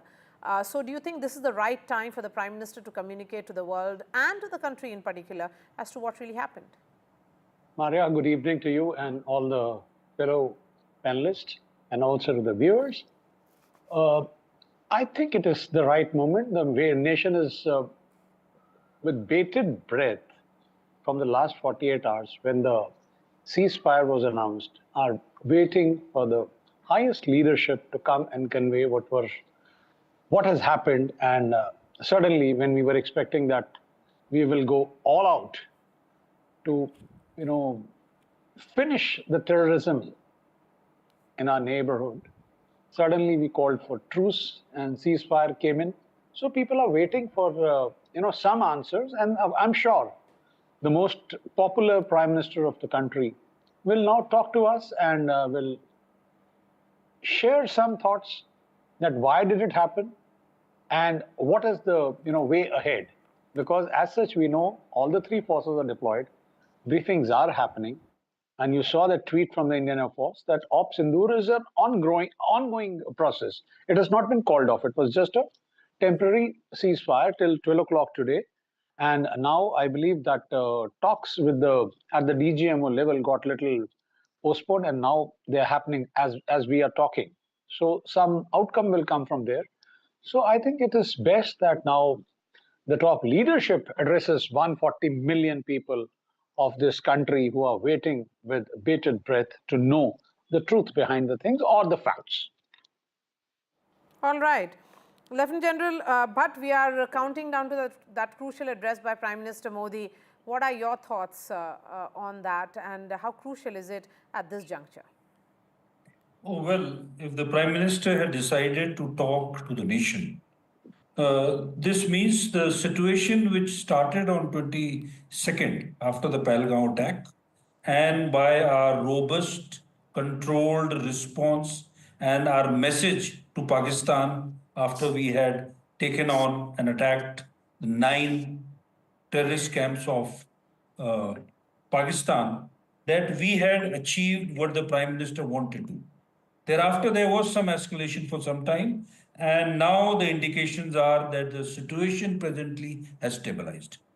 In such a scenario, where a lot of activities has happened in the last 72 to 96 hours, and the nation was nearly on the verge of war, and of course, operations short of war were conducted, it is very important that the Prime Minister speaks to the people and conveys his thought on the entire operation and what is there for the future. Let's actually play the sound bites now of the briefing which was carried out by the DGMO, DGAO and DGNO. These are the officers who were in charge of Operation Sindoor at multiple fronts, from the Indian Navy to the Indian Army and Indian Air Force. And then I come back to As you can see, we have targeted the length and breadth of the adversary. I'm sure most of you would have already seen the effect of these strikes on ground, courtesy the large number of videos and photographs being circulated in the media. A few representative examples from the open source are now being shown to you on the screen. In fact, two of them. This is the strike on the Noor Khan Air Base. And you can see the effect. I'm sure most of you have seen the video. I have also picked it up from your sources only.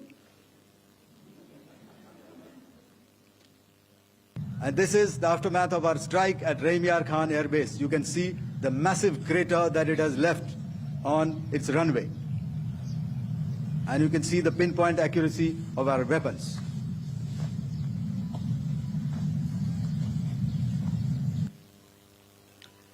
So with that, giving you an overview of how our air defense systems have thwarted the enemy drones, their fighter aircraft, their missiles, and resulted in minimal losses on our side. आतंकियों पर हमारे सटीक हमले line of control और international boundary को पार करे बिना किए गए थे। हमें पूरा अंदेशा था कि पाकिस्तान का वार भी बॉर्डर के उस पार से ही होगा। इसलिए हमने अपनी एयर डिफेंस की पूरी तैयारी पहले से ही कर ली थी। हमारी इन्वेंट्री में शामिल counter manned aerial systems, electronic warfare के साधन और एयर डिफेंस वेपन्स का इंडियन एयरफोर्स के इसी प्रकार के सिस्टम्स के साथ एक अनोखा मिश्रण किया गया। इसलिए आपने देखा कि जब जब पाकिस्तान एयरफोर्स ने हमारे एयरफील्ड्स और लॉजिस्टिक इंस्टॉलेशंस में 9 और 10 मई की रात को लगातार हमले किए, वो इस मजबूत एयर डिफेंस ग्रिड के सामने विफल हो गए। तो कोई मौका नहीं था कि पाकिस्तान एयरफोर्स ये मल्टी टियर डिफेंस को पार करके पीछे हमारी एयरफील्ड्स या लॉजिस्टिक इंस्टॉलेशंस को टारगेट कर पाए। We had a detailed brief on the successful joint operations that were carried out to destroy the terror infrastructure in Pakistan-occupied Jammu and Kashmir, as well as in Pakistan itself.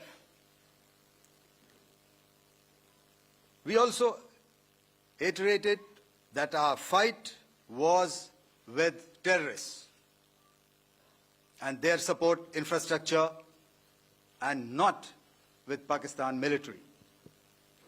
However, it is a pity that the Pakistan military chose to intervene and bat for the terrorist, which compelled us to respond in kind. Our powerful carrier battle group with formidable offensive capability was able to operate with impunity and maintained an uncontested presence in the area of operations. Effectively, it compelled the Pakistani air elements to remain bottled up close to the Makran coast, denying any opportunity to be a threat in maritime space. Okay, Lieutenant General Anil Bhatt, let's talk about air defense preparedness and how firm and impenetrable they are as far as India is concerned. I think India this time in this DGMO press conference has made a difference between how the actions move from defense to offense and how the entire process or India's military strategic move shifted from 7th, when actually Operation Sindoor happened, to intervening night of 8th and 9th, when India went ahead and targeted the military bases right inside the Pakistani mainland. So, as you have already mentioned, our initial operations were carried out with a clear-cut aim of targeting the terror infrastructure of Pakistan, which we effectively did on the first night. Thereafter, the response of the Pakistan army and armed forces, and especially using drones and missiles to attack our air bases on the first night, and thereafter even tried to attacking our cities, was what was responded in a restrained manner, but very effectively. Firstly, by neutralizing the enemy's drones and missiles, and what we are so happy and proud of, that the effective air defense of the Air Force and the Army was able to prevent that there were no losses anywhere to our side.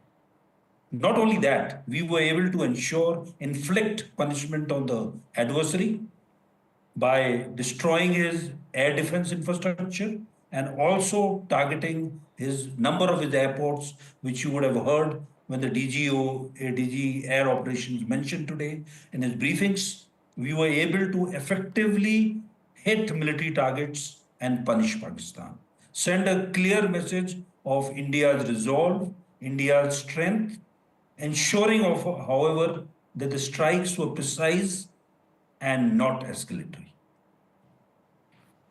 Okay, so Captain Sharma, a little more elaboration on how India's messaging has been that Operation Sindoor was a mix of military and non-military action, and it certainly has sent a message of deterrence. A new red line has been drawn. Whether the ball is in Pakistan's court, if they, God forbid, another act of terror happens, then India is ready to go an extra mile. This is the new red line, a new normal between the two countries. Absolutely, Maria. It is very clear now. Any act of terrorism will be taken as act of war, and there is no ambiguity in that part. Insofar as the further actions today or hereinafter, should the other side try and get into any kind of misadventure, they are very well aware that we have not pulled back.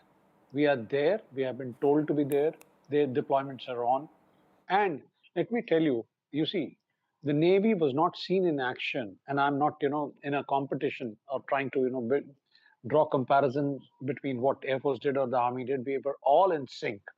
And as you have already brought out, that the loitering munitions which were used on day one, there was a concerted effort from all the three services, and the best of the things were used and utilized. And you saw the result on the first night, that within 15 minutes, we were able to destroy 9 camps, which were spread apart almost from end to end, around 200, 250 kilometers. Having said that, you see, now the point is that we are in a position of strength. We are deployed, we have shown them their AD cover has been blown, the radars and everything have been taken out by the Indian force. And they also know it, that the Indian Navy is deployed just outside.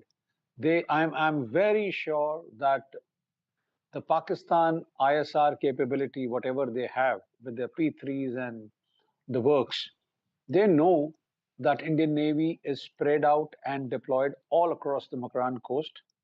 And we are tactically placed beyond their weapon ranges. And should there be a need, the attack will come, and a multi-pronged attack will come, as the DGNO has already spelled it out, that the CBG is there. We have a big air defense cover. We have a bubble created, the safety bubble, and in which you will have the fighters, you have the shore-based strikes coming in, and of course, all the ships with the latest weapons, BrahMos, the sea-launched BrahMos, the air-launched BrahMos, and the works. So it is up to them now that, whatever they did and who did it, they know it all. Everything is known to them, and I don't think they will now, ever try and do what they did on the 22nd of April. Ambassador Shashank, the final thought from you. There is a lot of narrative building which is happening from Islamabad and Rawalpindi on expected lines. Of course, this is how narrative is the optics. It's a battle of optics which is happening. Do you think there has to be more effective communication while we have it this way, that the 3 DGMOs sat through one press conference yesterday, another today? It was about a very professional communication. And what we have seen from the Pakistani side is a lot of bluster, which is very departure. That's not how soldiers in India function. But then that's how the neighbor is. Yeah, well, I would say that Indian spokespersons have been talking to the Indian people, whereas the Pakistanis have been talking to the international media, particularly those who would be friendly to them or who are made friendly by all kinds of inducements. And then they are giving all wrong, distorted information, which is then spread all over the place. Because Pakistan has for a very long time been the favorite child of particularly the Western countries, and they were getting huge amounts of money, whether through the international channels or through the bilateral donors. Only lately they have gone to China, and so there they are trying to set up all kinds of new artificial intelligence and networks and all kinds of other communication networks with the Chinese help. So therefore they feel that it's at the international level that they have to try to project their position. Because I don't think people in Pakistan have any trust in their own leaders, particularly the military leaders who have been killing their own people by using helicopter gunships, by using all kinds of violent means and human rights violations. And so therefore, it's a question of that here we have complete trust among our own people. Pakistan has lack of trust among themselves. And you have seen that when some of these terrorists whom we had been searching, or America had been searching for a long time, others had been searching for a long time, finally they were neutralized. Who were present at their janazas? All the top military leaders were present there. All the terrorist leaders were present there, which means that there's all this talk that they are not traceable anywhere, or all these activities have been stopped in Pakistan. This is all a charade, and the international media laps it up because of this kind of press conferences which are being organized by the Pakistani spokespersons. I'm quite sure that they are giving all kinds of inducements to the international media to get a favorable projection there. So I think this is what is the major difference. But of course, I think our Prime Minister, who is very highly regarded all over the world, will have the last say. And I'm sure that once he comes out with the statement for his own people, that would be also setting the score right as far as the international audiences are also concerned, particularly international leaders. Right, Ambassador, really appreciate your time. Thank you so much, Lieutenant General Anil Bhatt and Captain D.K. Sharma. During the press conference, the Director General of Air Operations, Air Marshal A.K. Bharti, spoke about Kirana Hills and said clearly that Indian Armed Forces did not target their military at Kirana Hills in Pakistan. Let's listen into that soundbite, and here's a special report by Shivaroor. Social media, the Twitter is abuzz with the fact that we hit a site called Kirana Hills, which is supposed to be the nuclear storage facility. And there is a lot of rumors about Sargodha. There are foreign analysts who've mentioned that the Sargodha attack led to certain leaks. Is there a confirmation that we actually hit Kirana Hills, or we were careful of not to do any such thing? Thank you. Thank you for telling us that Kirana Hill houses some nuclear installation. We did not know about it. Okay. And we've not hit Kirana Hills, whatever is there. Okay. I did not brief in my briefing yesterday. Thank you. A very significant part of today's press briefing by the armed forces was devoted to India's integrated air defense system, considering that the country came under attack by swarm after swarm of hundreds of drones, loitering munitions, possibly even missiles from Pakistan. It's not surprising that the spotlight was put on India's air defense weapons and systems. Very interestingly, after first saying they did not want to talk about specifics of weaponry and otherwise, well, today they went ahead and named some of those weapon systems. And the good news is many of them are indigenous, meaning homegrown, designed and made here in India, which is a huge statement for Atmanirbharta as far as defense and weapons are concerned. The officers particularly mentioned the Akash surface-to-air missile and the Defense Research and Development Organization built anti-drone comprehensive integrated system, which they say did much of the heavy lifting in defeating swarm after swarm of Pakistani drone. There were many sophisticated systems as well, but they, we understand, performed more of a role of deterrence, keeping manned aircraft well within Pakistani airspace and not daring to enter Indian airspace. It is not without reason that the Indian Navy is called the Silent Service. For 18 days now since hostilities began, very little information has emerged of what the Indian Navy has been up to. At yesterday's briefing, we got the first official word of how the Indian Navy had caged in the entire Pakistan Navy to harbour or close to port, and that Karachi had been on target. Now we know even more from today's briefing. The INS Vikrant Carrier Battle Group, an indigenously built aircraft carrier and its constituent elements, including submarines, aircraft and warships, had confined the Pakistan Air Force and Pakistan military aircraft to the Makran coast of Balochistan, basically meaning that the Pakistan military was unable to perform or conduct any overseas operations because of the presence of the Indian Navy's INS Vikrant, its aircraft, its MiG-29Ks, and all the other elements that were part of it. Another example of how the Silent Service was keeping Pakistan pinned down. There has been a huge amount of offensive misinformation weaponized by Pakistan and also China about damage inflicted by Pakistani drones or missiles on Indian military and air bases in different parts of Punjab and Kashmir. The armed forces today, very importantly, clarified that not only is there no damage to any military base or air base in Punjab or in Jammu and Kashmir, but that each and every one of those bases is intact and is fully operational and ready to leap back into operations as part of Sindoor, should they be deemed necessary to actually continue. This is a huge deal because one would imagine that in such a high energy exchange, including air warfare, there might be some damage somewhere. But whether it is Adampur, Pathankot, Amritsar, Avantipora and Srinagar, no damage has been reported, and that's been confirmed on the record by the armed forces. This also means that operational readiness is not a joke.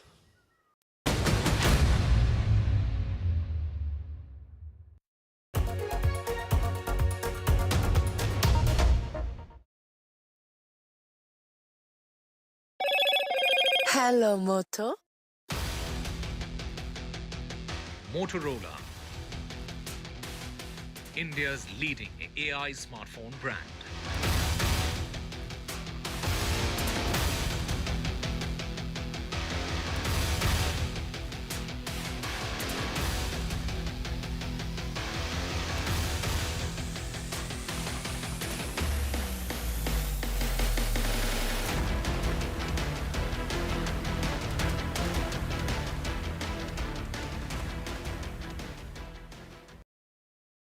That's huge. That is a biggie. It's out of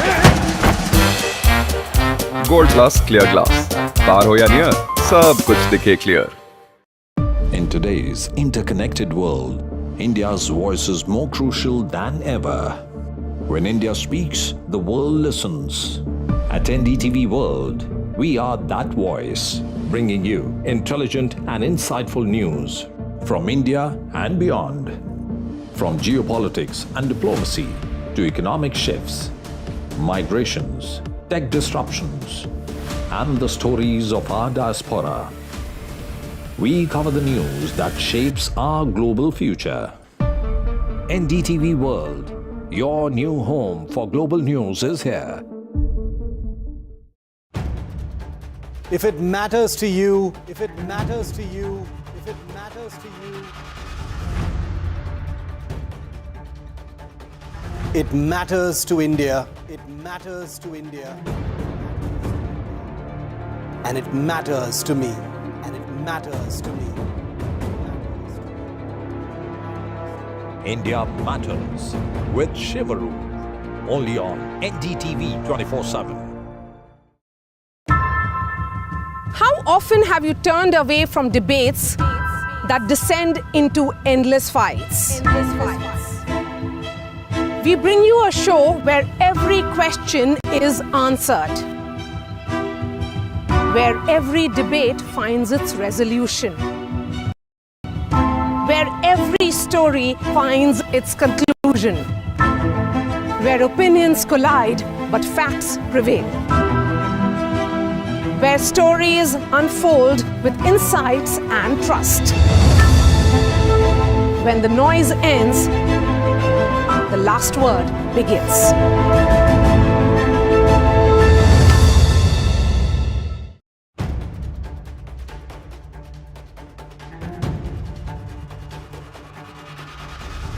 If it matters to you, if it matters to you, if it matters to you,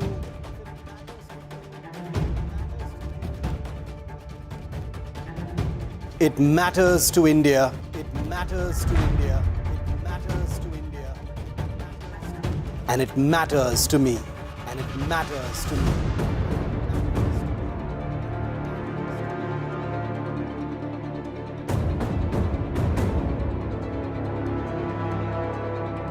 India Matters with Shivaru, only on NDTV 24/7.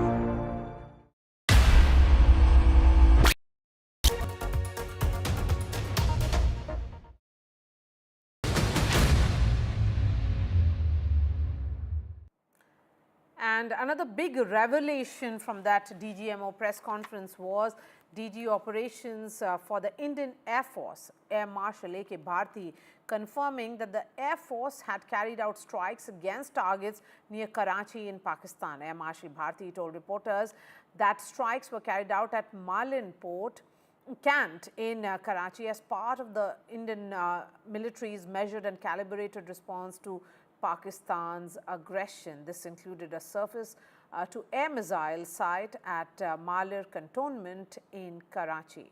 All big Pakistani cities were hit. Malir Cantonment, remember, is a cantonment town of the city of Karachi in Sindh.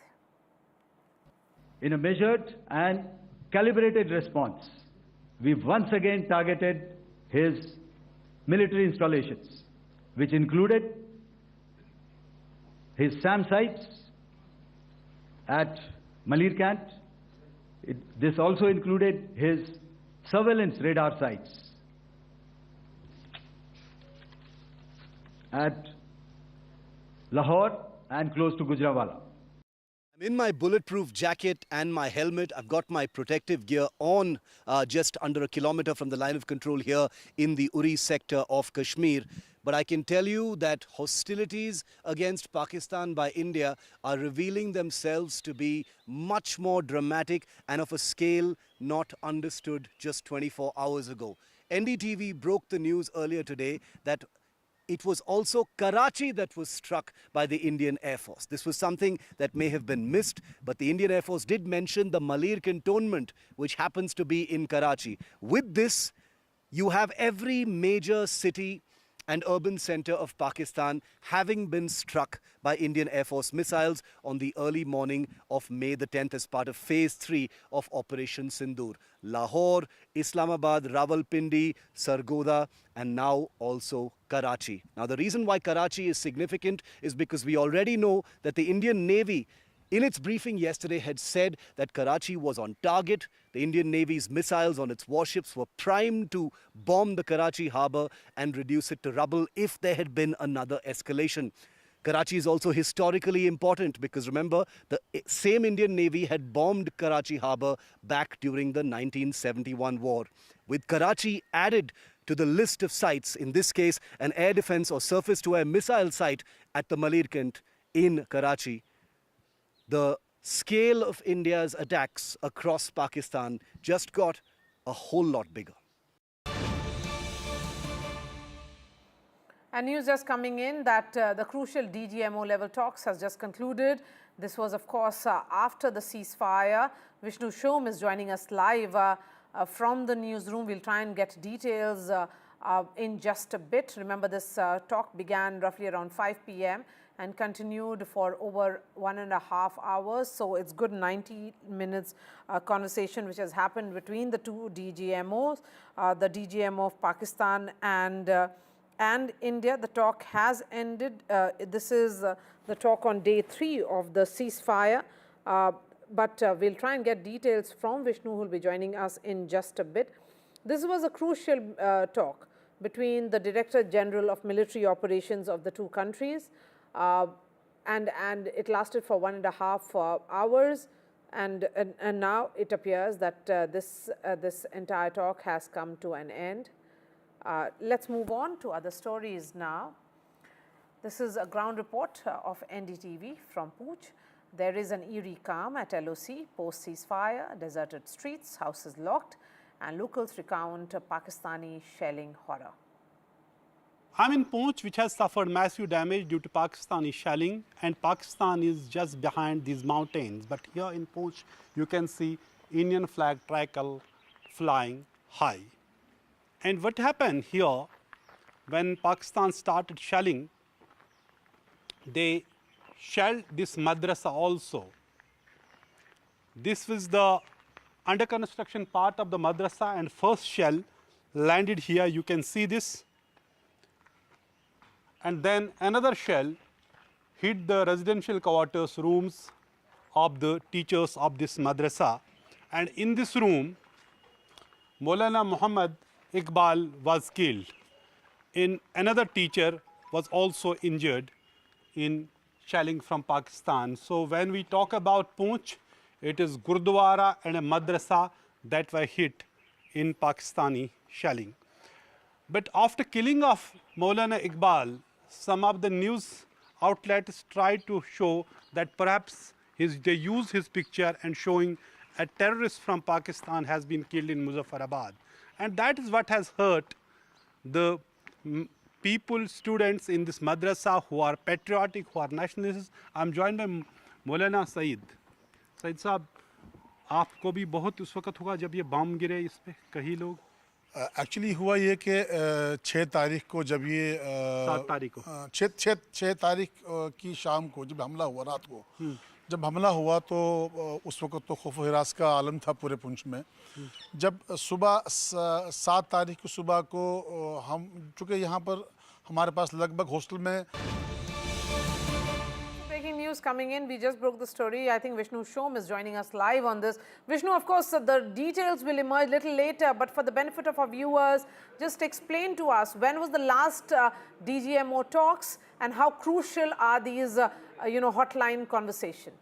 Well, these hotline conversations are absolutely important. While there has been some sort of contact which is open between the missions, the Pakistani embassy or High Commission over here and the Indian embassy over there, etc.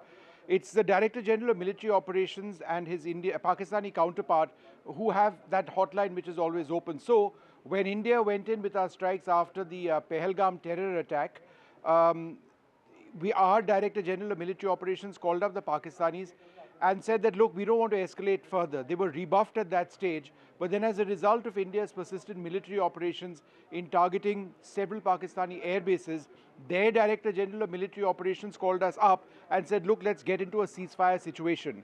And then that ceasefire situation, apart from the first day, has by and large held.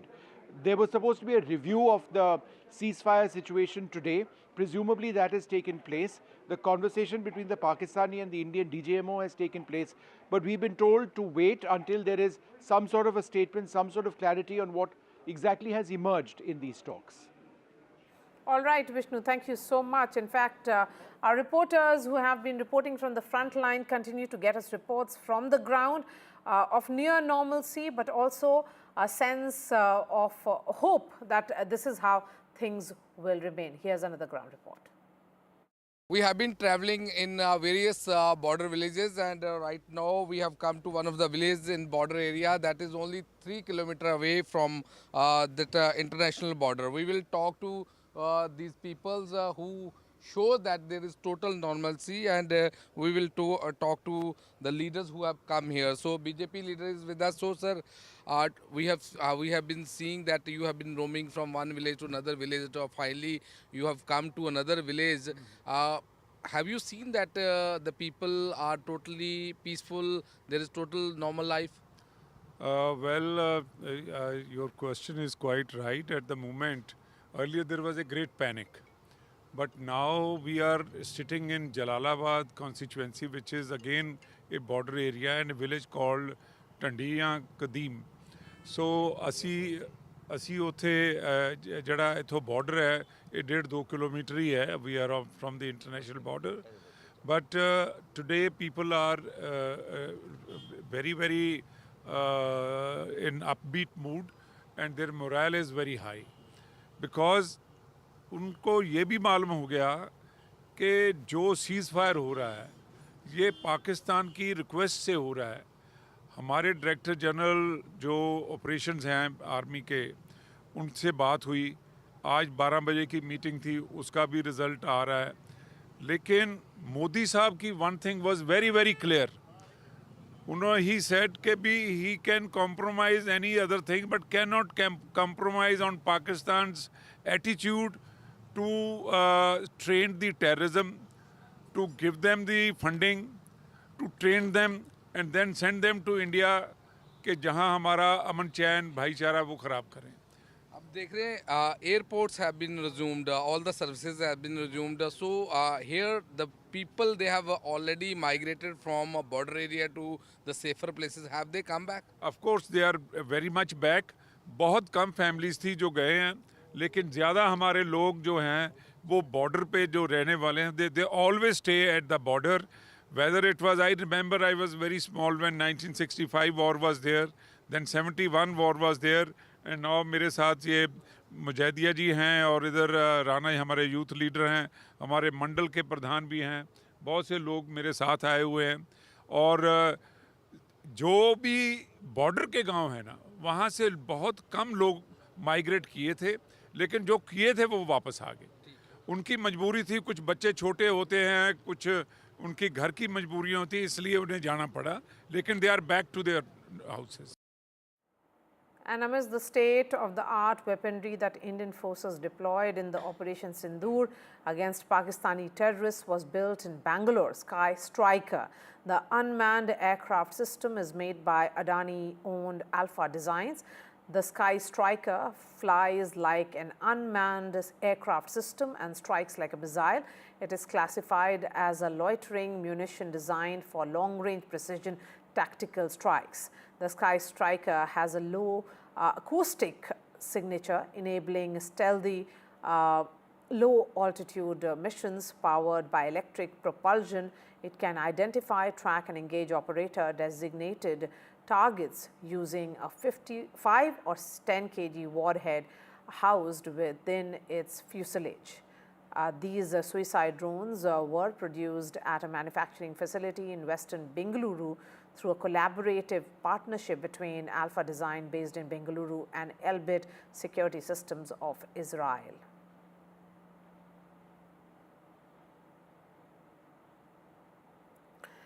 And amidst India-Pakistan conflict, Pakistan's PR stunt has put it on the back foot as well. Pakistan tried to do a copycat press conference, but without giving any proof of its claims. The international media is also taken on Pakistan. Released verified footage of targeted military operations. The Pakistani side, in fact, also held a presser. They held a late evening press conference, in fact, and it was visibly, modeled on India's earlier briefing. However, this event quickly drew international criticism for what analysts and international analysts are now terming a presentation without proof. Now, you see, unlike India's very detailed visual and multi-service representation, Pakistan's response, it lacked any sort of video evidence, credible imagery, or even official documentation. Observers, including neutral international media outlets, have also pointed out this glaring absence of substantiating material, prompting growing skepticism, ever-growing skepticism, in fact, over the credibility, the very credibility of the source of Pakistan's narrative. Commentators, not only this, commentators worldwide are in fact now highlighting what they described as a missed opportunity for transparency. Now, this as Pakistan's claims remain unsupported and unsubstantiated.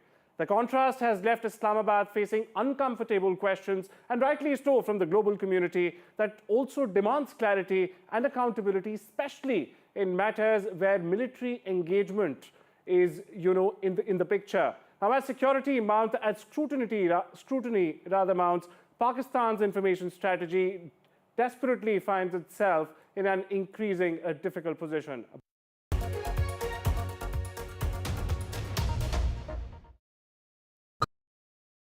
तू ही तो है जिसकी सच्चाई वाली clarity की वजह से मैं आज यहाँ हूँ। गोल्ड प्लस सिल्वॉक्सी मिरर्स, ऐसी क्लैरिटी कि आपको सिर्फ सच नजर आए, चाहे कितने भी साल बीत जाएं। More news that matters. Big exclusive. Tulsi Gabbard gunned down by Pakistan-backed cowards. When you interact with people on ground, you're able to reflect their sentiments much better. More debates that shake the system. More exclusives you won't find anywhere else. Not just another prime time. It's a prime time that's unmissable.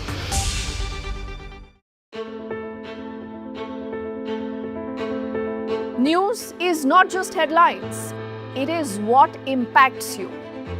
And news should never be mistaken for noise. What matters is the reality. Accurate, in-depth, and with the right perspective. For over 20 years, I have been a journalist, and never has clarity mattered more than now. At Newsnight, we go beyond the surface. We dissect the details, challenge the narratives, and bring you the unparalleled clarity you deserve in a world clouded by misinformation. We are bold, we are direct. Newsnight, for the news in your interest. Only on NDTV 24/7. I've been reporting on all issues big and small from Andhra Pradesh, Telangana, rest of South India, bringing you all the action, all that you need to know, all that you want to know. The energy of maximum city is infectious. I'm bringing that energy in our news coverage from financial capital Mumbai. Covering from the southernmost part of India over the last 23 years. I bring in-depth and 360.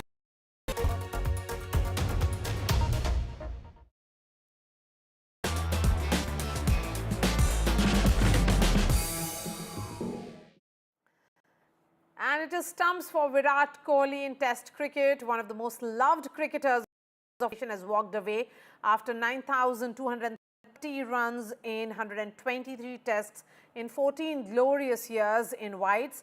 In the interim, he captained India in 68 tests and won 40 of them, becoming India's most successful test captain too. He stops 770 from the test club for 10,000 runs.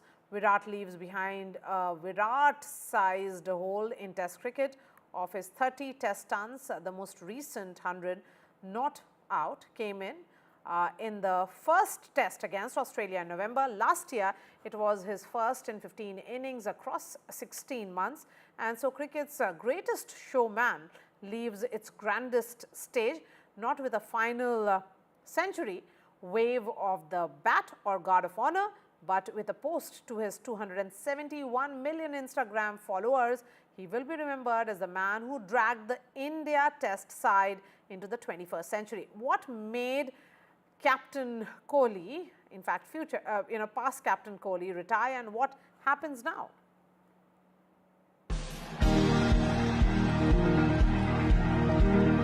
Off the mark with a gorgeous gorgeous cover drive to the boundary for 4. That's a proper Virat Kohli special. Up there, cover driving, extension of the elbow. Beautiful to watch. What a shot. Off his toes, there are few better sides in the game than Kohli hitting that bull. That is a glorious, exquisite drive from Kohli. Sick pair of hands for Virat Kohli. You could keep watching this day in and day out, still you won't get bored. Oh, that's a super shot. Exquisite. Nicely played. Full ball on the leg stump, forget it. Goes to the boundary in a flash. Those are the kind of shots that went off Kohli's bat when he was at his best. I think his contribution to Indian cricket, to the world cricket, in test format has been par excellence. Superb. His performance has been superb. So salute to his performance, and we will miss him in test cricket, but it's purely his personal decision. Because besides, policy is very clear. We don't pressurize or ask any player to take retirement or not to take retirement. It's purely up to the player to decide. So I think he has taken a personal decision, and we all should respect that personal decision. आज शायद cricket की बात भी करनी चाहिए, क्योंकि मैं देख रहा था कि विराट कोहली ने टेस्ट क्रिकेट से रिटायरमेंट ले ली. कई भारतीयों की तरह वो मेरे भी फेवरेट क्रिकेटर हैं. I must salute him for his tremendous contribution to Indian cricket, and as a coach I'm really proud of him, what he has done for the country and what example he has set for the youngsters, you know.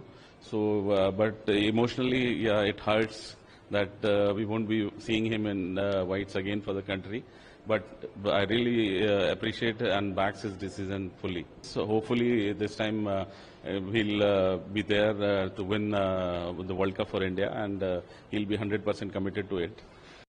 देखिए, लग रहा था ये होना तो था ही, पर ऐसे एकदम से होगा ये मुझे लग नहीं रहा था, क्योंकि मुझे लगा था ये टेस्ट सीरीज़ खेलेगा, क्योंकि जिस तरह की फॉर्म में है और जिस तरह की मेंटरशिप की इंडियन टीम को ज़रूरत है, और स्पेशली इंग्लैंड का दौरा हमेशा एक लिटमस टेस्ट रहता है.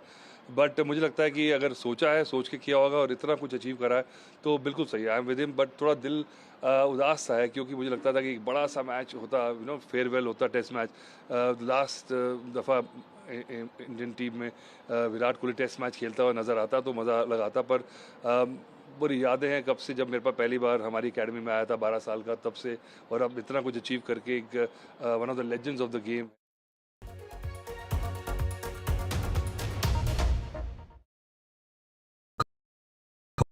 In today's interconnected world, India's voice is more crucial than ever. When India speaks, the world listens. At NDTV World, we are that voice, bringing you intelligent and insightful news from India and beyond. From geopolitics and diplomacy to economic shifts, migrations, tech disruptions, and the stories of our diaspora. We cover the news that shapes our global future. NDTV World, your new home for global news, is here. If it matters to you, if it matters to you, if it matters to you, it matters to India. It matters to India.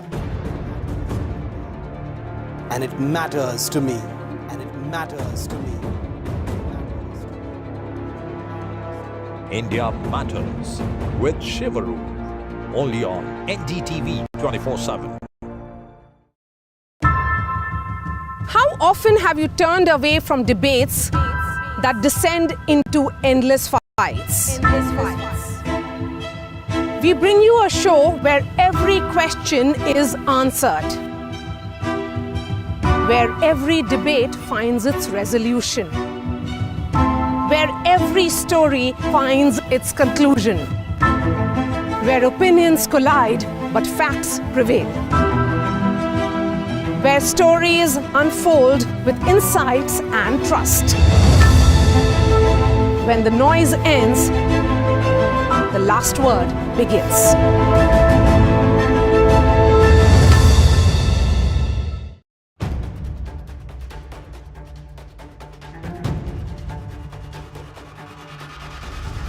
If it matters to you, if it matters to you, if it matters to you,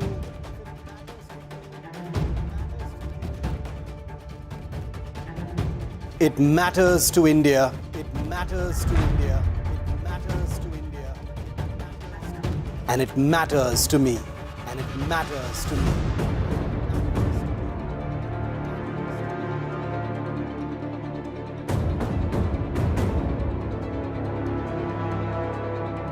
India Matters with Shivaroop. Only on NDTV 24/7.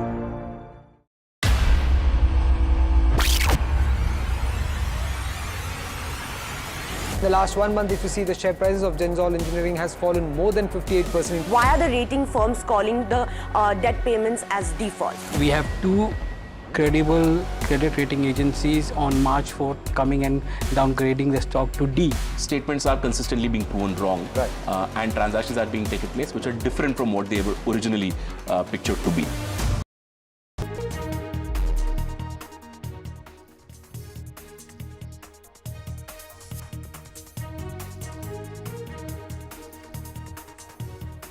Prime Minister Modi to address the nation at 8 p.m. post this entire tension and conflict on Operation Sindoor.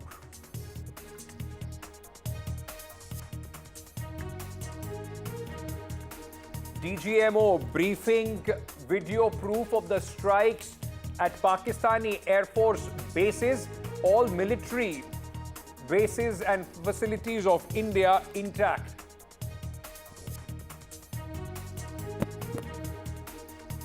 From ashes to ashes and from dust to dust. If Thomo don't get here, then Lily surely must. जो दुर्दशा कल आपने Pakistan airfields की देखी, हमारी airfields हर प्रकार से operational हैं. Adani Defence made drones used in Operation Sindoor. Adani owned Alpha Designs builds drones. Sky Striker drone made in Bengaluru.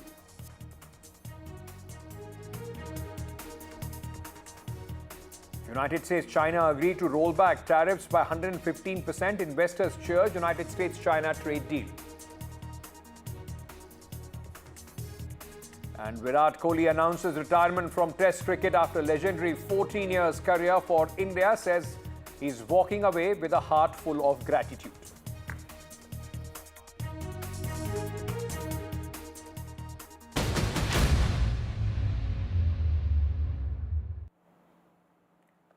Good evening, ladies and gentlemen. I am Ankit Tyagi, Shua with NDTV. The top two stories of the day at this moment that we are talking about, of course, the briefing by the Indian Armed Forces exposing Pakistan's lies and the surreal world, the make-believe world that the Pakistanis are living in as far as the successes of Operation Sindoor is concerned. The other big story in just less than an hour now, Prime Minister Narendra Modi's first address on Operation Sindoor.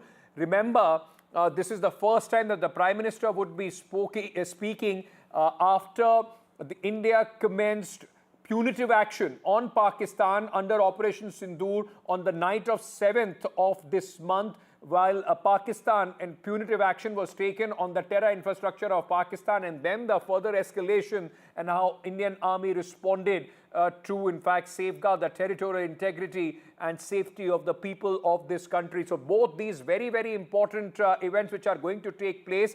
I will first focus on what the press conference of the Director Generals of Operation of the Air Force, Army and the Navy, in fact, spoke about.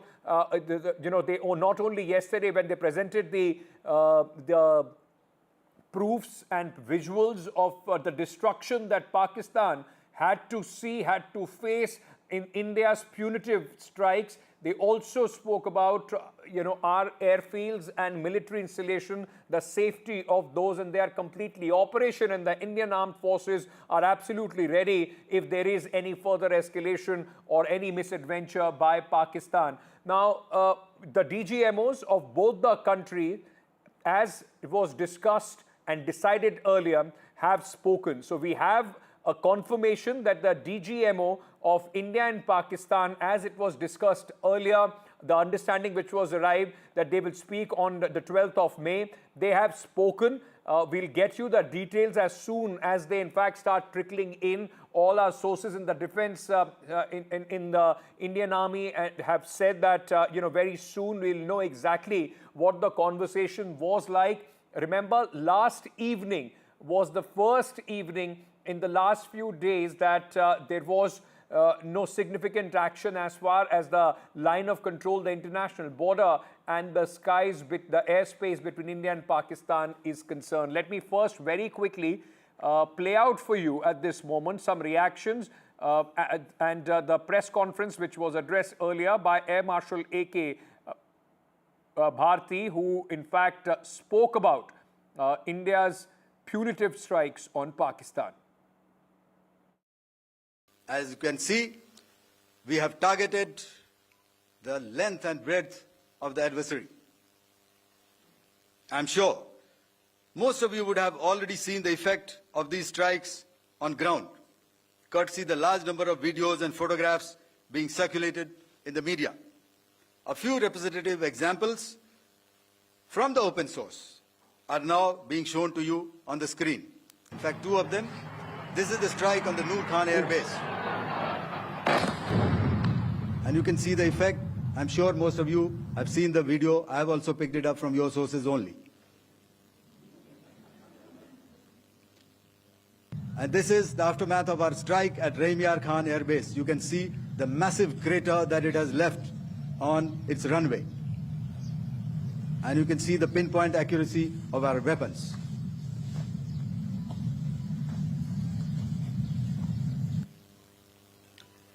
So with that, giving you an overview of how our air defense systems have thwarted the enemy drones, their fighter aircraft, their missiles, and resulted in minimal losses on our side.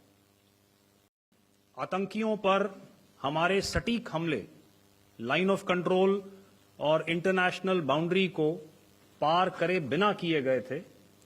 हमें पूरा अंदेशा था कि पाकिस्तान का वार भी border के उस पार से ही होगा।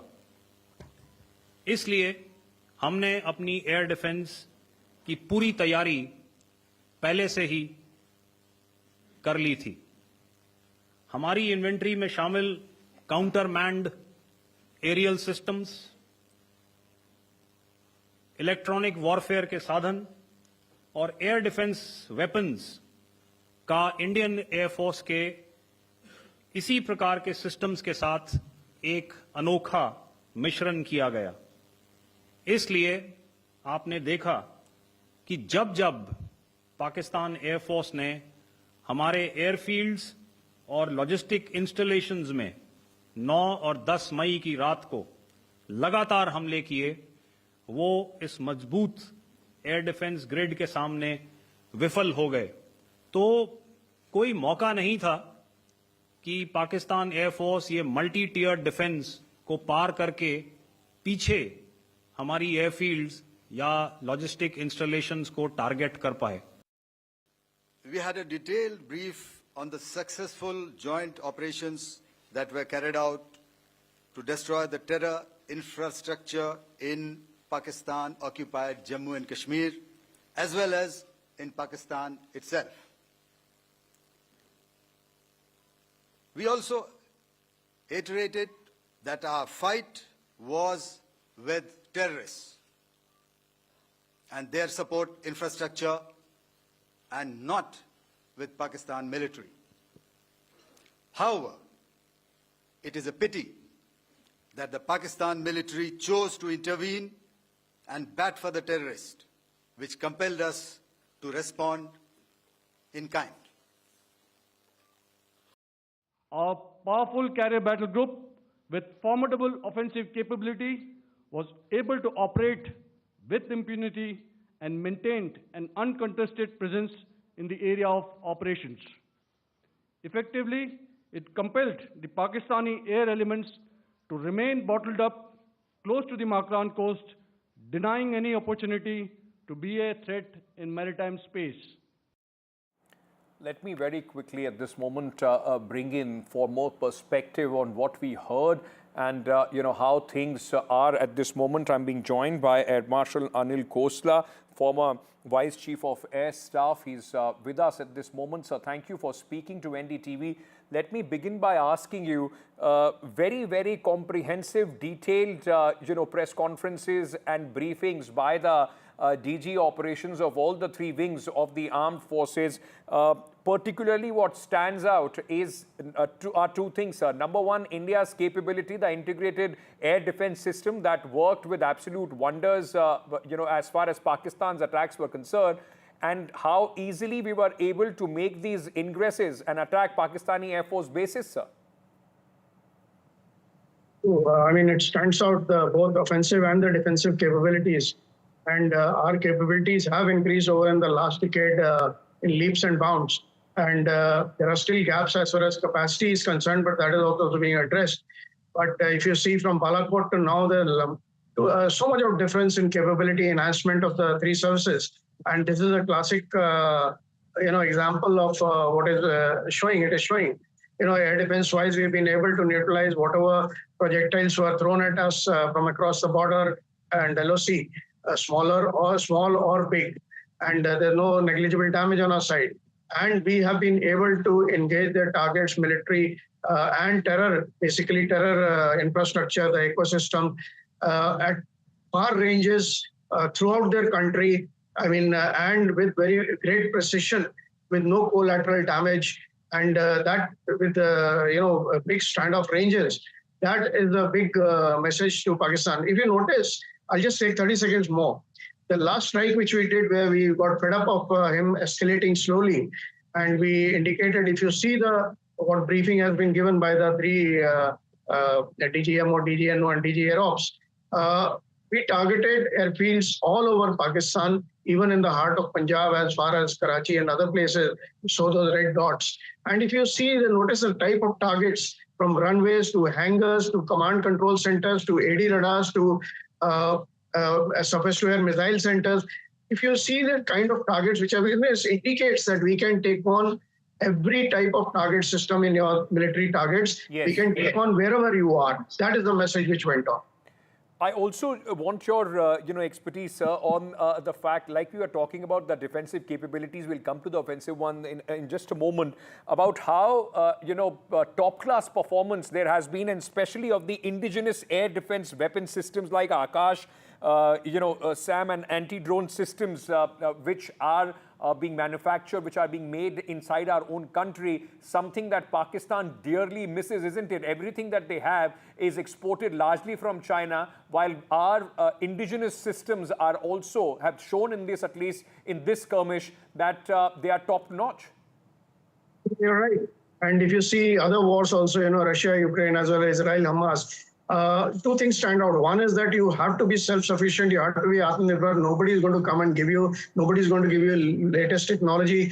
You have to have your own defense industry going so that you can scale up the production as and when required. And these, which the government has initiated, and a lot of results are showing.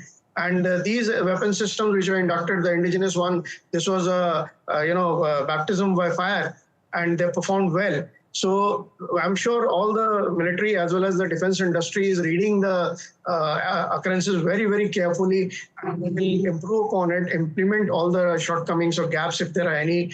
And the best part is that in future, our defense industry will grow and improve on all these weapons, and that is a good sign. A big worry for India also is, of course, we share a very, I won't call it hostile at this moment, but of course, China standing on the other side, which is, of course, one of the biggest sponsors and supporter of Pakistan. What do you make of the largely Chinese weaponry that was on display from the Pakistani side, and the way we handle it? It also has lessons, if God forbids there is any conflict as far as China is concerned for us as well.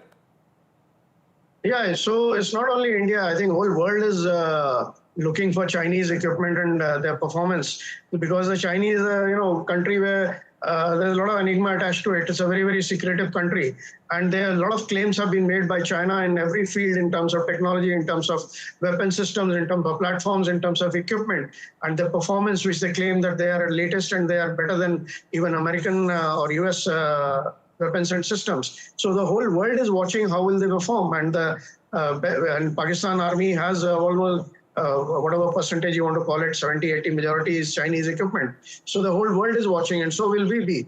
At the moment, the exact details are not there, and in public domain, they shouldn't come out. Also, I think the military will study in detail how they have performed.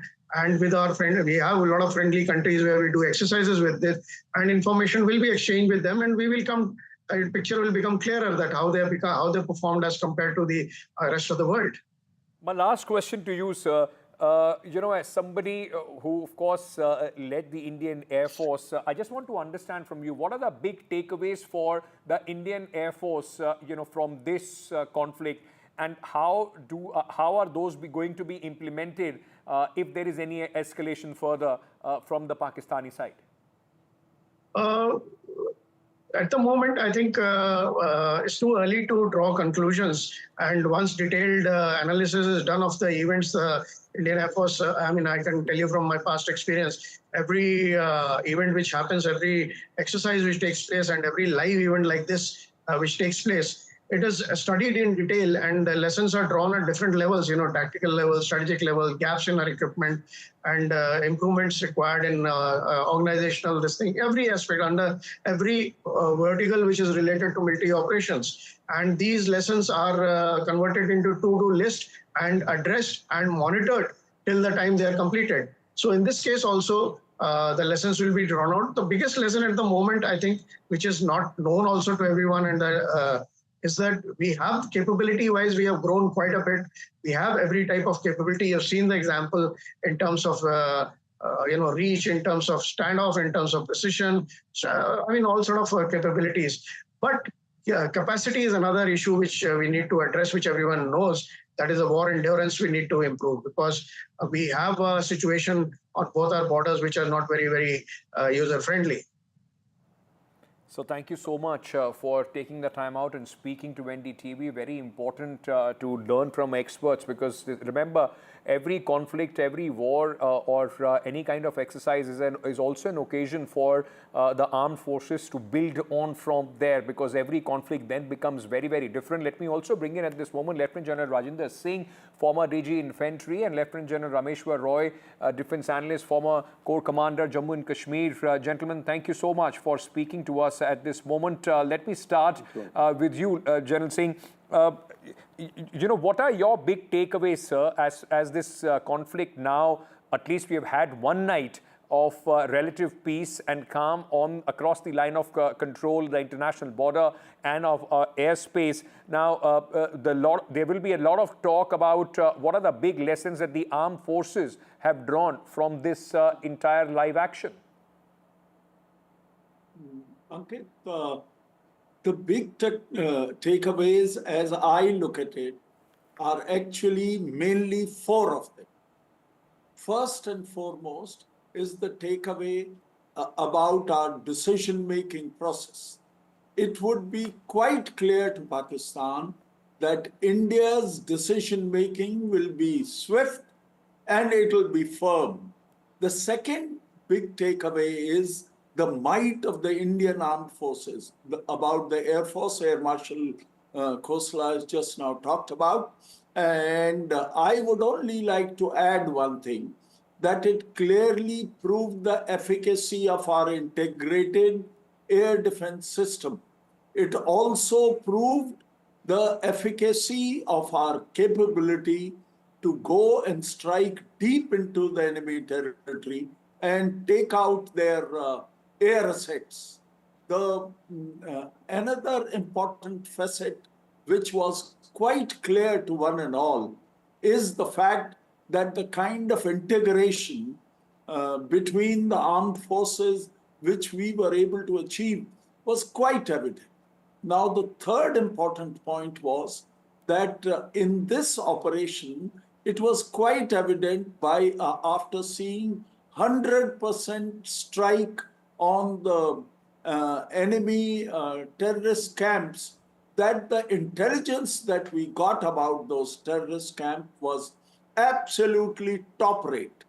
We were able to pinpoint as to where the terrorists were located, and out of those 28 so-called terrorist camps, it was identified that in 9 of them these terrorists are located, and the pinpoint locations were given to the armed forces so that they could strike them. They could strike them with precision and with absolute professionalism and efficiency. The fourth and the last takeaway of this particular thing is that the nuclear bogey of Pakistan has been called. And I think Pakistan will know once and for all that it is not easy to take India for granted. Lieutenant General Rameshwar Roy, it's very intriguing because there was a lot of, let me say, intrigue about the Turkish drone systems that were provided to Pakistan and also the Chinese military hardware that Pakistan uses. In fact, many analysts were saying that the Turkish drones were one of the most feared across the army, across the military world, because what we saw, the kind of havoc that they reaped and the advantage that they gave Azerbaijan in their battle over Armenia. Now, that question of the Turkish drones have also been answered in many ways by the Indian air defense systems. It was waves and waves of Turkish drones coming towards India, which was more or less with almost 100% accuracy destroyed in air by the Indian air defense systems. Ankit, first of all, no two battlefields can really be compared. How they performed in a particular theater is not a question that we should ask ourselves. Basically, the issue here is that our approach was very well thought out. I'll say not only thought out, but it was think-through approach. We maintained our offensive capabilities. At the same time, we did not forget about defensive capabilities. That nothing would come on us. So what had happened was, as a result of all this, that we followed a multi-layer integrated air defense system alongside a very accurate intelligence information about the target acquisition and how those targets would be neutralized. I would say that from an arsenal that you have, a range that you have, you have to pick up the right kind of a weapon to deal with the right kind of a target. So I would say this matching of the weapon technology or the weapon to destruction of the target was so finely tuned that we left no scope for any errors in that. And that we must complement our tri-service organizations. It has been a complete integration of Army, Navy and the Air Force, one. Secondly, the men have shown an excellent technology absorption. Two, a very good intelligence system has backed up this entire operation through and through right until today. Fourth part is that while we have followed this approach, we did not let our guards down. So what has happened is that whatever we tried to destroy of the adversary, whatever adversary tried to throw on us to take on the targets on our side, we were well prepared for it. And not only that we were well prepared for it, we had integrated our systems in such a manner which so beautifully meshed with the kind of targets, like if somebody feels that we would have fired a higher level weaponry for dealing with the drones, surely it was not the case. Because they are the low flying objects, therefore a lower kind of a active integrated defense system came into being. So what I'm trying to say is that this entire process was an example of think through process and not only thought through process. Absolutely. Lieutenant General, Singh, let me bring you in on this, on the question of which is being debated across the country. Even former veterans have expressed their views on this topic. Should India have pressed forward when we had the upper hand as far as these punitive strikes on Pakistan is concerned? Was the ceasefire, understanding reached a little too early for India's comfort? No. As far as my opinion is concerned, I think before we come to answer to this particular question, it is pertinent to see as to what was our initial objective that we had set for ourselves. We had set for ourselves our initial objective of going and striking the terrorist camps and undertaking a kind of an operation which is non-escalatory.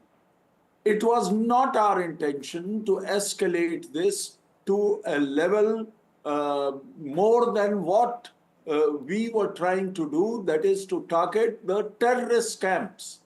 Now, the reason that why we had to go and strike deep, the reason why we had to strike multiple targets of Pakistan and also some of their vital air bases was because of the actions of Pakistan, that they were trying and targeting our civilians, they were targeting our various military installations, right, and they were trying to actually widen the scope of contest. Right. So when that was taking place, we had to resort to our punitive measures, in which we were 100% successful. It forced Pakistan to go and seek for ceasefire immediately. Absolutely. I think it was the right time for us to accept that particular plea of the Pakistan entity. I don't think anything more would have come had we carried on with this conflict. I think one debate is very well settled when two countries fight, and if after your punitive strikes the other country doesn't have the capability to hit back or respond, if not more, but in equal measure, that very clearly tells you who has had the last word as far as that conflict is concerned. And in this case, of course, that's India. But Lieutenant General Roy, if I may bring you in at this moment, sir, I just want to understand from you, because we saw many things different, and like you said, no two conflicts or no two theaters are same, but a marked change from what we saw even in the information warfare post Bailout and Uri surgical strikes this time, and specifically when the DGMOs came out and the Director Generals of Operations from all the three wings came out. We have seen how prepared this time we were for the narrative and the questions that were raised at that point of time as well. Ankit, absolutely. Let me also say that, the biggest dilemma that the Pakistan had was that, we had mentioned after our strike on 7th of May that we have struck all the 9 terrorist camps, which were our target in response to their action of 22nd April. Now, Pakistan's dilemma was they did not have equivalent of those targets on our side because we don't have any terrorist camps here in our country. So they had no option but to go in for either the counter value targets that we have or the counter force targets that we have. Unfortunately, they went in for counter force targets, which are pure military targets, and they affect our operational capabilities. They did not know that our integration of all the 3 services was so complete this time that not only the Army and the Air Force, Navy itself was also deployed in the Bay of Arabian Sea. So we had the Army, Navy, Air Force fully coordinated in deployment mode, and therefore our response capability was from north to south, as is also evident even after we had struck the terrorist camp, the last one that is further down south of Bawalpur, which was well about 100 kilometers deep inside Pakistan territory. We also have struck Karachi ports because of our Navy deployment there and coordinating it with the Air Force. Therefore, the point I'm trying to make is that the range of targets that we had in Pakistan were much more in addition to the terrorist targets. Right. And Pakistan did a foolish thing of attacking our not the counter value targets, but the counter force targets, which was affecting our force capability. Therefore, we had already told them. We told, in fact, all the 5 nations, that is United States, Russia, Britain, Saudi Arabia, and UAE, that look, we have carried out our action in 25 minutes in response to their action of 22nd April, which was done by the terrorists. Hereafter, if Pakistan does anything, they will be moving up the escalatory ladder, and therefore we have no hesitation in going up that ladder. Yes, apparently it appeared that when we moved on that ladder, that the Army, Navy and Air Force, all three integrated forces got the momentum that we wanted. Right. Now the point is, should we keep up that momentum? And the momentum was halted by the ceasefire. But the point is, we already in a way had achieved our objectives, and leadership of the country is very resolute, and they had very clearly told the world that, look, we have achieved our aim. If hereafter Pakistan does anything, they have to be punished, and they are then going overboard. And that's Absolutely. exactly what happened. One thing is very clear, that a new Lakshman Rekha, new red line, and the complete change of rule of engagement as far as Pakistan is concerned has been drawn in the current context with Operation Sindoor, and the line that Pakistan had, or the long rope that they had, that has been shortened. The response is going to be swift if there is any once again, the same kind of act of terror which is repeated on Indian soil, whether it is perpetrated by the Pakistani army or elements controlled by them, there is going to be a big cost that Pakistan will have to pay. Thank you so much, gentlemen, for being with me this evening. With that, we are slipping into a short break. On the other side, we'll shift our focus completely on the other big event, ladies and gentlemen. In just about 40 minutes from now, Prime Minister Narendra Modi is going to address the nation, his first address to the nation on Operation Sindoor, post-Operation Sindoor. Remember, the Prime Minister has been closely watching the events. Now it is his time to speak to the nation at 8 p.m.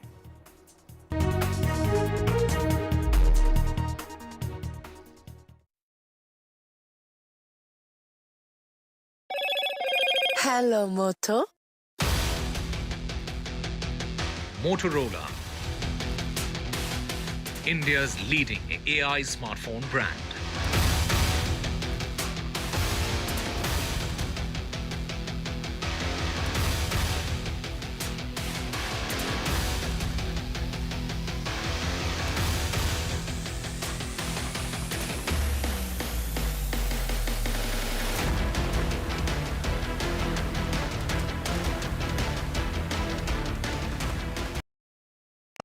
Gold plus optimistic reflective glass लगाओ, धूप की गर्मी को दूर भगाओ और बिजली का बिल भी बचाओ।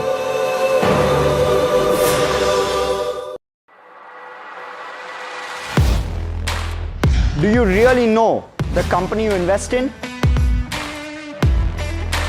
What is the real picture behind presentations and claims? Is the outlook as rosy as the company claims? Know Your Company, powered by NDTV Profit Research, shines a light on the biggest stock market movers.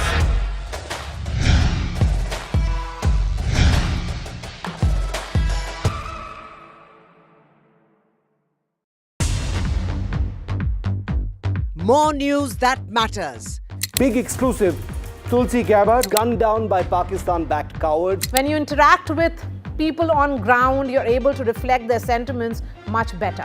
More debates that shake the system.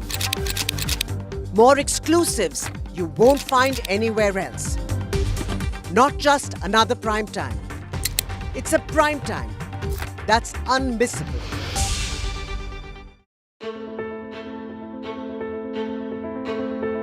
News is not just headlines, it is what impacts you. And news should never be mistaken for noise. What matters is the reality. Accurate, in-depth, and with the right perspective. For over 20 years, I have been a journalist, and never has clarity mattered more than now. At Newsnight, we go beyond the surface. We dissect the details, challenge the narratives, and bring you the unparalleled clarity you deserve in a world clouded by misinformation. We are bold, we are direct. Newsnight, for the news in your interest. Only on NDTV 24/7. I've been reporting on all issues big and small from Andhra Pradesh, Telangana, rest of South India bringing you all the action, all that you need to know, all that you want to know. The energy of maximum city is infectious. I'm bringing that energy in our news coverage from financial capital Mumbai. Covering from the southernmost part of India over the last 23 years, I bring in-depth and 360-degree coverage from the Dravidian heartland. The land of Misri, also known for its bitter politics. I have seen much water flow under the Howrah Bridge, covering Bengal in all its vivid colors. India's IT capital is always bustling, a city full of startups, stories and surprises. And I keep you ahead on all the Bengaluru buzz. In today's interconnected world, India's voice is more crucial than ever. When India speaks, the world listens. At NDTV World, we are that voice, bringing you intelligent and insightful news from India and beyond. From geopolitics and diplomacy to economic shifts, migrations, tech disruptions, and the stories of our diaspora. We cover the news that shapes our global future. NDTV World, your new home for global news is here. If it matters to you, if it matters to you, if it matters to you, it matters to India. It matters to India. And it matters to me. And it matters to me. India Matters with Shivaru, only on NDTV 24/7. How often have you turned away from debates that descend into endless fights? We bring you a show where every question is answered, where every debate finds its resolution, where every story finds its conclusion, where opinions collide but facts prevail.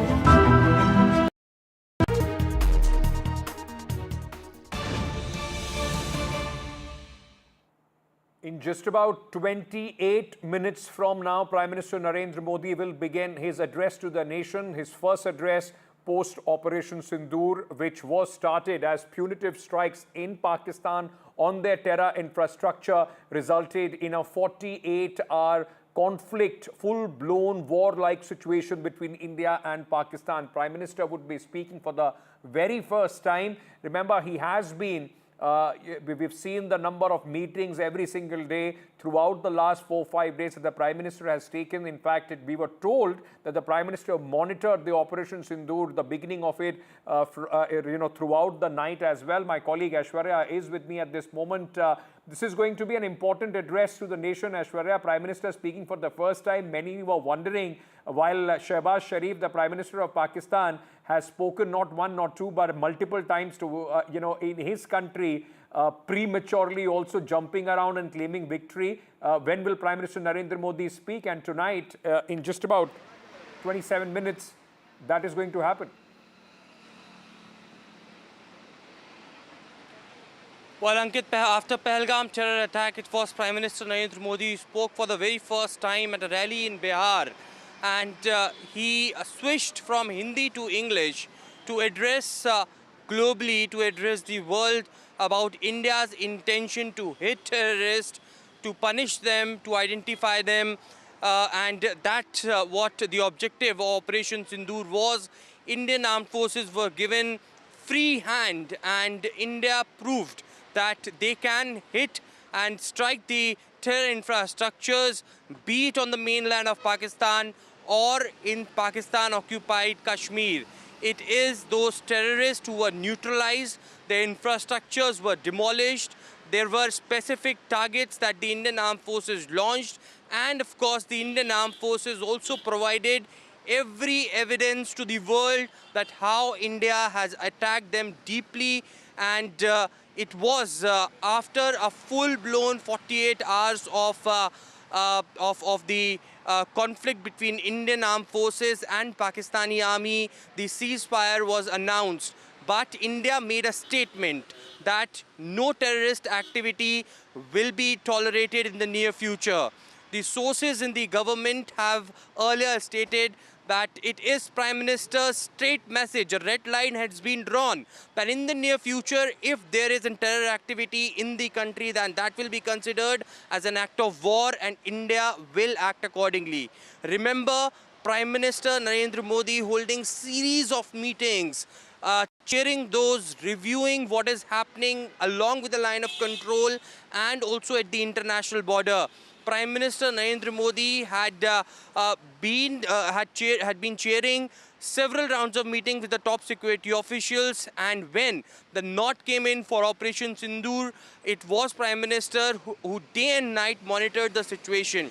Yes, of course, at this point in time, there is entire Pakistani media, the Western media, who is trying to propagate and peddle the fake narrative around entire Operation Sindoor, but Indian Armed Forces have given every visual proof to it.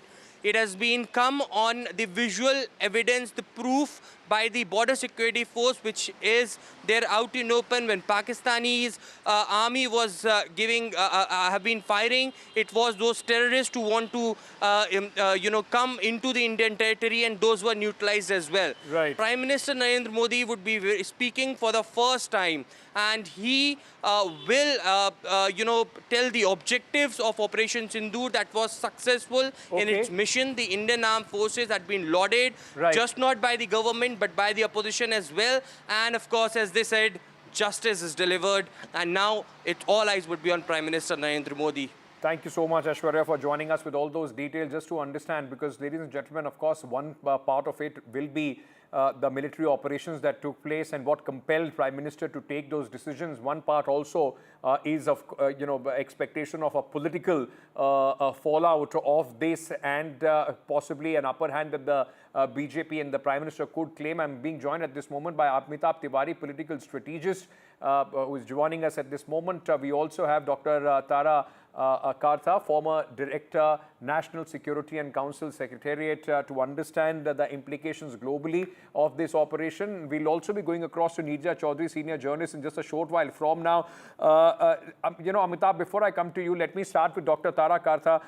Lot has been said, ma'am, about whether you want to call it the public relation fallout of this operation for India globally, and the way it has been presented. While Pakistan on one hand is claiming victory within their own country, living in that fantasy world, how is this entire operation and what India has done being seen across the globe? See, first and foremost, the whole titling of Operation Sindoor, that was, I believe, PM's idea. That was an emotional message inside the country. It was so solid. Number two is, outside, you've sent a message, I will fight under the nuclear overhang. We will still get our objective despite this huge, talk of nuclear weapons and etc., all that stuff being there. We still got our objectives through.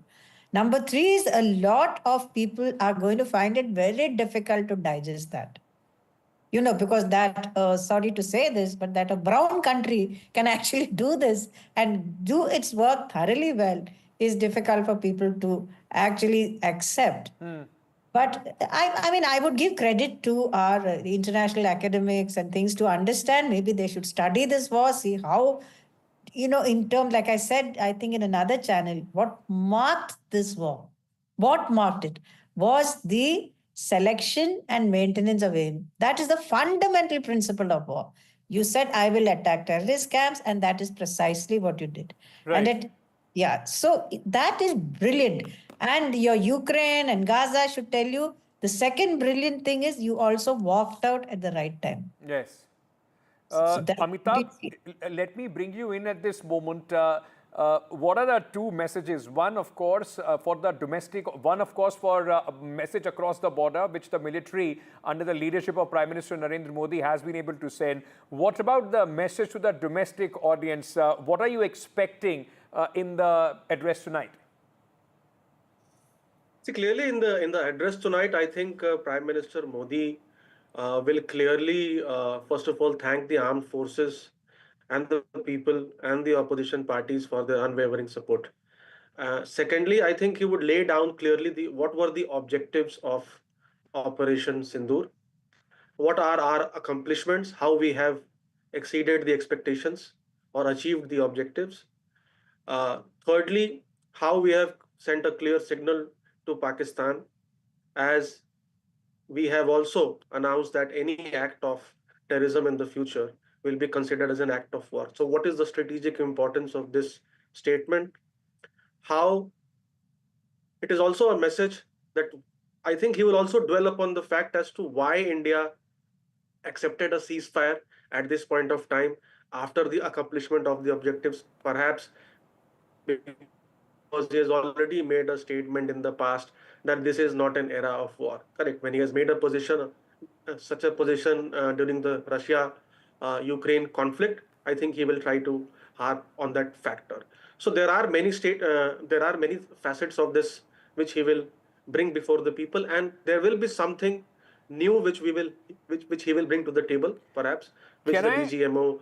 Can I also probe you, Amitabh, a little bit? Can I also probe you a little bit about the timing of this address? Because, you know, like I was asking Aishwarya, throughout this entire conflict, at least from 7th onwards, there was a lot of demand, at least there was a lot of expectation of the Prime Minister to come out, speak to the nation, tell our country what is going on as the, you know, hostilities were rising, when the tensions were rising at that point of time. The Prime Minister chose not to. We kept seeing the visuals of him in the meeting, so on and so forth. And then, of course, after the announcement of the ceasefire understanding, 24 hours after that ceasefire understanding, the Prime Minister decides to speak. So tell our viewers a little bit more about what do you think about the timing of this address?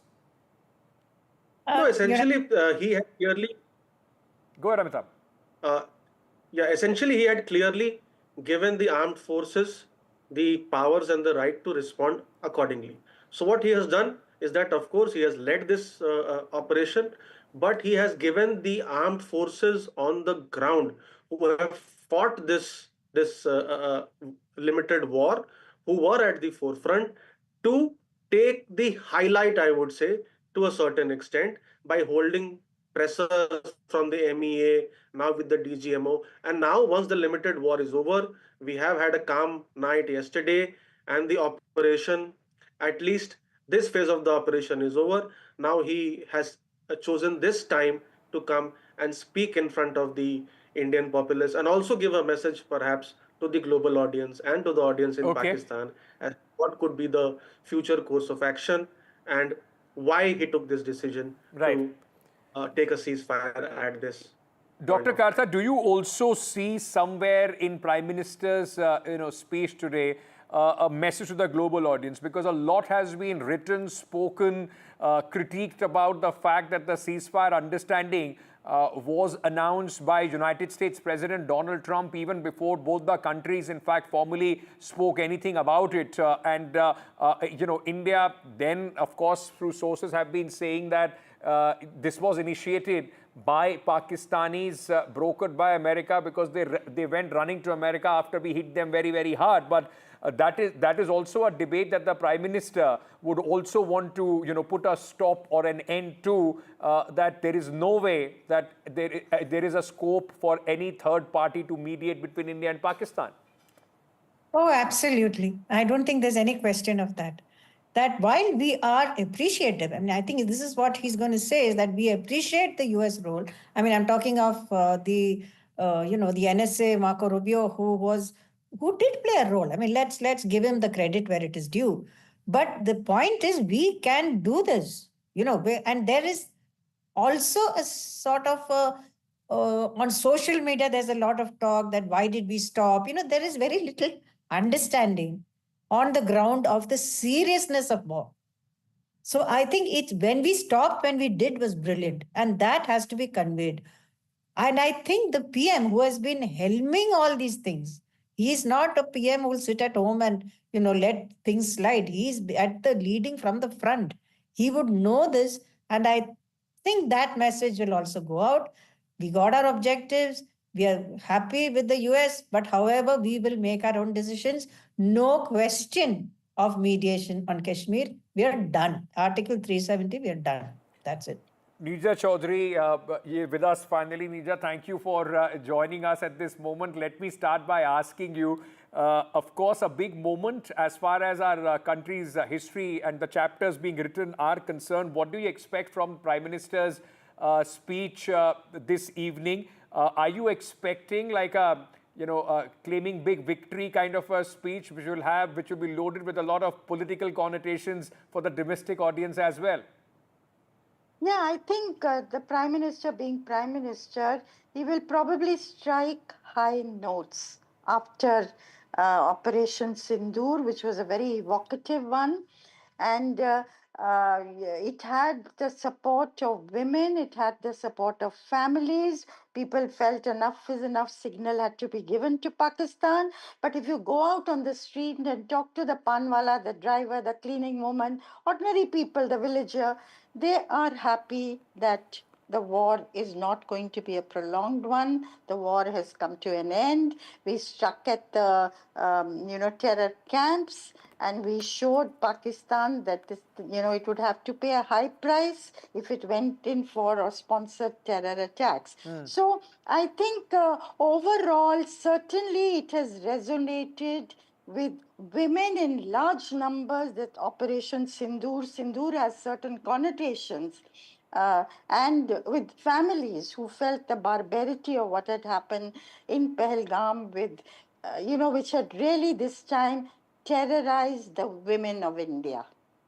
And somewhere their loss had to be avenged because their husbands were killed in front of them at point blank range. And therefore there was grief and pain and anger in the country. So that loss had to be avenged. And I think by, precision strikes, India did that. Yes. But India did not want a war. And it made that very clear even after the precision strikes. So yes, given all this, but certainly the BJP leadership has come in for criticism, with America. Why did it go in for ceasefire so quickly? There were people amongst its own ranks that felt, Pakistan would be brought on its knees. So maybe it became a victim of its own shrill rhetoric by some of the people in the BJP. Yes. And also that, this third party intervention, I think the Prime Minister will probably clarify. Kashmir has it come center stage again instead of terror. Okay. Will India and Pakistan be hyphenated? These are all question marks. Yes. And I think somewhere the Prime Minister will probably clarify this evening. May I ask you, or just stretch this further into the political message, Neerja? Already we are seeing news reports that the BJP has planned Tiranga Yatras across the country for coming May 13th and onwards. There is somewhere, of course, it's not for the first time. Every political leadership, after what they would perceive, or at least there is a strategic military objective which has been achieved, there is going to be some political dividend that they would want out of that. How do you see that playing out in the days to come? And also the opposition, which has been quite completely supporting the government so far, but now, of course, as the tensions of the war-like situation would come down, the heat in the political discourse will rise. Yeah, absolutely. The opposition will play its role and should play its role. And you will go back to the cacophony of our India's democracy. So that is to be expected. And of course, there are no elections around the corner. It's Bihar 6 months down the line. And of course, elections next year. But Tiranga Yatras, yes, I think national unity, national resolve should be the theme that should be pursued. I hope very much that there'll be no attempt to equate Pakistan with the Muslims in India. Because the Muslims and Hindus have stood as one, even though the design of the Pahalgam terror attacks was to create a backlash in the country. And that was defeated. Kashmiris have spoken with the rest of India. There we've seen women power in evidence. So I think we should encash on all those things to move forward very resolutely. Amitabh, very quickly, let me bring you in because even though the opposition this time, and we have seen at least a sense of responsibility across the political aisle when it came to these kind of tensions between India and Pakistan. Opposition, in fact, saying that they have complete faith and support they've given to the Prime Minister and the armed forces. But there was one demand that the opposition kept raising, at least that they said that in the all-party meetings, Prime Minister should have been present. Now there is also a demand of an all-party meeting. Do you see some sort of an addressal by the Prime Minister in the upcoming address as well?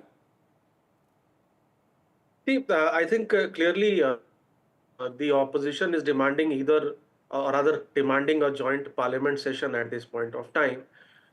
Maybe a joint parliament session is not warranted because a lot of things cannot be discussed openly about the strategic initiatives and the military operations. But I think the government in the days to come is likely to call for an all-party meeting. They had called an all-party meeting to apprise them of this situation after the Pahalgam attack and had taken into confidence. And I think the NDA government is likely to hold an all-party meeting soon and assuage the concerns of the opposition with regard to this ceasefire and many questions they have in mind. However, the opposition as well, I hope and that they would also probably join in the celebrations, because India needs to put up a united front and a united face to the global audience and to Pakistan on this historic occasion. Well, days will tell whether we are able to send that message, or is it too much to ask, as Nirja put it, in the cacophony of the Indian democracy. As the dust settles and the heat comes down on the international border between India and Pakistan, I presume fireworks to begin very, very soon within our borders between the political parties. Thank you so much, Nirja Amitabh and Dr. Kartha, for joining me at this moment.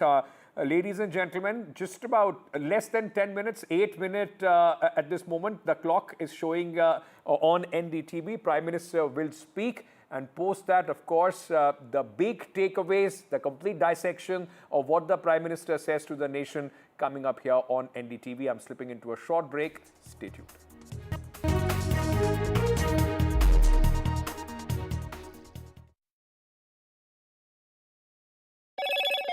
Hello, Moto. Motorola, India's leading AI smartphone brand.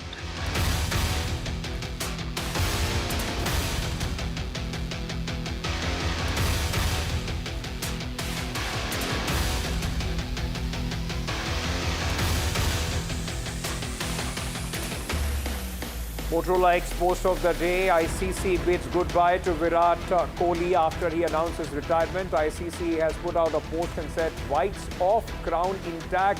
Virat Kohli bids goodbye to Test cricket, leaving behind an unmatched legacy." Gold plus optimistic reflective glass लगाओ, धूप की गर्मी को दूर भगाओ और बिजली का बिल भी बचाओ।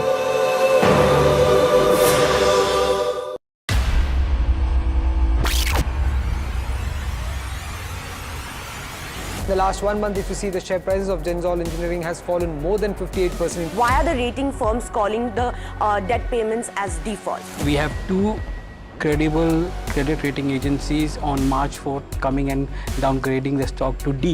Statements are consistently being proven wrong, and transactions are being taken place which are different from what they were originally pictured to be.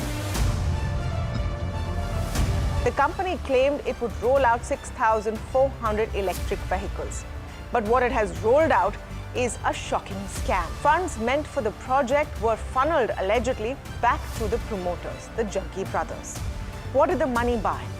Not EVs, of course, but a lavish flat in Gurgaon's luxurious DLF Carmelias.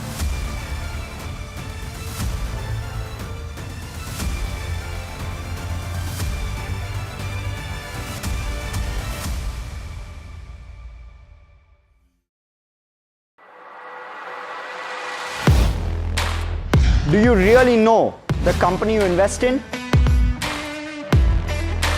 What is the real picture behind presentations and claims? Is the outlook as rosy as the company claims? Know Your Company, powered by NDTV Profit Research, shines a light on the biggest stock market movers.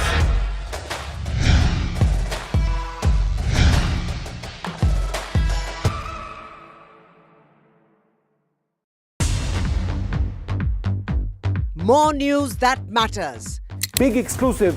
Tulsi Gabbard gunned down by Pakistan-backed cowards. When you interact with people on ground, you're able to reflect their sentiments much better. More debates that shake the system.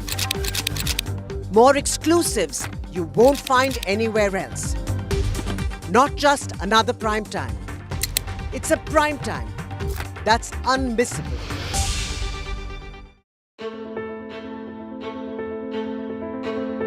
News is not just headlines, it is what impacts you.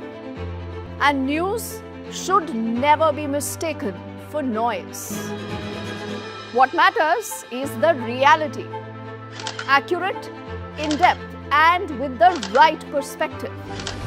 For over 20 years, I have been a journalist, and never has clarity mattered more than now.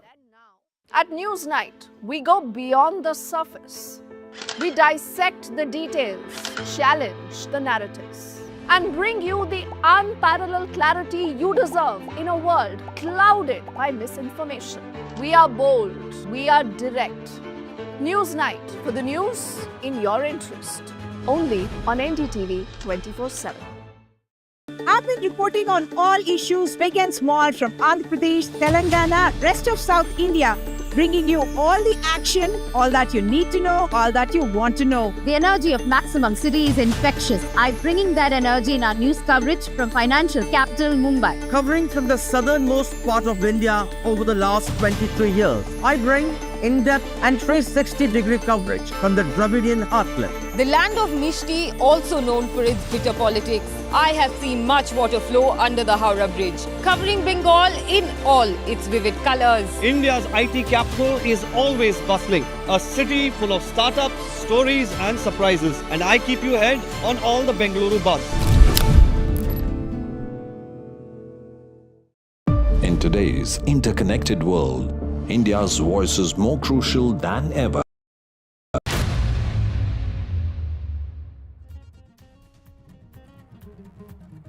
First address by Prime Minister Narendra Modi after the success of Operation Sindoor.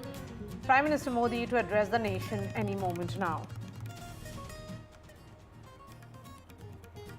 Video proof of strikes at the Pakistan air bases released by India. Forces say our military bases are intact, fully prepared. Pakistan Army is responsible for their losses.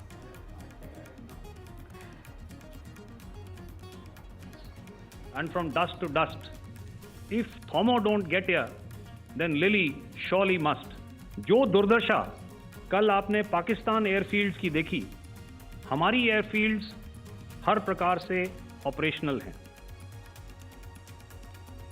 Adani made a drone used in Operation Sindoor. Adani owned Alpha Designs builds these drones, and these drones are made in Bengaluru. United States and China agreed to roll back tariffs by 115%. Investors cheer US-China trade deal. And Virat Kohli announces retirement from Test cricket after legendary 14-year career for India. Says he's walking away with a heart full of gratitude.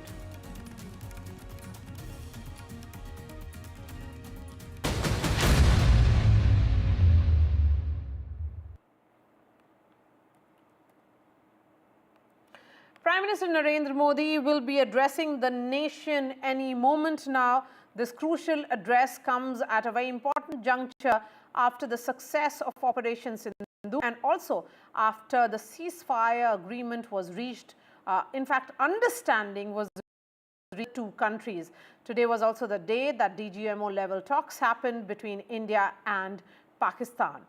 This address particularly is crucial because how does the Prime Minister sees the India-Pakistan equations from here onwards. Remember, the indication that has come in from sources is that this is the new normal which has been established between India and Pakistan, where India carried out, Operation Sindoor, which ensured terror launch pads in Pakistan and Pakistan-occupied Kashmir were completely destroyed and decimated, including one in Muridke and also in Bahawalpur, which was seen as the headquarters of Jaish-e-Mohammed and Lashkar-e-Taiba.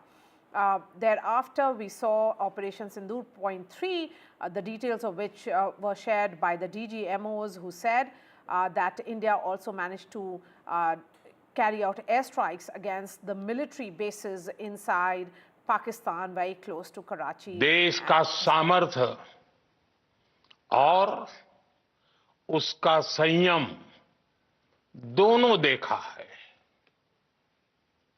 मैं सबसे पहले भारत की पराक्रमी सेनाओं को, सशस्त्र बलों को, हमारी खुफिया एजेंसियों को, हमारे वैज्ञानिकों को, हर भारतवासी की तरफ से सैल्यूट करता हूं।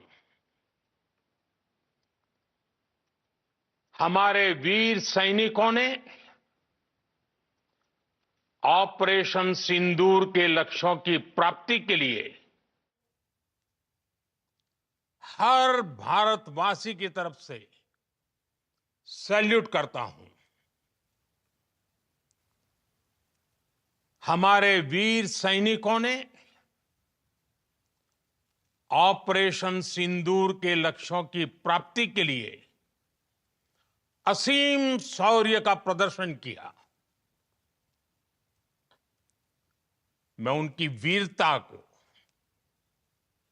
उनके साहस को, उनके पराक्रम को आज समर्पित करता हूं। हमारे देश की हर माता को, देश की हर बहन को और देश की हर बेटी को ये पराक्रम समर्पित करता हूं। साथियों, 22 अप्रैल को पहलगाम में आतंकवादियों ने जो बर्बरता दिखाई थी, उसने देश और दुनिया को झकझोर दिया था। छुट्टियां मना रहे निर्दोष मासूम नागरिकों को धर्म पूछकर उनके परिवार के सामने, उनके बच्चों के सामने बेरहमी से मार डालना, यह आतंक का बहुत विभत्स चेहरा था, क्रूरता थी। ये देश के सद्भाव को तोड़ने की घिनौनी कोशिश भी थी। मेरे लिए व्यक्तिगत रूप से ये पीड़ा बहुत बड़ी थी। इस आतंकी हमले के बाद सारा राष्ट्र, हर नागरिक, हर समाज, हर वर्ग, हर राजनीतिक दल एक स्वर में आतंक के खिलाफ कड़ी कार्रवाई के लिए उठ खड़ा हुआ। हमने आतंकवादियों को मिट्टी में मिलाने के लिए भारत की सेनाओं को पूरी छूट दे दी और आज हर आतंकी, आतंक का हर संगठन जान चुका है कि हमारी बहनों बेटियों के माथे से सिंदूर हटाने का अंजाम क्या होता है। साथियों, ऑपरेशन सिंदूर ये सिर्फ नाम नहीं है, ये देश के कोटि कोटि लोगों की भावनाओं का प्रतिबिंब है। ऑपरेशन सिंदूर न्याय की अखंड प्रतिज्ञा है।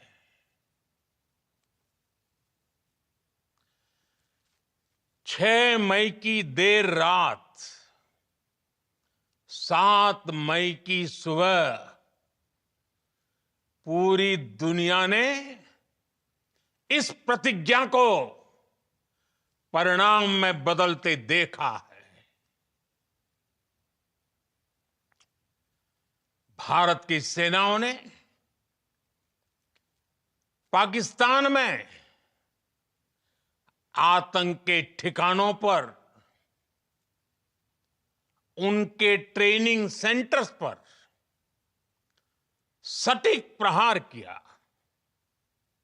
आतंकियों ने सपने में भी नहीं सोचा था कि भारत इतना बड़ा फैसला ले सकता है।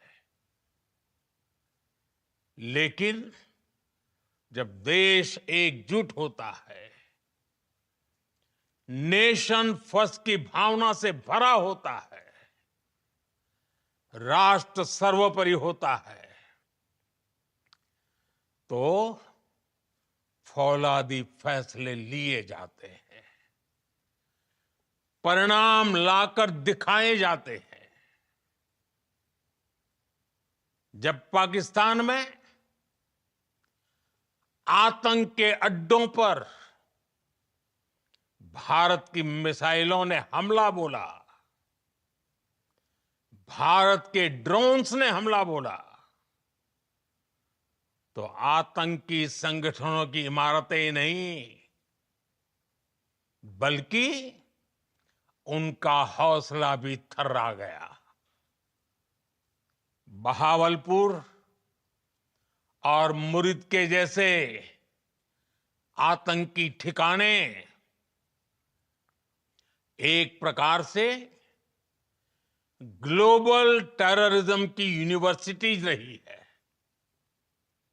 दुनिया में कहीं पर भी जो बड़े आतंकी हमले हुए हैं, चाहे 9/11 हो, चाहे लंदन ट्यूब बॉम्बिंग हो, या भारत में दशकों से जो बड़े बड़े आतंकी हमले हुए हैं, उन सब के तार कहीं ना कहीं आतंक के इन्हीं ठिकानों से जुड़ते रहे हैं। आतंकियों ने हमारी बहनों का सिंदूर उजाड़ा था, इसलिए भारत ने आतंक के ये हेडक्वार्टर्स उजाड़ दिए। भारत के इन हमलों में 100 से अधिक खूंखार आतंकवादियों को मौत के घाट उतारा गया है। आतंक के बहुत सारे आका बीते 2.5-3 दशकों से खुलेआम पाकिस्तान में घूम रहे थे, जो भारत के खिलाफ साजिशें करते थे। उन्हें भारत ने एक झटके में खत्म कर दिया। साथियों, भारत की इस कार्रवाई से पाकिस्तान घोर निराशा में गिर गया था, हताशा में गिर गया था, बौखला गया था। और इसी बौखलाहट में उसने एक और दुस्साहस किया। आतंक पर भारत की कार्रवाई का साथ देने के बजाय पाकिस्तान ने भारत पर ही हमला करना शुरू कर दिया। पाकिस्तान ने हमारे स्कूलों, कॉलेजों को, गुरुद्वारों को, मंदिरों को सामान्य नागरिकों के घरों को निशाना बनाया। पाकिस्तान ने हमारे सैन्य ठिकानों को निशाना बनाया। लेकिन इसमें भी पाकिस्तान खुद बेनकाब हो गया। दुनिया ने देखा कि कैसे पाकिस्तान के ड्रोन्स, पाकिस्तान की मिसाइलें भारत के सामने तिनके की तरह बिखर गई। भारत के सशक्त एयर डिफेंस सिस्टम ने उन्हें आसमान में ही नष्ट कर दिया। पाकिस्तान की तैयारी सीमा पर वार की थी, लेकिन भारत ने पाकिस्तान के सीने पर वार कर दिया। भारत के ड्रोन्स, भारत की मिसाइलों ने सटीकता के साथ हमला किया। पाकिस्तानी वायुसेना के उन एयरबेस को नुकसान पहुंचाया, जिस पर पाकिस्तान को बहुत घमंड था। भारत ने पहले 3 दिनों में ही पाकिस्तान को इतना तबाह कर दिया जिसका उसे अंदाजा भी नहीं था। इसलिए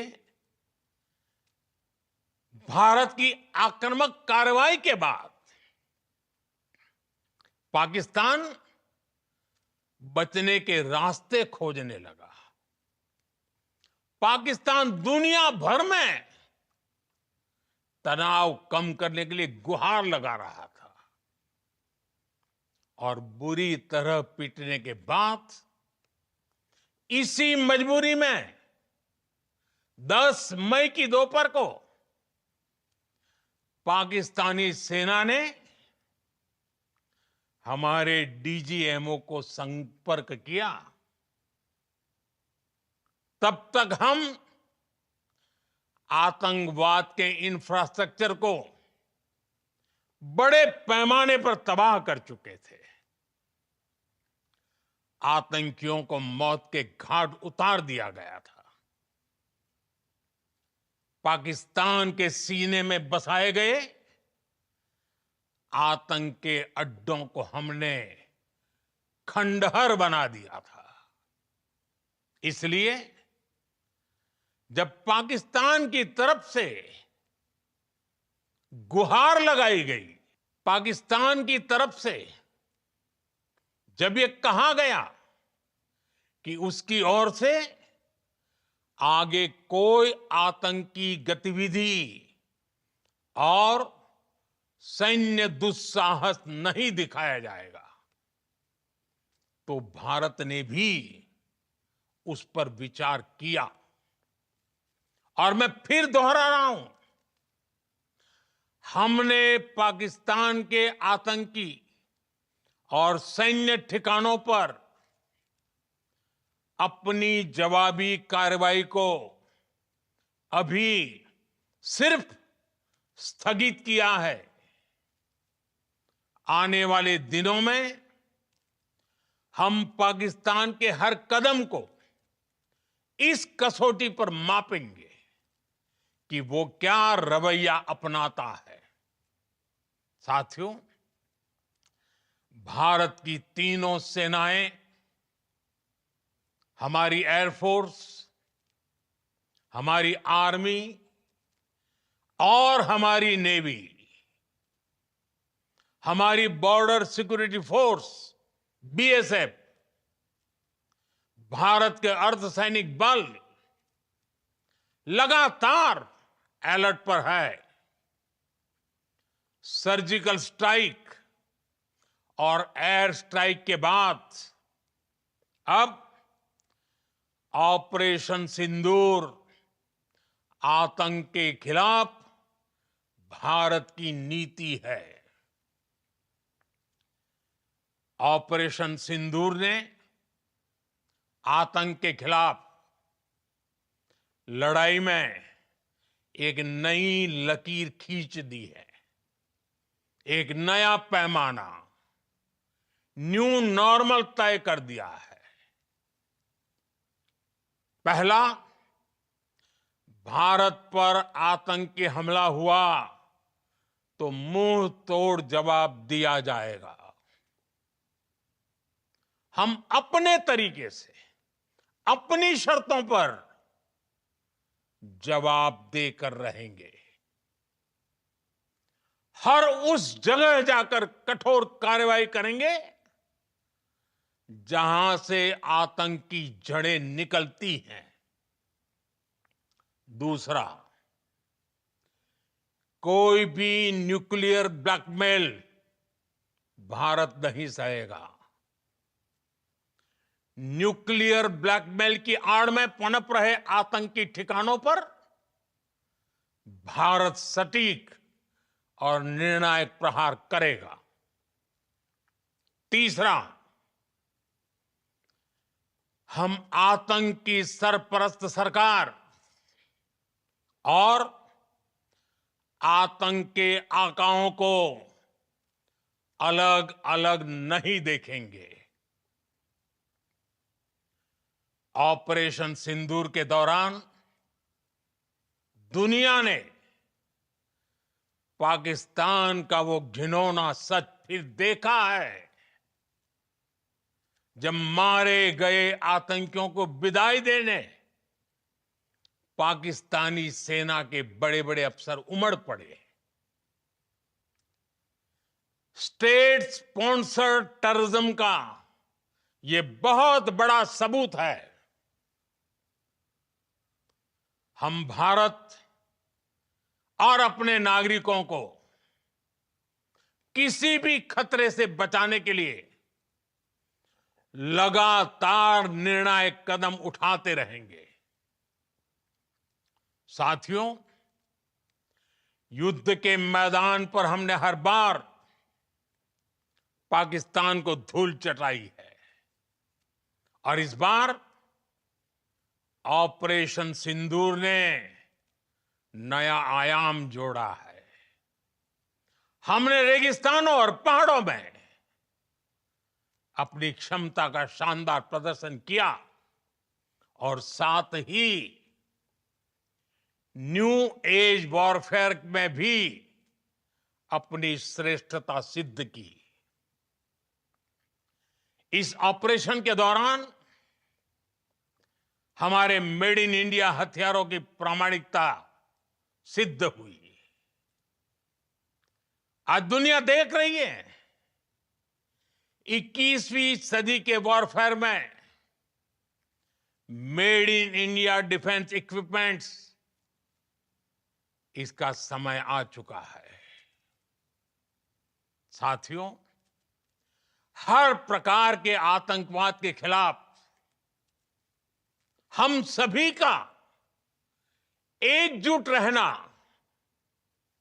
हमारी एकता हमारी सबसे बड़ी शक्ति है। निश्चित तौर पर ये युग युद्ध का नहीं है, लेकिन ये युग आतंकवाद का भी नहीं है। टेररिज्म के खिलाफ जीरो टॉलरेंस, ये एक बेहतर दुनिया की गारंटी है। साथियों, पाकिस्तानी फौज, पाकिस्तान की सरकार जिस तरह आतंकवाद को खाद पानी दे रहे हैं, वो एक दिन पाकिस्तान को ही समाप्त कर देगा। पाकिस्तान को अगर बचना है तो उसे अपने टेरर इंफ्रास्ट्रक्चर का सफाया करना ही होगा। इसके अलावा शांति का कोई रास्ता नहीं है। भारत का मत एकदम स्पष्ट है। टेरर और टॉक एक साथ नहीं हो सकते।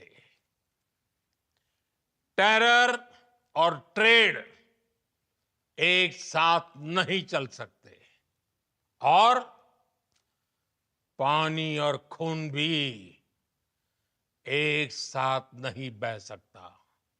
मैं आज विश्व समुदाय को भी कहूंगा, हमारी घोषित नीति रही है, अगर पाकिस्तान से बात होगी तो टेररिज्म पर ही होगी। अगर पाकिस्तान से बात होगी तो पाक ऑक्युपाइड कश्मीर पीओके उस पर ही होगी। प्रिय देशवासियों, आज बुद्ध पूर्णिमा है।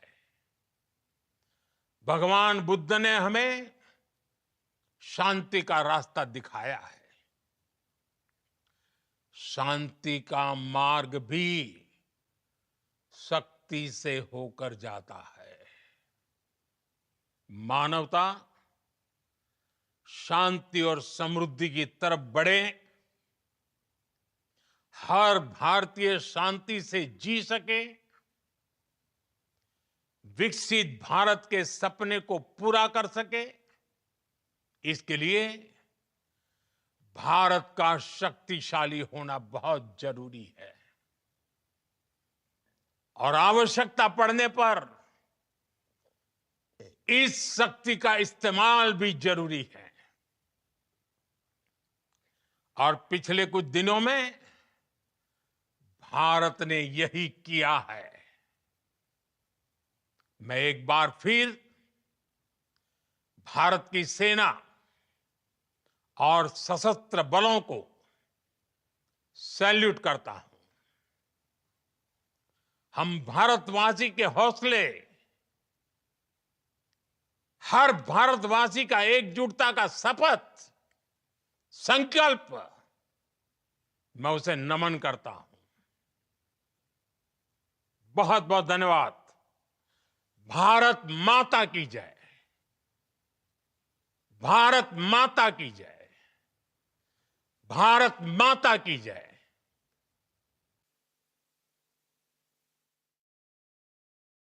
Modi's address to the nation has come to an end.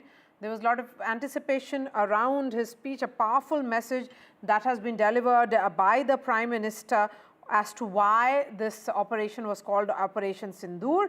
And Prime Minister Modi says that Operation Sindoor is the pledge for justice, and world has seen how the pledge India made can be turned into a reality. Forces launched precision strikes on terrorists inside Pakistan, and no one imagined the scale of our action.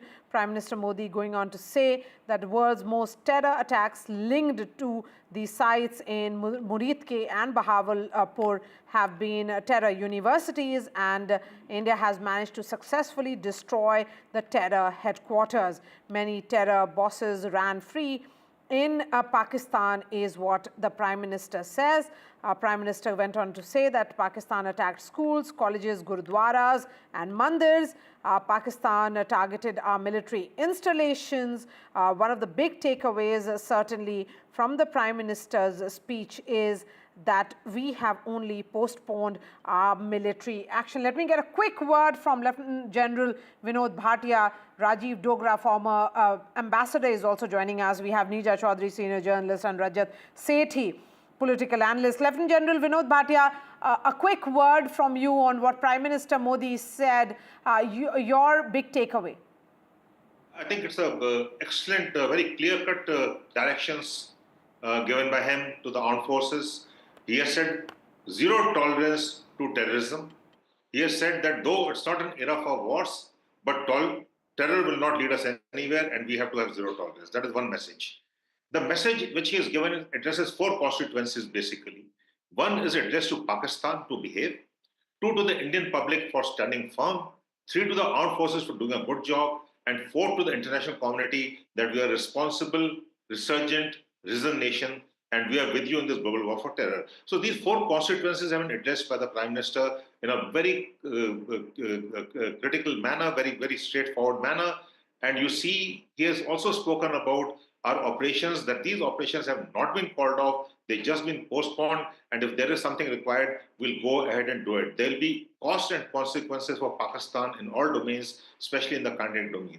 Zero tolerance for terrorism is something which has always been, and this is now linked to no nuclear blackmail. Pakistan, under the nuclear rattling and nuclear posturing, has always supported terrorism. In 35 years that we've been seeing Pakistan beat India with terrorist acts everywhere, not only J&K but outside J&K. It's only after 2016 surgical strikes that the attacks, terrorist attacks outside of J&K stopped.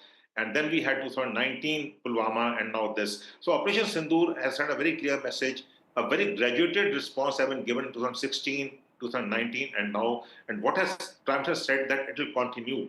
We will not tolerate terrorism at all. And Pakistan, which is the epicenter of terrorism, which has been which has been responding to terrorism in 9/11 and 7th of July, London bombings, anywhere in the world, if you see terror strikes, they go back to a Pakistan connect. That connect is immediate. There's no thinking about it.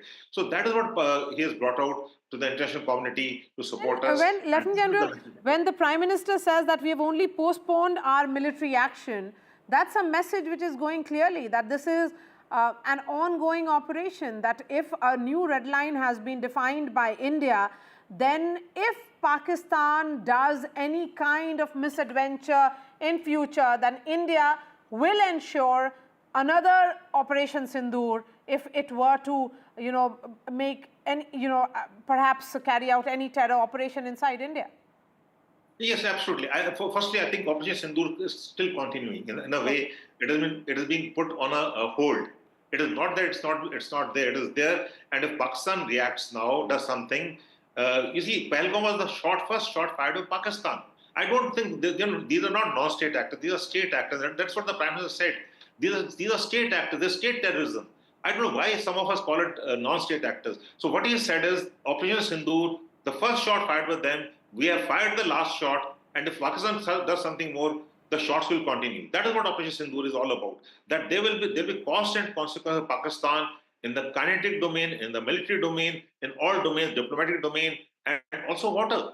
That is a very important one. And Pakistan got to pay the cost for this. They cannot endlessly, seamlessly, go on with impunity, go on with terrorism. So that is the message Pakistan has made, Lieutenant General, particularly with regards to how this is the new normal between India and Pakistan, and how Operation Sindoor is the new security doctrine of India, where India's actions will be decisive, surgical in nature if Pakistan were to target citizens of India. And this is a sovereign right of a country such as ours. Aishwarya is also joining us. Aishwarya, won't tolerate nuclear blackmail is what the Prime Minister says. He goes on to say, we watch Pakistan's actions on terror closely, and we have set a new normal in war on terror. These are strong words, something that was needed at this point, and perhaps Prime Minister Modi, known for his excellent communication skills, has communicated it rather effectively.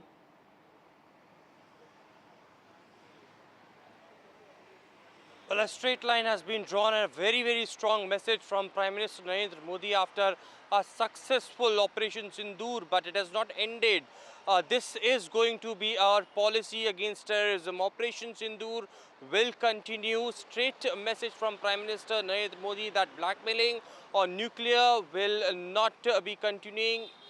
Terror and talks can't go hand in hand. Terror and trade can't go hand in hand. It is the blood and water can't flow together are the words of Prime Minister Narendra Modi, also hailing our Indian armed forces and the indigenous missiles and the weapons that had demolished, neutralized the Pakistani terror bases over there. Prime Minister Narendra Modi went on to say that we watch Pakistan's we will watch Pakistan's action on terror very closely, and if any such activity would be again be done, then it is operation. It is it will be considered as an act of war. Prime Minister Narendra Modi also emphasizing on the Indus Water Treaty, as he stated that the water and blood can't go hand in hand. It's a a reply that has been given, a befitting reply in fact has been given to the Pakistani government. They will not see Pakistani government and the terror organizations separate in the near future if such activities will be happening. So very, very strong words, a straight message, red line has been drawn by the Indian government on terrorism. Also, Prime Minister sending across a message to all the Indians that the kind of unity that was showcased during these last few days is something that is India's strong and had put India forward in these tough times. All right, Shashi Tharoor is also joining us from Srinagar. Shiv, according to you, the big takeaway of Prime Minister's speech? Maria, the Prime Minister making it absolutely clear that no blackmail, nuclear blackmail, will ever be tolerated as a ruse to allow terrorism to flourish. The Prime Minister has basically enunciated a new paradigm in terms of the rules of engagement with Pakistan. He has clearly stated what NDTV had reported. In fact, you had broken that story, Maria, 2 days ago, that the paradigm and the way Pakistan's military will be indistinguishable from terror targets as the new rules of engagement is precisely what has come now literally from the Prime Minister of the country. This is something that completely changes policy as far as Pakistan is concerned. It basically means that a terror attack on India will now invite the kind of targeting that we saw in phase 3 of Operation Sindoor, where the Indian Air Force bombed Pakistan Air Force air bases, facilities of the military in Pakistan, and possibly even strategic sites. So this is easily the biggest headline today. The rest of it was, of course, an enunciation of India's pain, India's agony. But the bulk of it, I think, was a warning that the nuclear overhang, the nuclear umbrella, the nuclear shield that Pakistan wields in order to allow terrorism to flourish on its soil, most of it pointed at India, will no longer be a deterrent against Indian action on its military. It doesn't get bigger than coming from the Prime Minister, and it doesn't come bigger, Maria, especially that it comes from the Prime Minister 2 days after those attacks happened and 2 days after a ceasefire understanding of some kind has taken place. This changes the entire rules of the game that have existed since the 70s and 80s. And I just wonder what the next provocation will lead to. All right, Shiv, thank you so much for joining us from Srinagar there. Let's bring in the guests, and I'm going to bring in Ambassador Rajiv Dogra. Ambassador Dogra, Prime Minister says that Operation Sindoor is not over. India will give back to terror and terrorists and their backers in a language they understand. This address to the nation coming after ceasefire, coming at a time when there is a misinformation campaign going online, a sort of narrative building which is being done by the Western media and also by the Pakistanis. India did not go into this as with the intention of a war. It was not about a prolonged war. It was just about teaching lessons to Pakistan and particularly to the terror outfits operating from Pakistan. Go ahead, sir. Your big takeaway of the Prime Minister's speech. Let me start with the multiple takeaways, and I'll save the biggest takeaway for the latter part of my intervention. One, it was a well-drafted speech. It was comprehensive, covered all aspects, and covered all the addresses that he had in mind.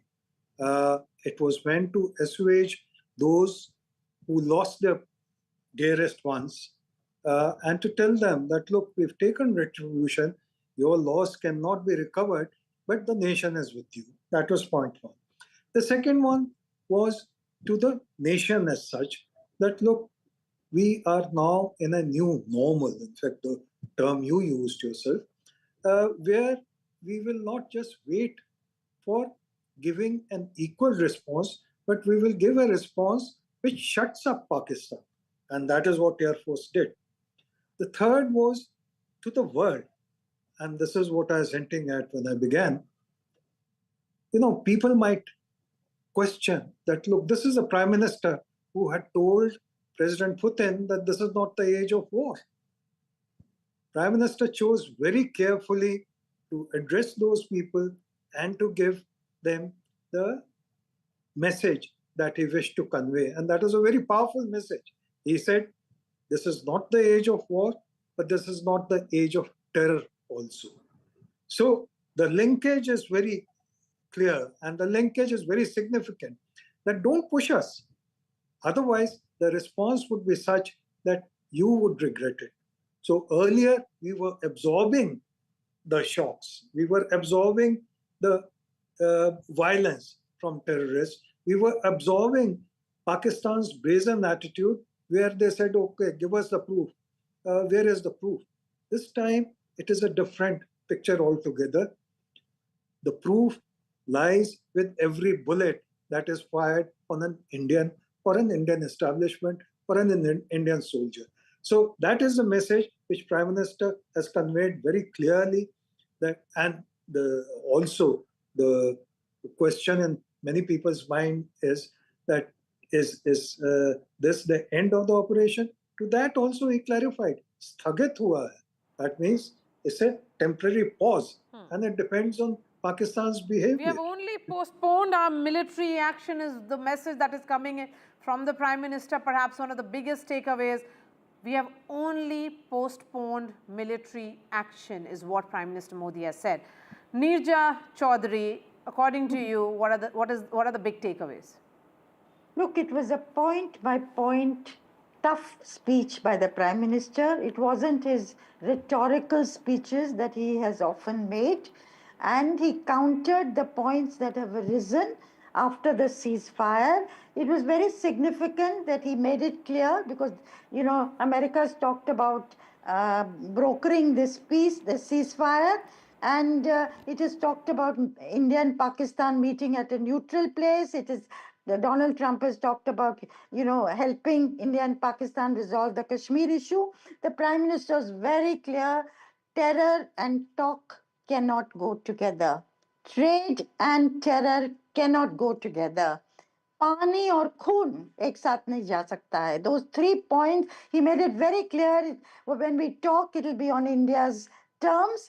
And when we talk, POK is going to be part of those talks. So he's made India stand very clear. In the last hours, there has been, you know, reservations and criticism on this count. And I think he also said, you know, if Pakistan has to survive, it should eliminate its terror structure. And you're right, you know, the Operation Sindoor, and he went into it with very evocatively about what it had meant for the women of India. And he said it is only be put on hold. We will see how whether Pakistan comes up to scratch or not. So I think he did not mince his words today. And very significantly, at the end, when he says today is Buddha Purnima, this is a day of peace. And you remember, Maria, it was Buddha Purnima when Indira Gandhi went in for the nuclear test in 1974. It was Buddha Purnima again when Atal Bihari Vajpayee went in for the nuclear test in 1998. It's very significant that today when he spoke, it's again Buddha Purnima. And he talks about the strength of India, and only strong India can lead to peace. Thank you for pointing that out, Neerja Chaudhary. A veteran journalist like you knows these nuances so well. So thank you so much, ma'am. Let me bring in Rajat Sethi. Rajat, Prime Minister Modi says, "Ye nyay ki akhand pratigya hai." It's an unbroken promise of justice. That's what Operation Sindoor was. And this is an operation which is ongoing. It reflects the sentiments of our people. He also says that it was Pakistan which urged us to reach a ceasefire. He has given the entire timeline clearly. Yes, Maria, indeed. It was not just me. I believe several of our colleagues and friends felt the similar goosebumps that I felt while Prime Minister was speaking. There was a statesmanly-like strategic composure that he brought in. There was also a very steely resolve. That resolve was so steely that he was visibly, expressing his firm resolve, looking straight into the eyes of Pakistanis. And I believe he was able to convey the message loud and clear. And I believe some sensible minds within Pakistan, instead of dancing on the streets of London and in the streets of Karachi and Islamabad, would pay heeds to what is being said by Prime Minister. India wants to be left alone and carry on with its developmental march. But if they don't heed to what Prime Minister has said, the repercussions would be severe, more severe, and more severe. And I think Prime Minister, who better than him, who could have come in, cleared the air that was being deliberately peddled by Pakistan and some of the stakeholders of Pakistan's success story around the world, would have got the message loud and clear that you will not be setting the agenda between the talks of India and Pakistan whenever that happens. And he was clear, crystal clear, that that the operation, the objectives of the operation were very specific, very clear.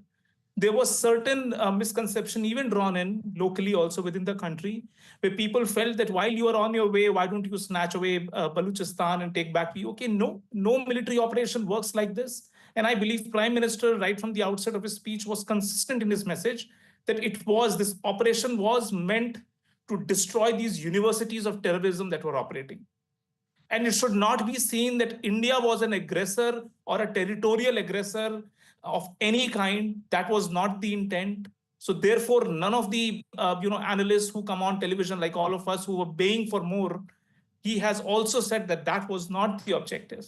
And I believe with those given objectives of the operation was a thundering success. And this message should go out to everybody in the world. Whosoever is going to write, once the dust settles, is going to analyze every which way that we could demonstrate. Our armed forces demonstrated an enormous and a thumping victory in this operation. Power is important when needed. Road to peace also goes through power. Pakistan will have to root out terror for its own sake. I think this is a strong message that is coming in from the Prime Minister in this address to the nation.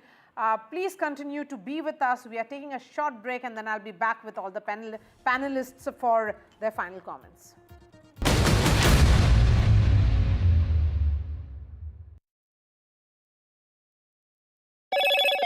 Hello, Moto. Motorola, India's leading AI smartphone brand.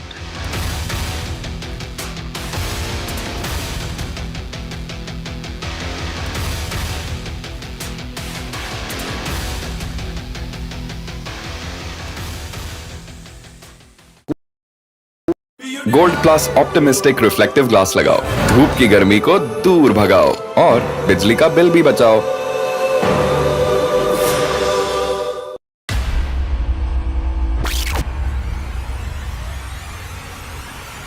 In the last 1 month, if you see, the share prices of Denzol Engineering has fallen more than 58%. Why are the rating firms calling the debt payments as default? We have two credible credit rating agencies on March 4th coming and downgrading the stock to D. Statements are consistently being proven wrong, and transactions are being taken place which are different from what they were originally pictured to be. The company claimed it would roll out 6,400 electric vehicles. But what it has rolled out is a shocking scam. Funds meant for the project were funneled allegedly back to the promoters, the Junkie brothers. What did the money buy? Not EVs, of course, but a lavish flat in Gurgaon's luxurious DLF Carmelias.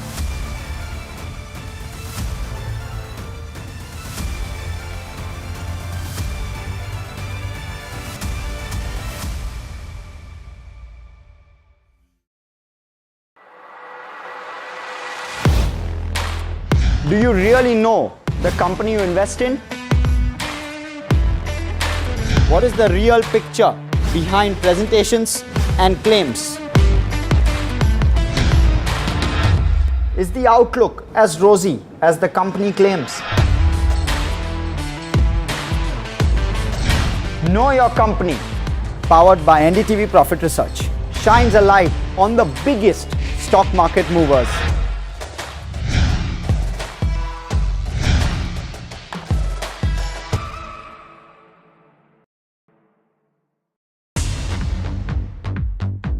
More news that matters. Big exclusive. Tulsi Gabbard gunned down by Pakistan-backed cowards. When you interact with people on ground, you're able to reflect their sentiments much better. More debates that shake the system. More exclusives you won't find anywhere else. Not just another prime time. It's a prime time that's unmissable.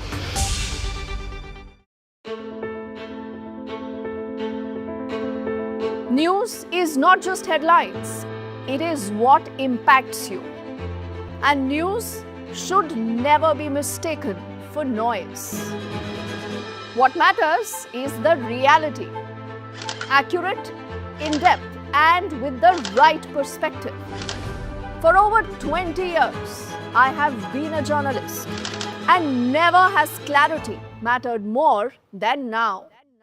At Newsnight, we go beyond the surface. We dissect the details, challenge the narratives, and bring you the unparalleled clarity you deserve in a world clouded by misinformation. We are bold, we are direct.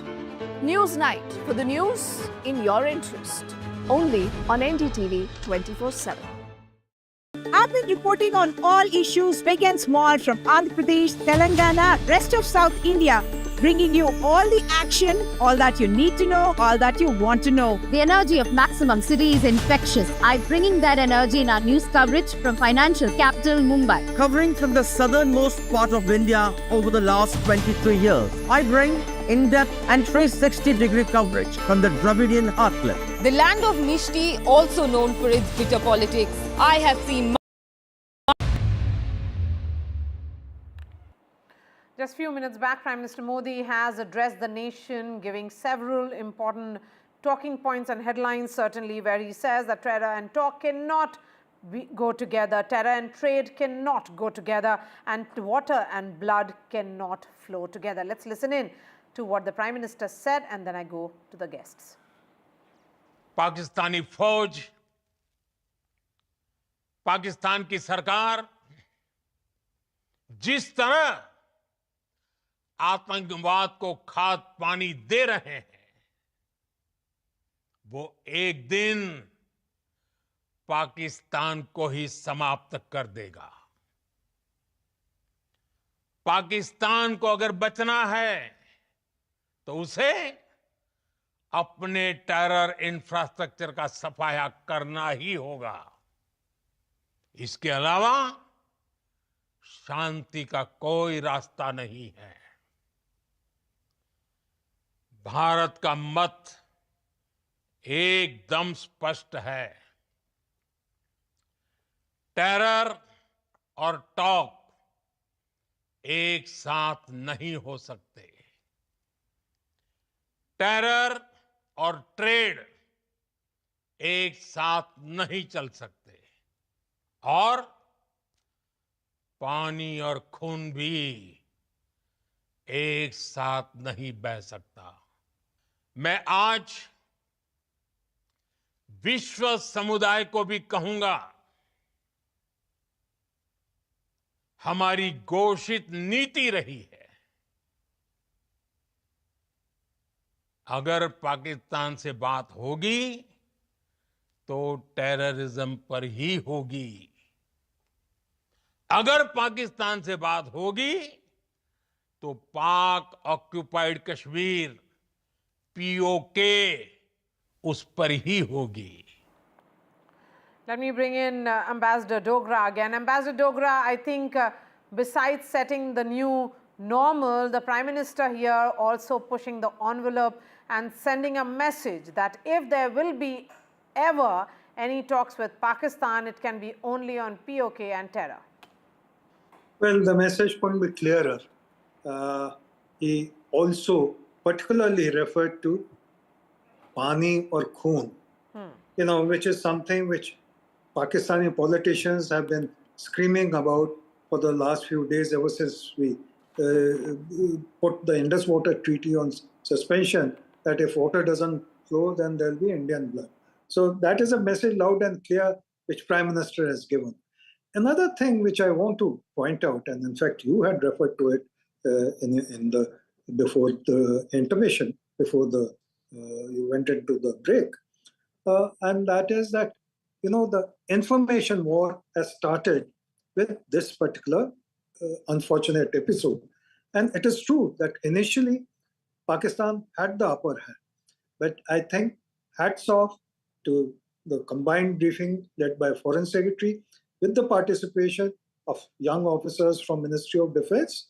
The message started going out to the world that the Indian story is more solid, it has substance, and there's a need now for the world to have a new normal. And then the last 2-3 days, the defense DG, Director Generals of various wings, various Army, Navy, and Air Force, they were just brilliant. And what a contrast they made to the Pakistani spokesperson who was hysterical. So the Indian story is getting told, but there's another interesting connection to the three spokespersons of the Ministry of Defense, especially the Air Forces spokesperson. He read out a couplet from Ramayana about, the ocean not parting when Lord Ram wanted to cross over to Lanka. And then the second part of that couplet is about, if there is force, only then the love can be found.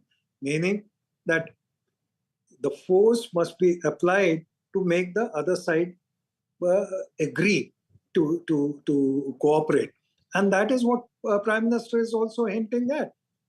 That, look, this is a pause, but don't think that we have given up on our resolve. So, all along the coordination between various wings of the government and the messaging at the political level has been brilliant. I hope it continues this way, because for a long time we were reticent in expressing our view, in projecting our view to the world. That's why we lost the Kashmir case in the world opinion. This time we are on the ball and we are ahead of the curve as far as Pakistan's disinformation is concerned. So it's very heartening that Prime Minister has been clear, he's not minced his words, and he's informed Pakistan of the direction that we are taking, and he's given them caution. Okay, Neerja Chaudhary and Rajat Sethi, coming to you as well. Neerja, underlining that India will not tolerate any nuclear blackmail, Prime Minister has said clearly that that Operation Sindoor against Pakistan has only been kept in abeyance, and that future will depend on their behavior. So Pakistan clearly is on notice here. That of course, Pakistan is on notice. There have been two sets of criticism that have come since the declaration of the ceasefire. One is that why go in for a ceasefire suddenly at this time if India had the advantage? Why didn't we just continue till we brought Pakistan to its knees? So he's made it very clear that that ceasefire is not it's put in abeyance. It's just postponed the military action, and we've accepted the ceasefire, and that Pakistan, as you say, is on hold. The second thing was that Kashmir has come center stage instead of terror. And people were criticizing that we'd accepted America's third-party intervention. America talked about India and Pakistan meeting at a neutral place, and that Donald Trump had talked about helping India and Pakistan resolve its whole problem on Kashmir. The Prime Minister has made it very clear. It is terror and terror alone. that is a central issue. He said it again and again in different ways. You know, that terror and trade can't go together, terror and talks can't go together. And as also, you know, if we talk, it'll only be on terror. And of course, POK will also be part of that agenda. So he brought the focus back to terror, which was the reason why we went in for that precision action against the terrorist outfits and headquarters and centers inside Punjab, inside Pakistan, as well as inside POK. So I think he's attempted to counter the criticism that has come about the ceasefire in the last 24 hours or so. Okay, we have just enough time for Rajat Sethi. Rajat Sethi, you know, it is a battle of narrative. We have been talking about it. The Prime Minister's speech perhaps sets the record straight. You know, it is coming after the ceasefire and there has been relative calm along the international border and LOC, no action whatsoever. The DGMO level talks have also come to an end. So this is the right time to address the nation. But there are also political, you know, fallout of this, because there are a lot of questions being asked from the opposition as was expected. So, Maria, I don't think Prime Minister would be too worried about a weakened opposition that much on at least on the nationalistic subjects on muscular foreign policy or muscular military policy. Prime Minister Modi holds his ground pretty well. I don't think that is what is of concern. But the disinformation warfare that was unleashed by Pakistan and some of the supporters who wanted to see Pakistan in a better light around the world, they have spun in a narrative which I believe our officials sitting in embassies and high commissions around the world must ensure that the speech of Prime Minister is translated in the respective languages. And it is the message that he's trying to put out. It is their job to ensure that every key newspaper carries the message of Prime Minister. And I believe this is where the efforts, the amount of efforts that we were expecting, barring a couple of embassies and high commissioners coming out and speaking, we did not see that much. And I believe this is where this confusion that hyphenation of India and Pakistan was brought about, which was wrong. It seemed like the two of us are quarreling over Kashmir. That was wrong. It was an action taken against terrorism as the core point got missed in this whole unraveling of disinformation warfare. And I believe Prime Minister, what he said categorically, he brought in new paradigms. He said there is a new normal. He's made a very important point when he said that army, the defense establishment of Pakistan, the political establishment and the terror establishment are one and same. No Prime Minister and nobody has officially made it a doctrinal truth. Now, this is a new normal which has to be now communicated to everybody around the world. They need to see and understand why we are saying that terror is the same. These are the same set of institutions within Pakistan, and they cannot be delineated. I think this message is now up to us, all our spokespersons, the country's spokespersons, analysts. Everybody should actually go to the town and ensure every word of Prime Minister Modi reverberates across the world. All right. Thank you so much for joining us, Neeja Chaudhary, Rajat Sethi, Rajiv Dogra and Lieutenant General Vinod Bhatia. Of course, there will be a lot of analysis which will be done of the Prime Minister's address to the nation. Vishnu Shom is right here in the studio to take this entire discussion forward. Vishnu? Can I just suggest, Maria, that this is Prime Minister Modi's biggest foreign policy moment, and there have been so many. And I'm saying foreign policy because he's established certain principles. Absolutely. If you strike us, we will strike you. This operation is not over. Nuclear blackmail not going to be tolerated. How is this not perhaps his finest foreign policy moment? Defining moment. I think that's something that needs to be looked at as well. Hello, welcome to Left, Right and Centre. I'm Vishnu Shom. The big story that we are tracking this evening, the Prime Minister's speech, what he's had to say in the last little while. Very, very important remarks. The Prime Minister putting Pakistan on notice. Sindoor is been put on hold. It's not over.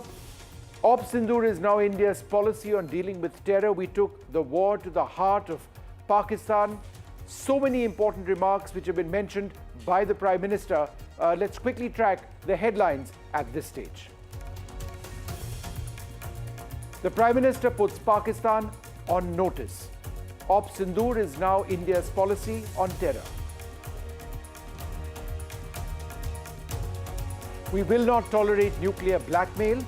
We will watch Pakistan's actions on terror closely. We've set a new normal in the war on terror. A beaten Pakistan begged the world for a ceasefire. We've destroyed Pakistani bases and army infrastructure, says the Prime Minister. The Prime Minister says talks with Pakistan, but only on terror and Pakistan-occupied Kashmir. On Indus river waters, water and blood, Mr. Modi says, cannot flow together.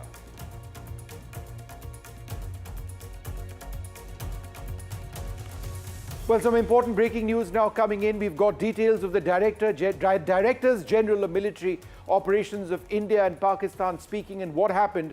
And what we now learn is that both sides have agreed to continue the truce, that's the ceasefire which exists. But the basic point that India has mentioned to Pakistan is that this has to be premised on not a single shot being fired by either side, and that there has to be a consideration of troop reduction. There has to be an effort to draw down soldiers who are in the front lines right now to reduce those tensions.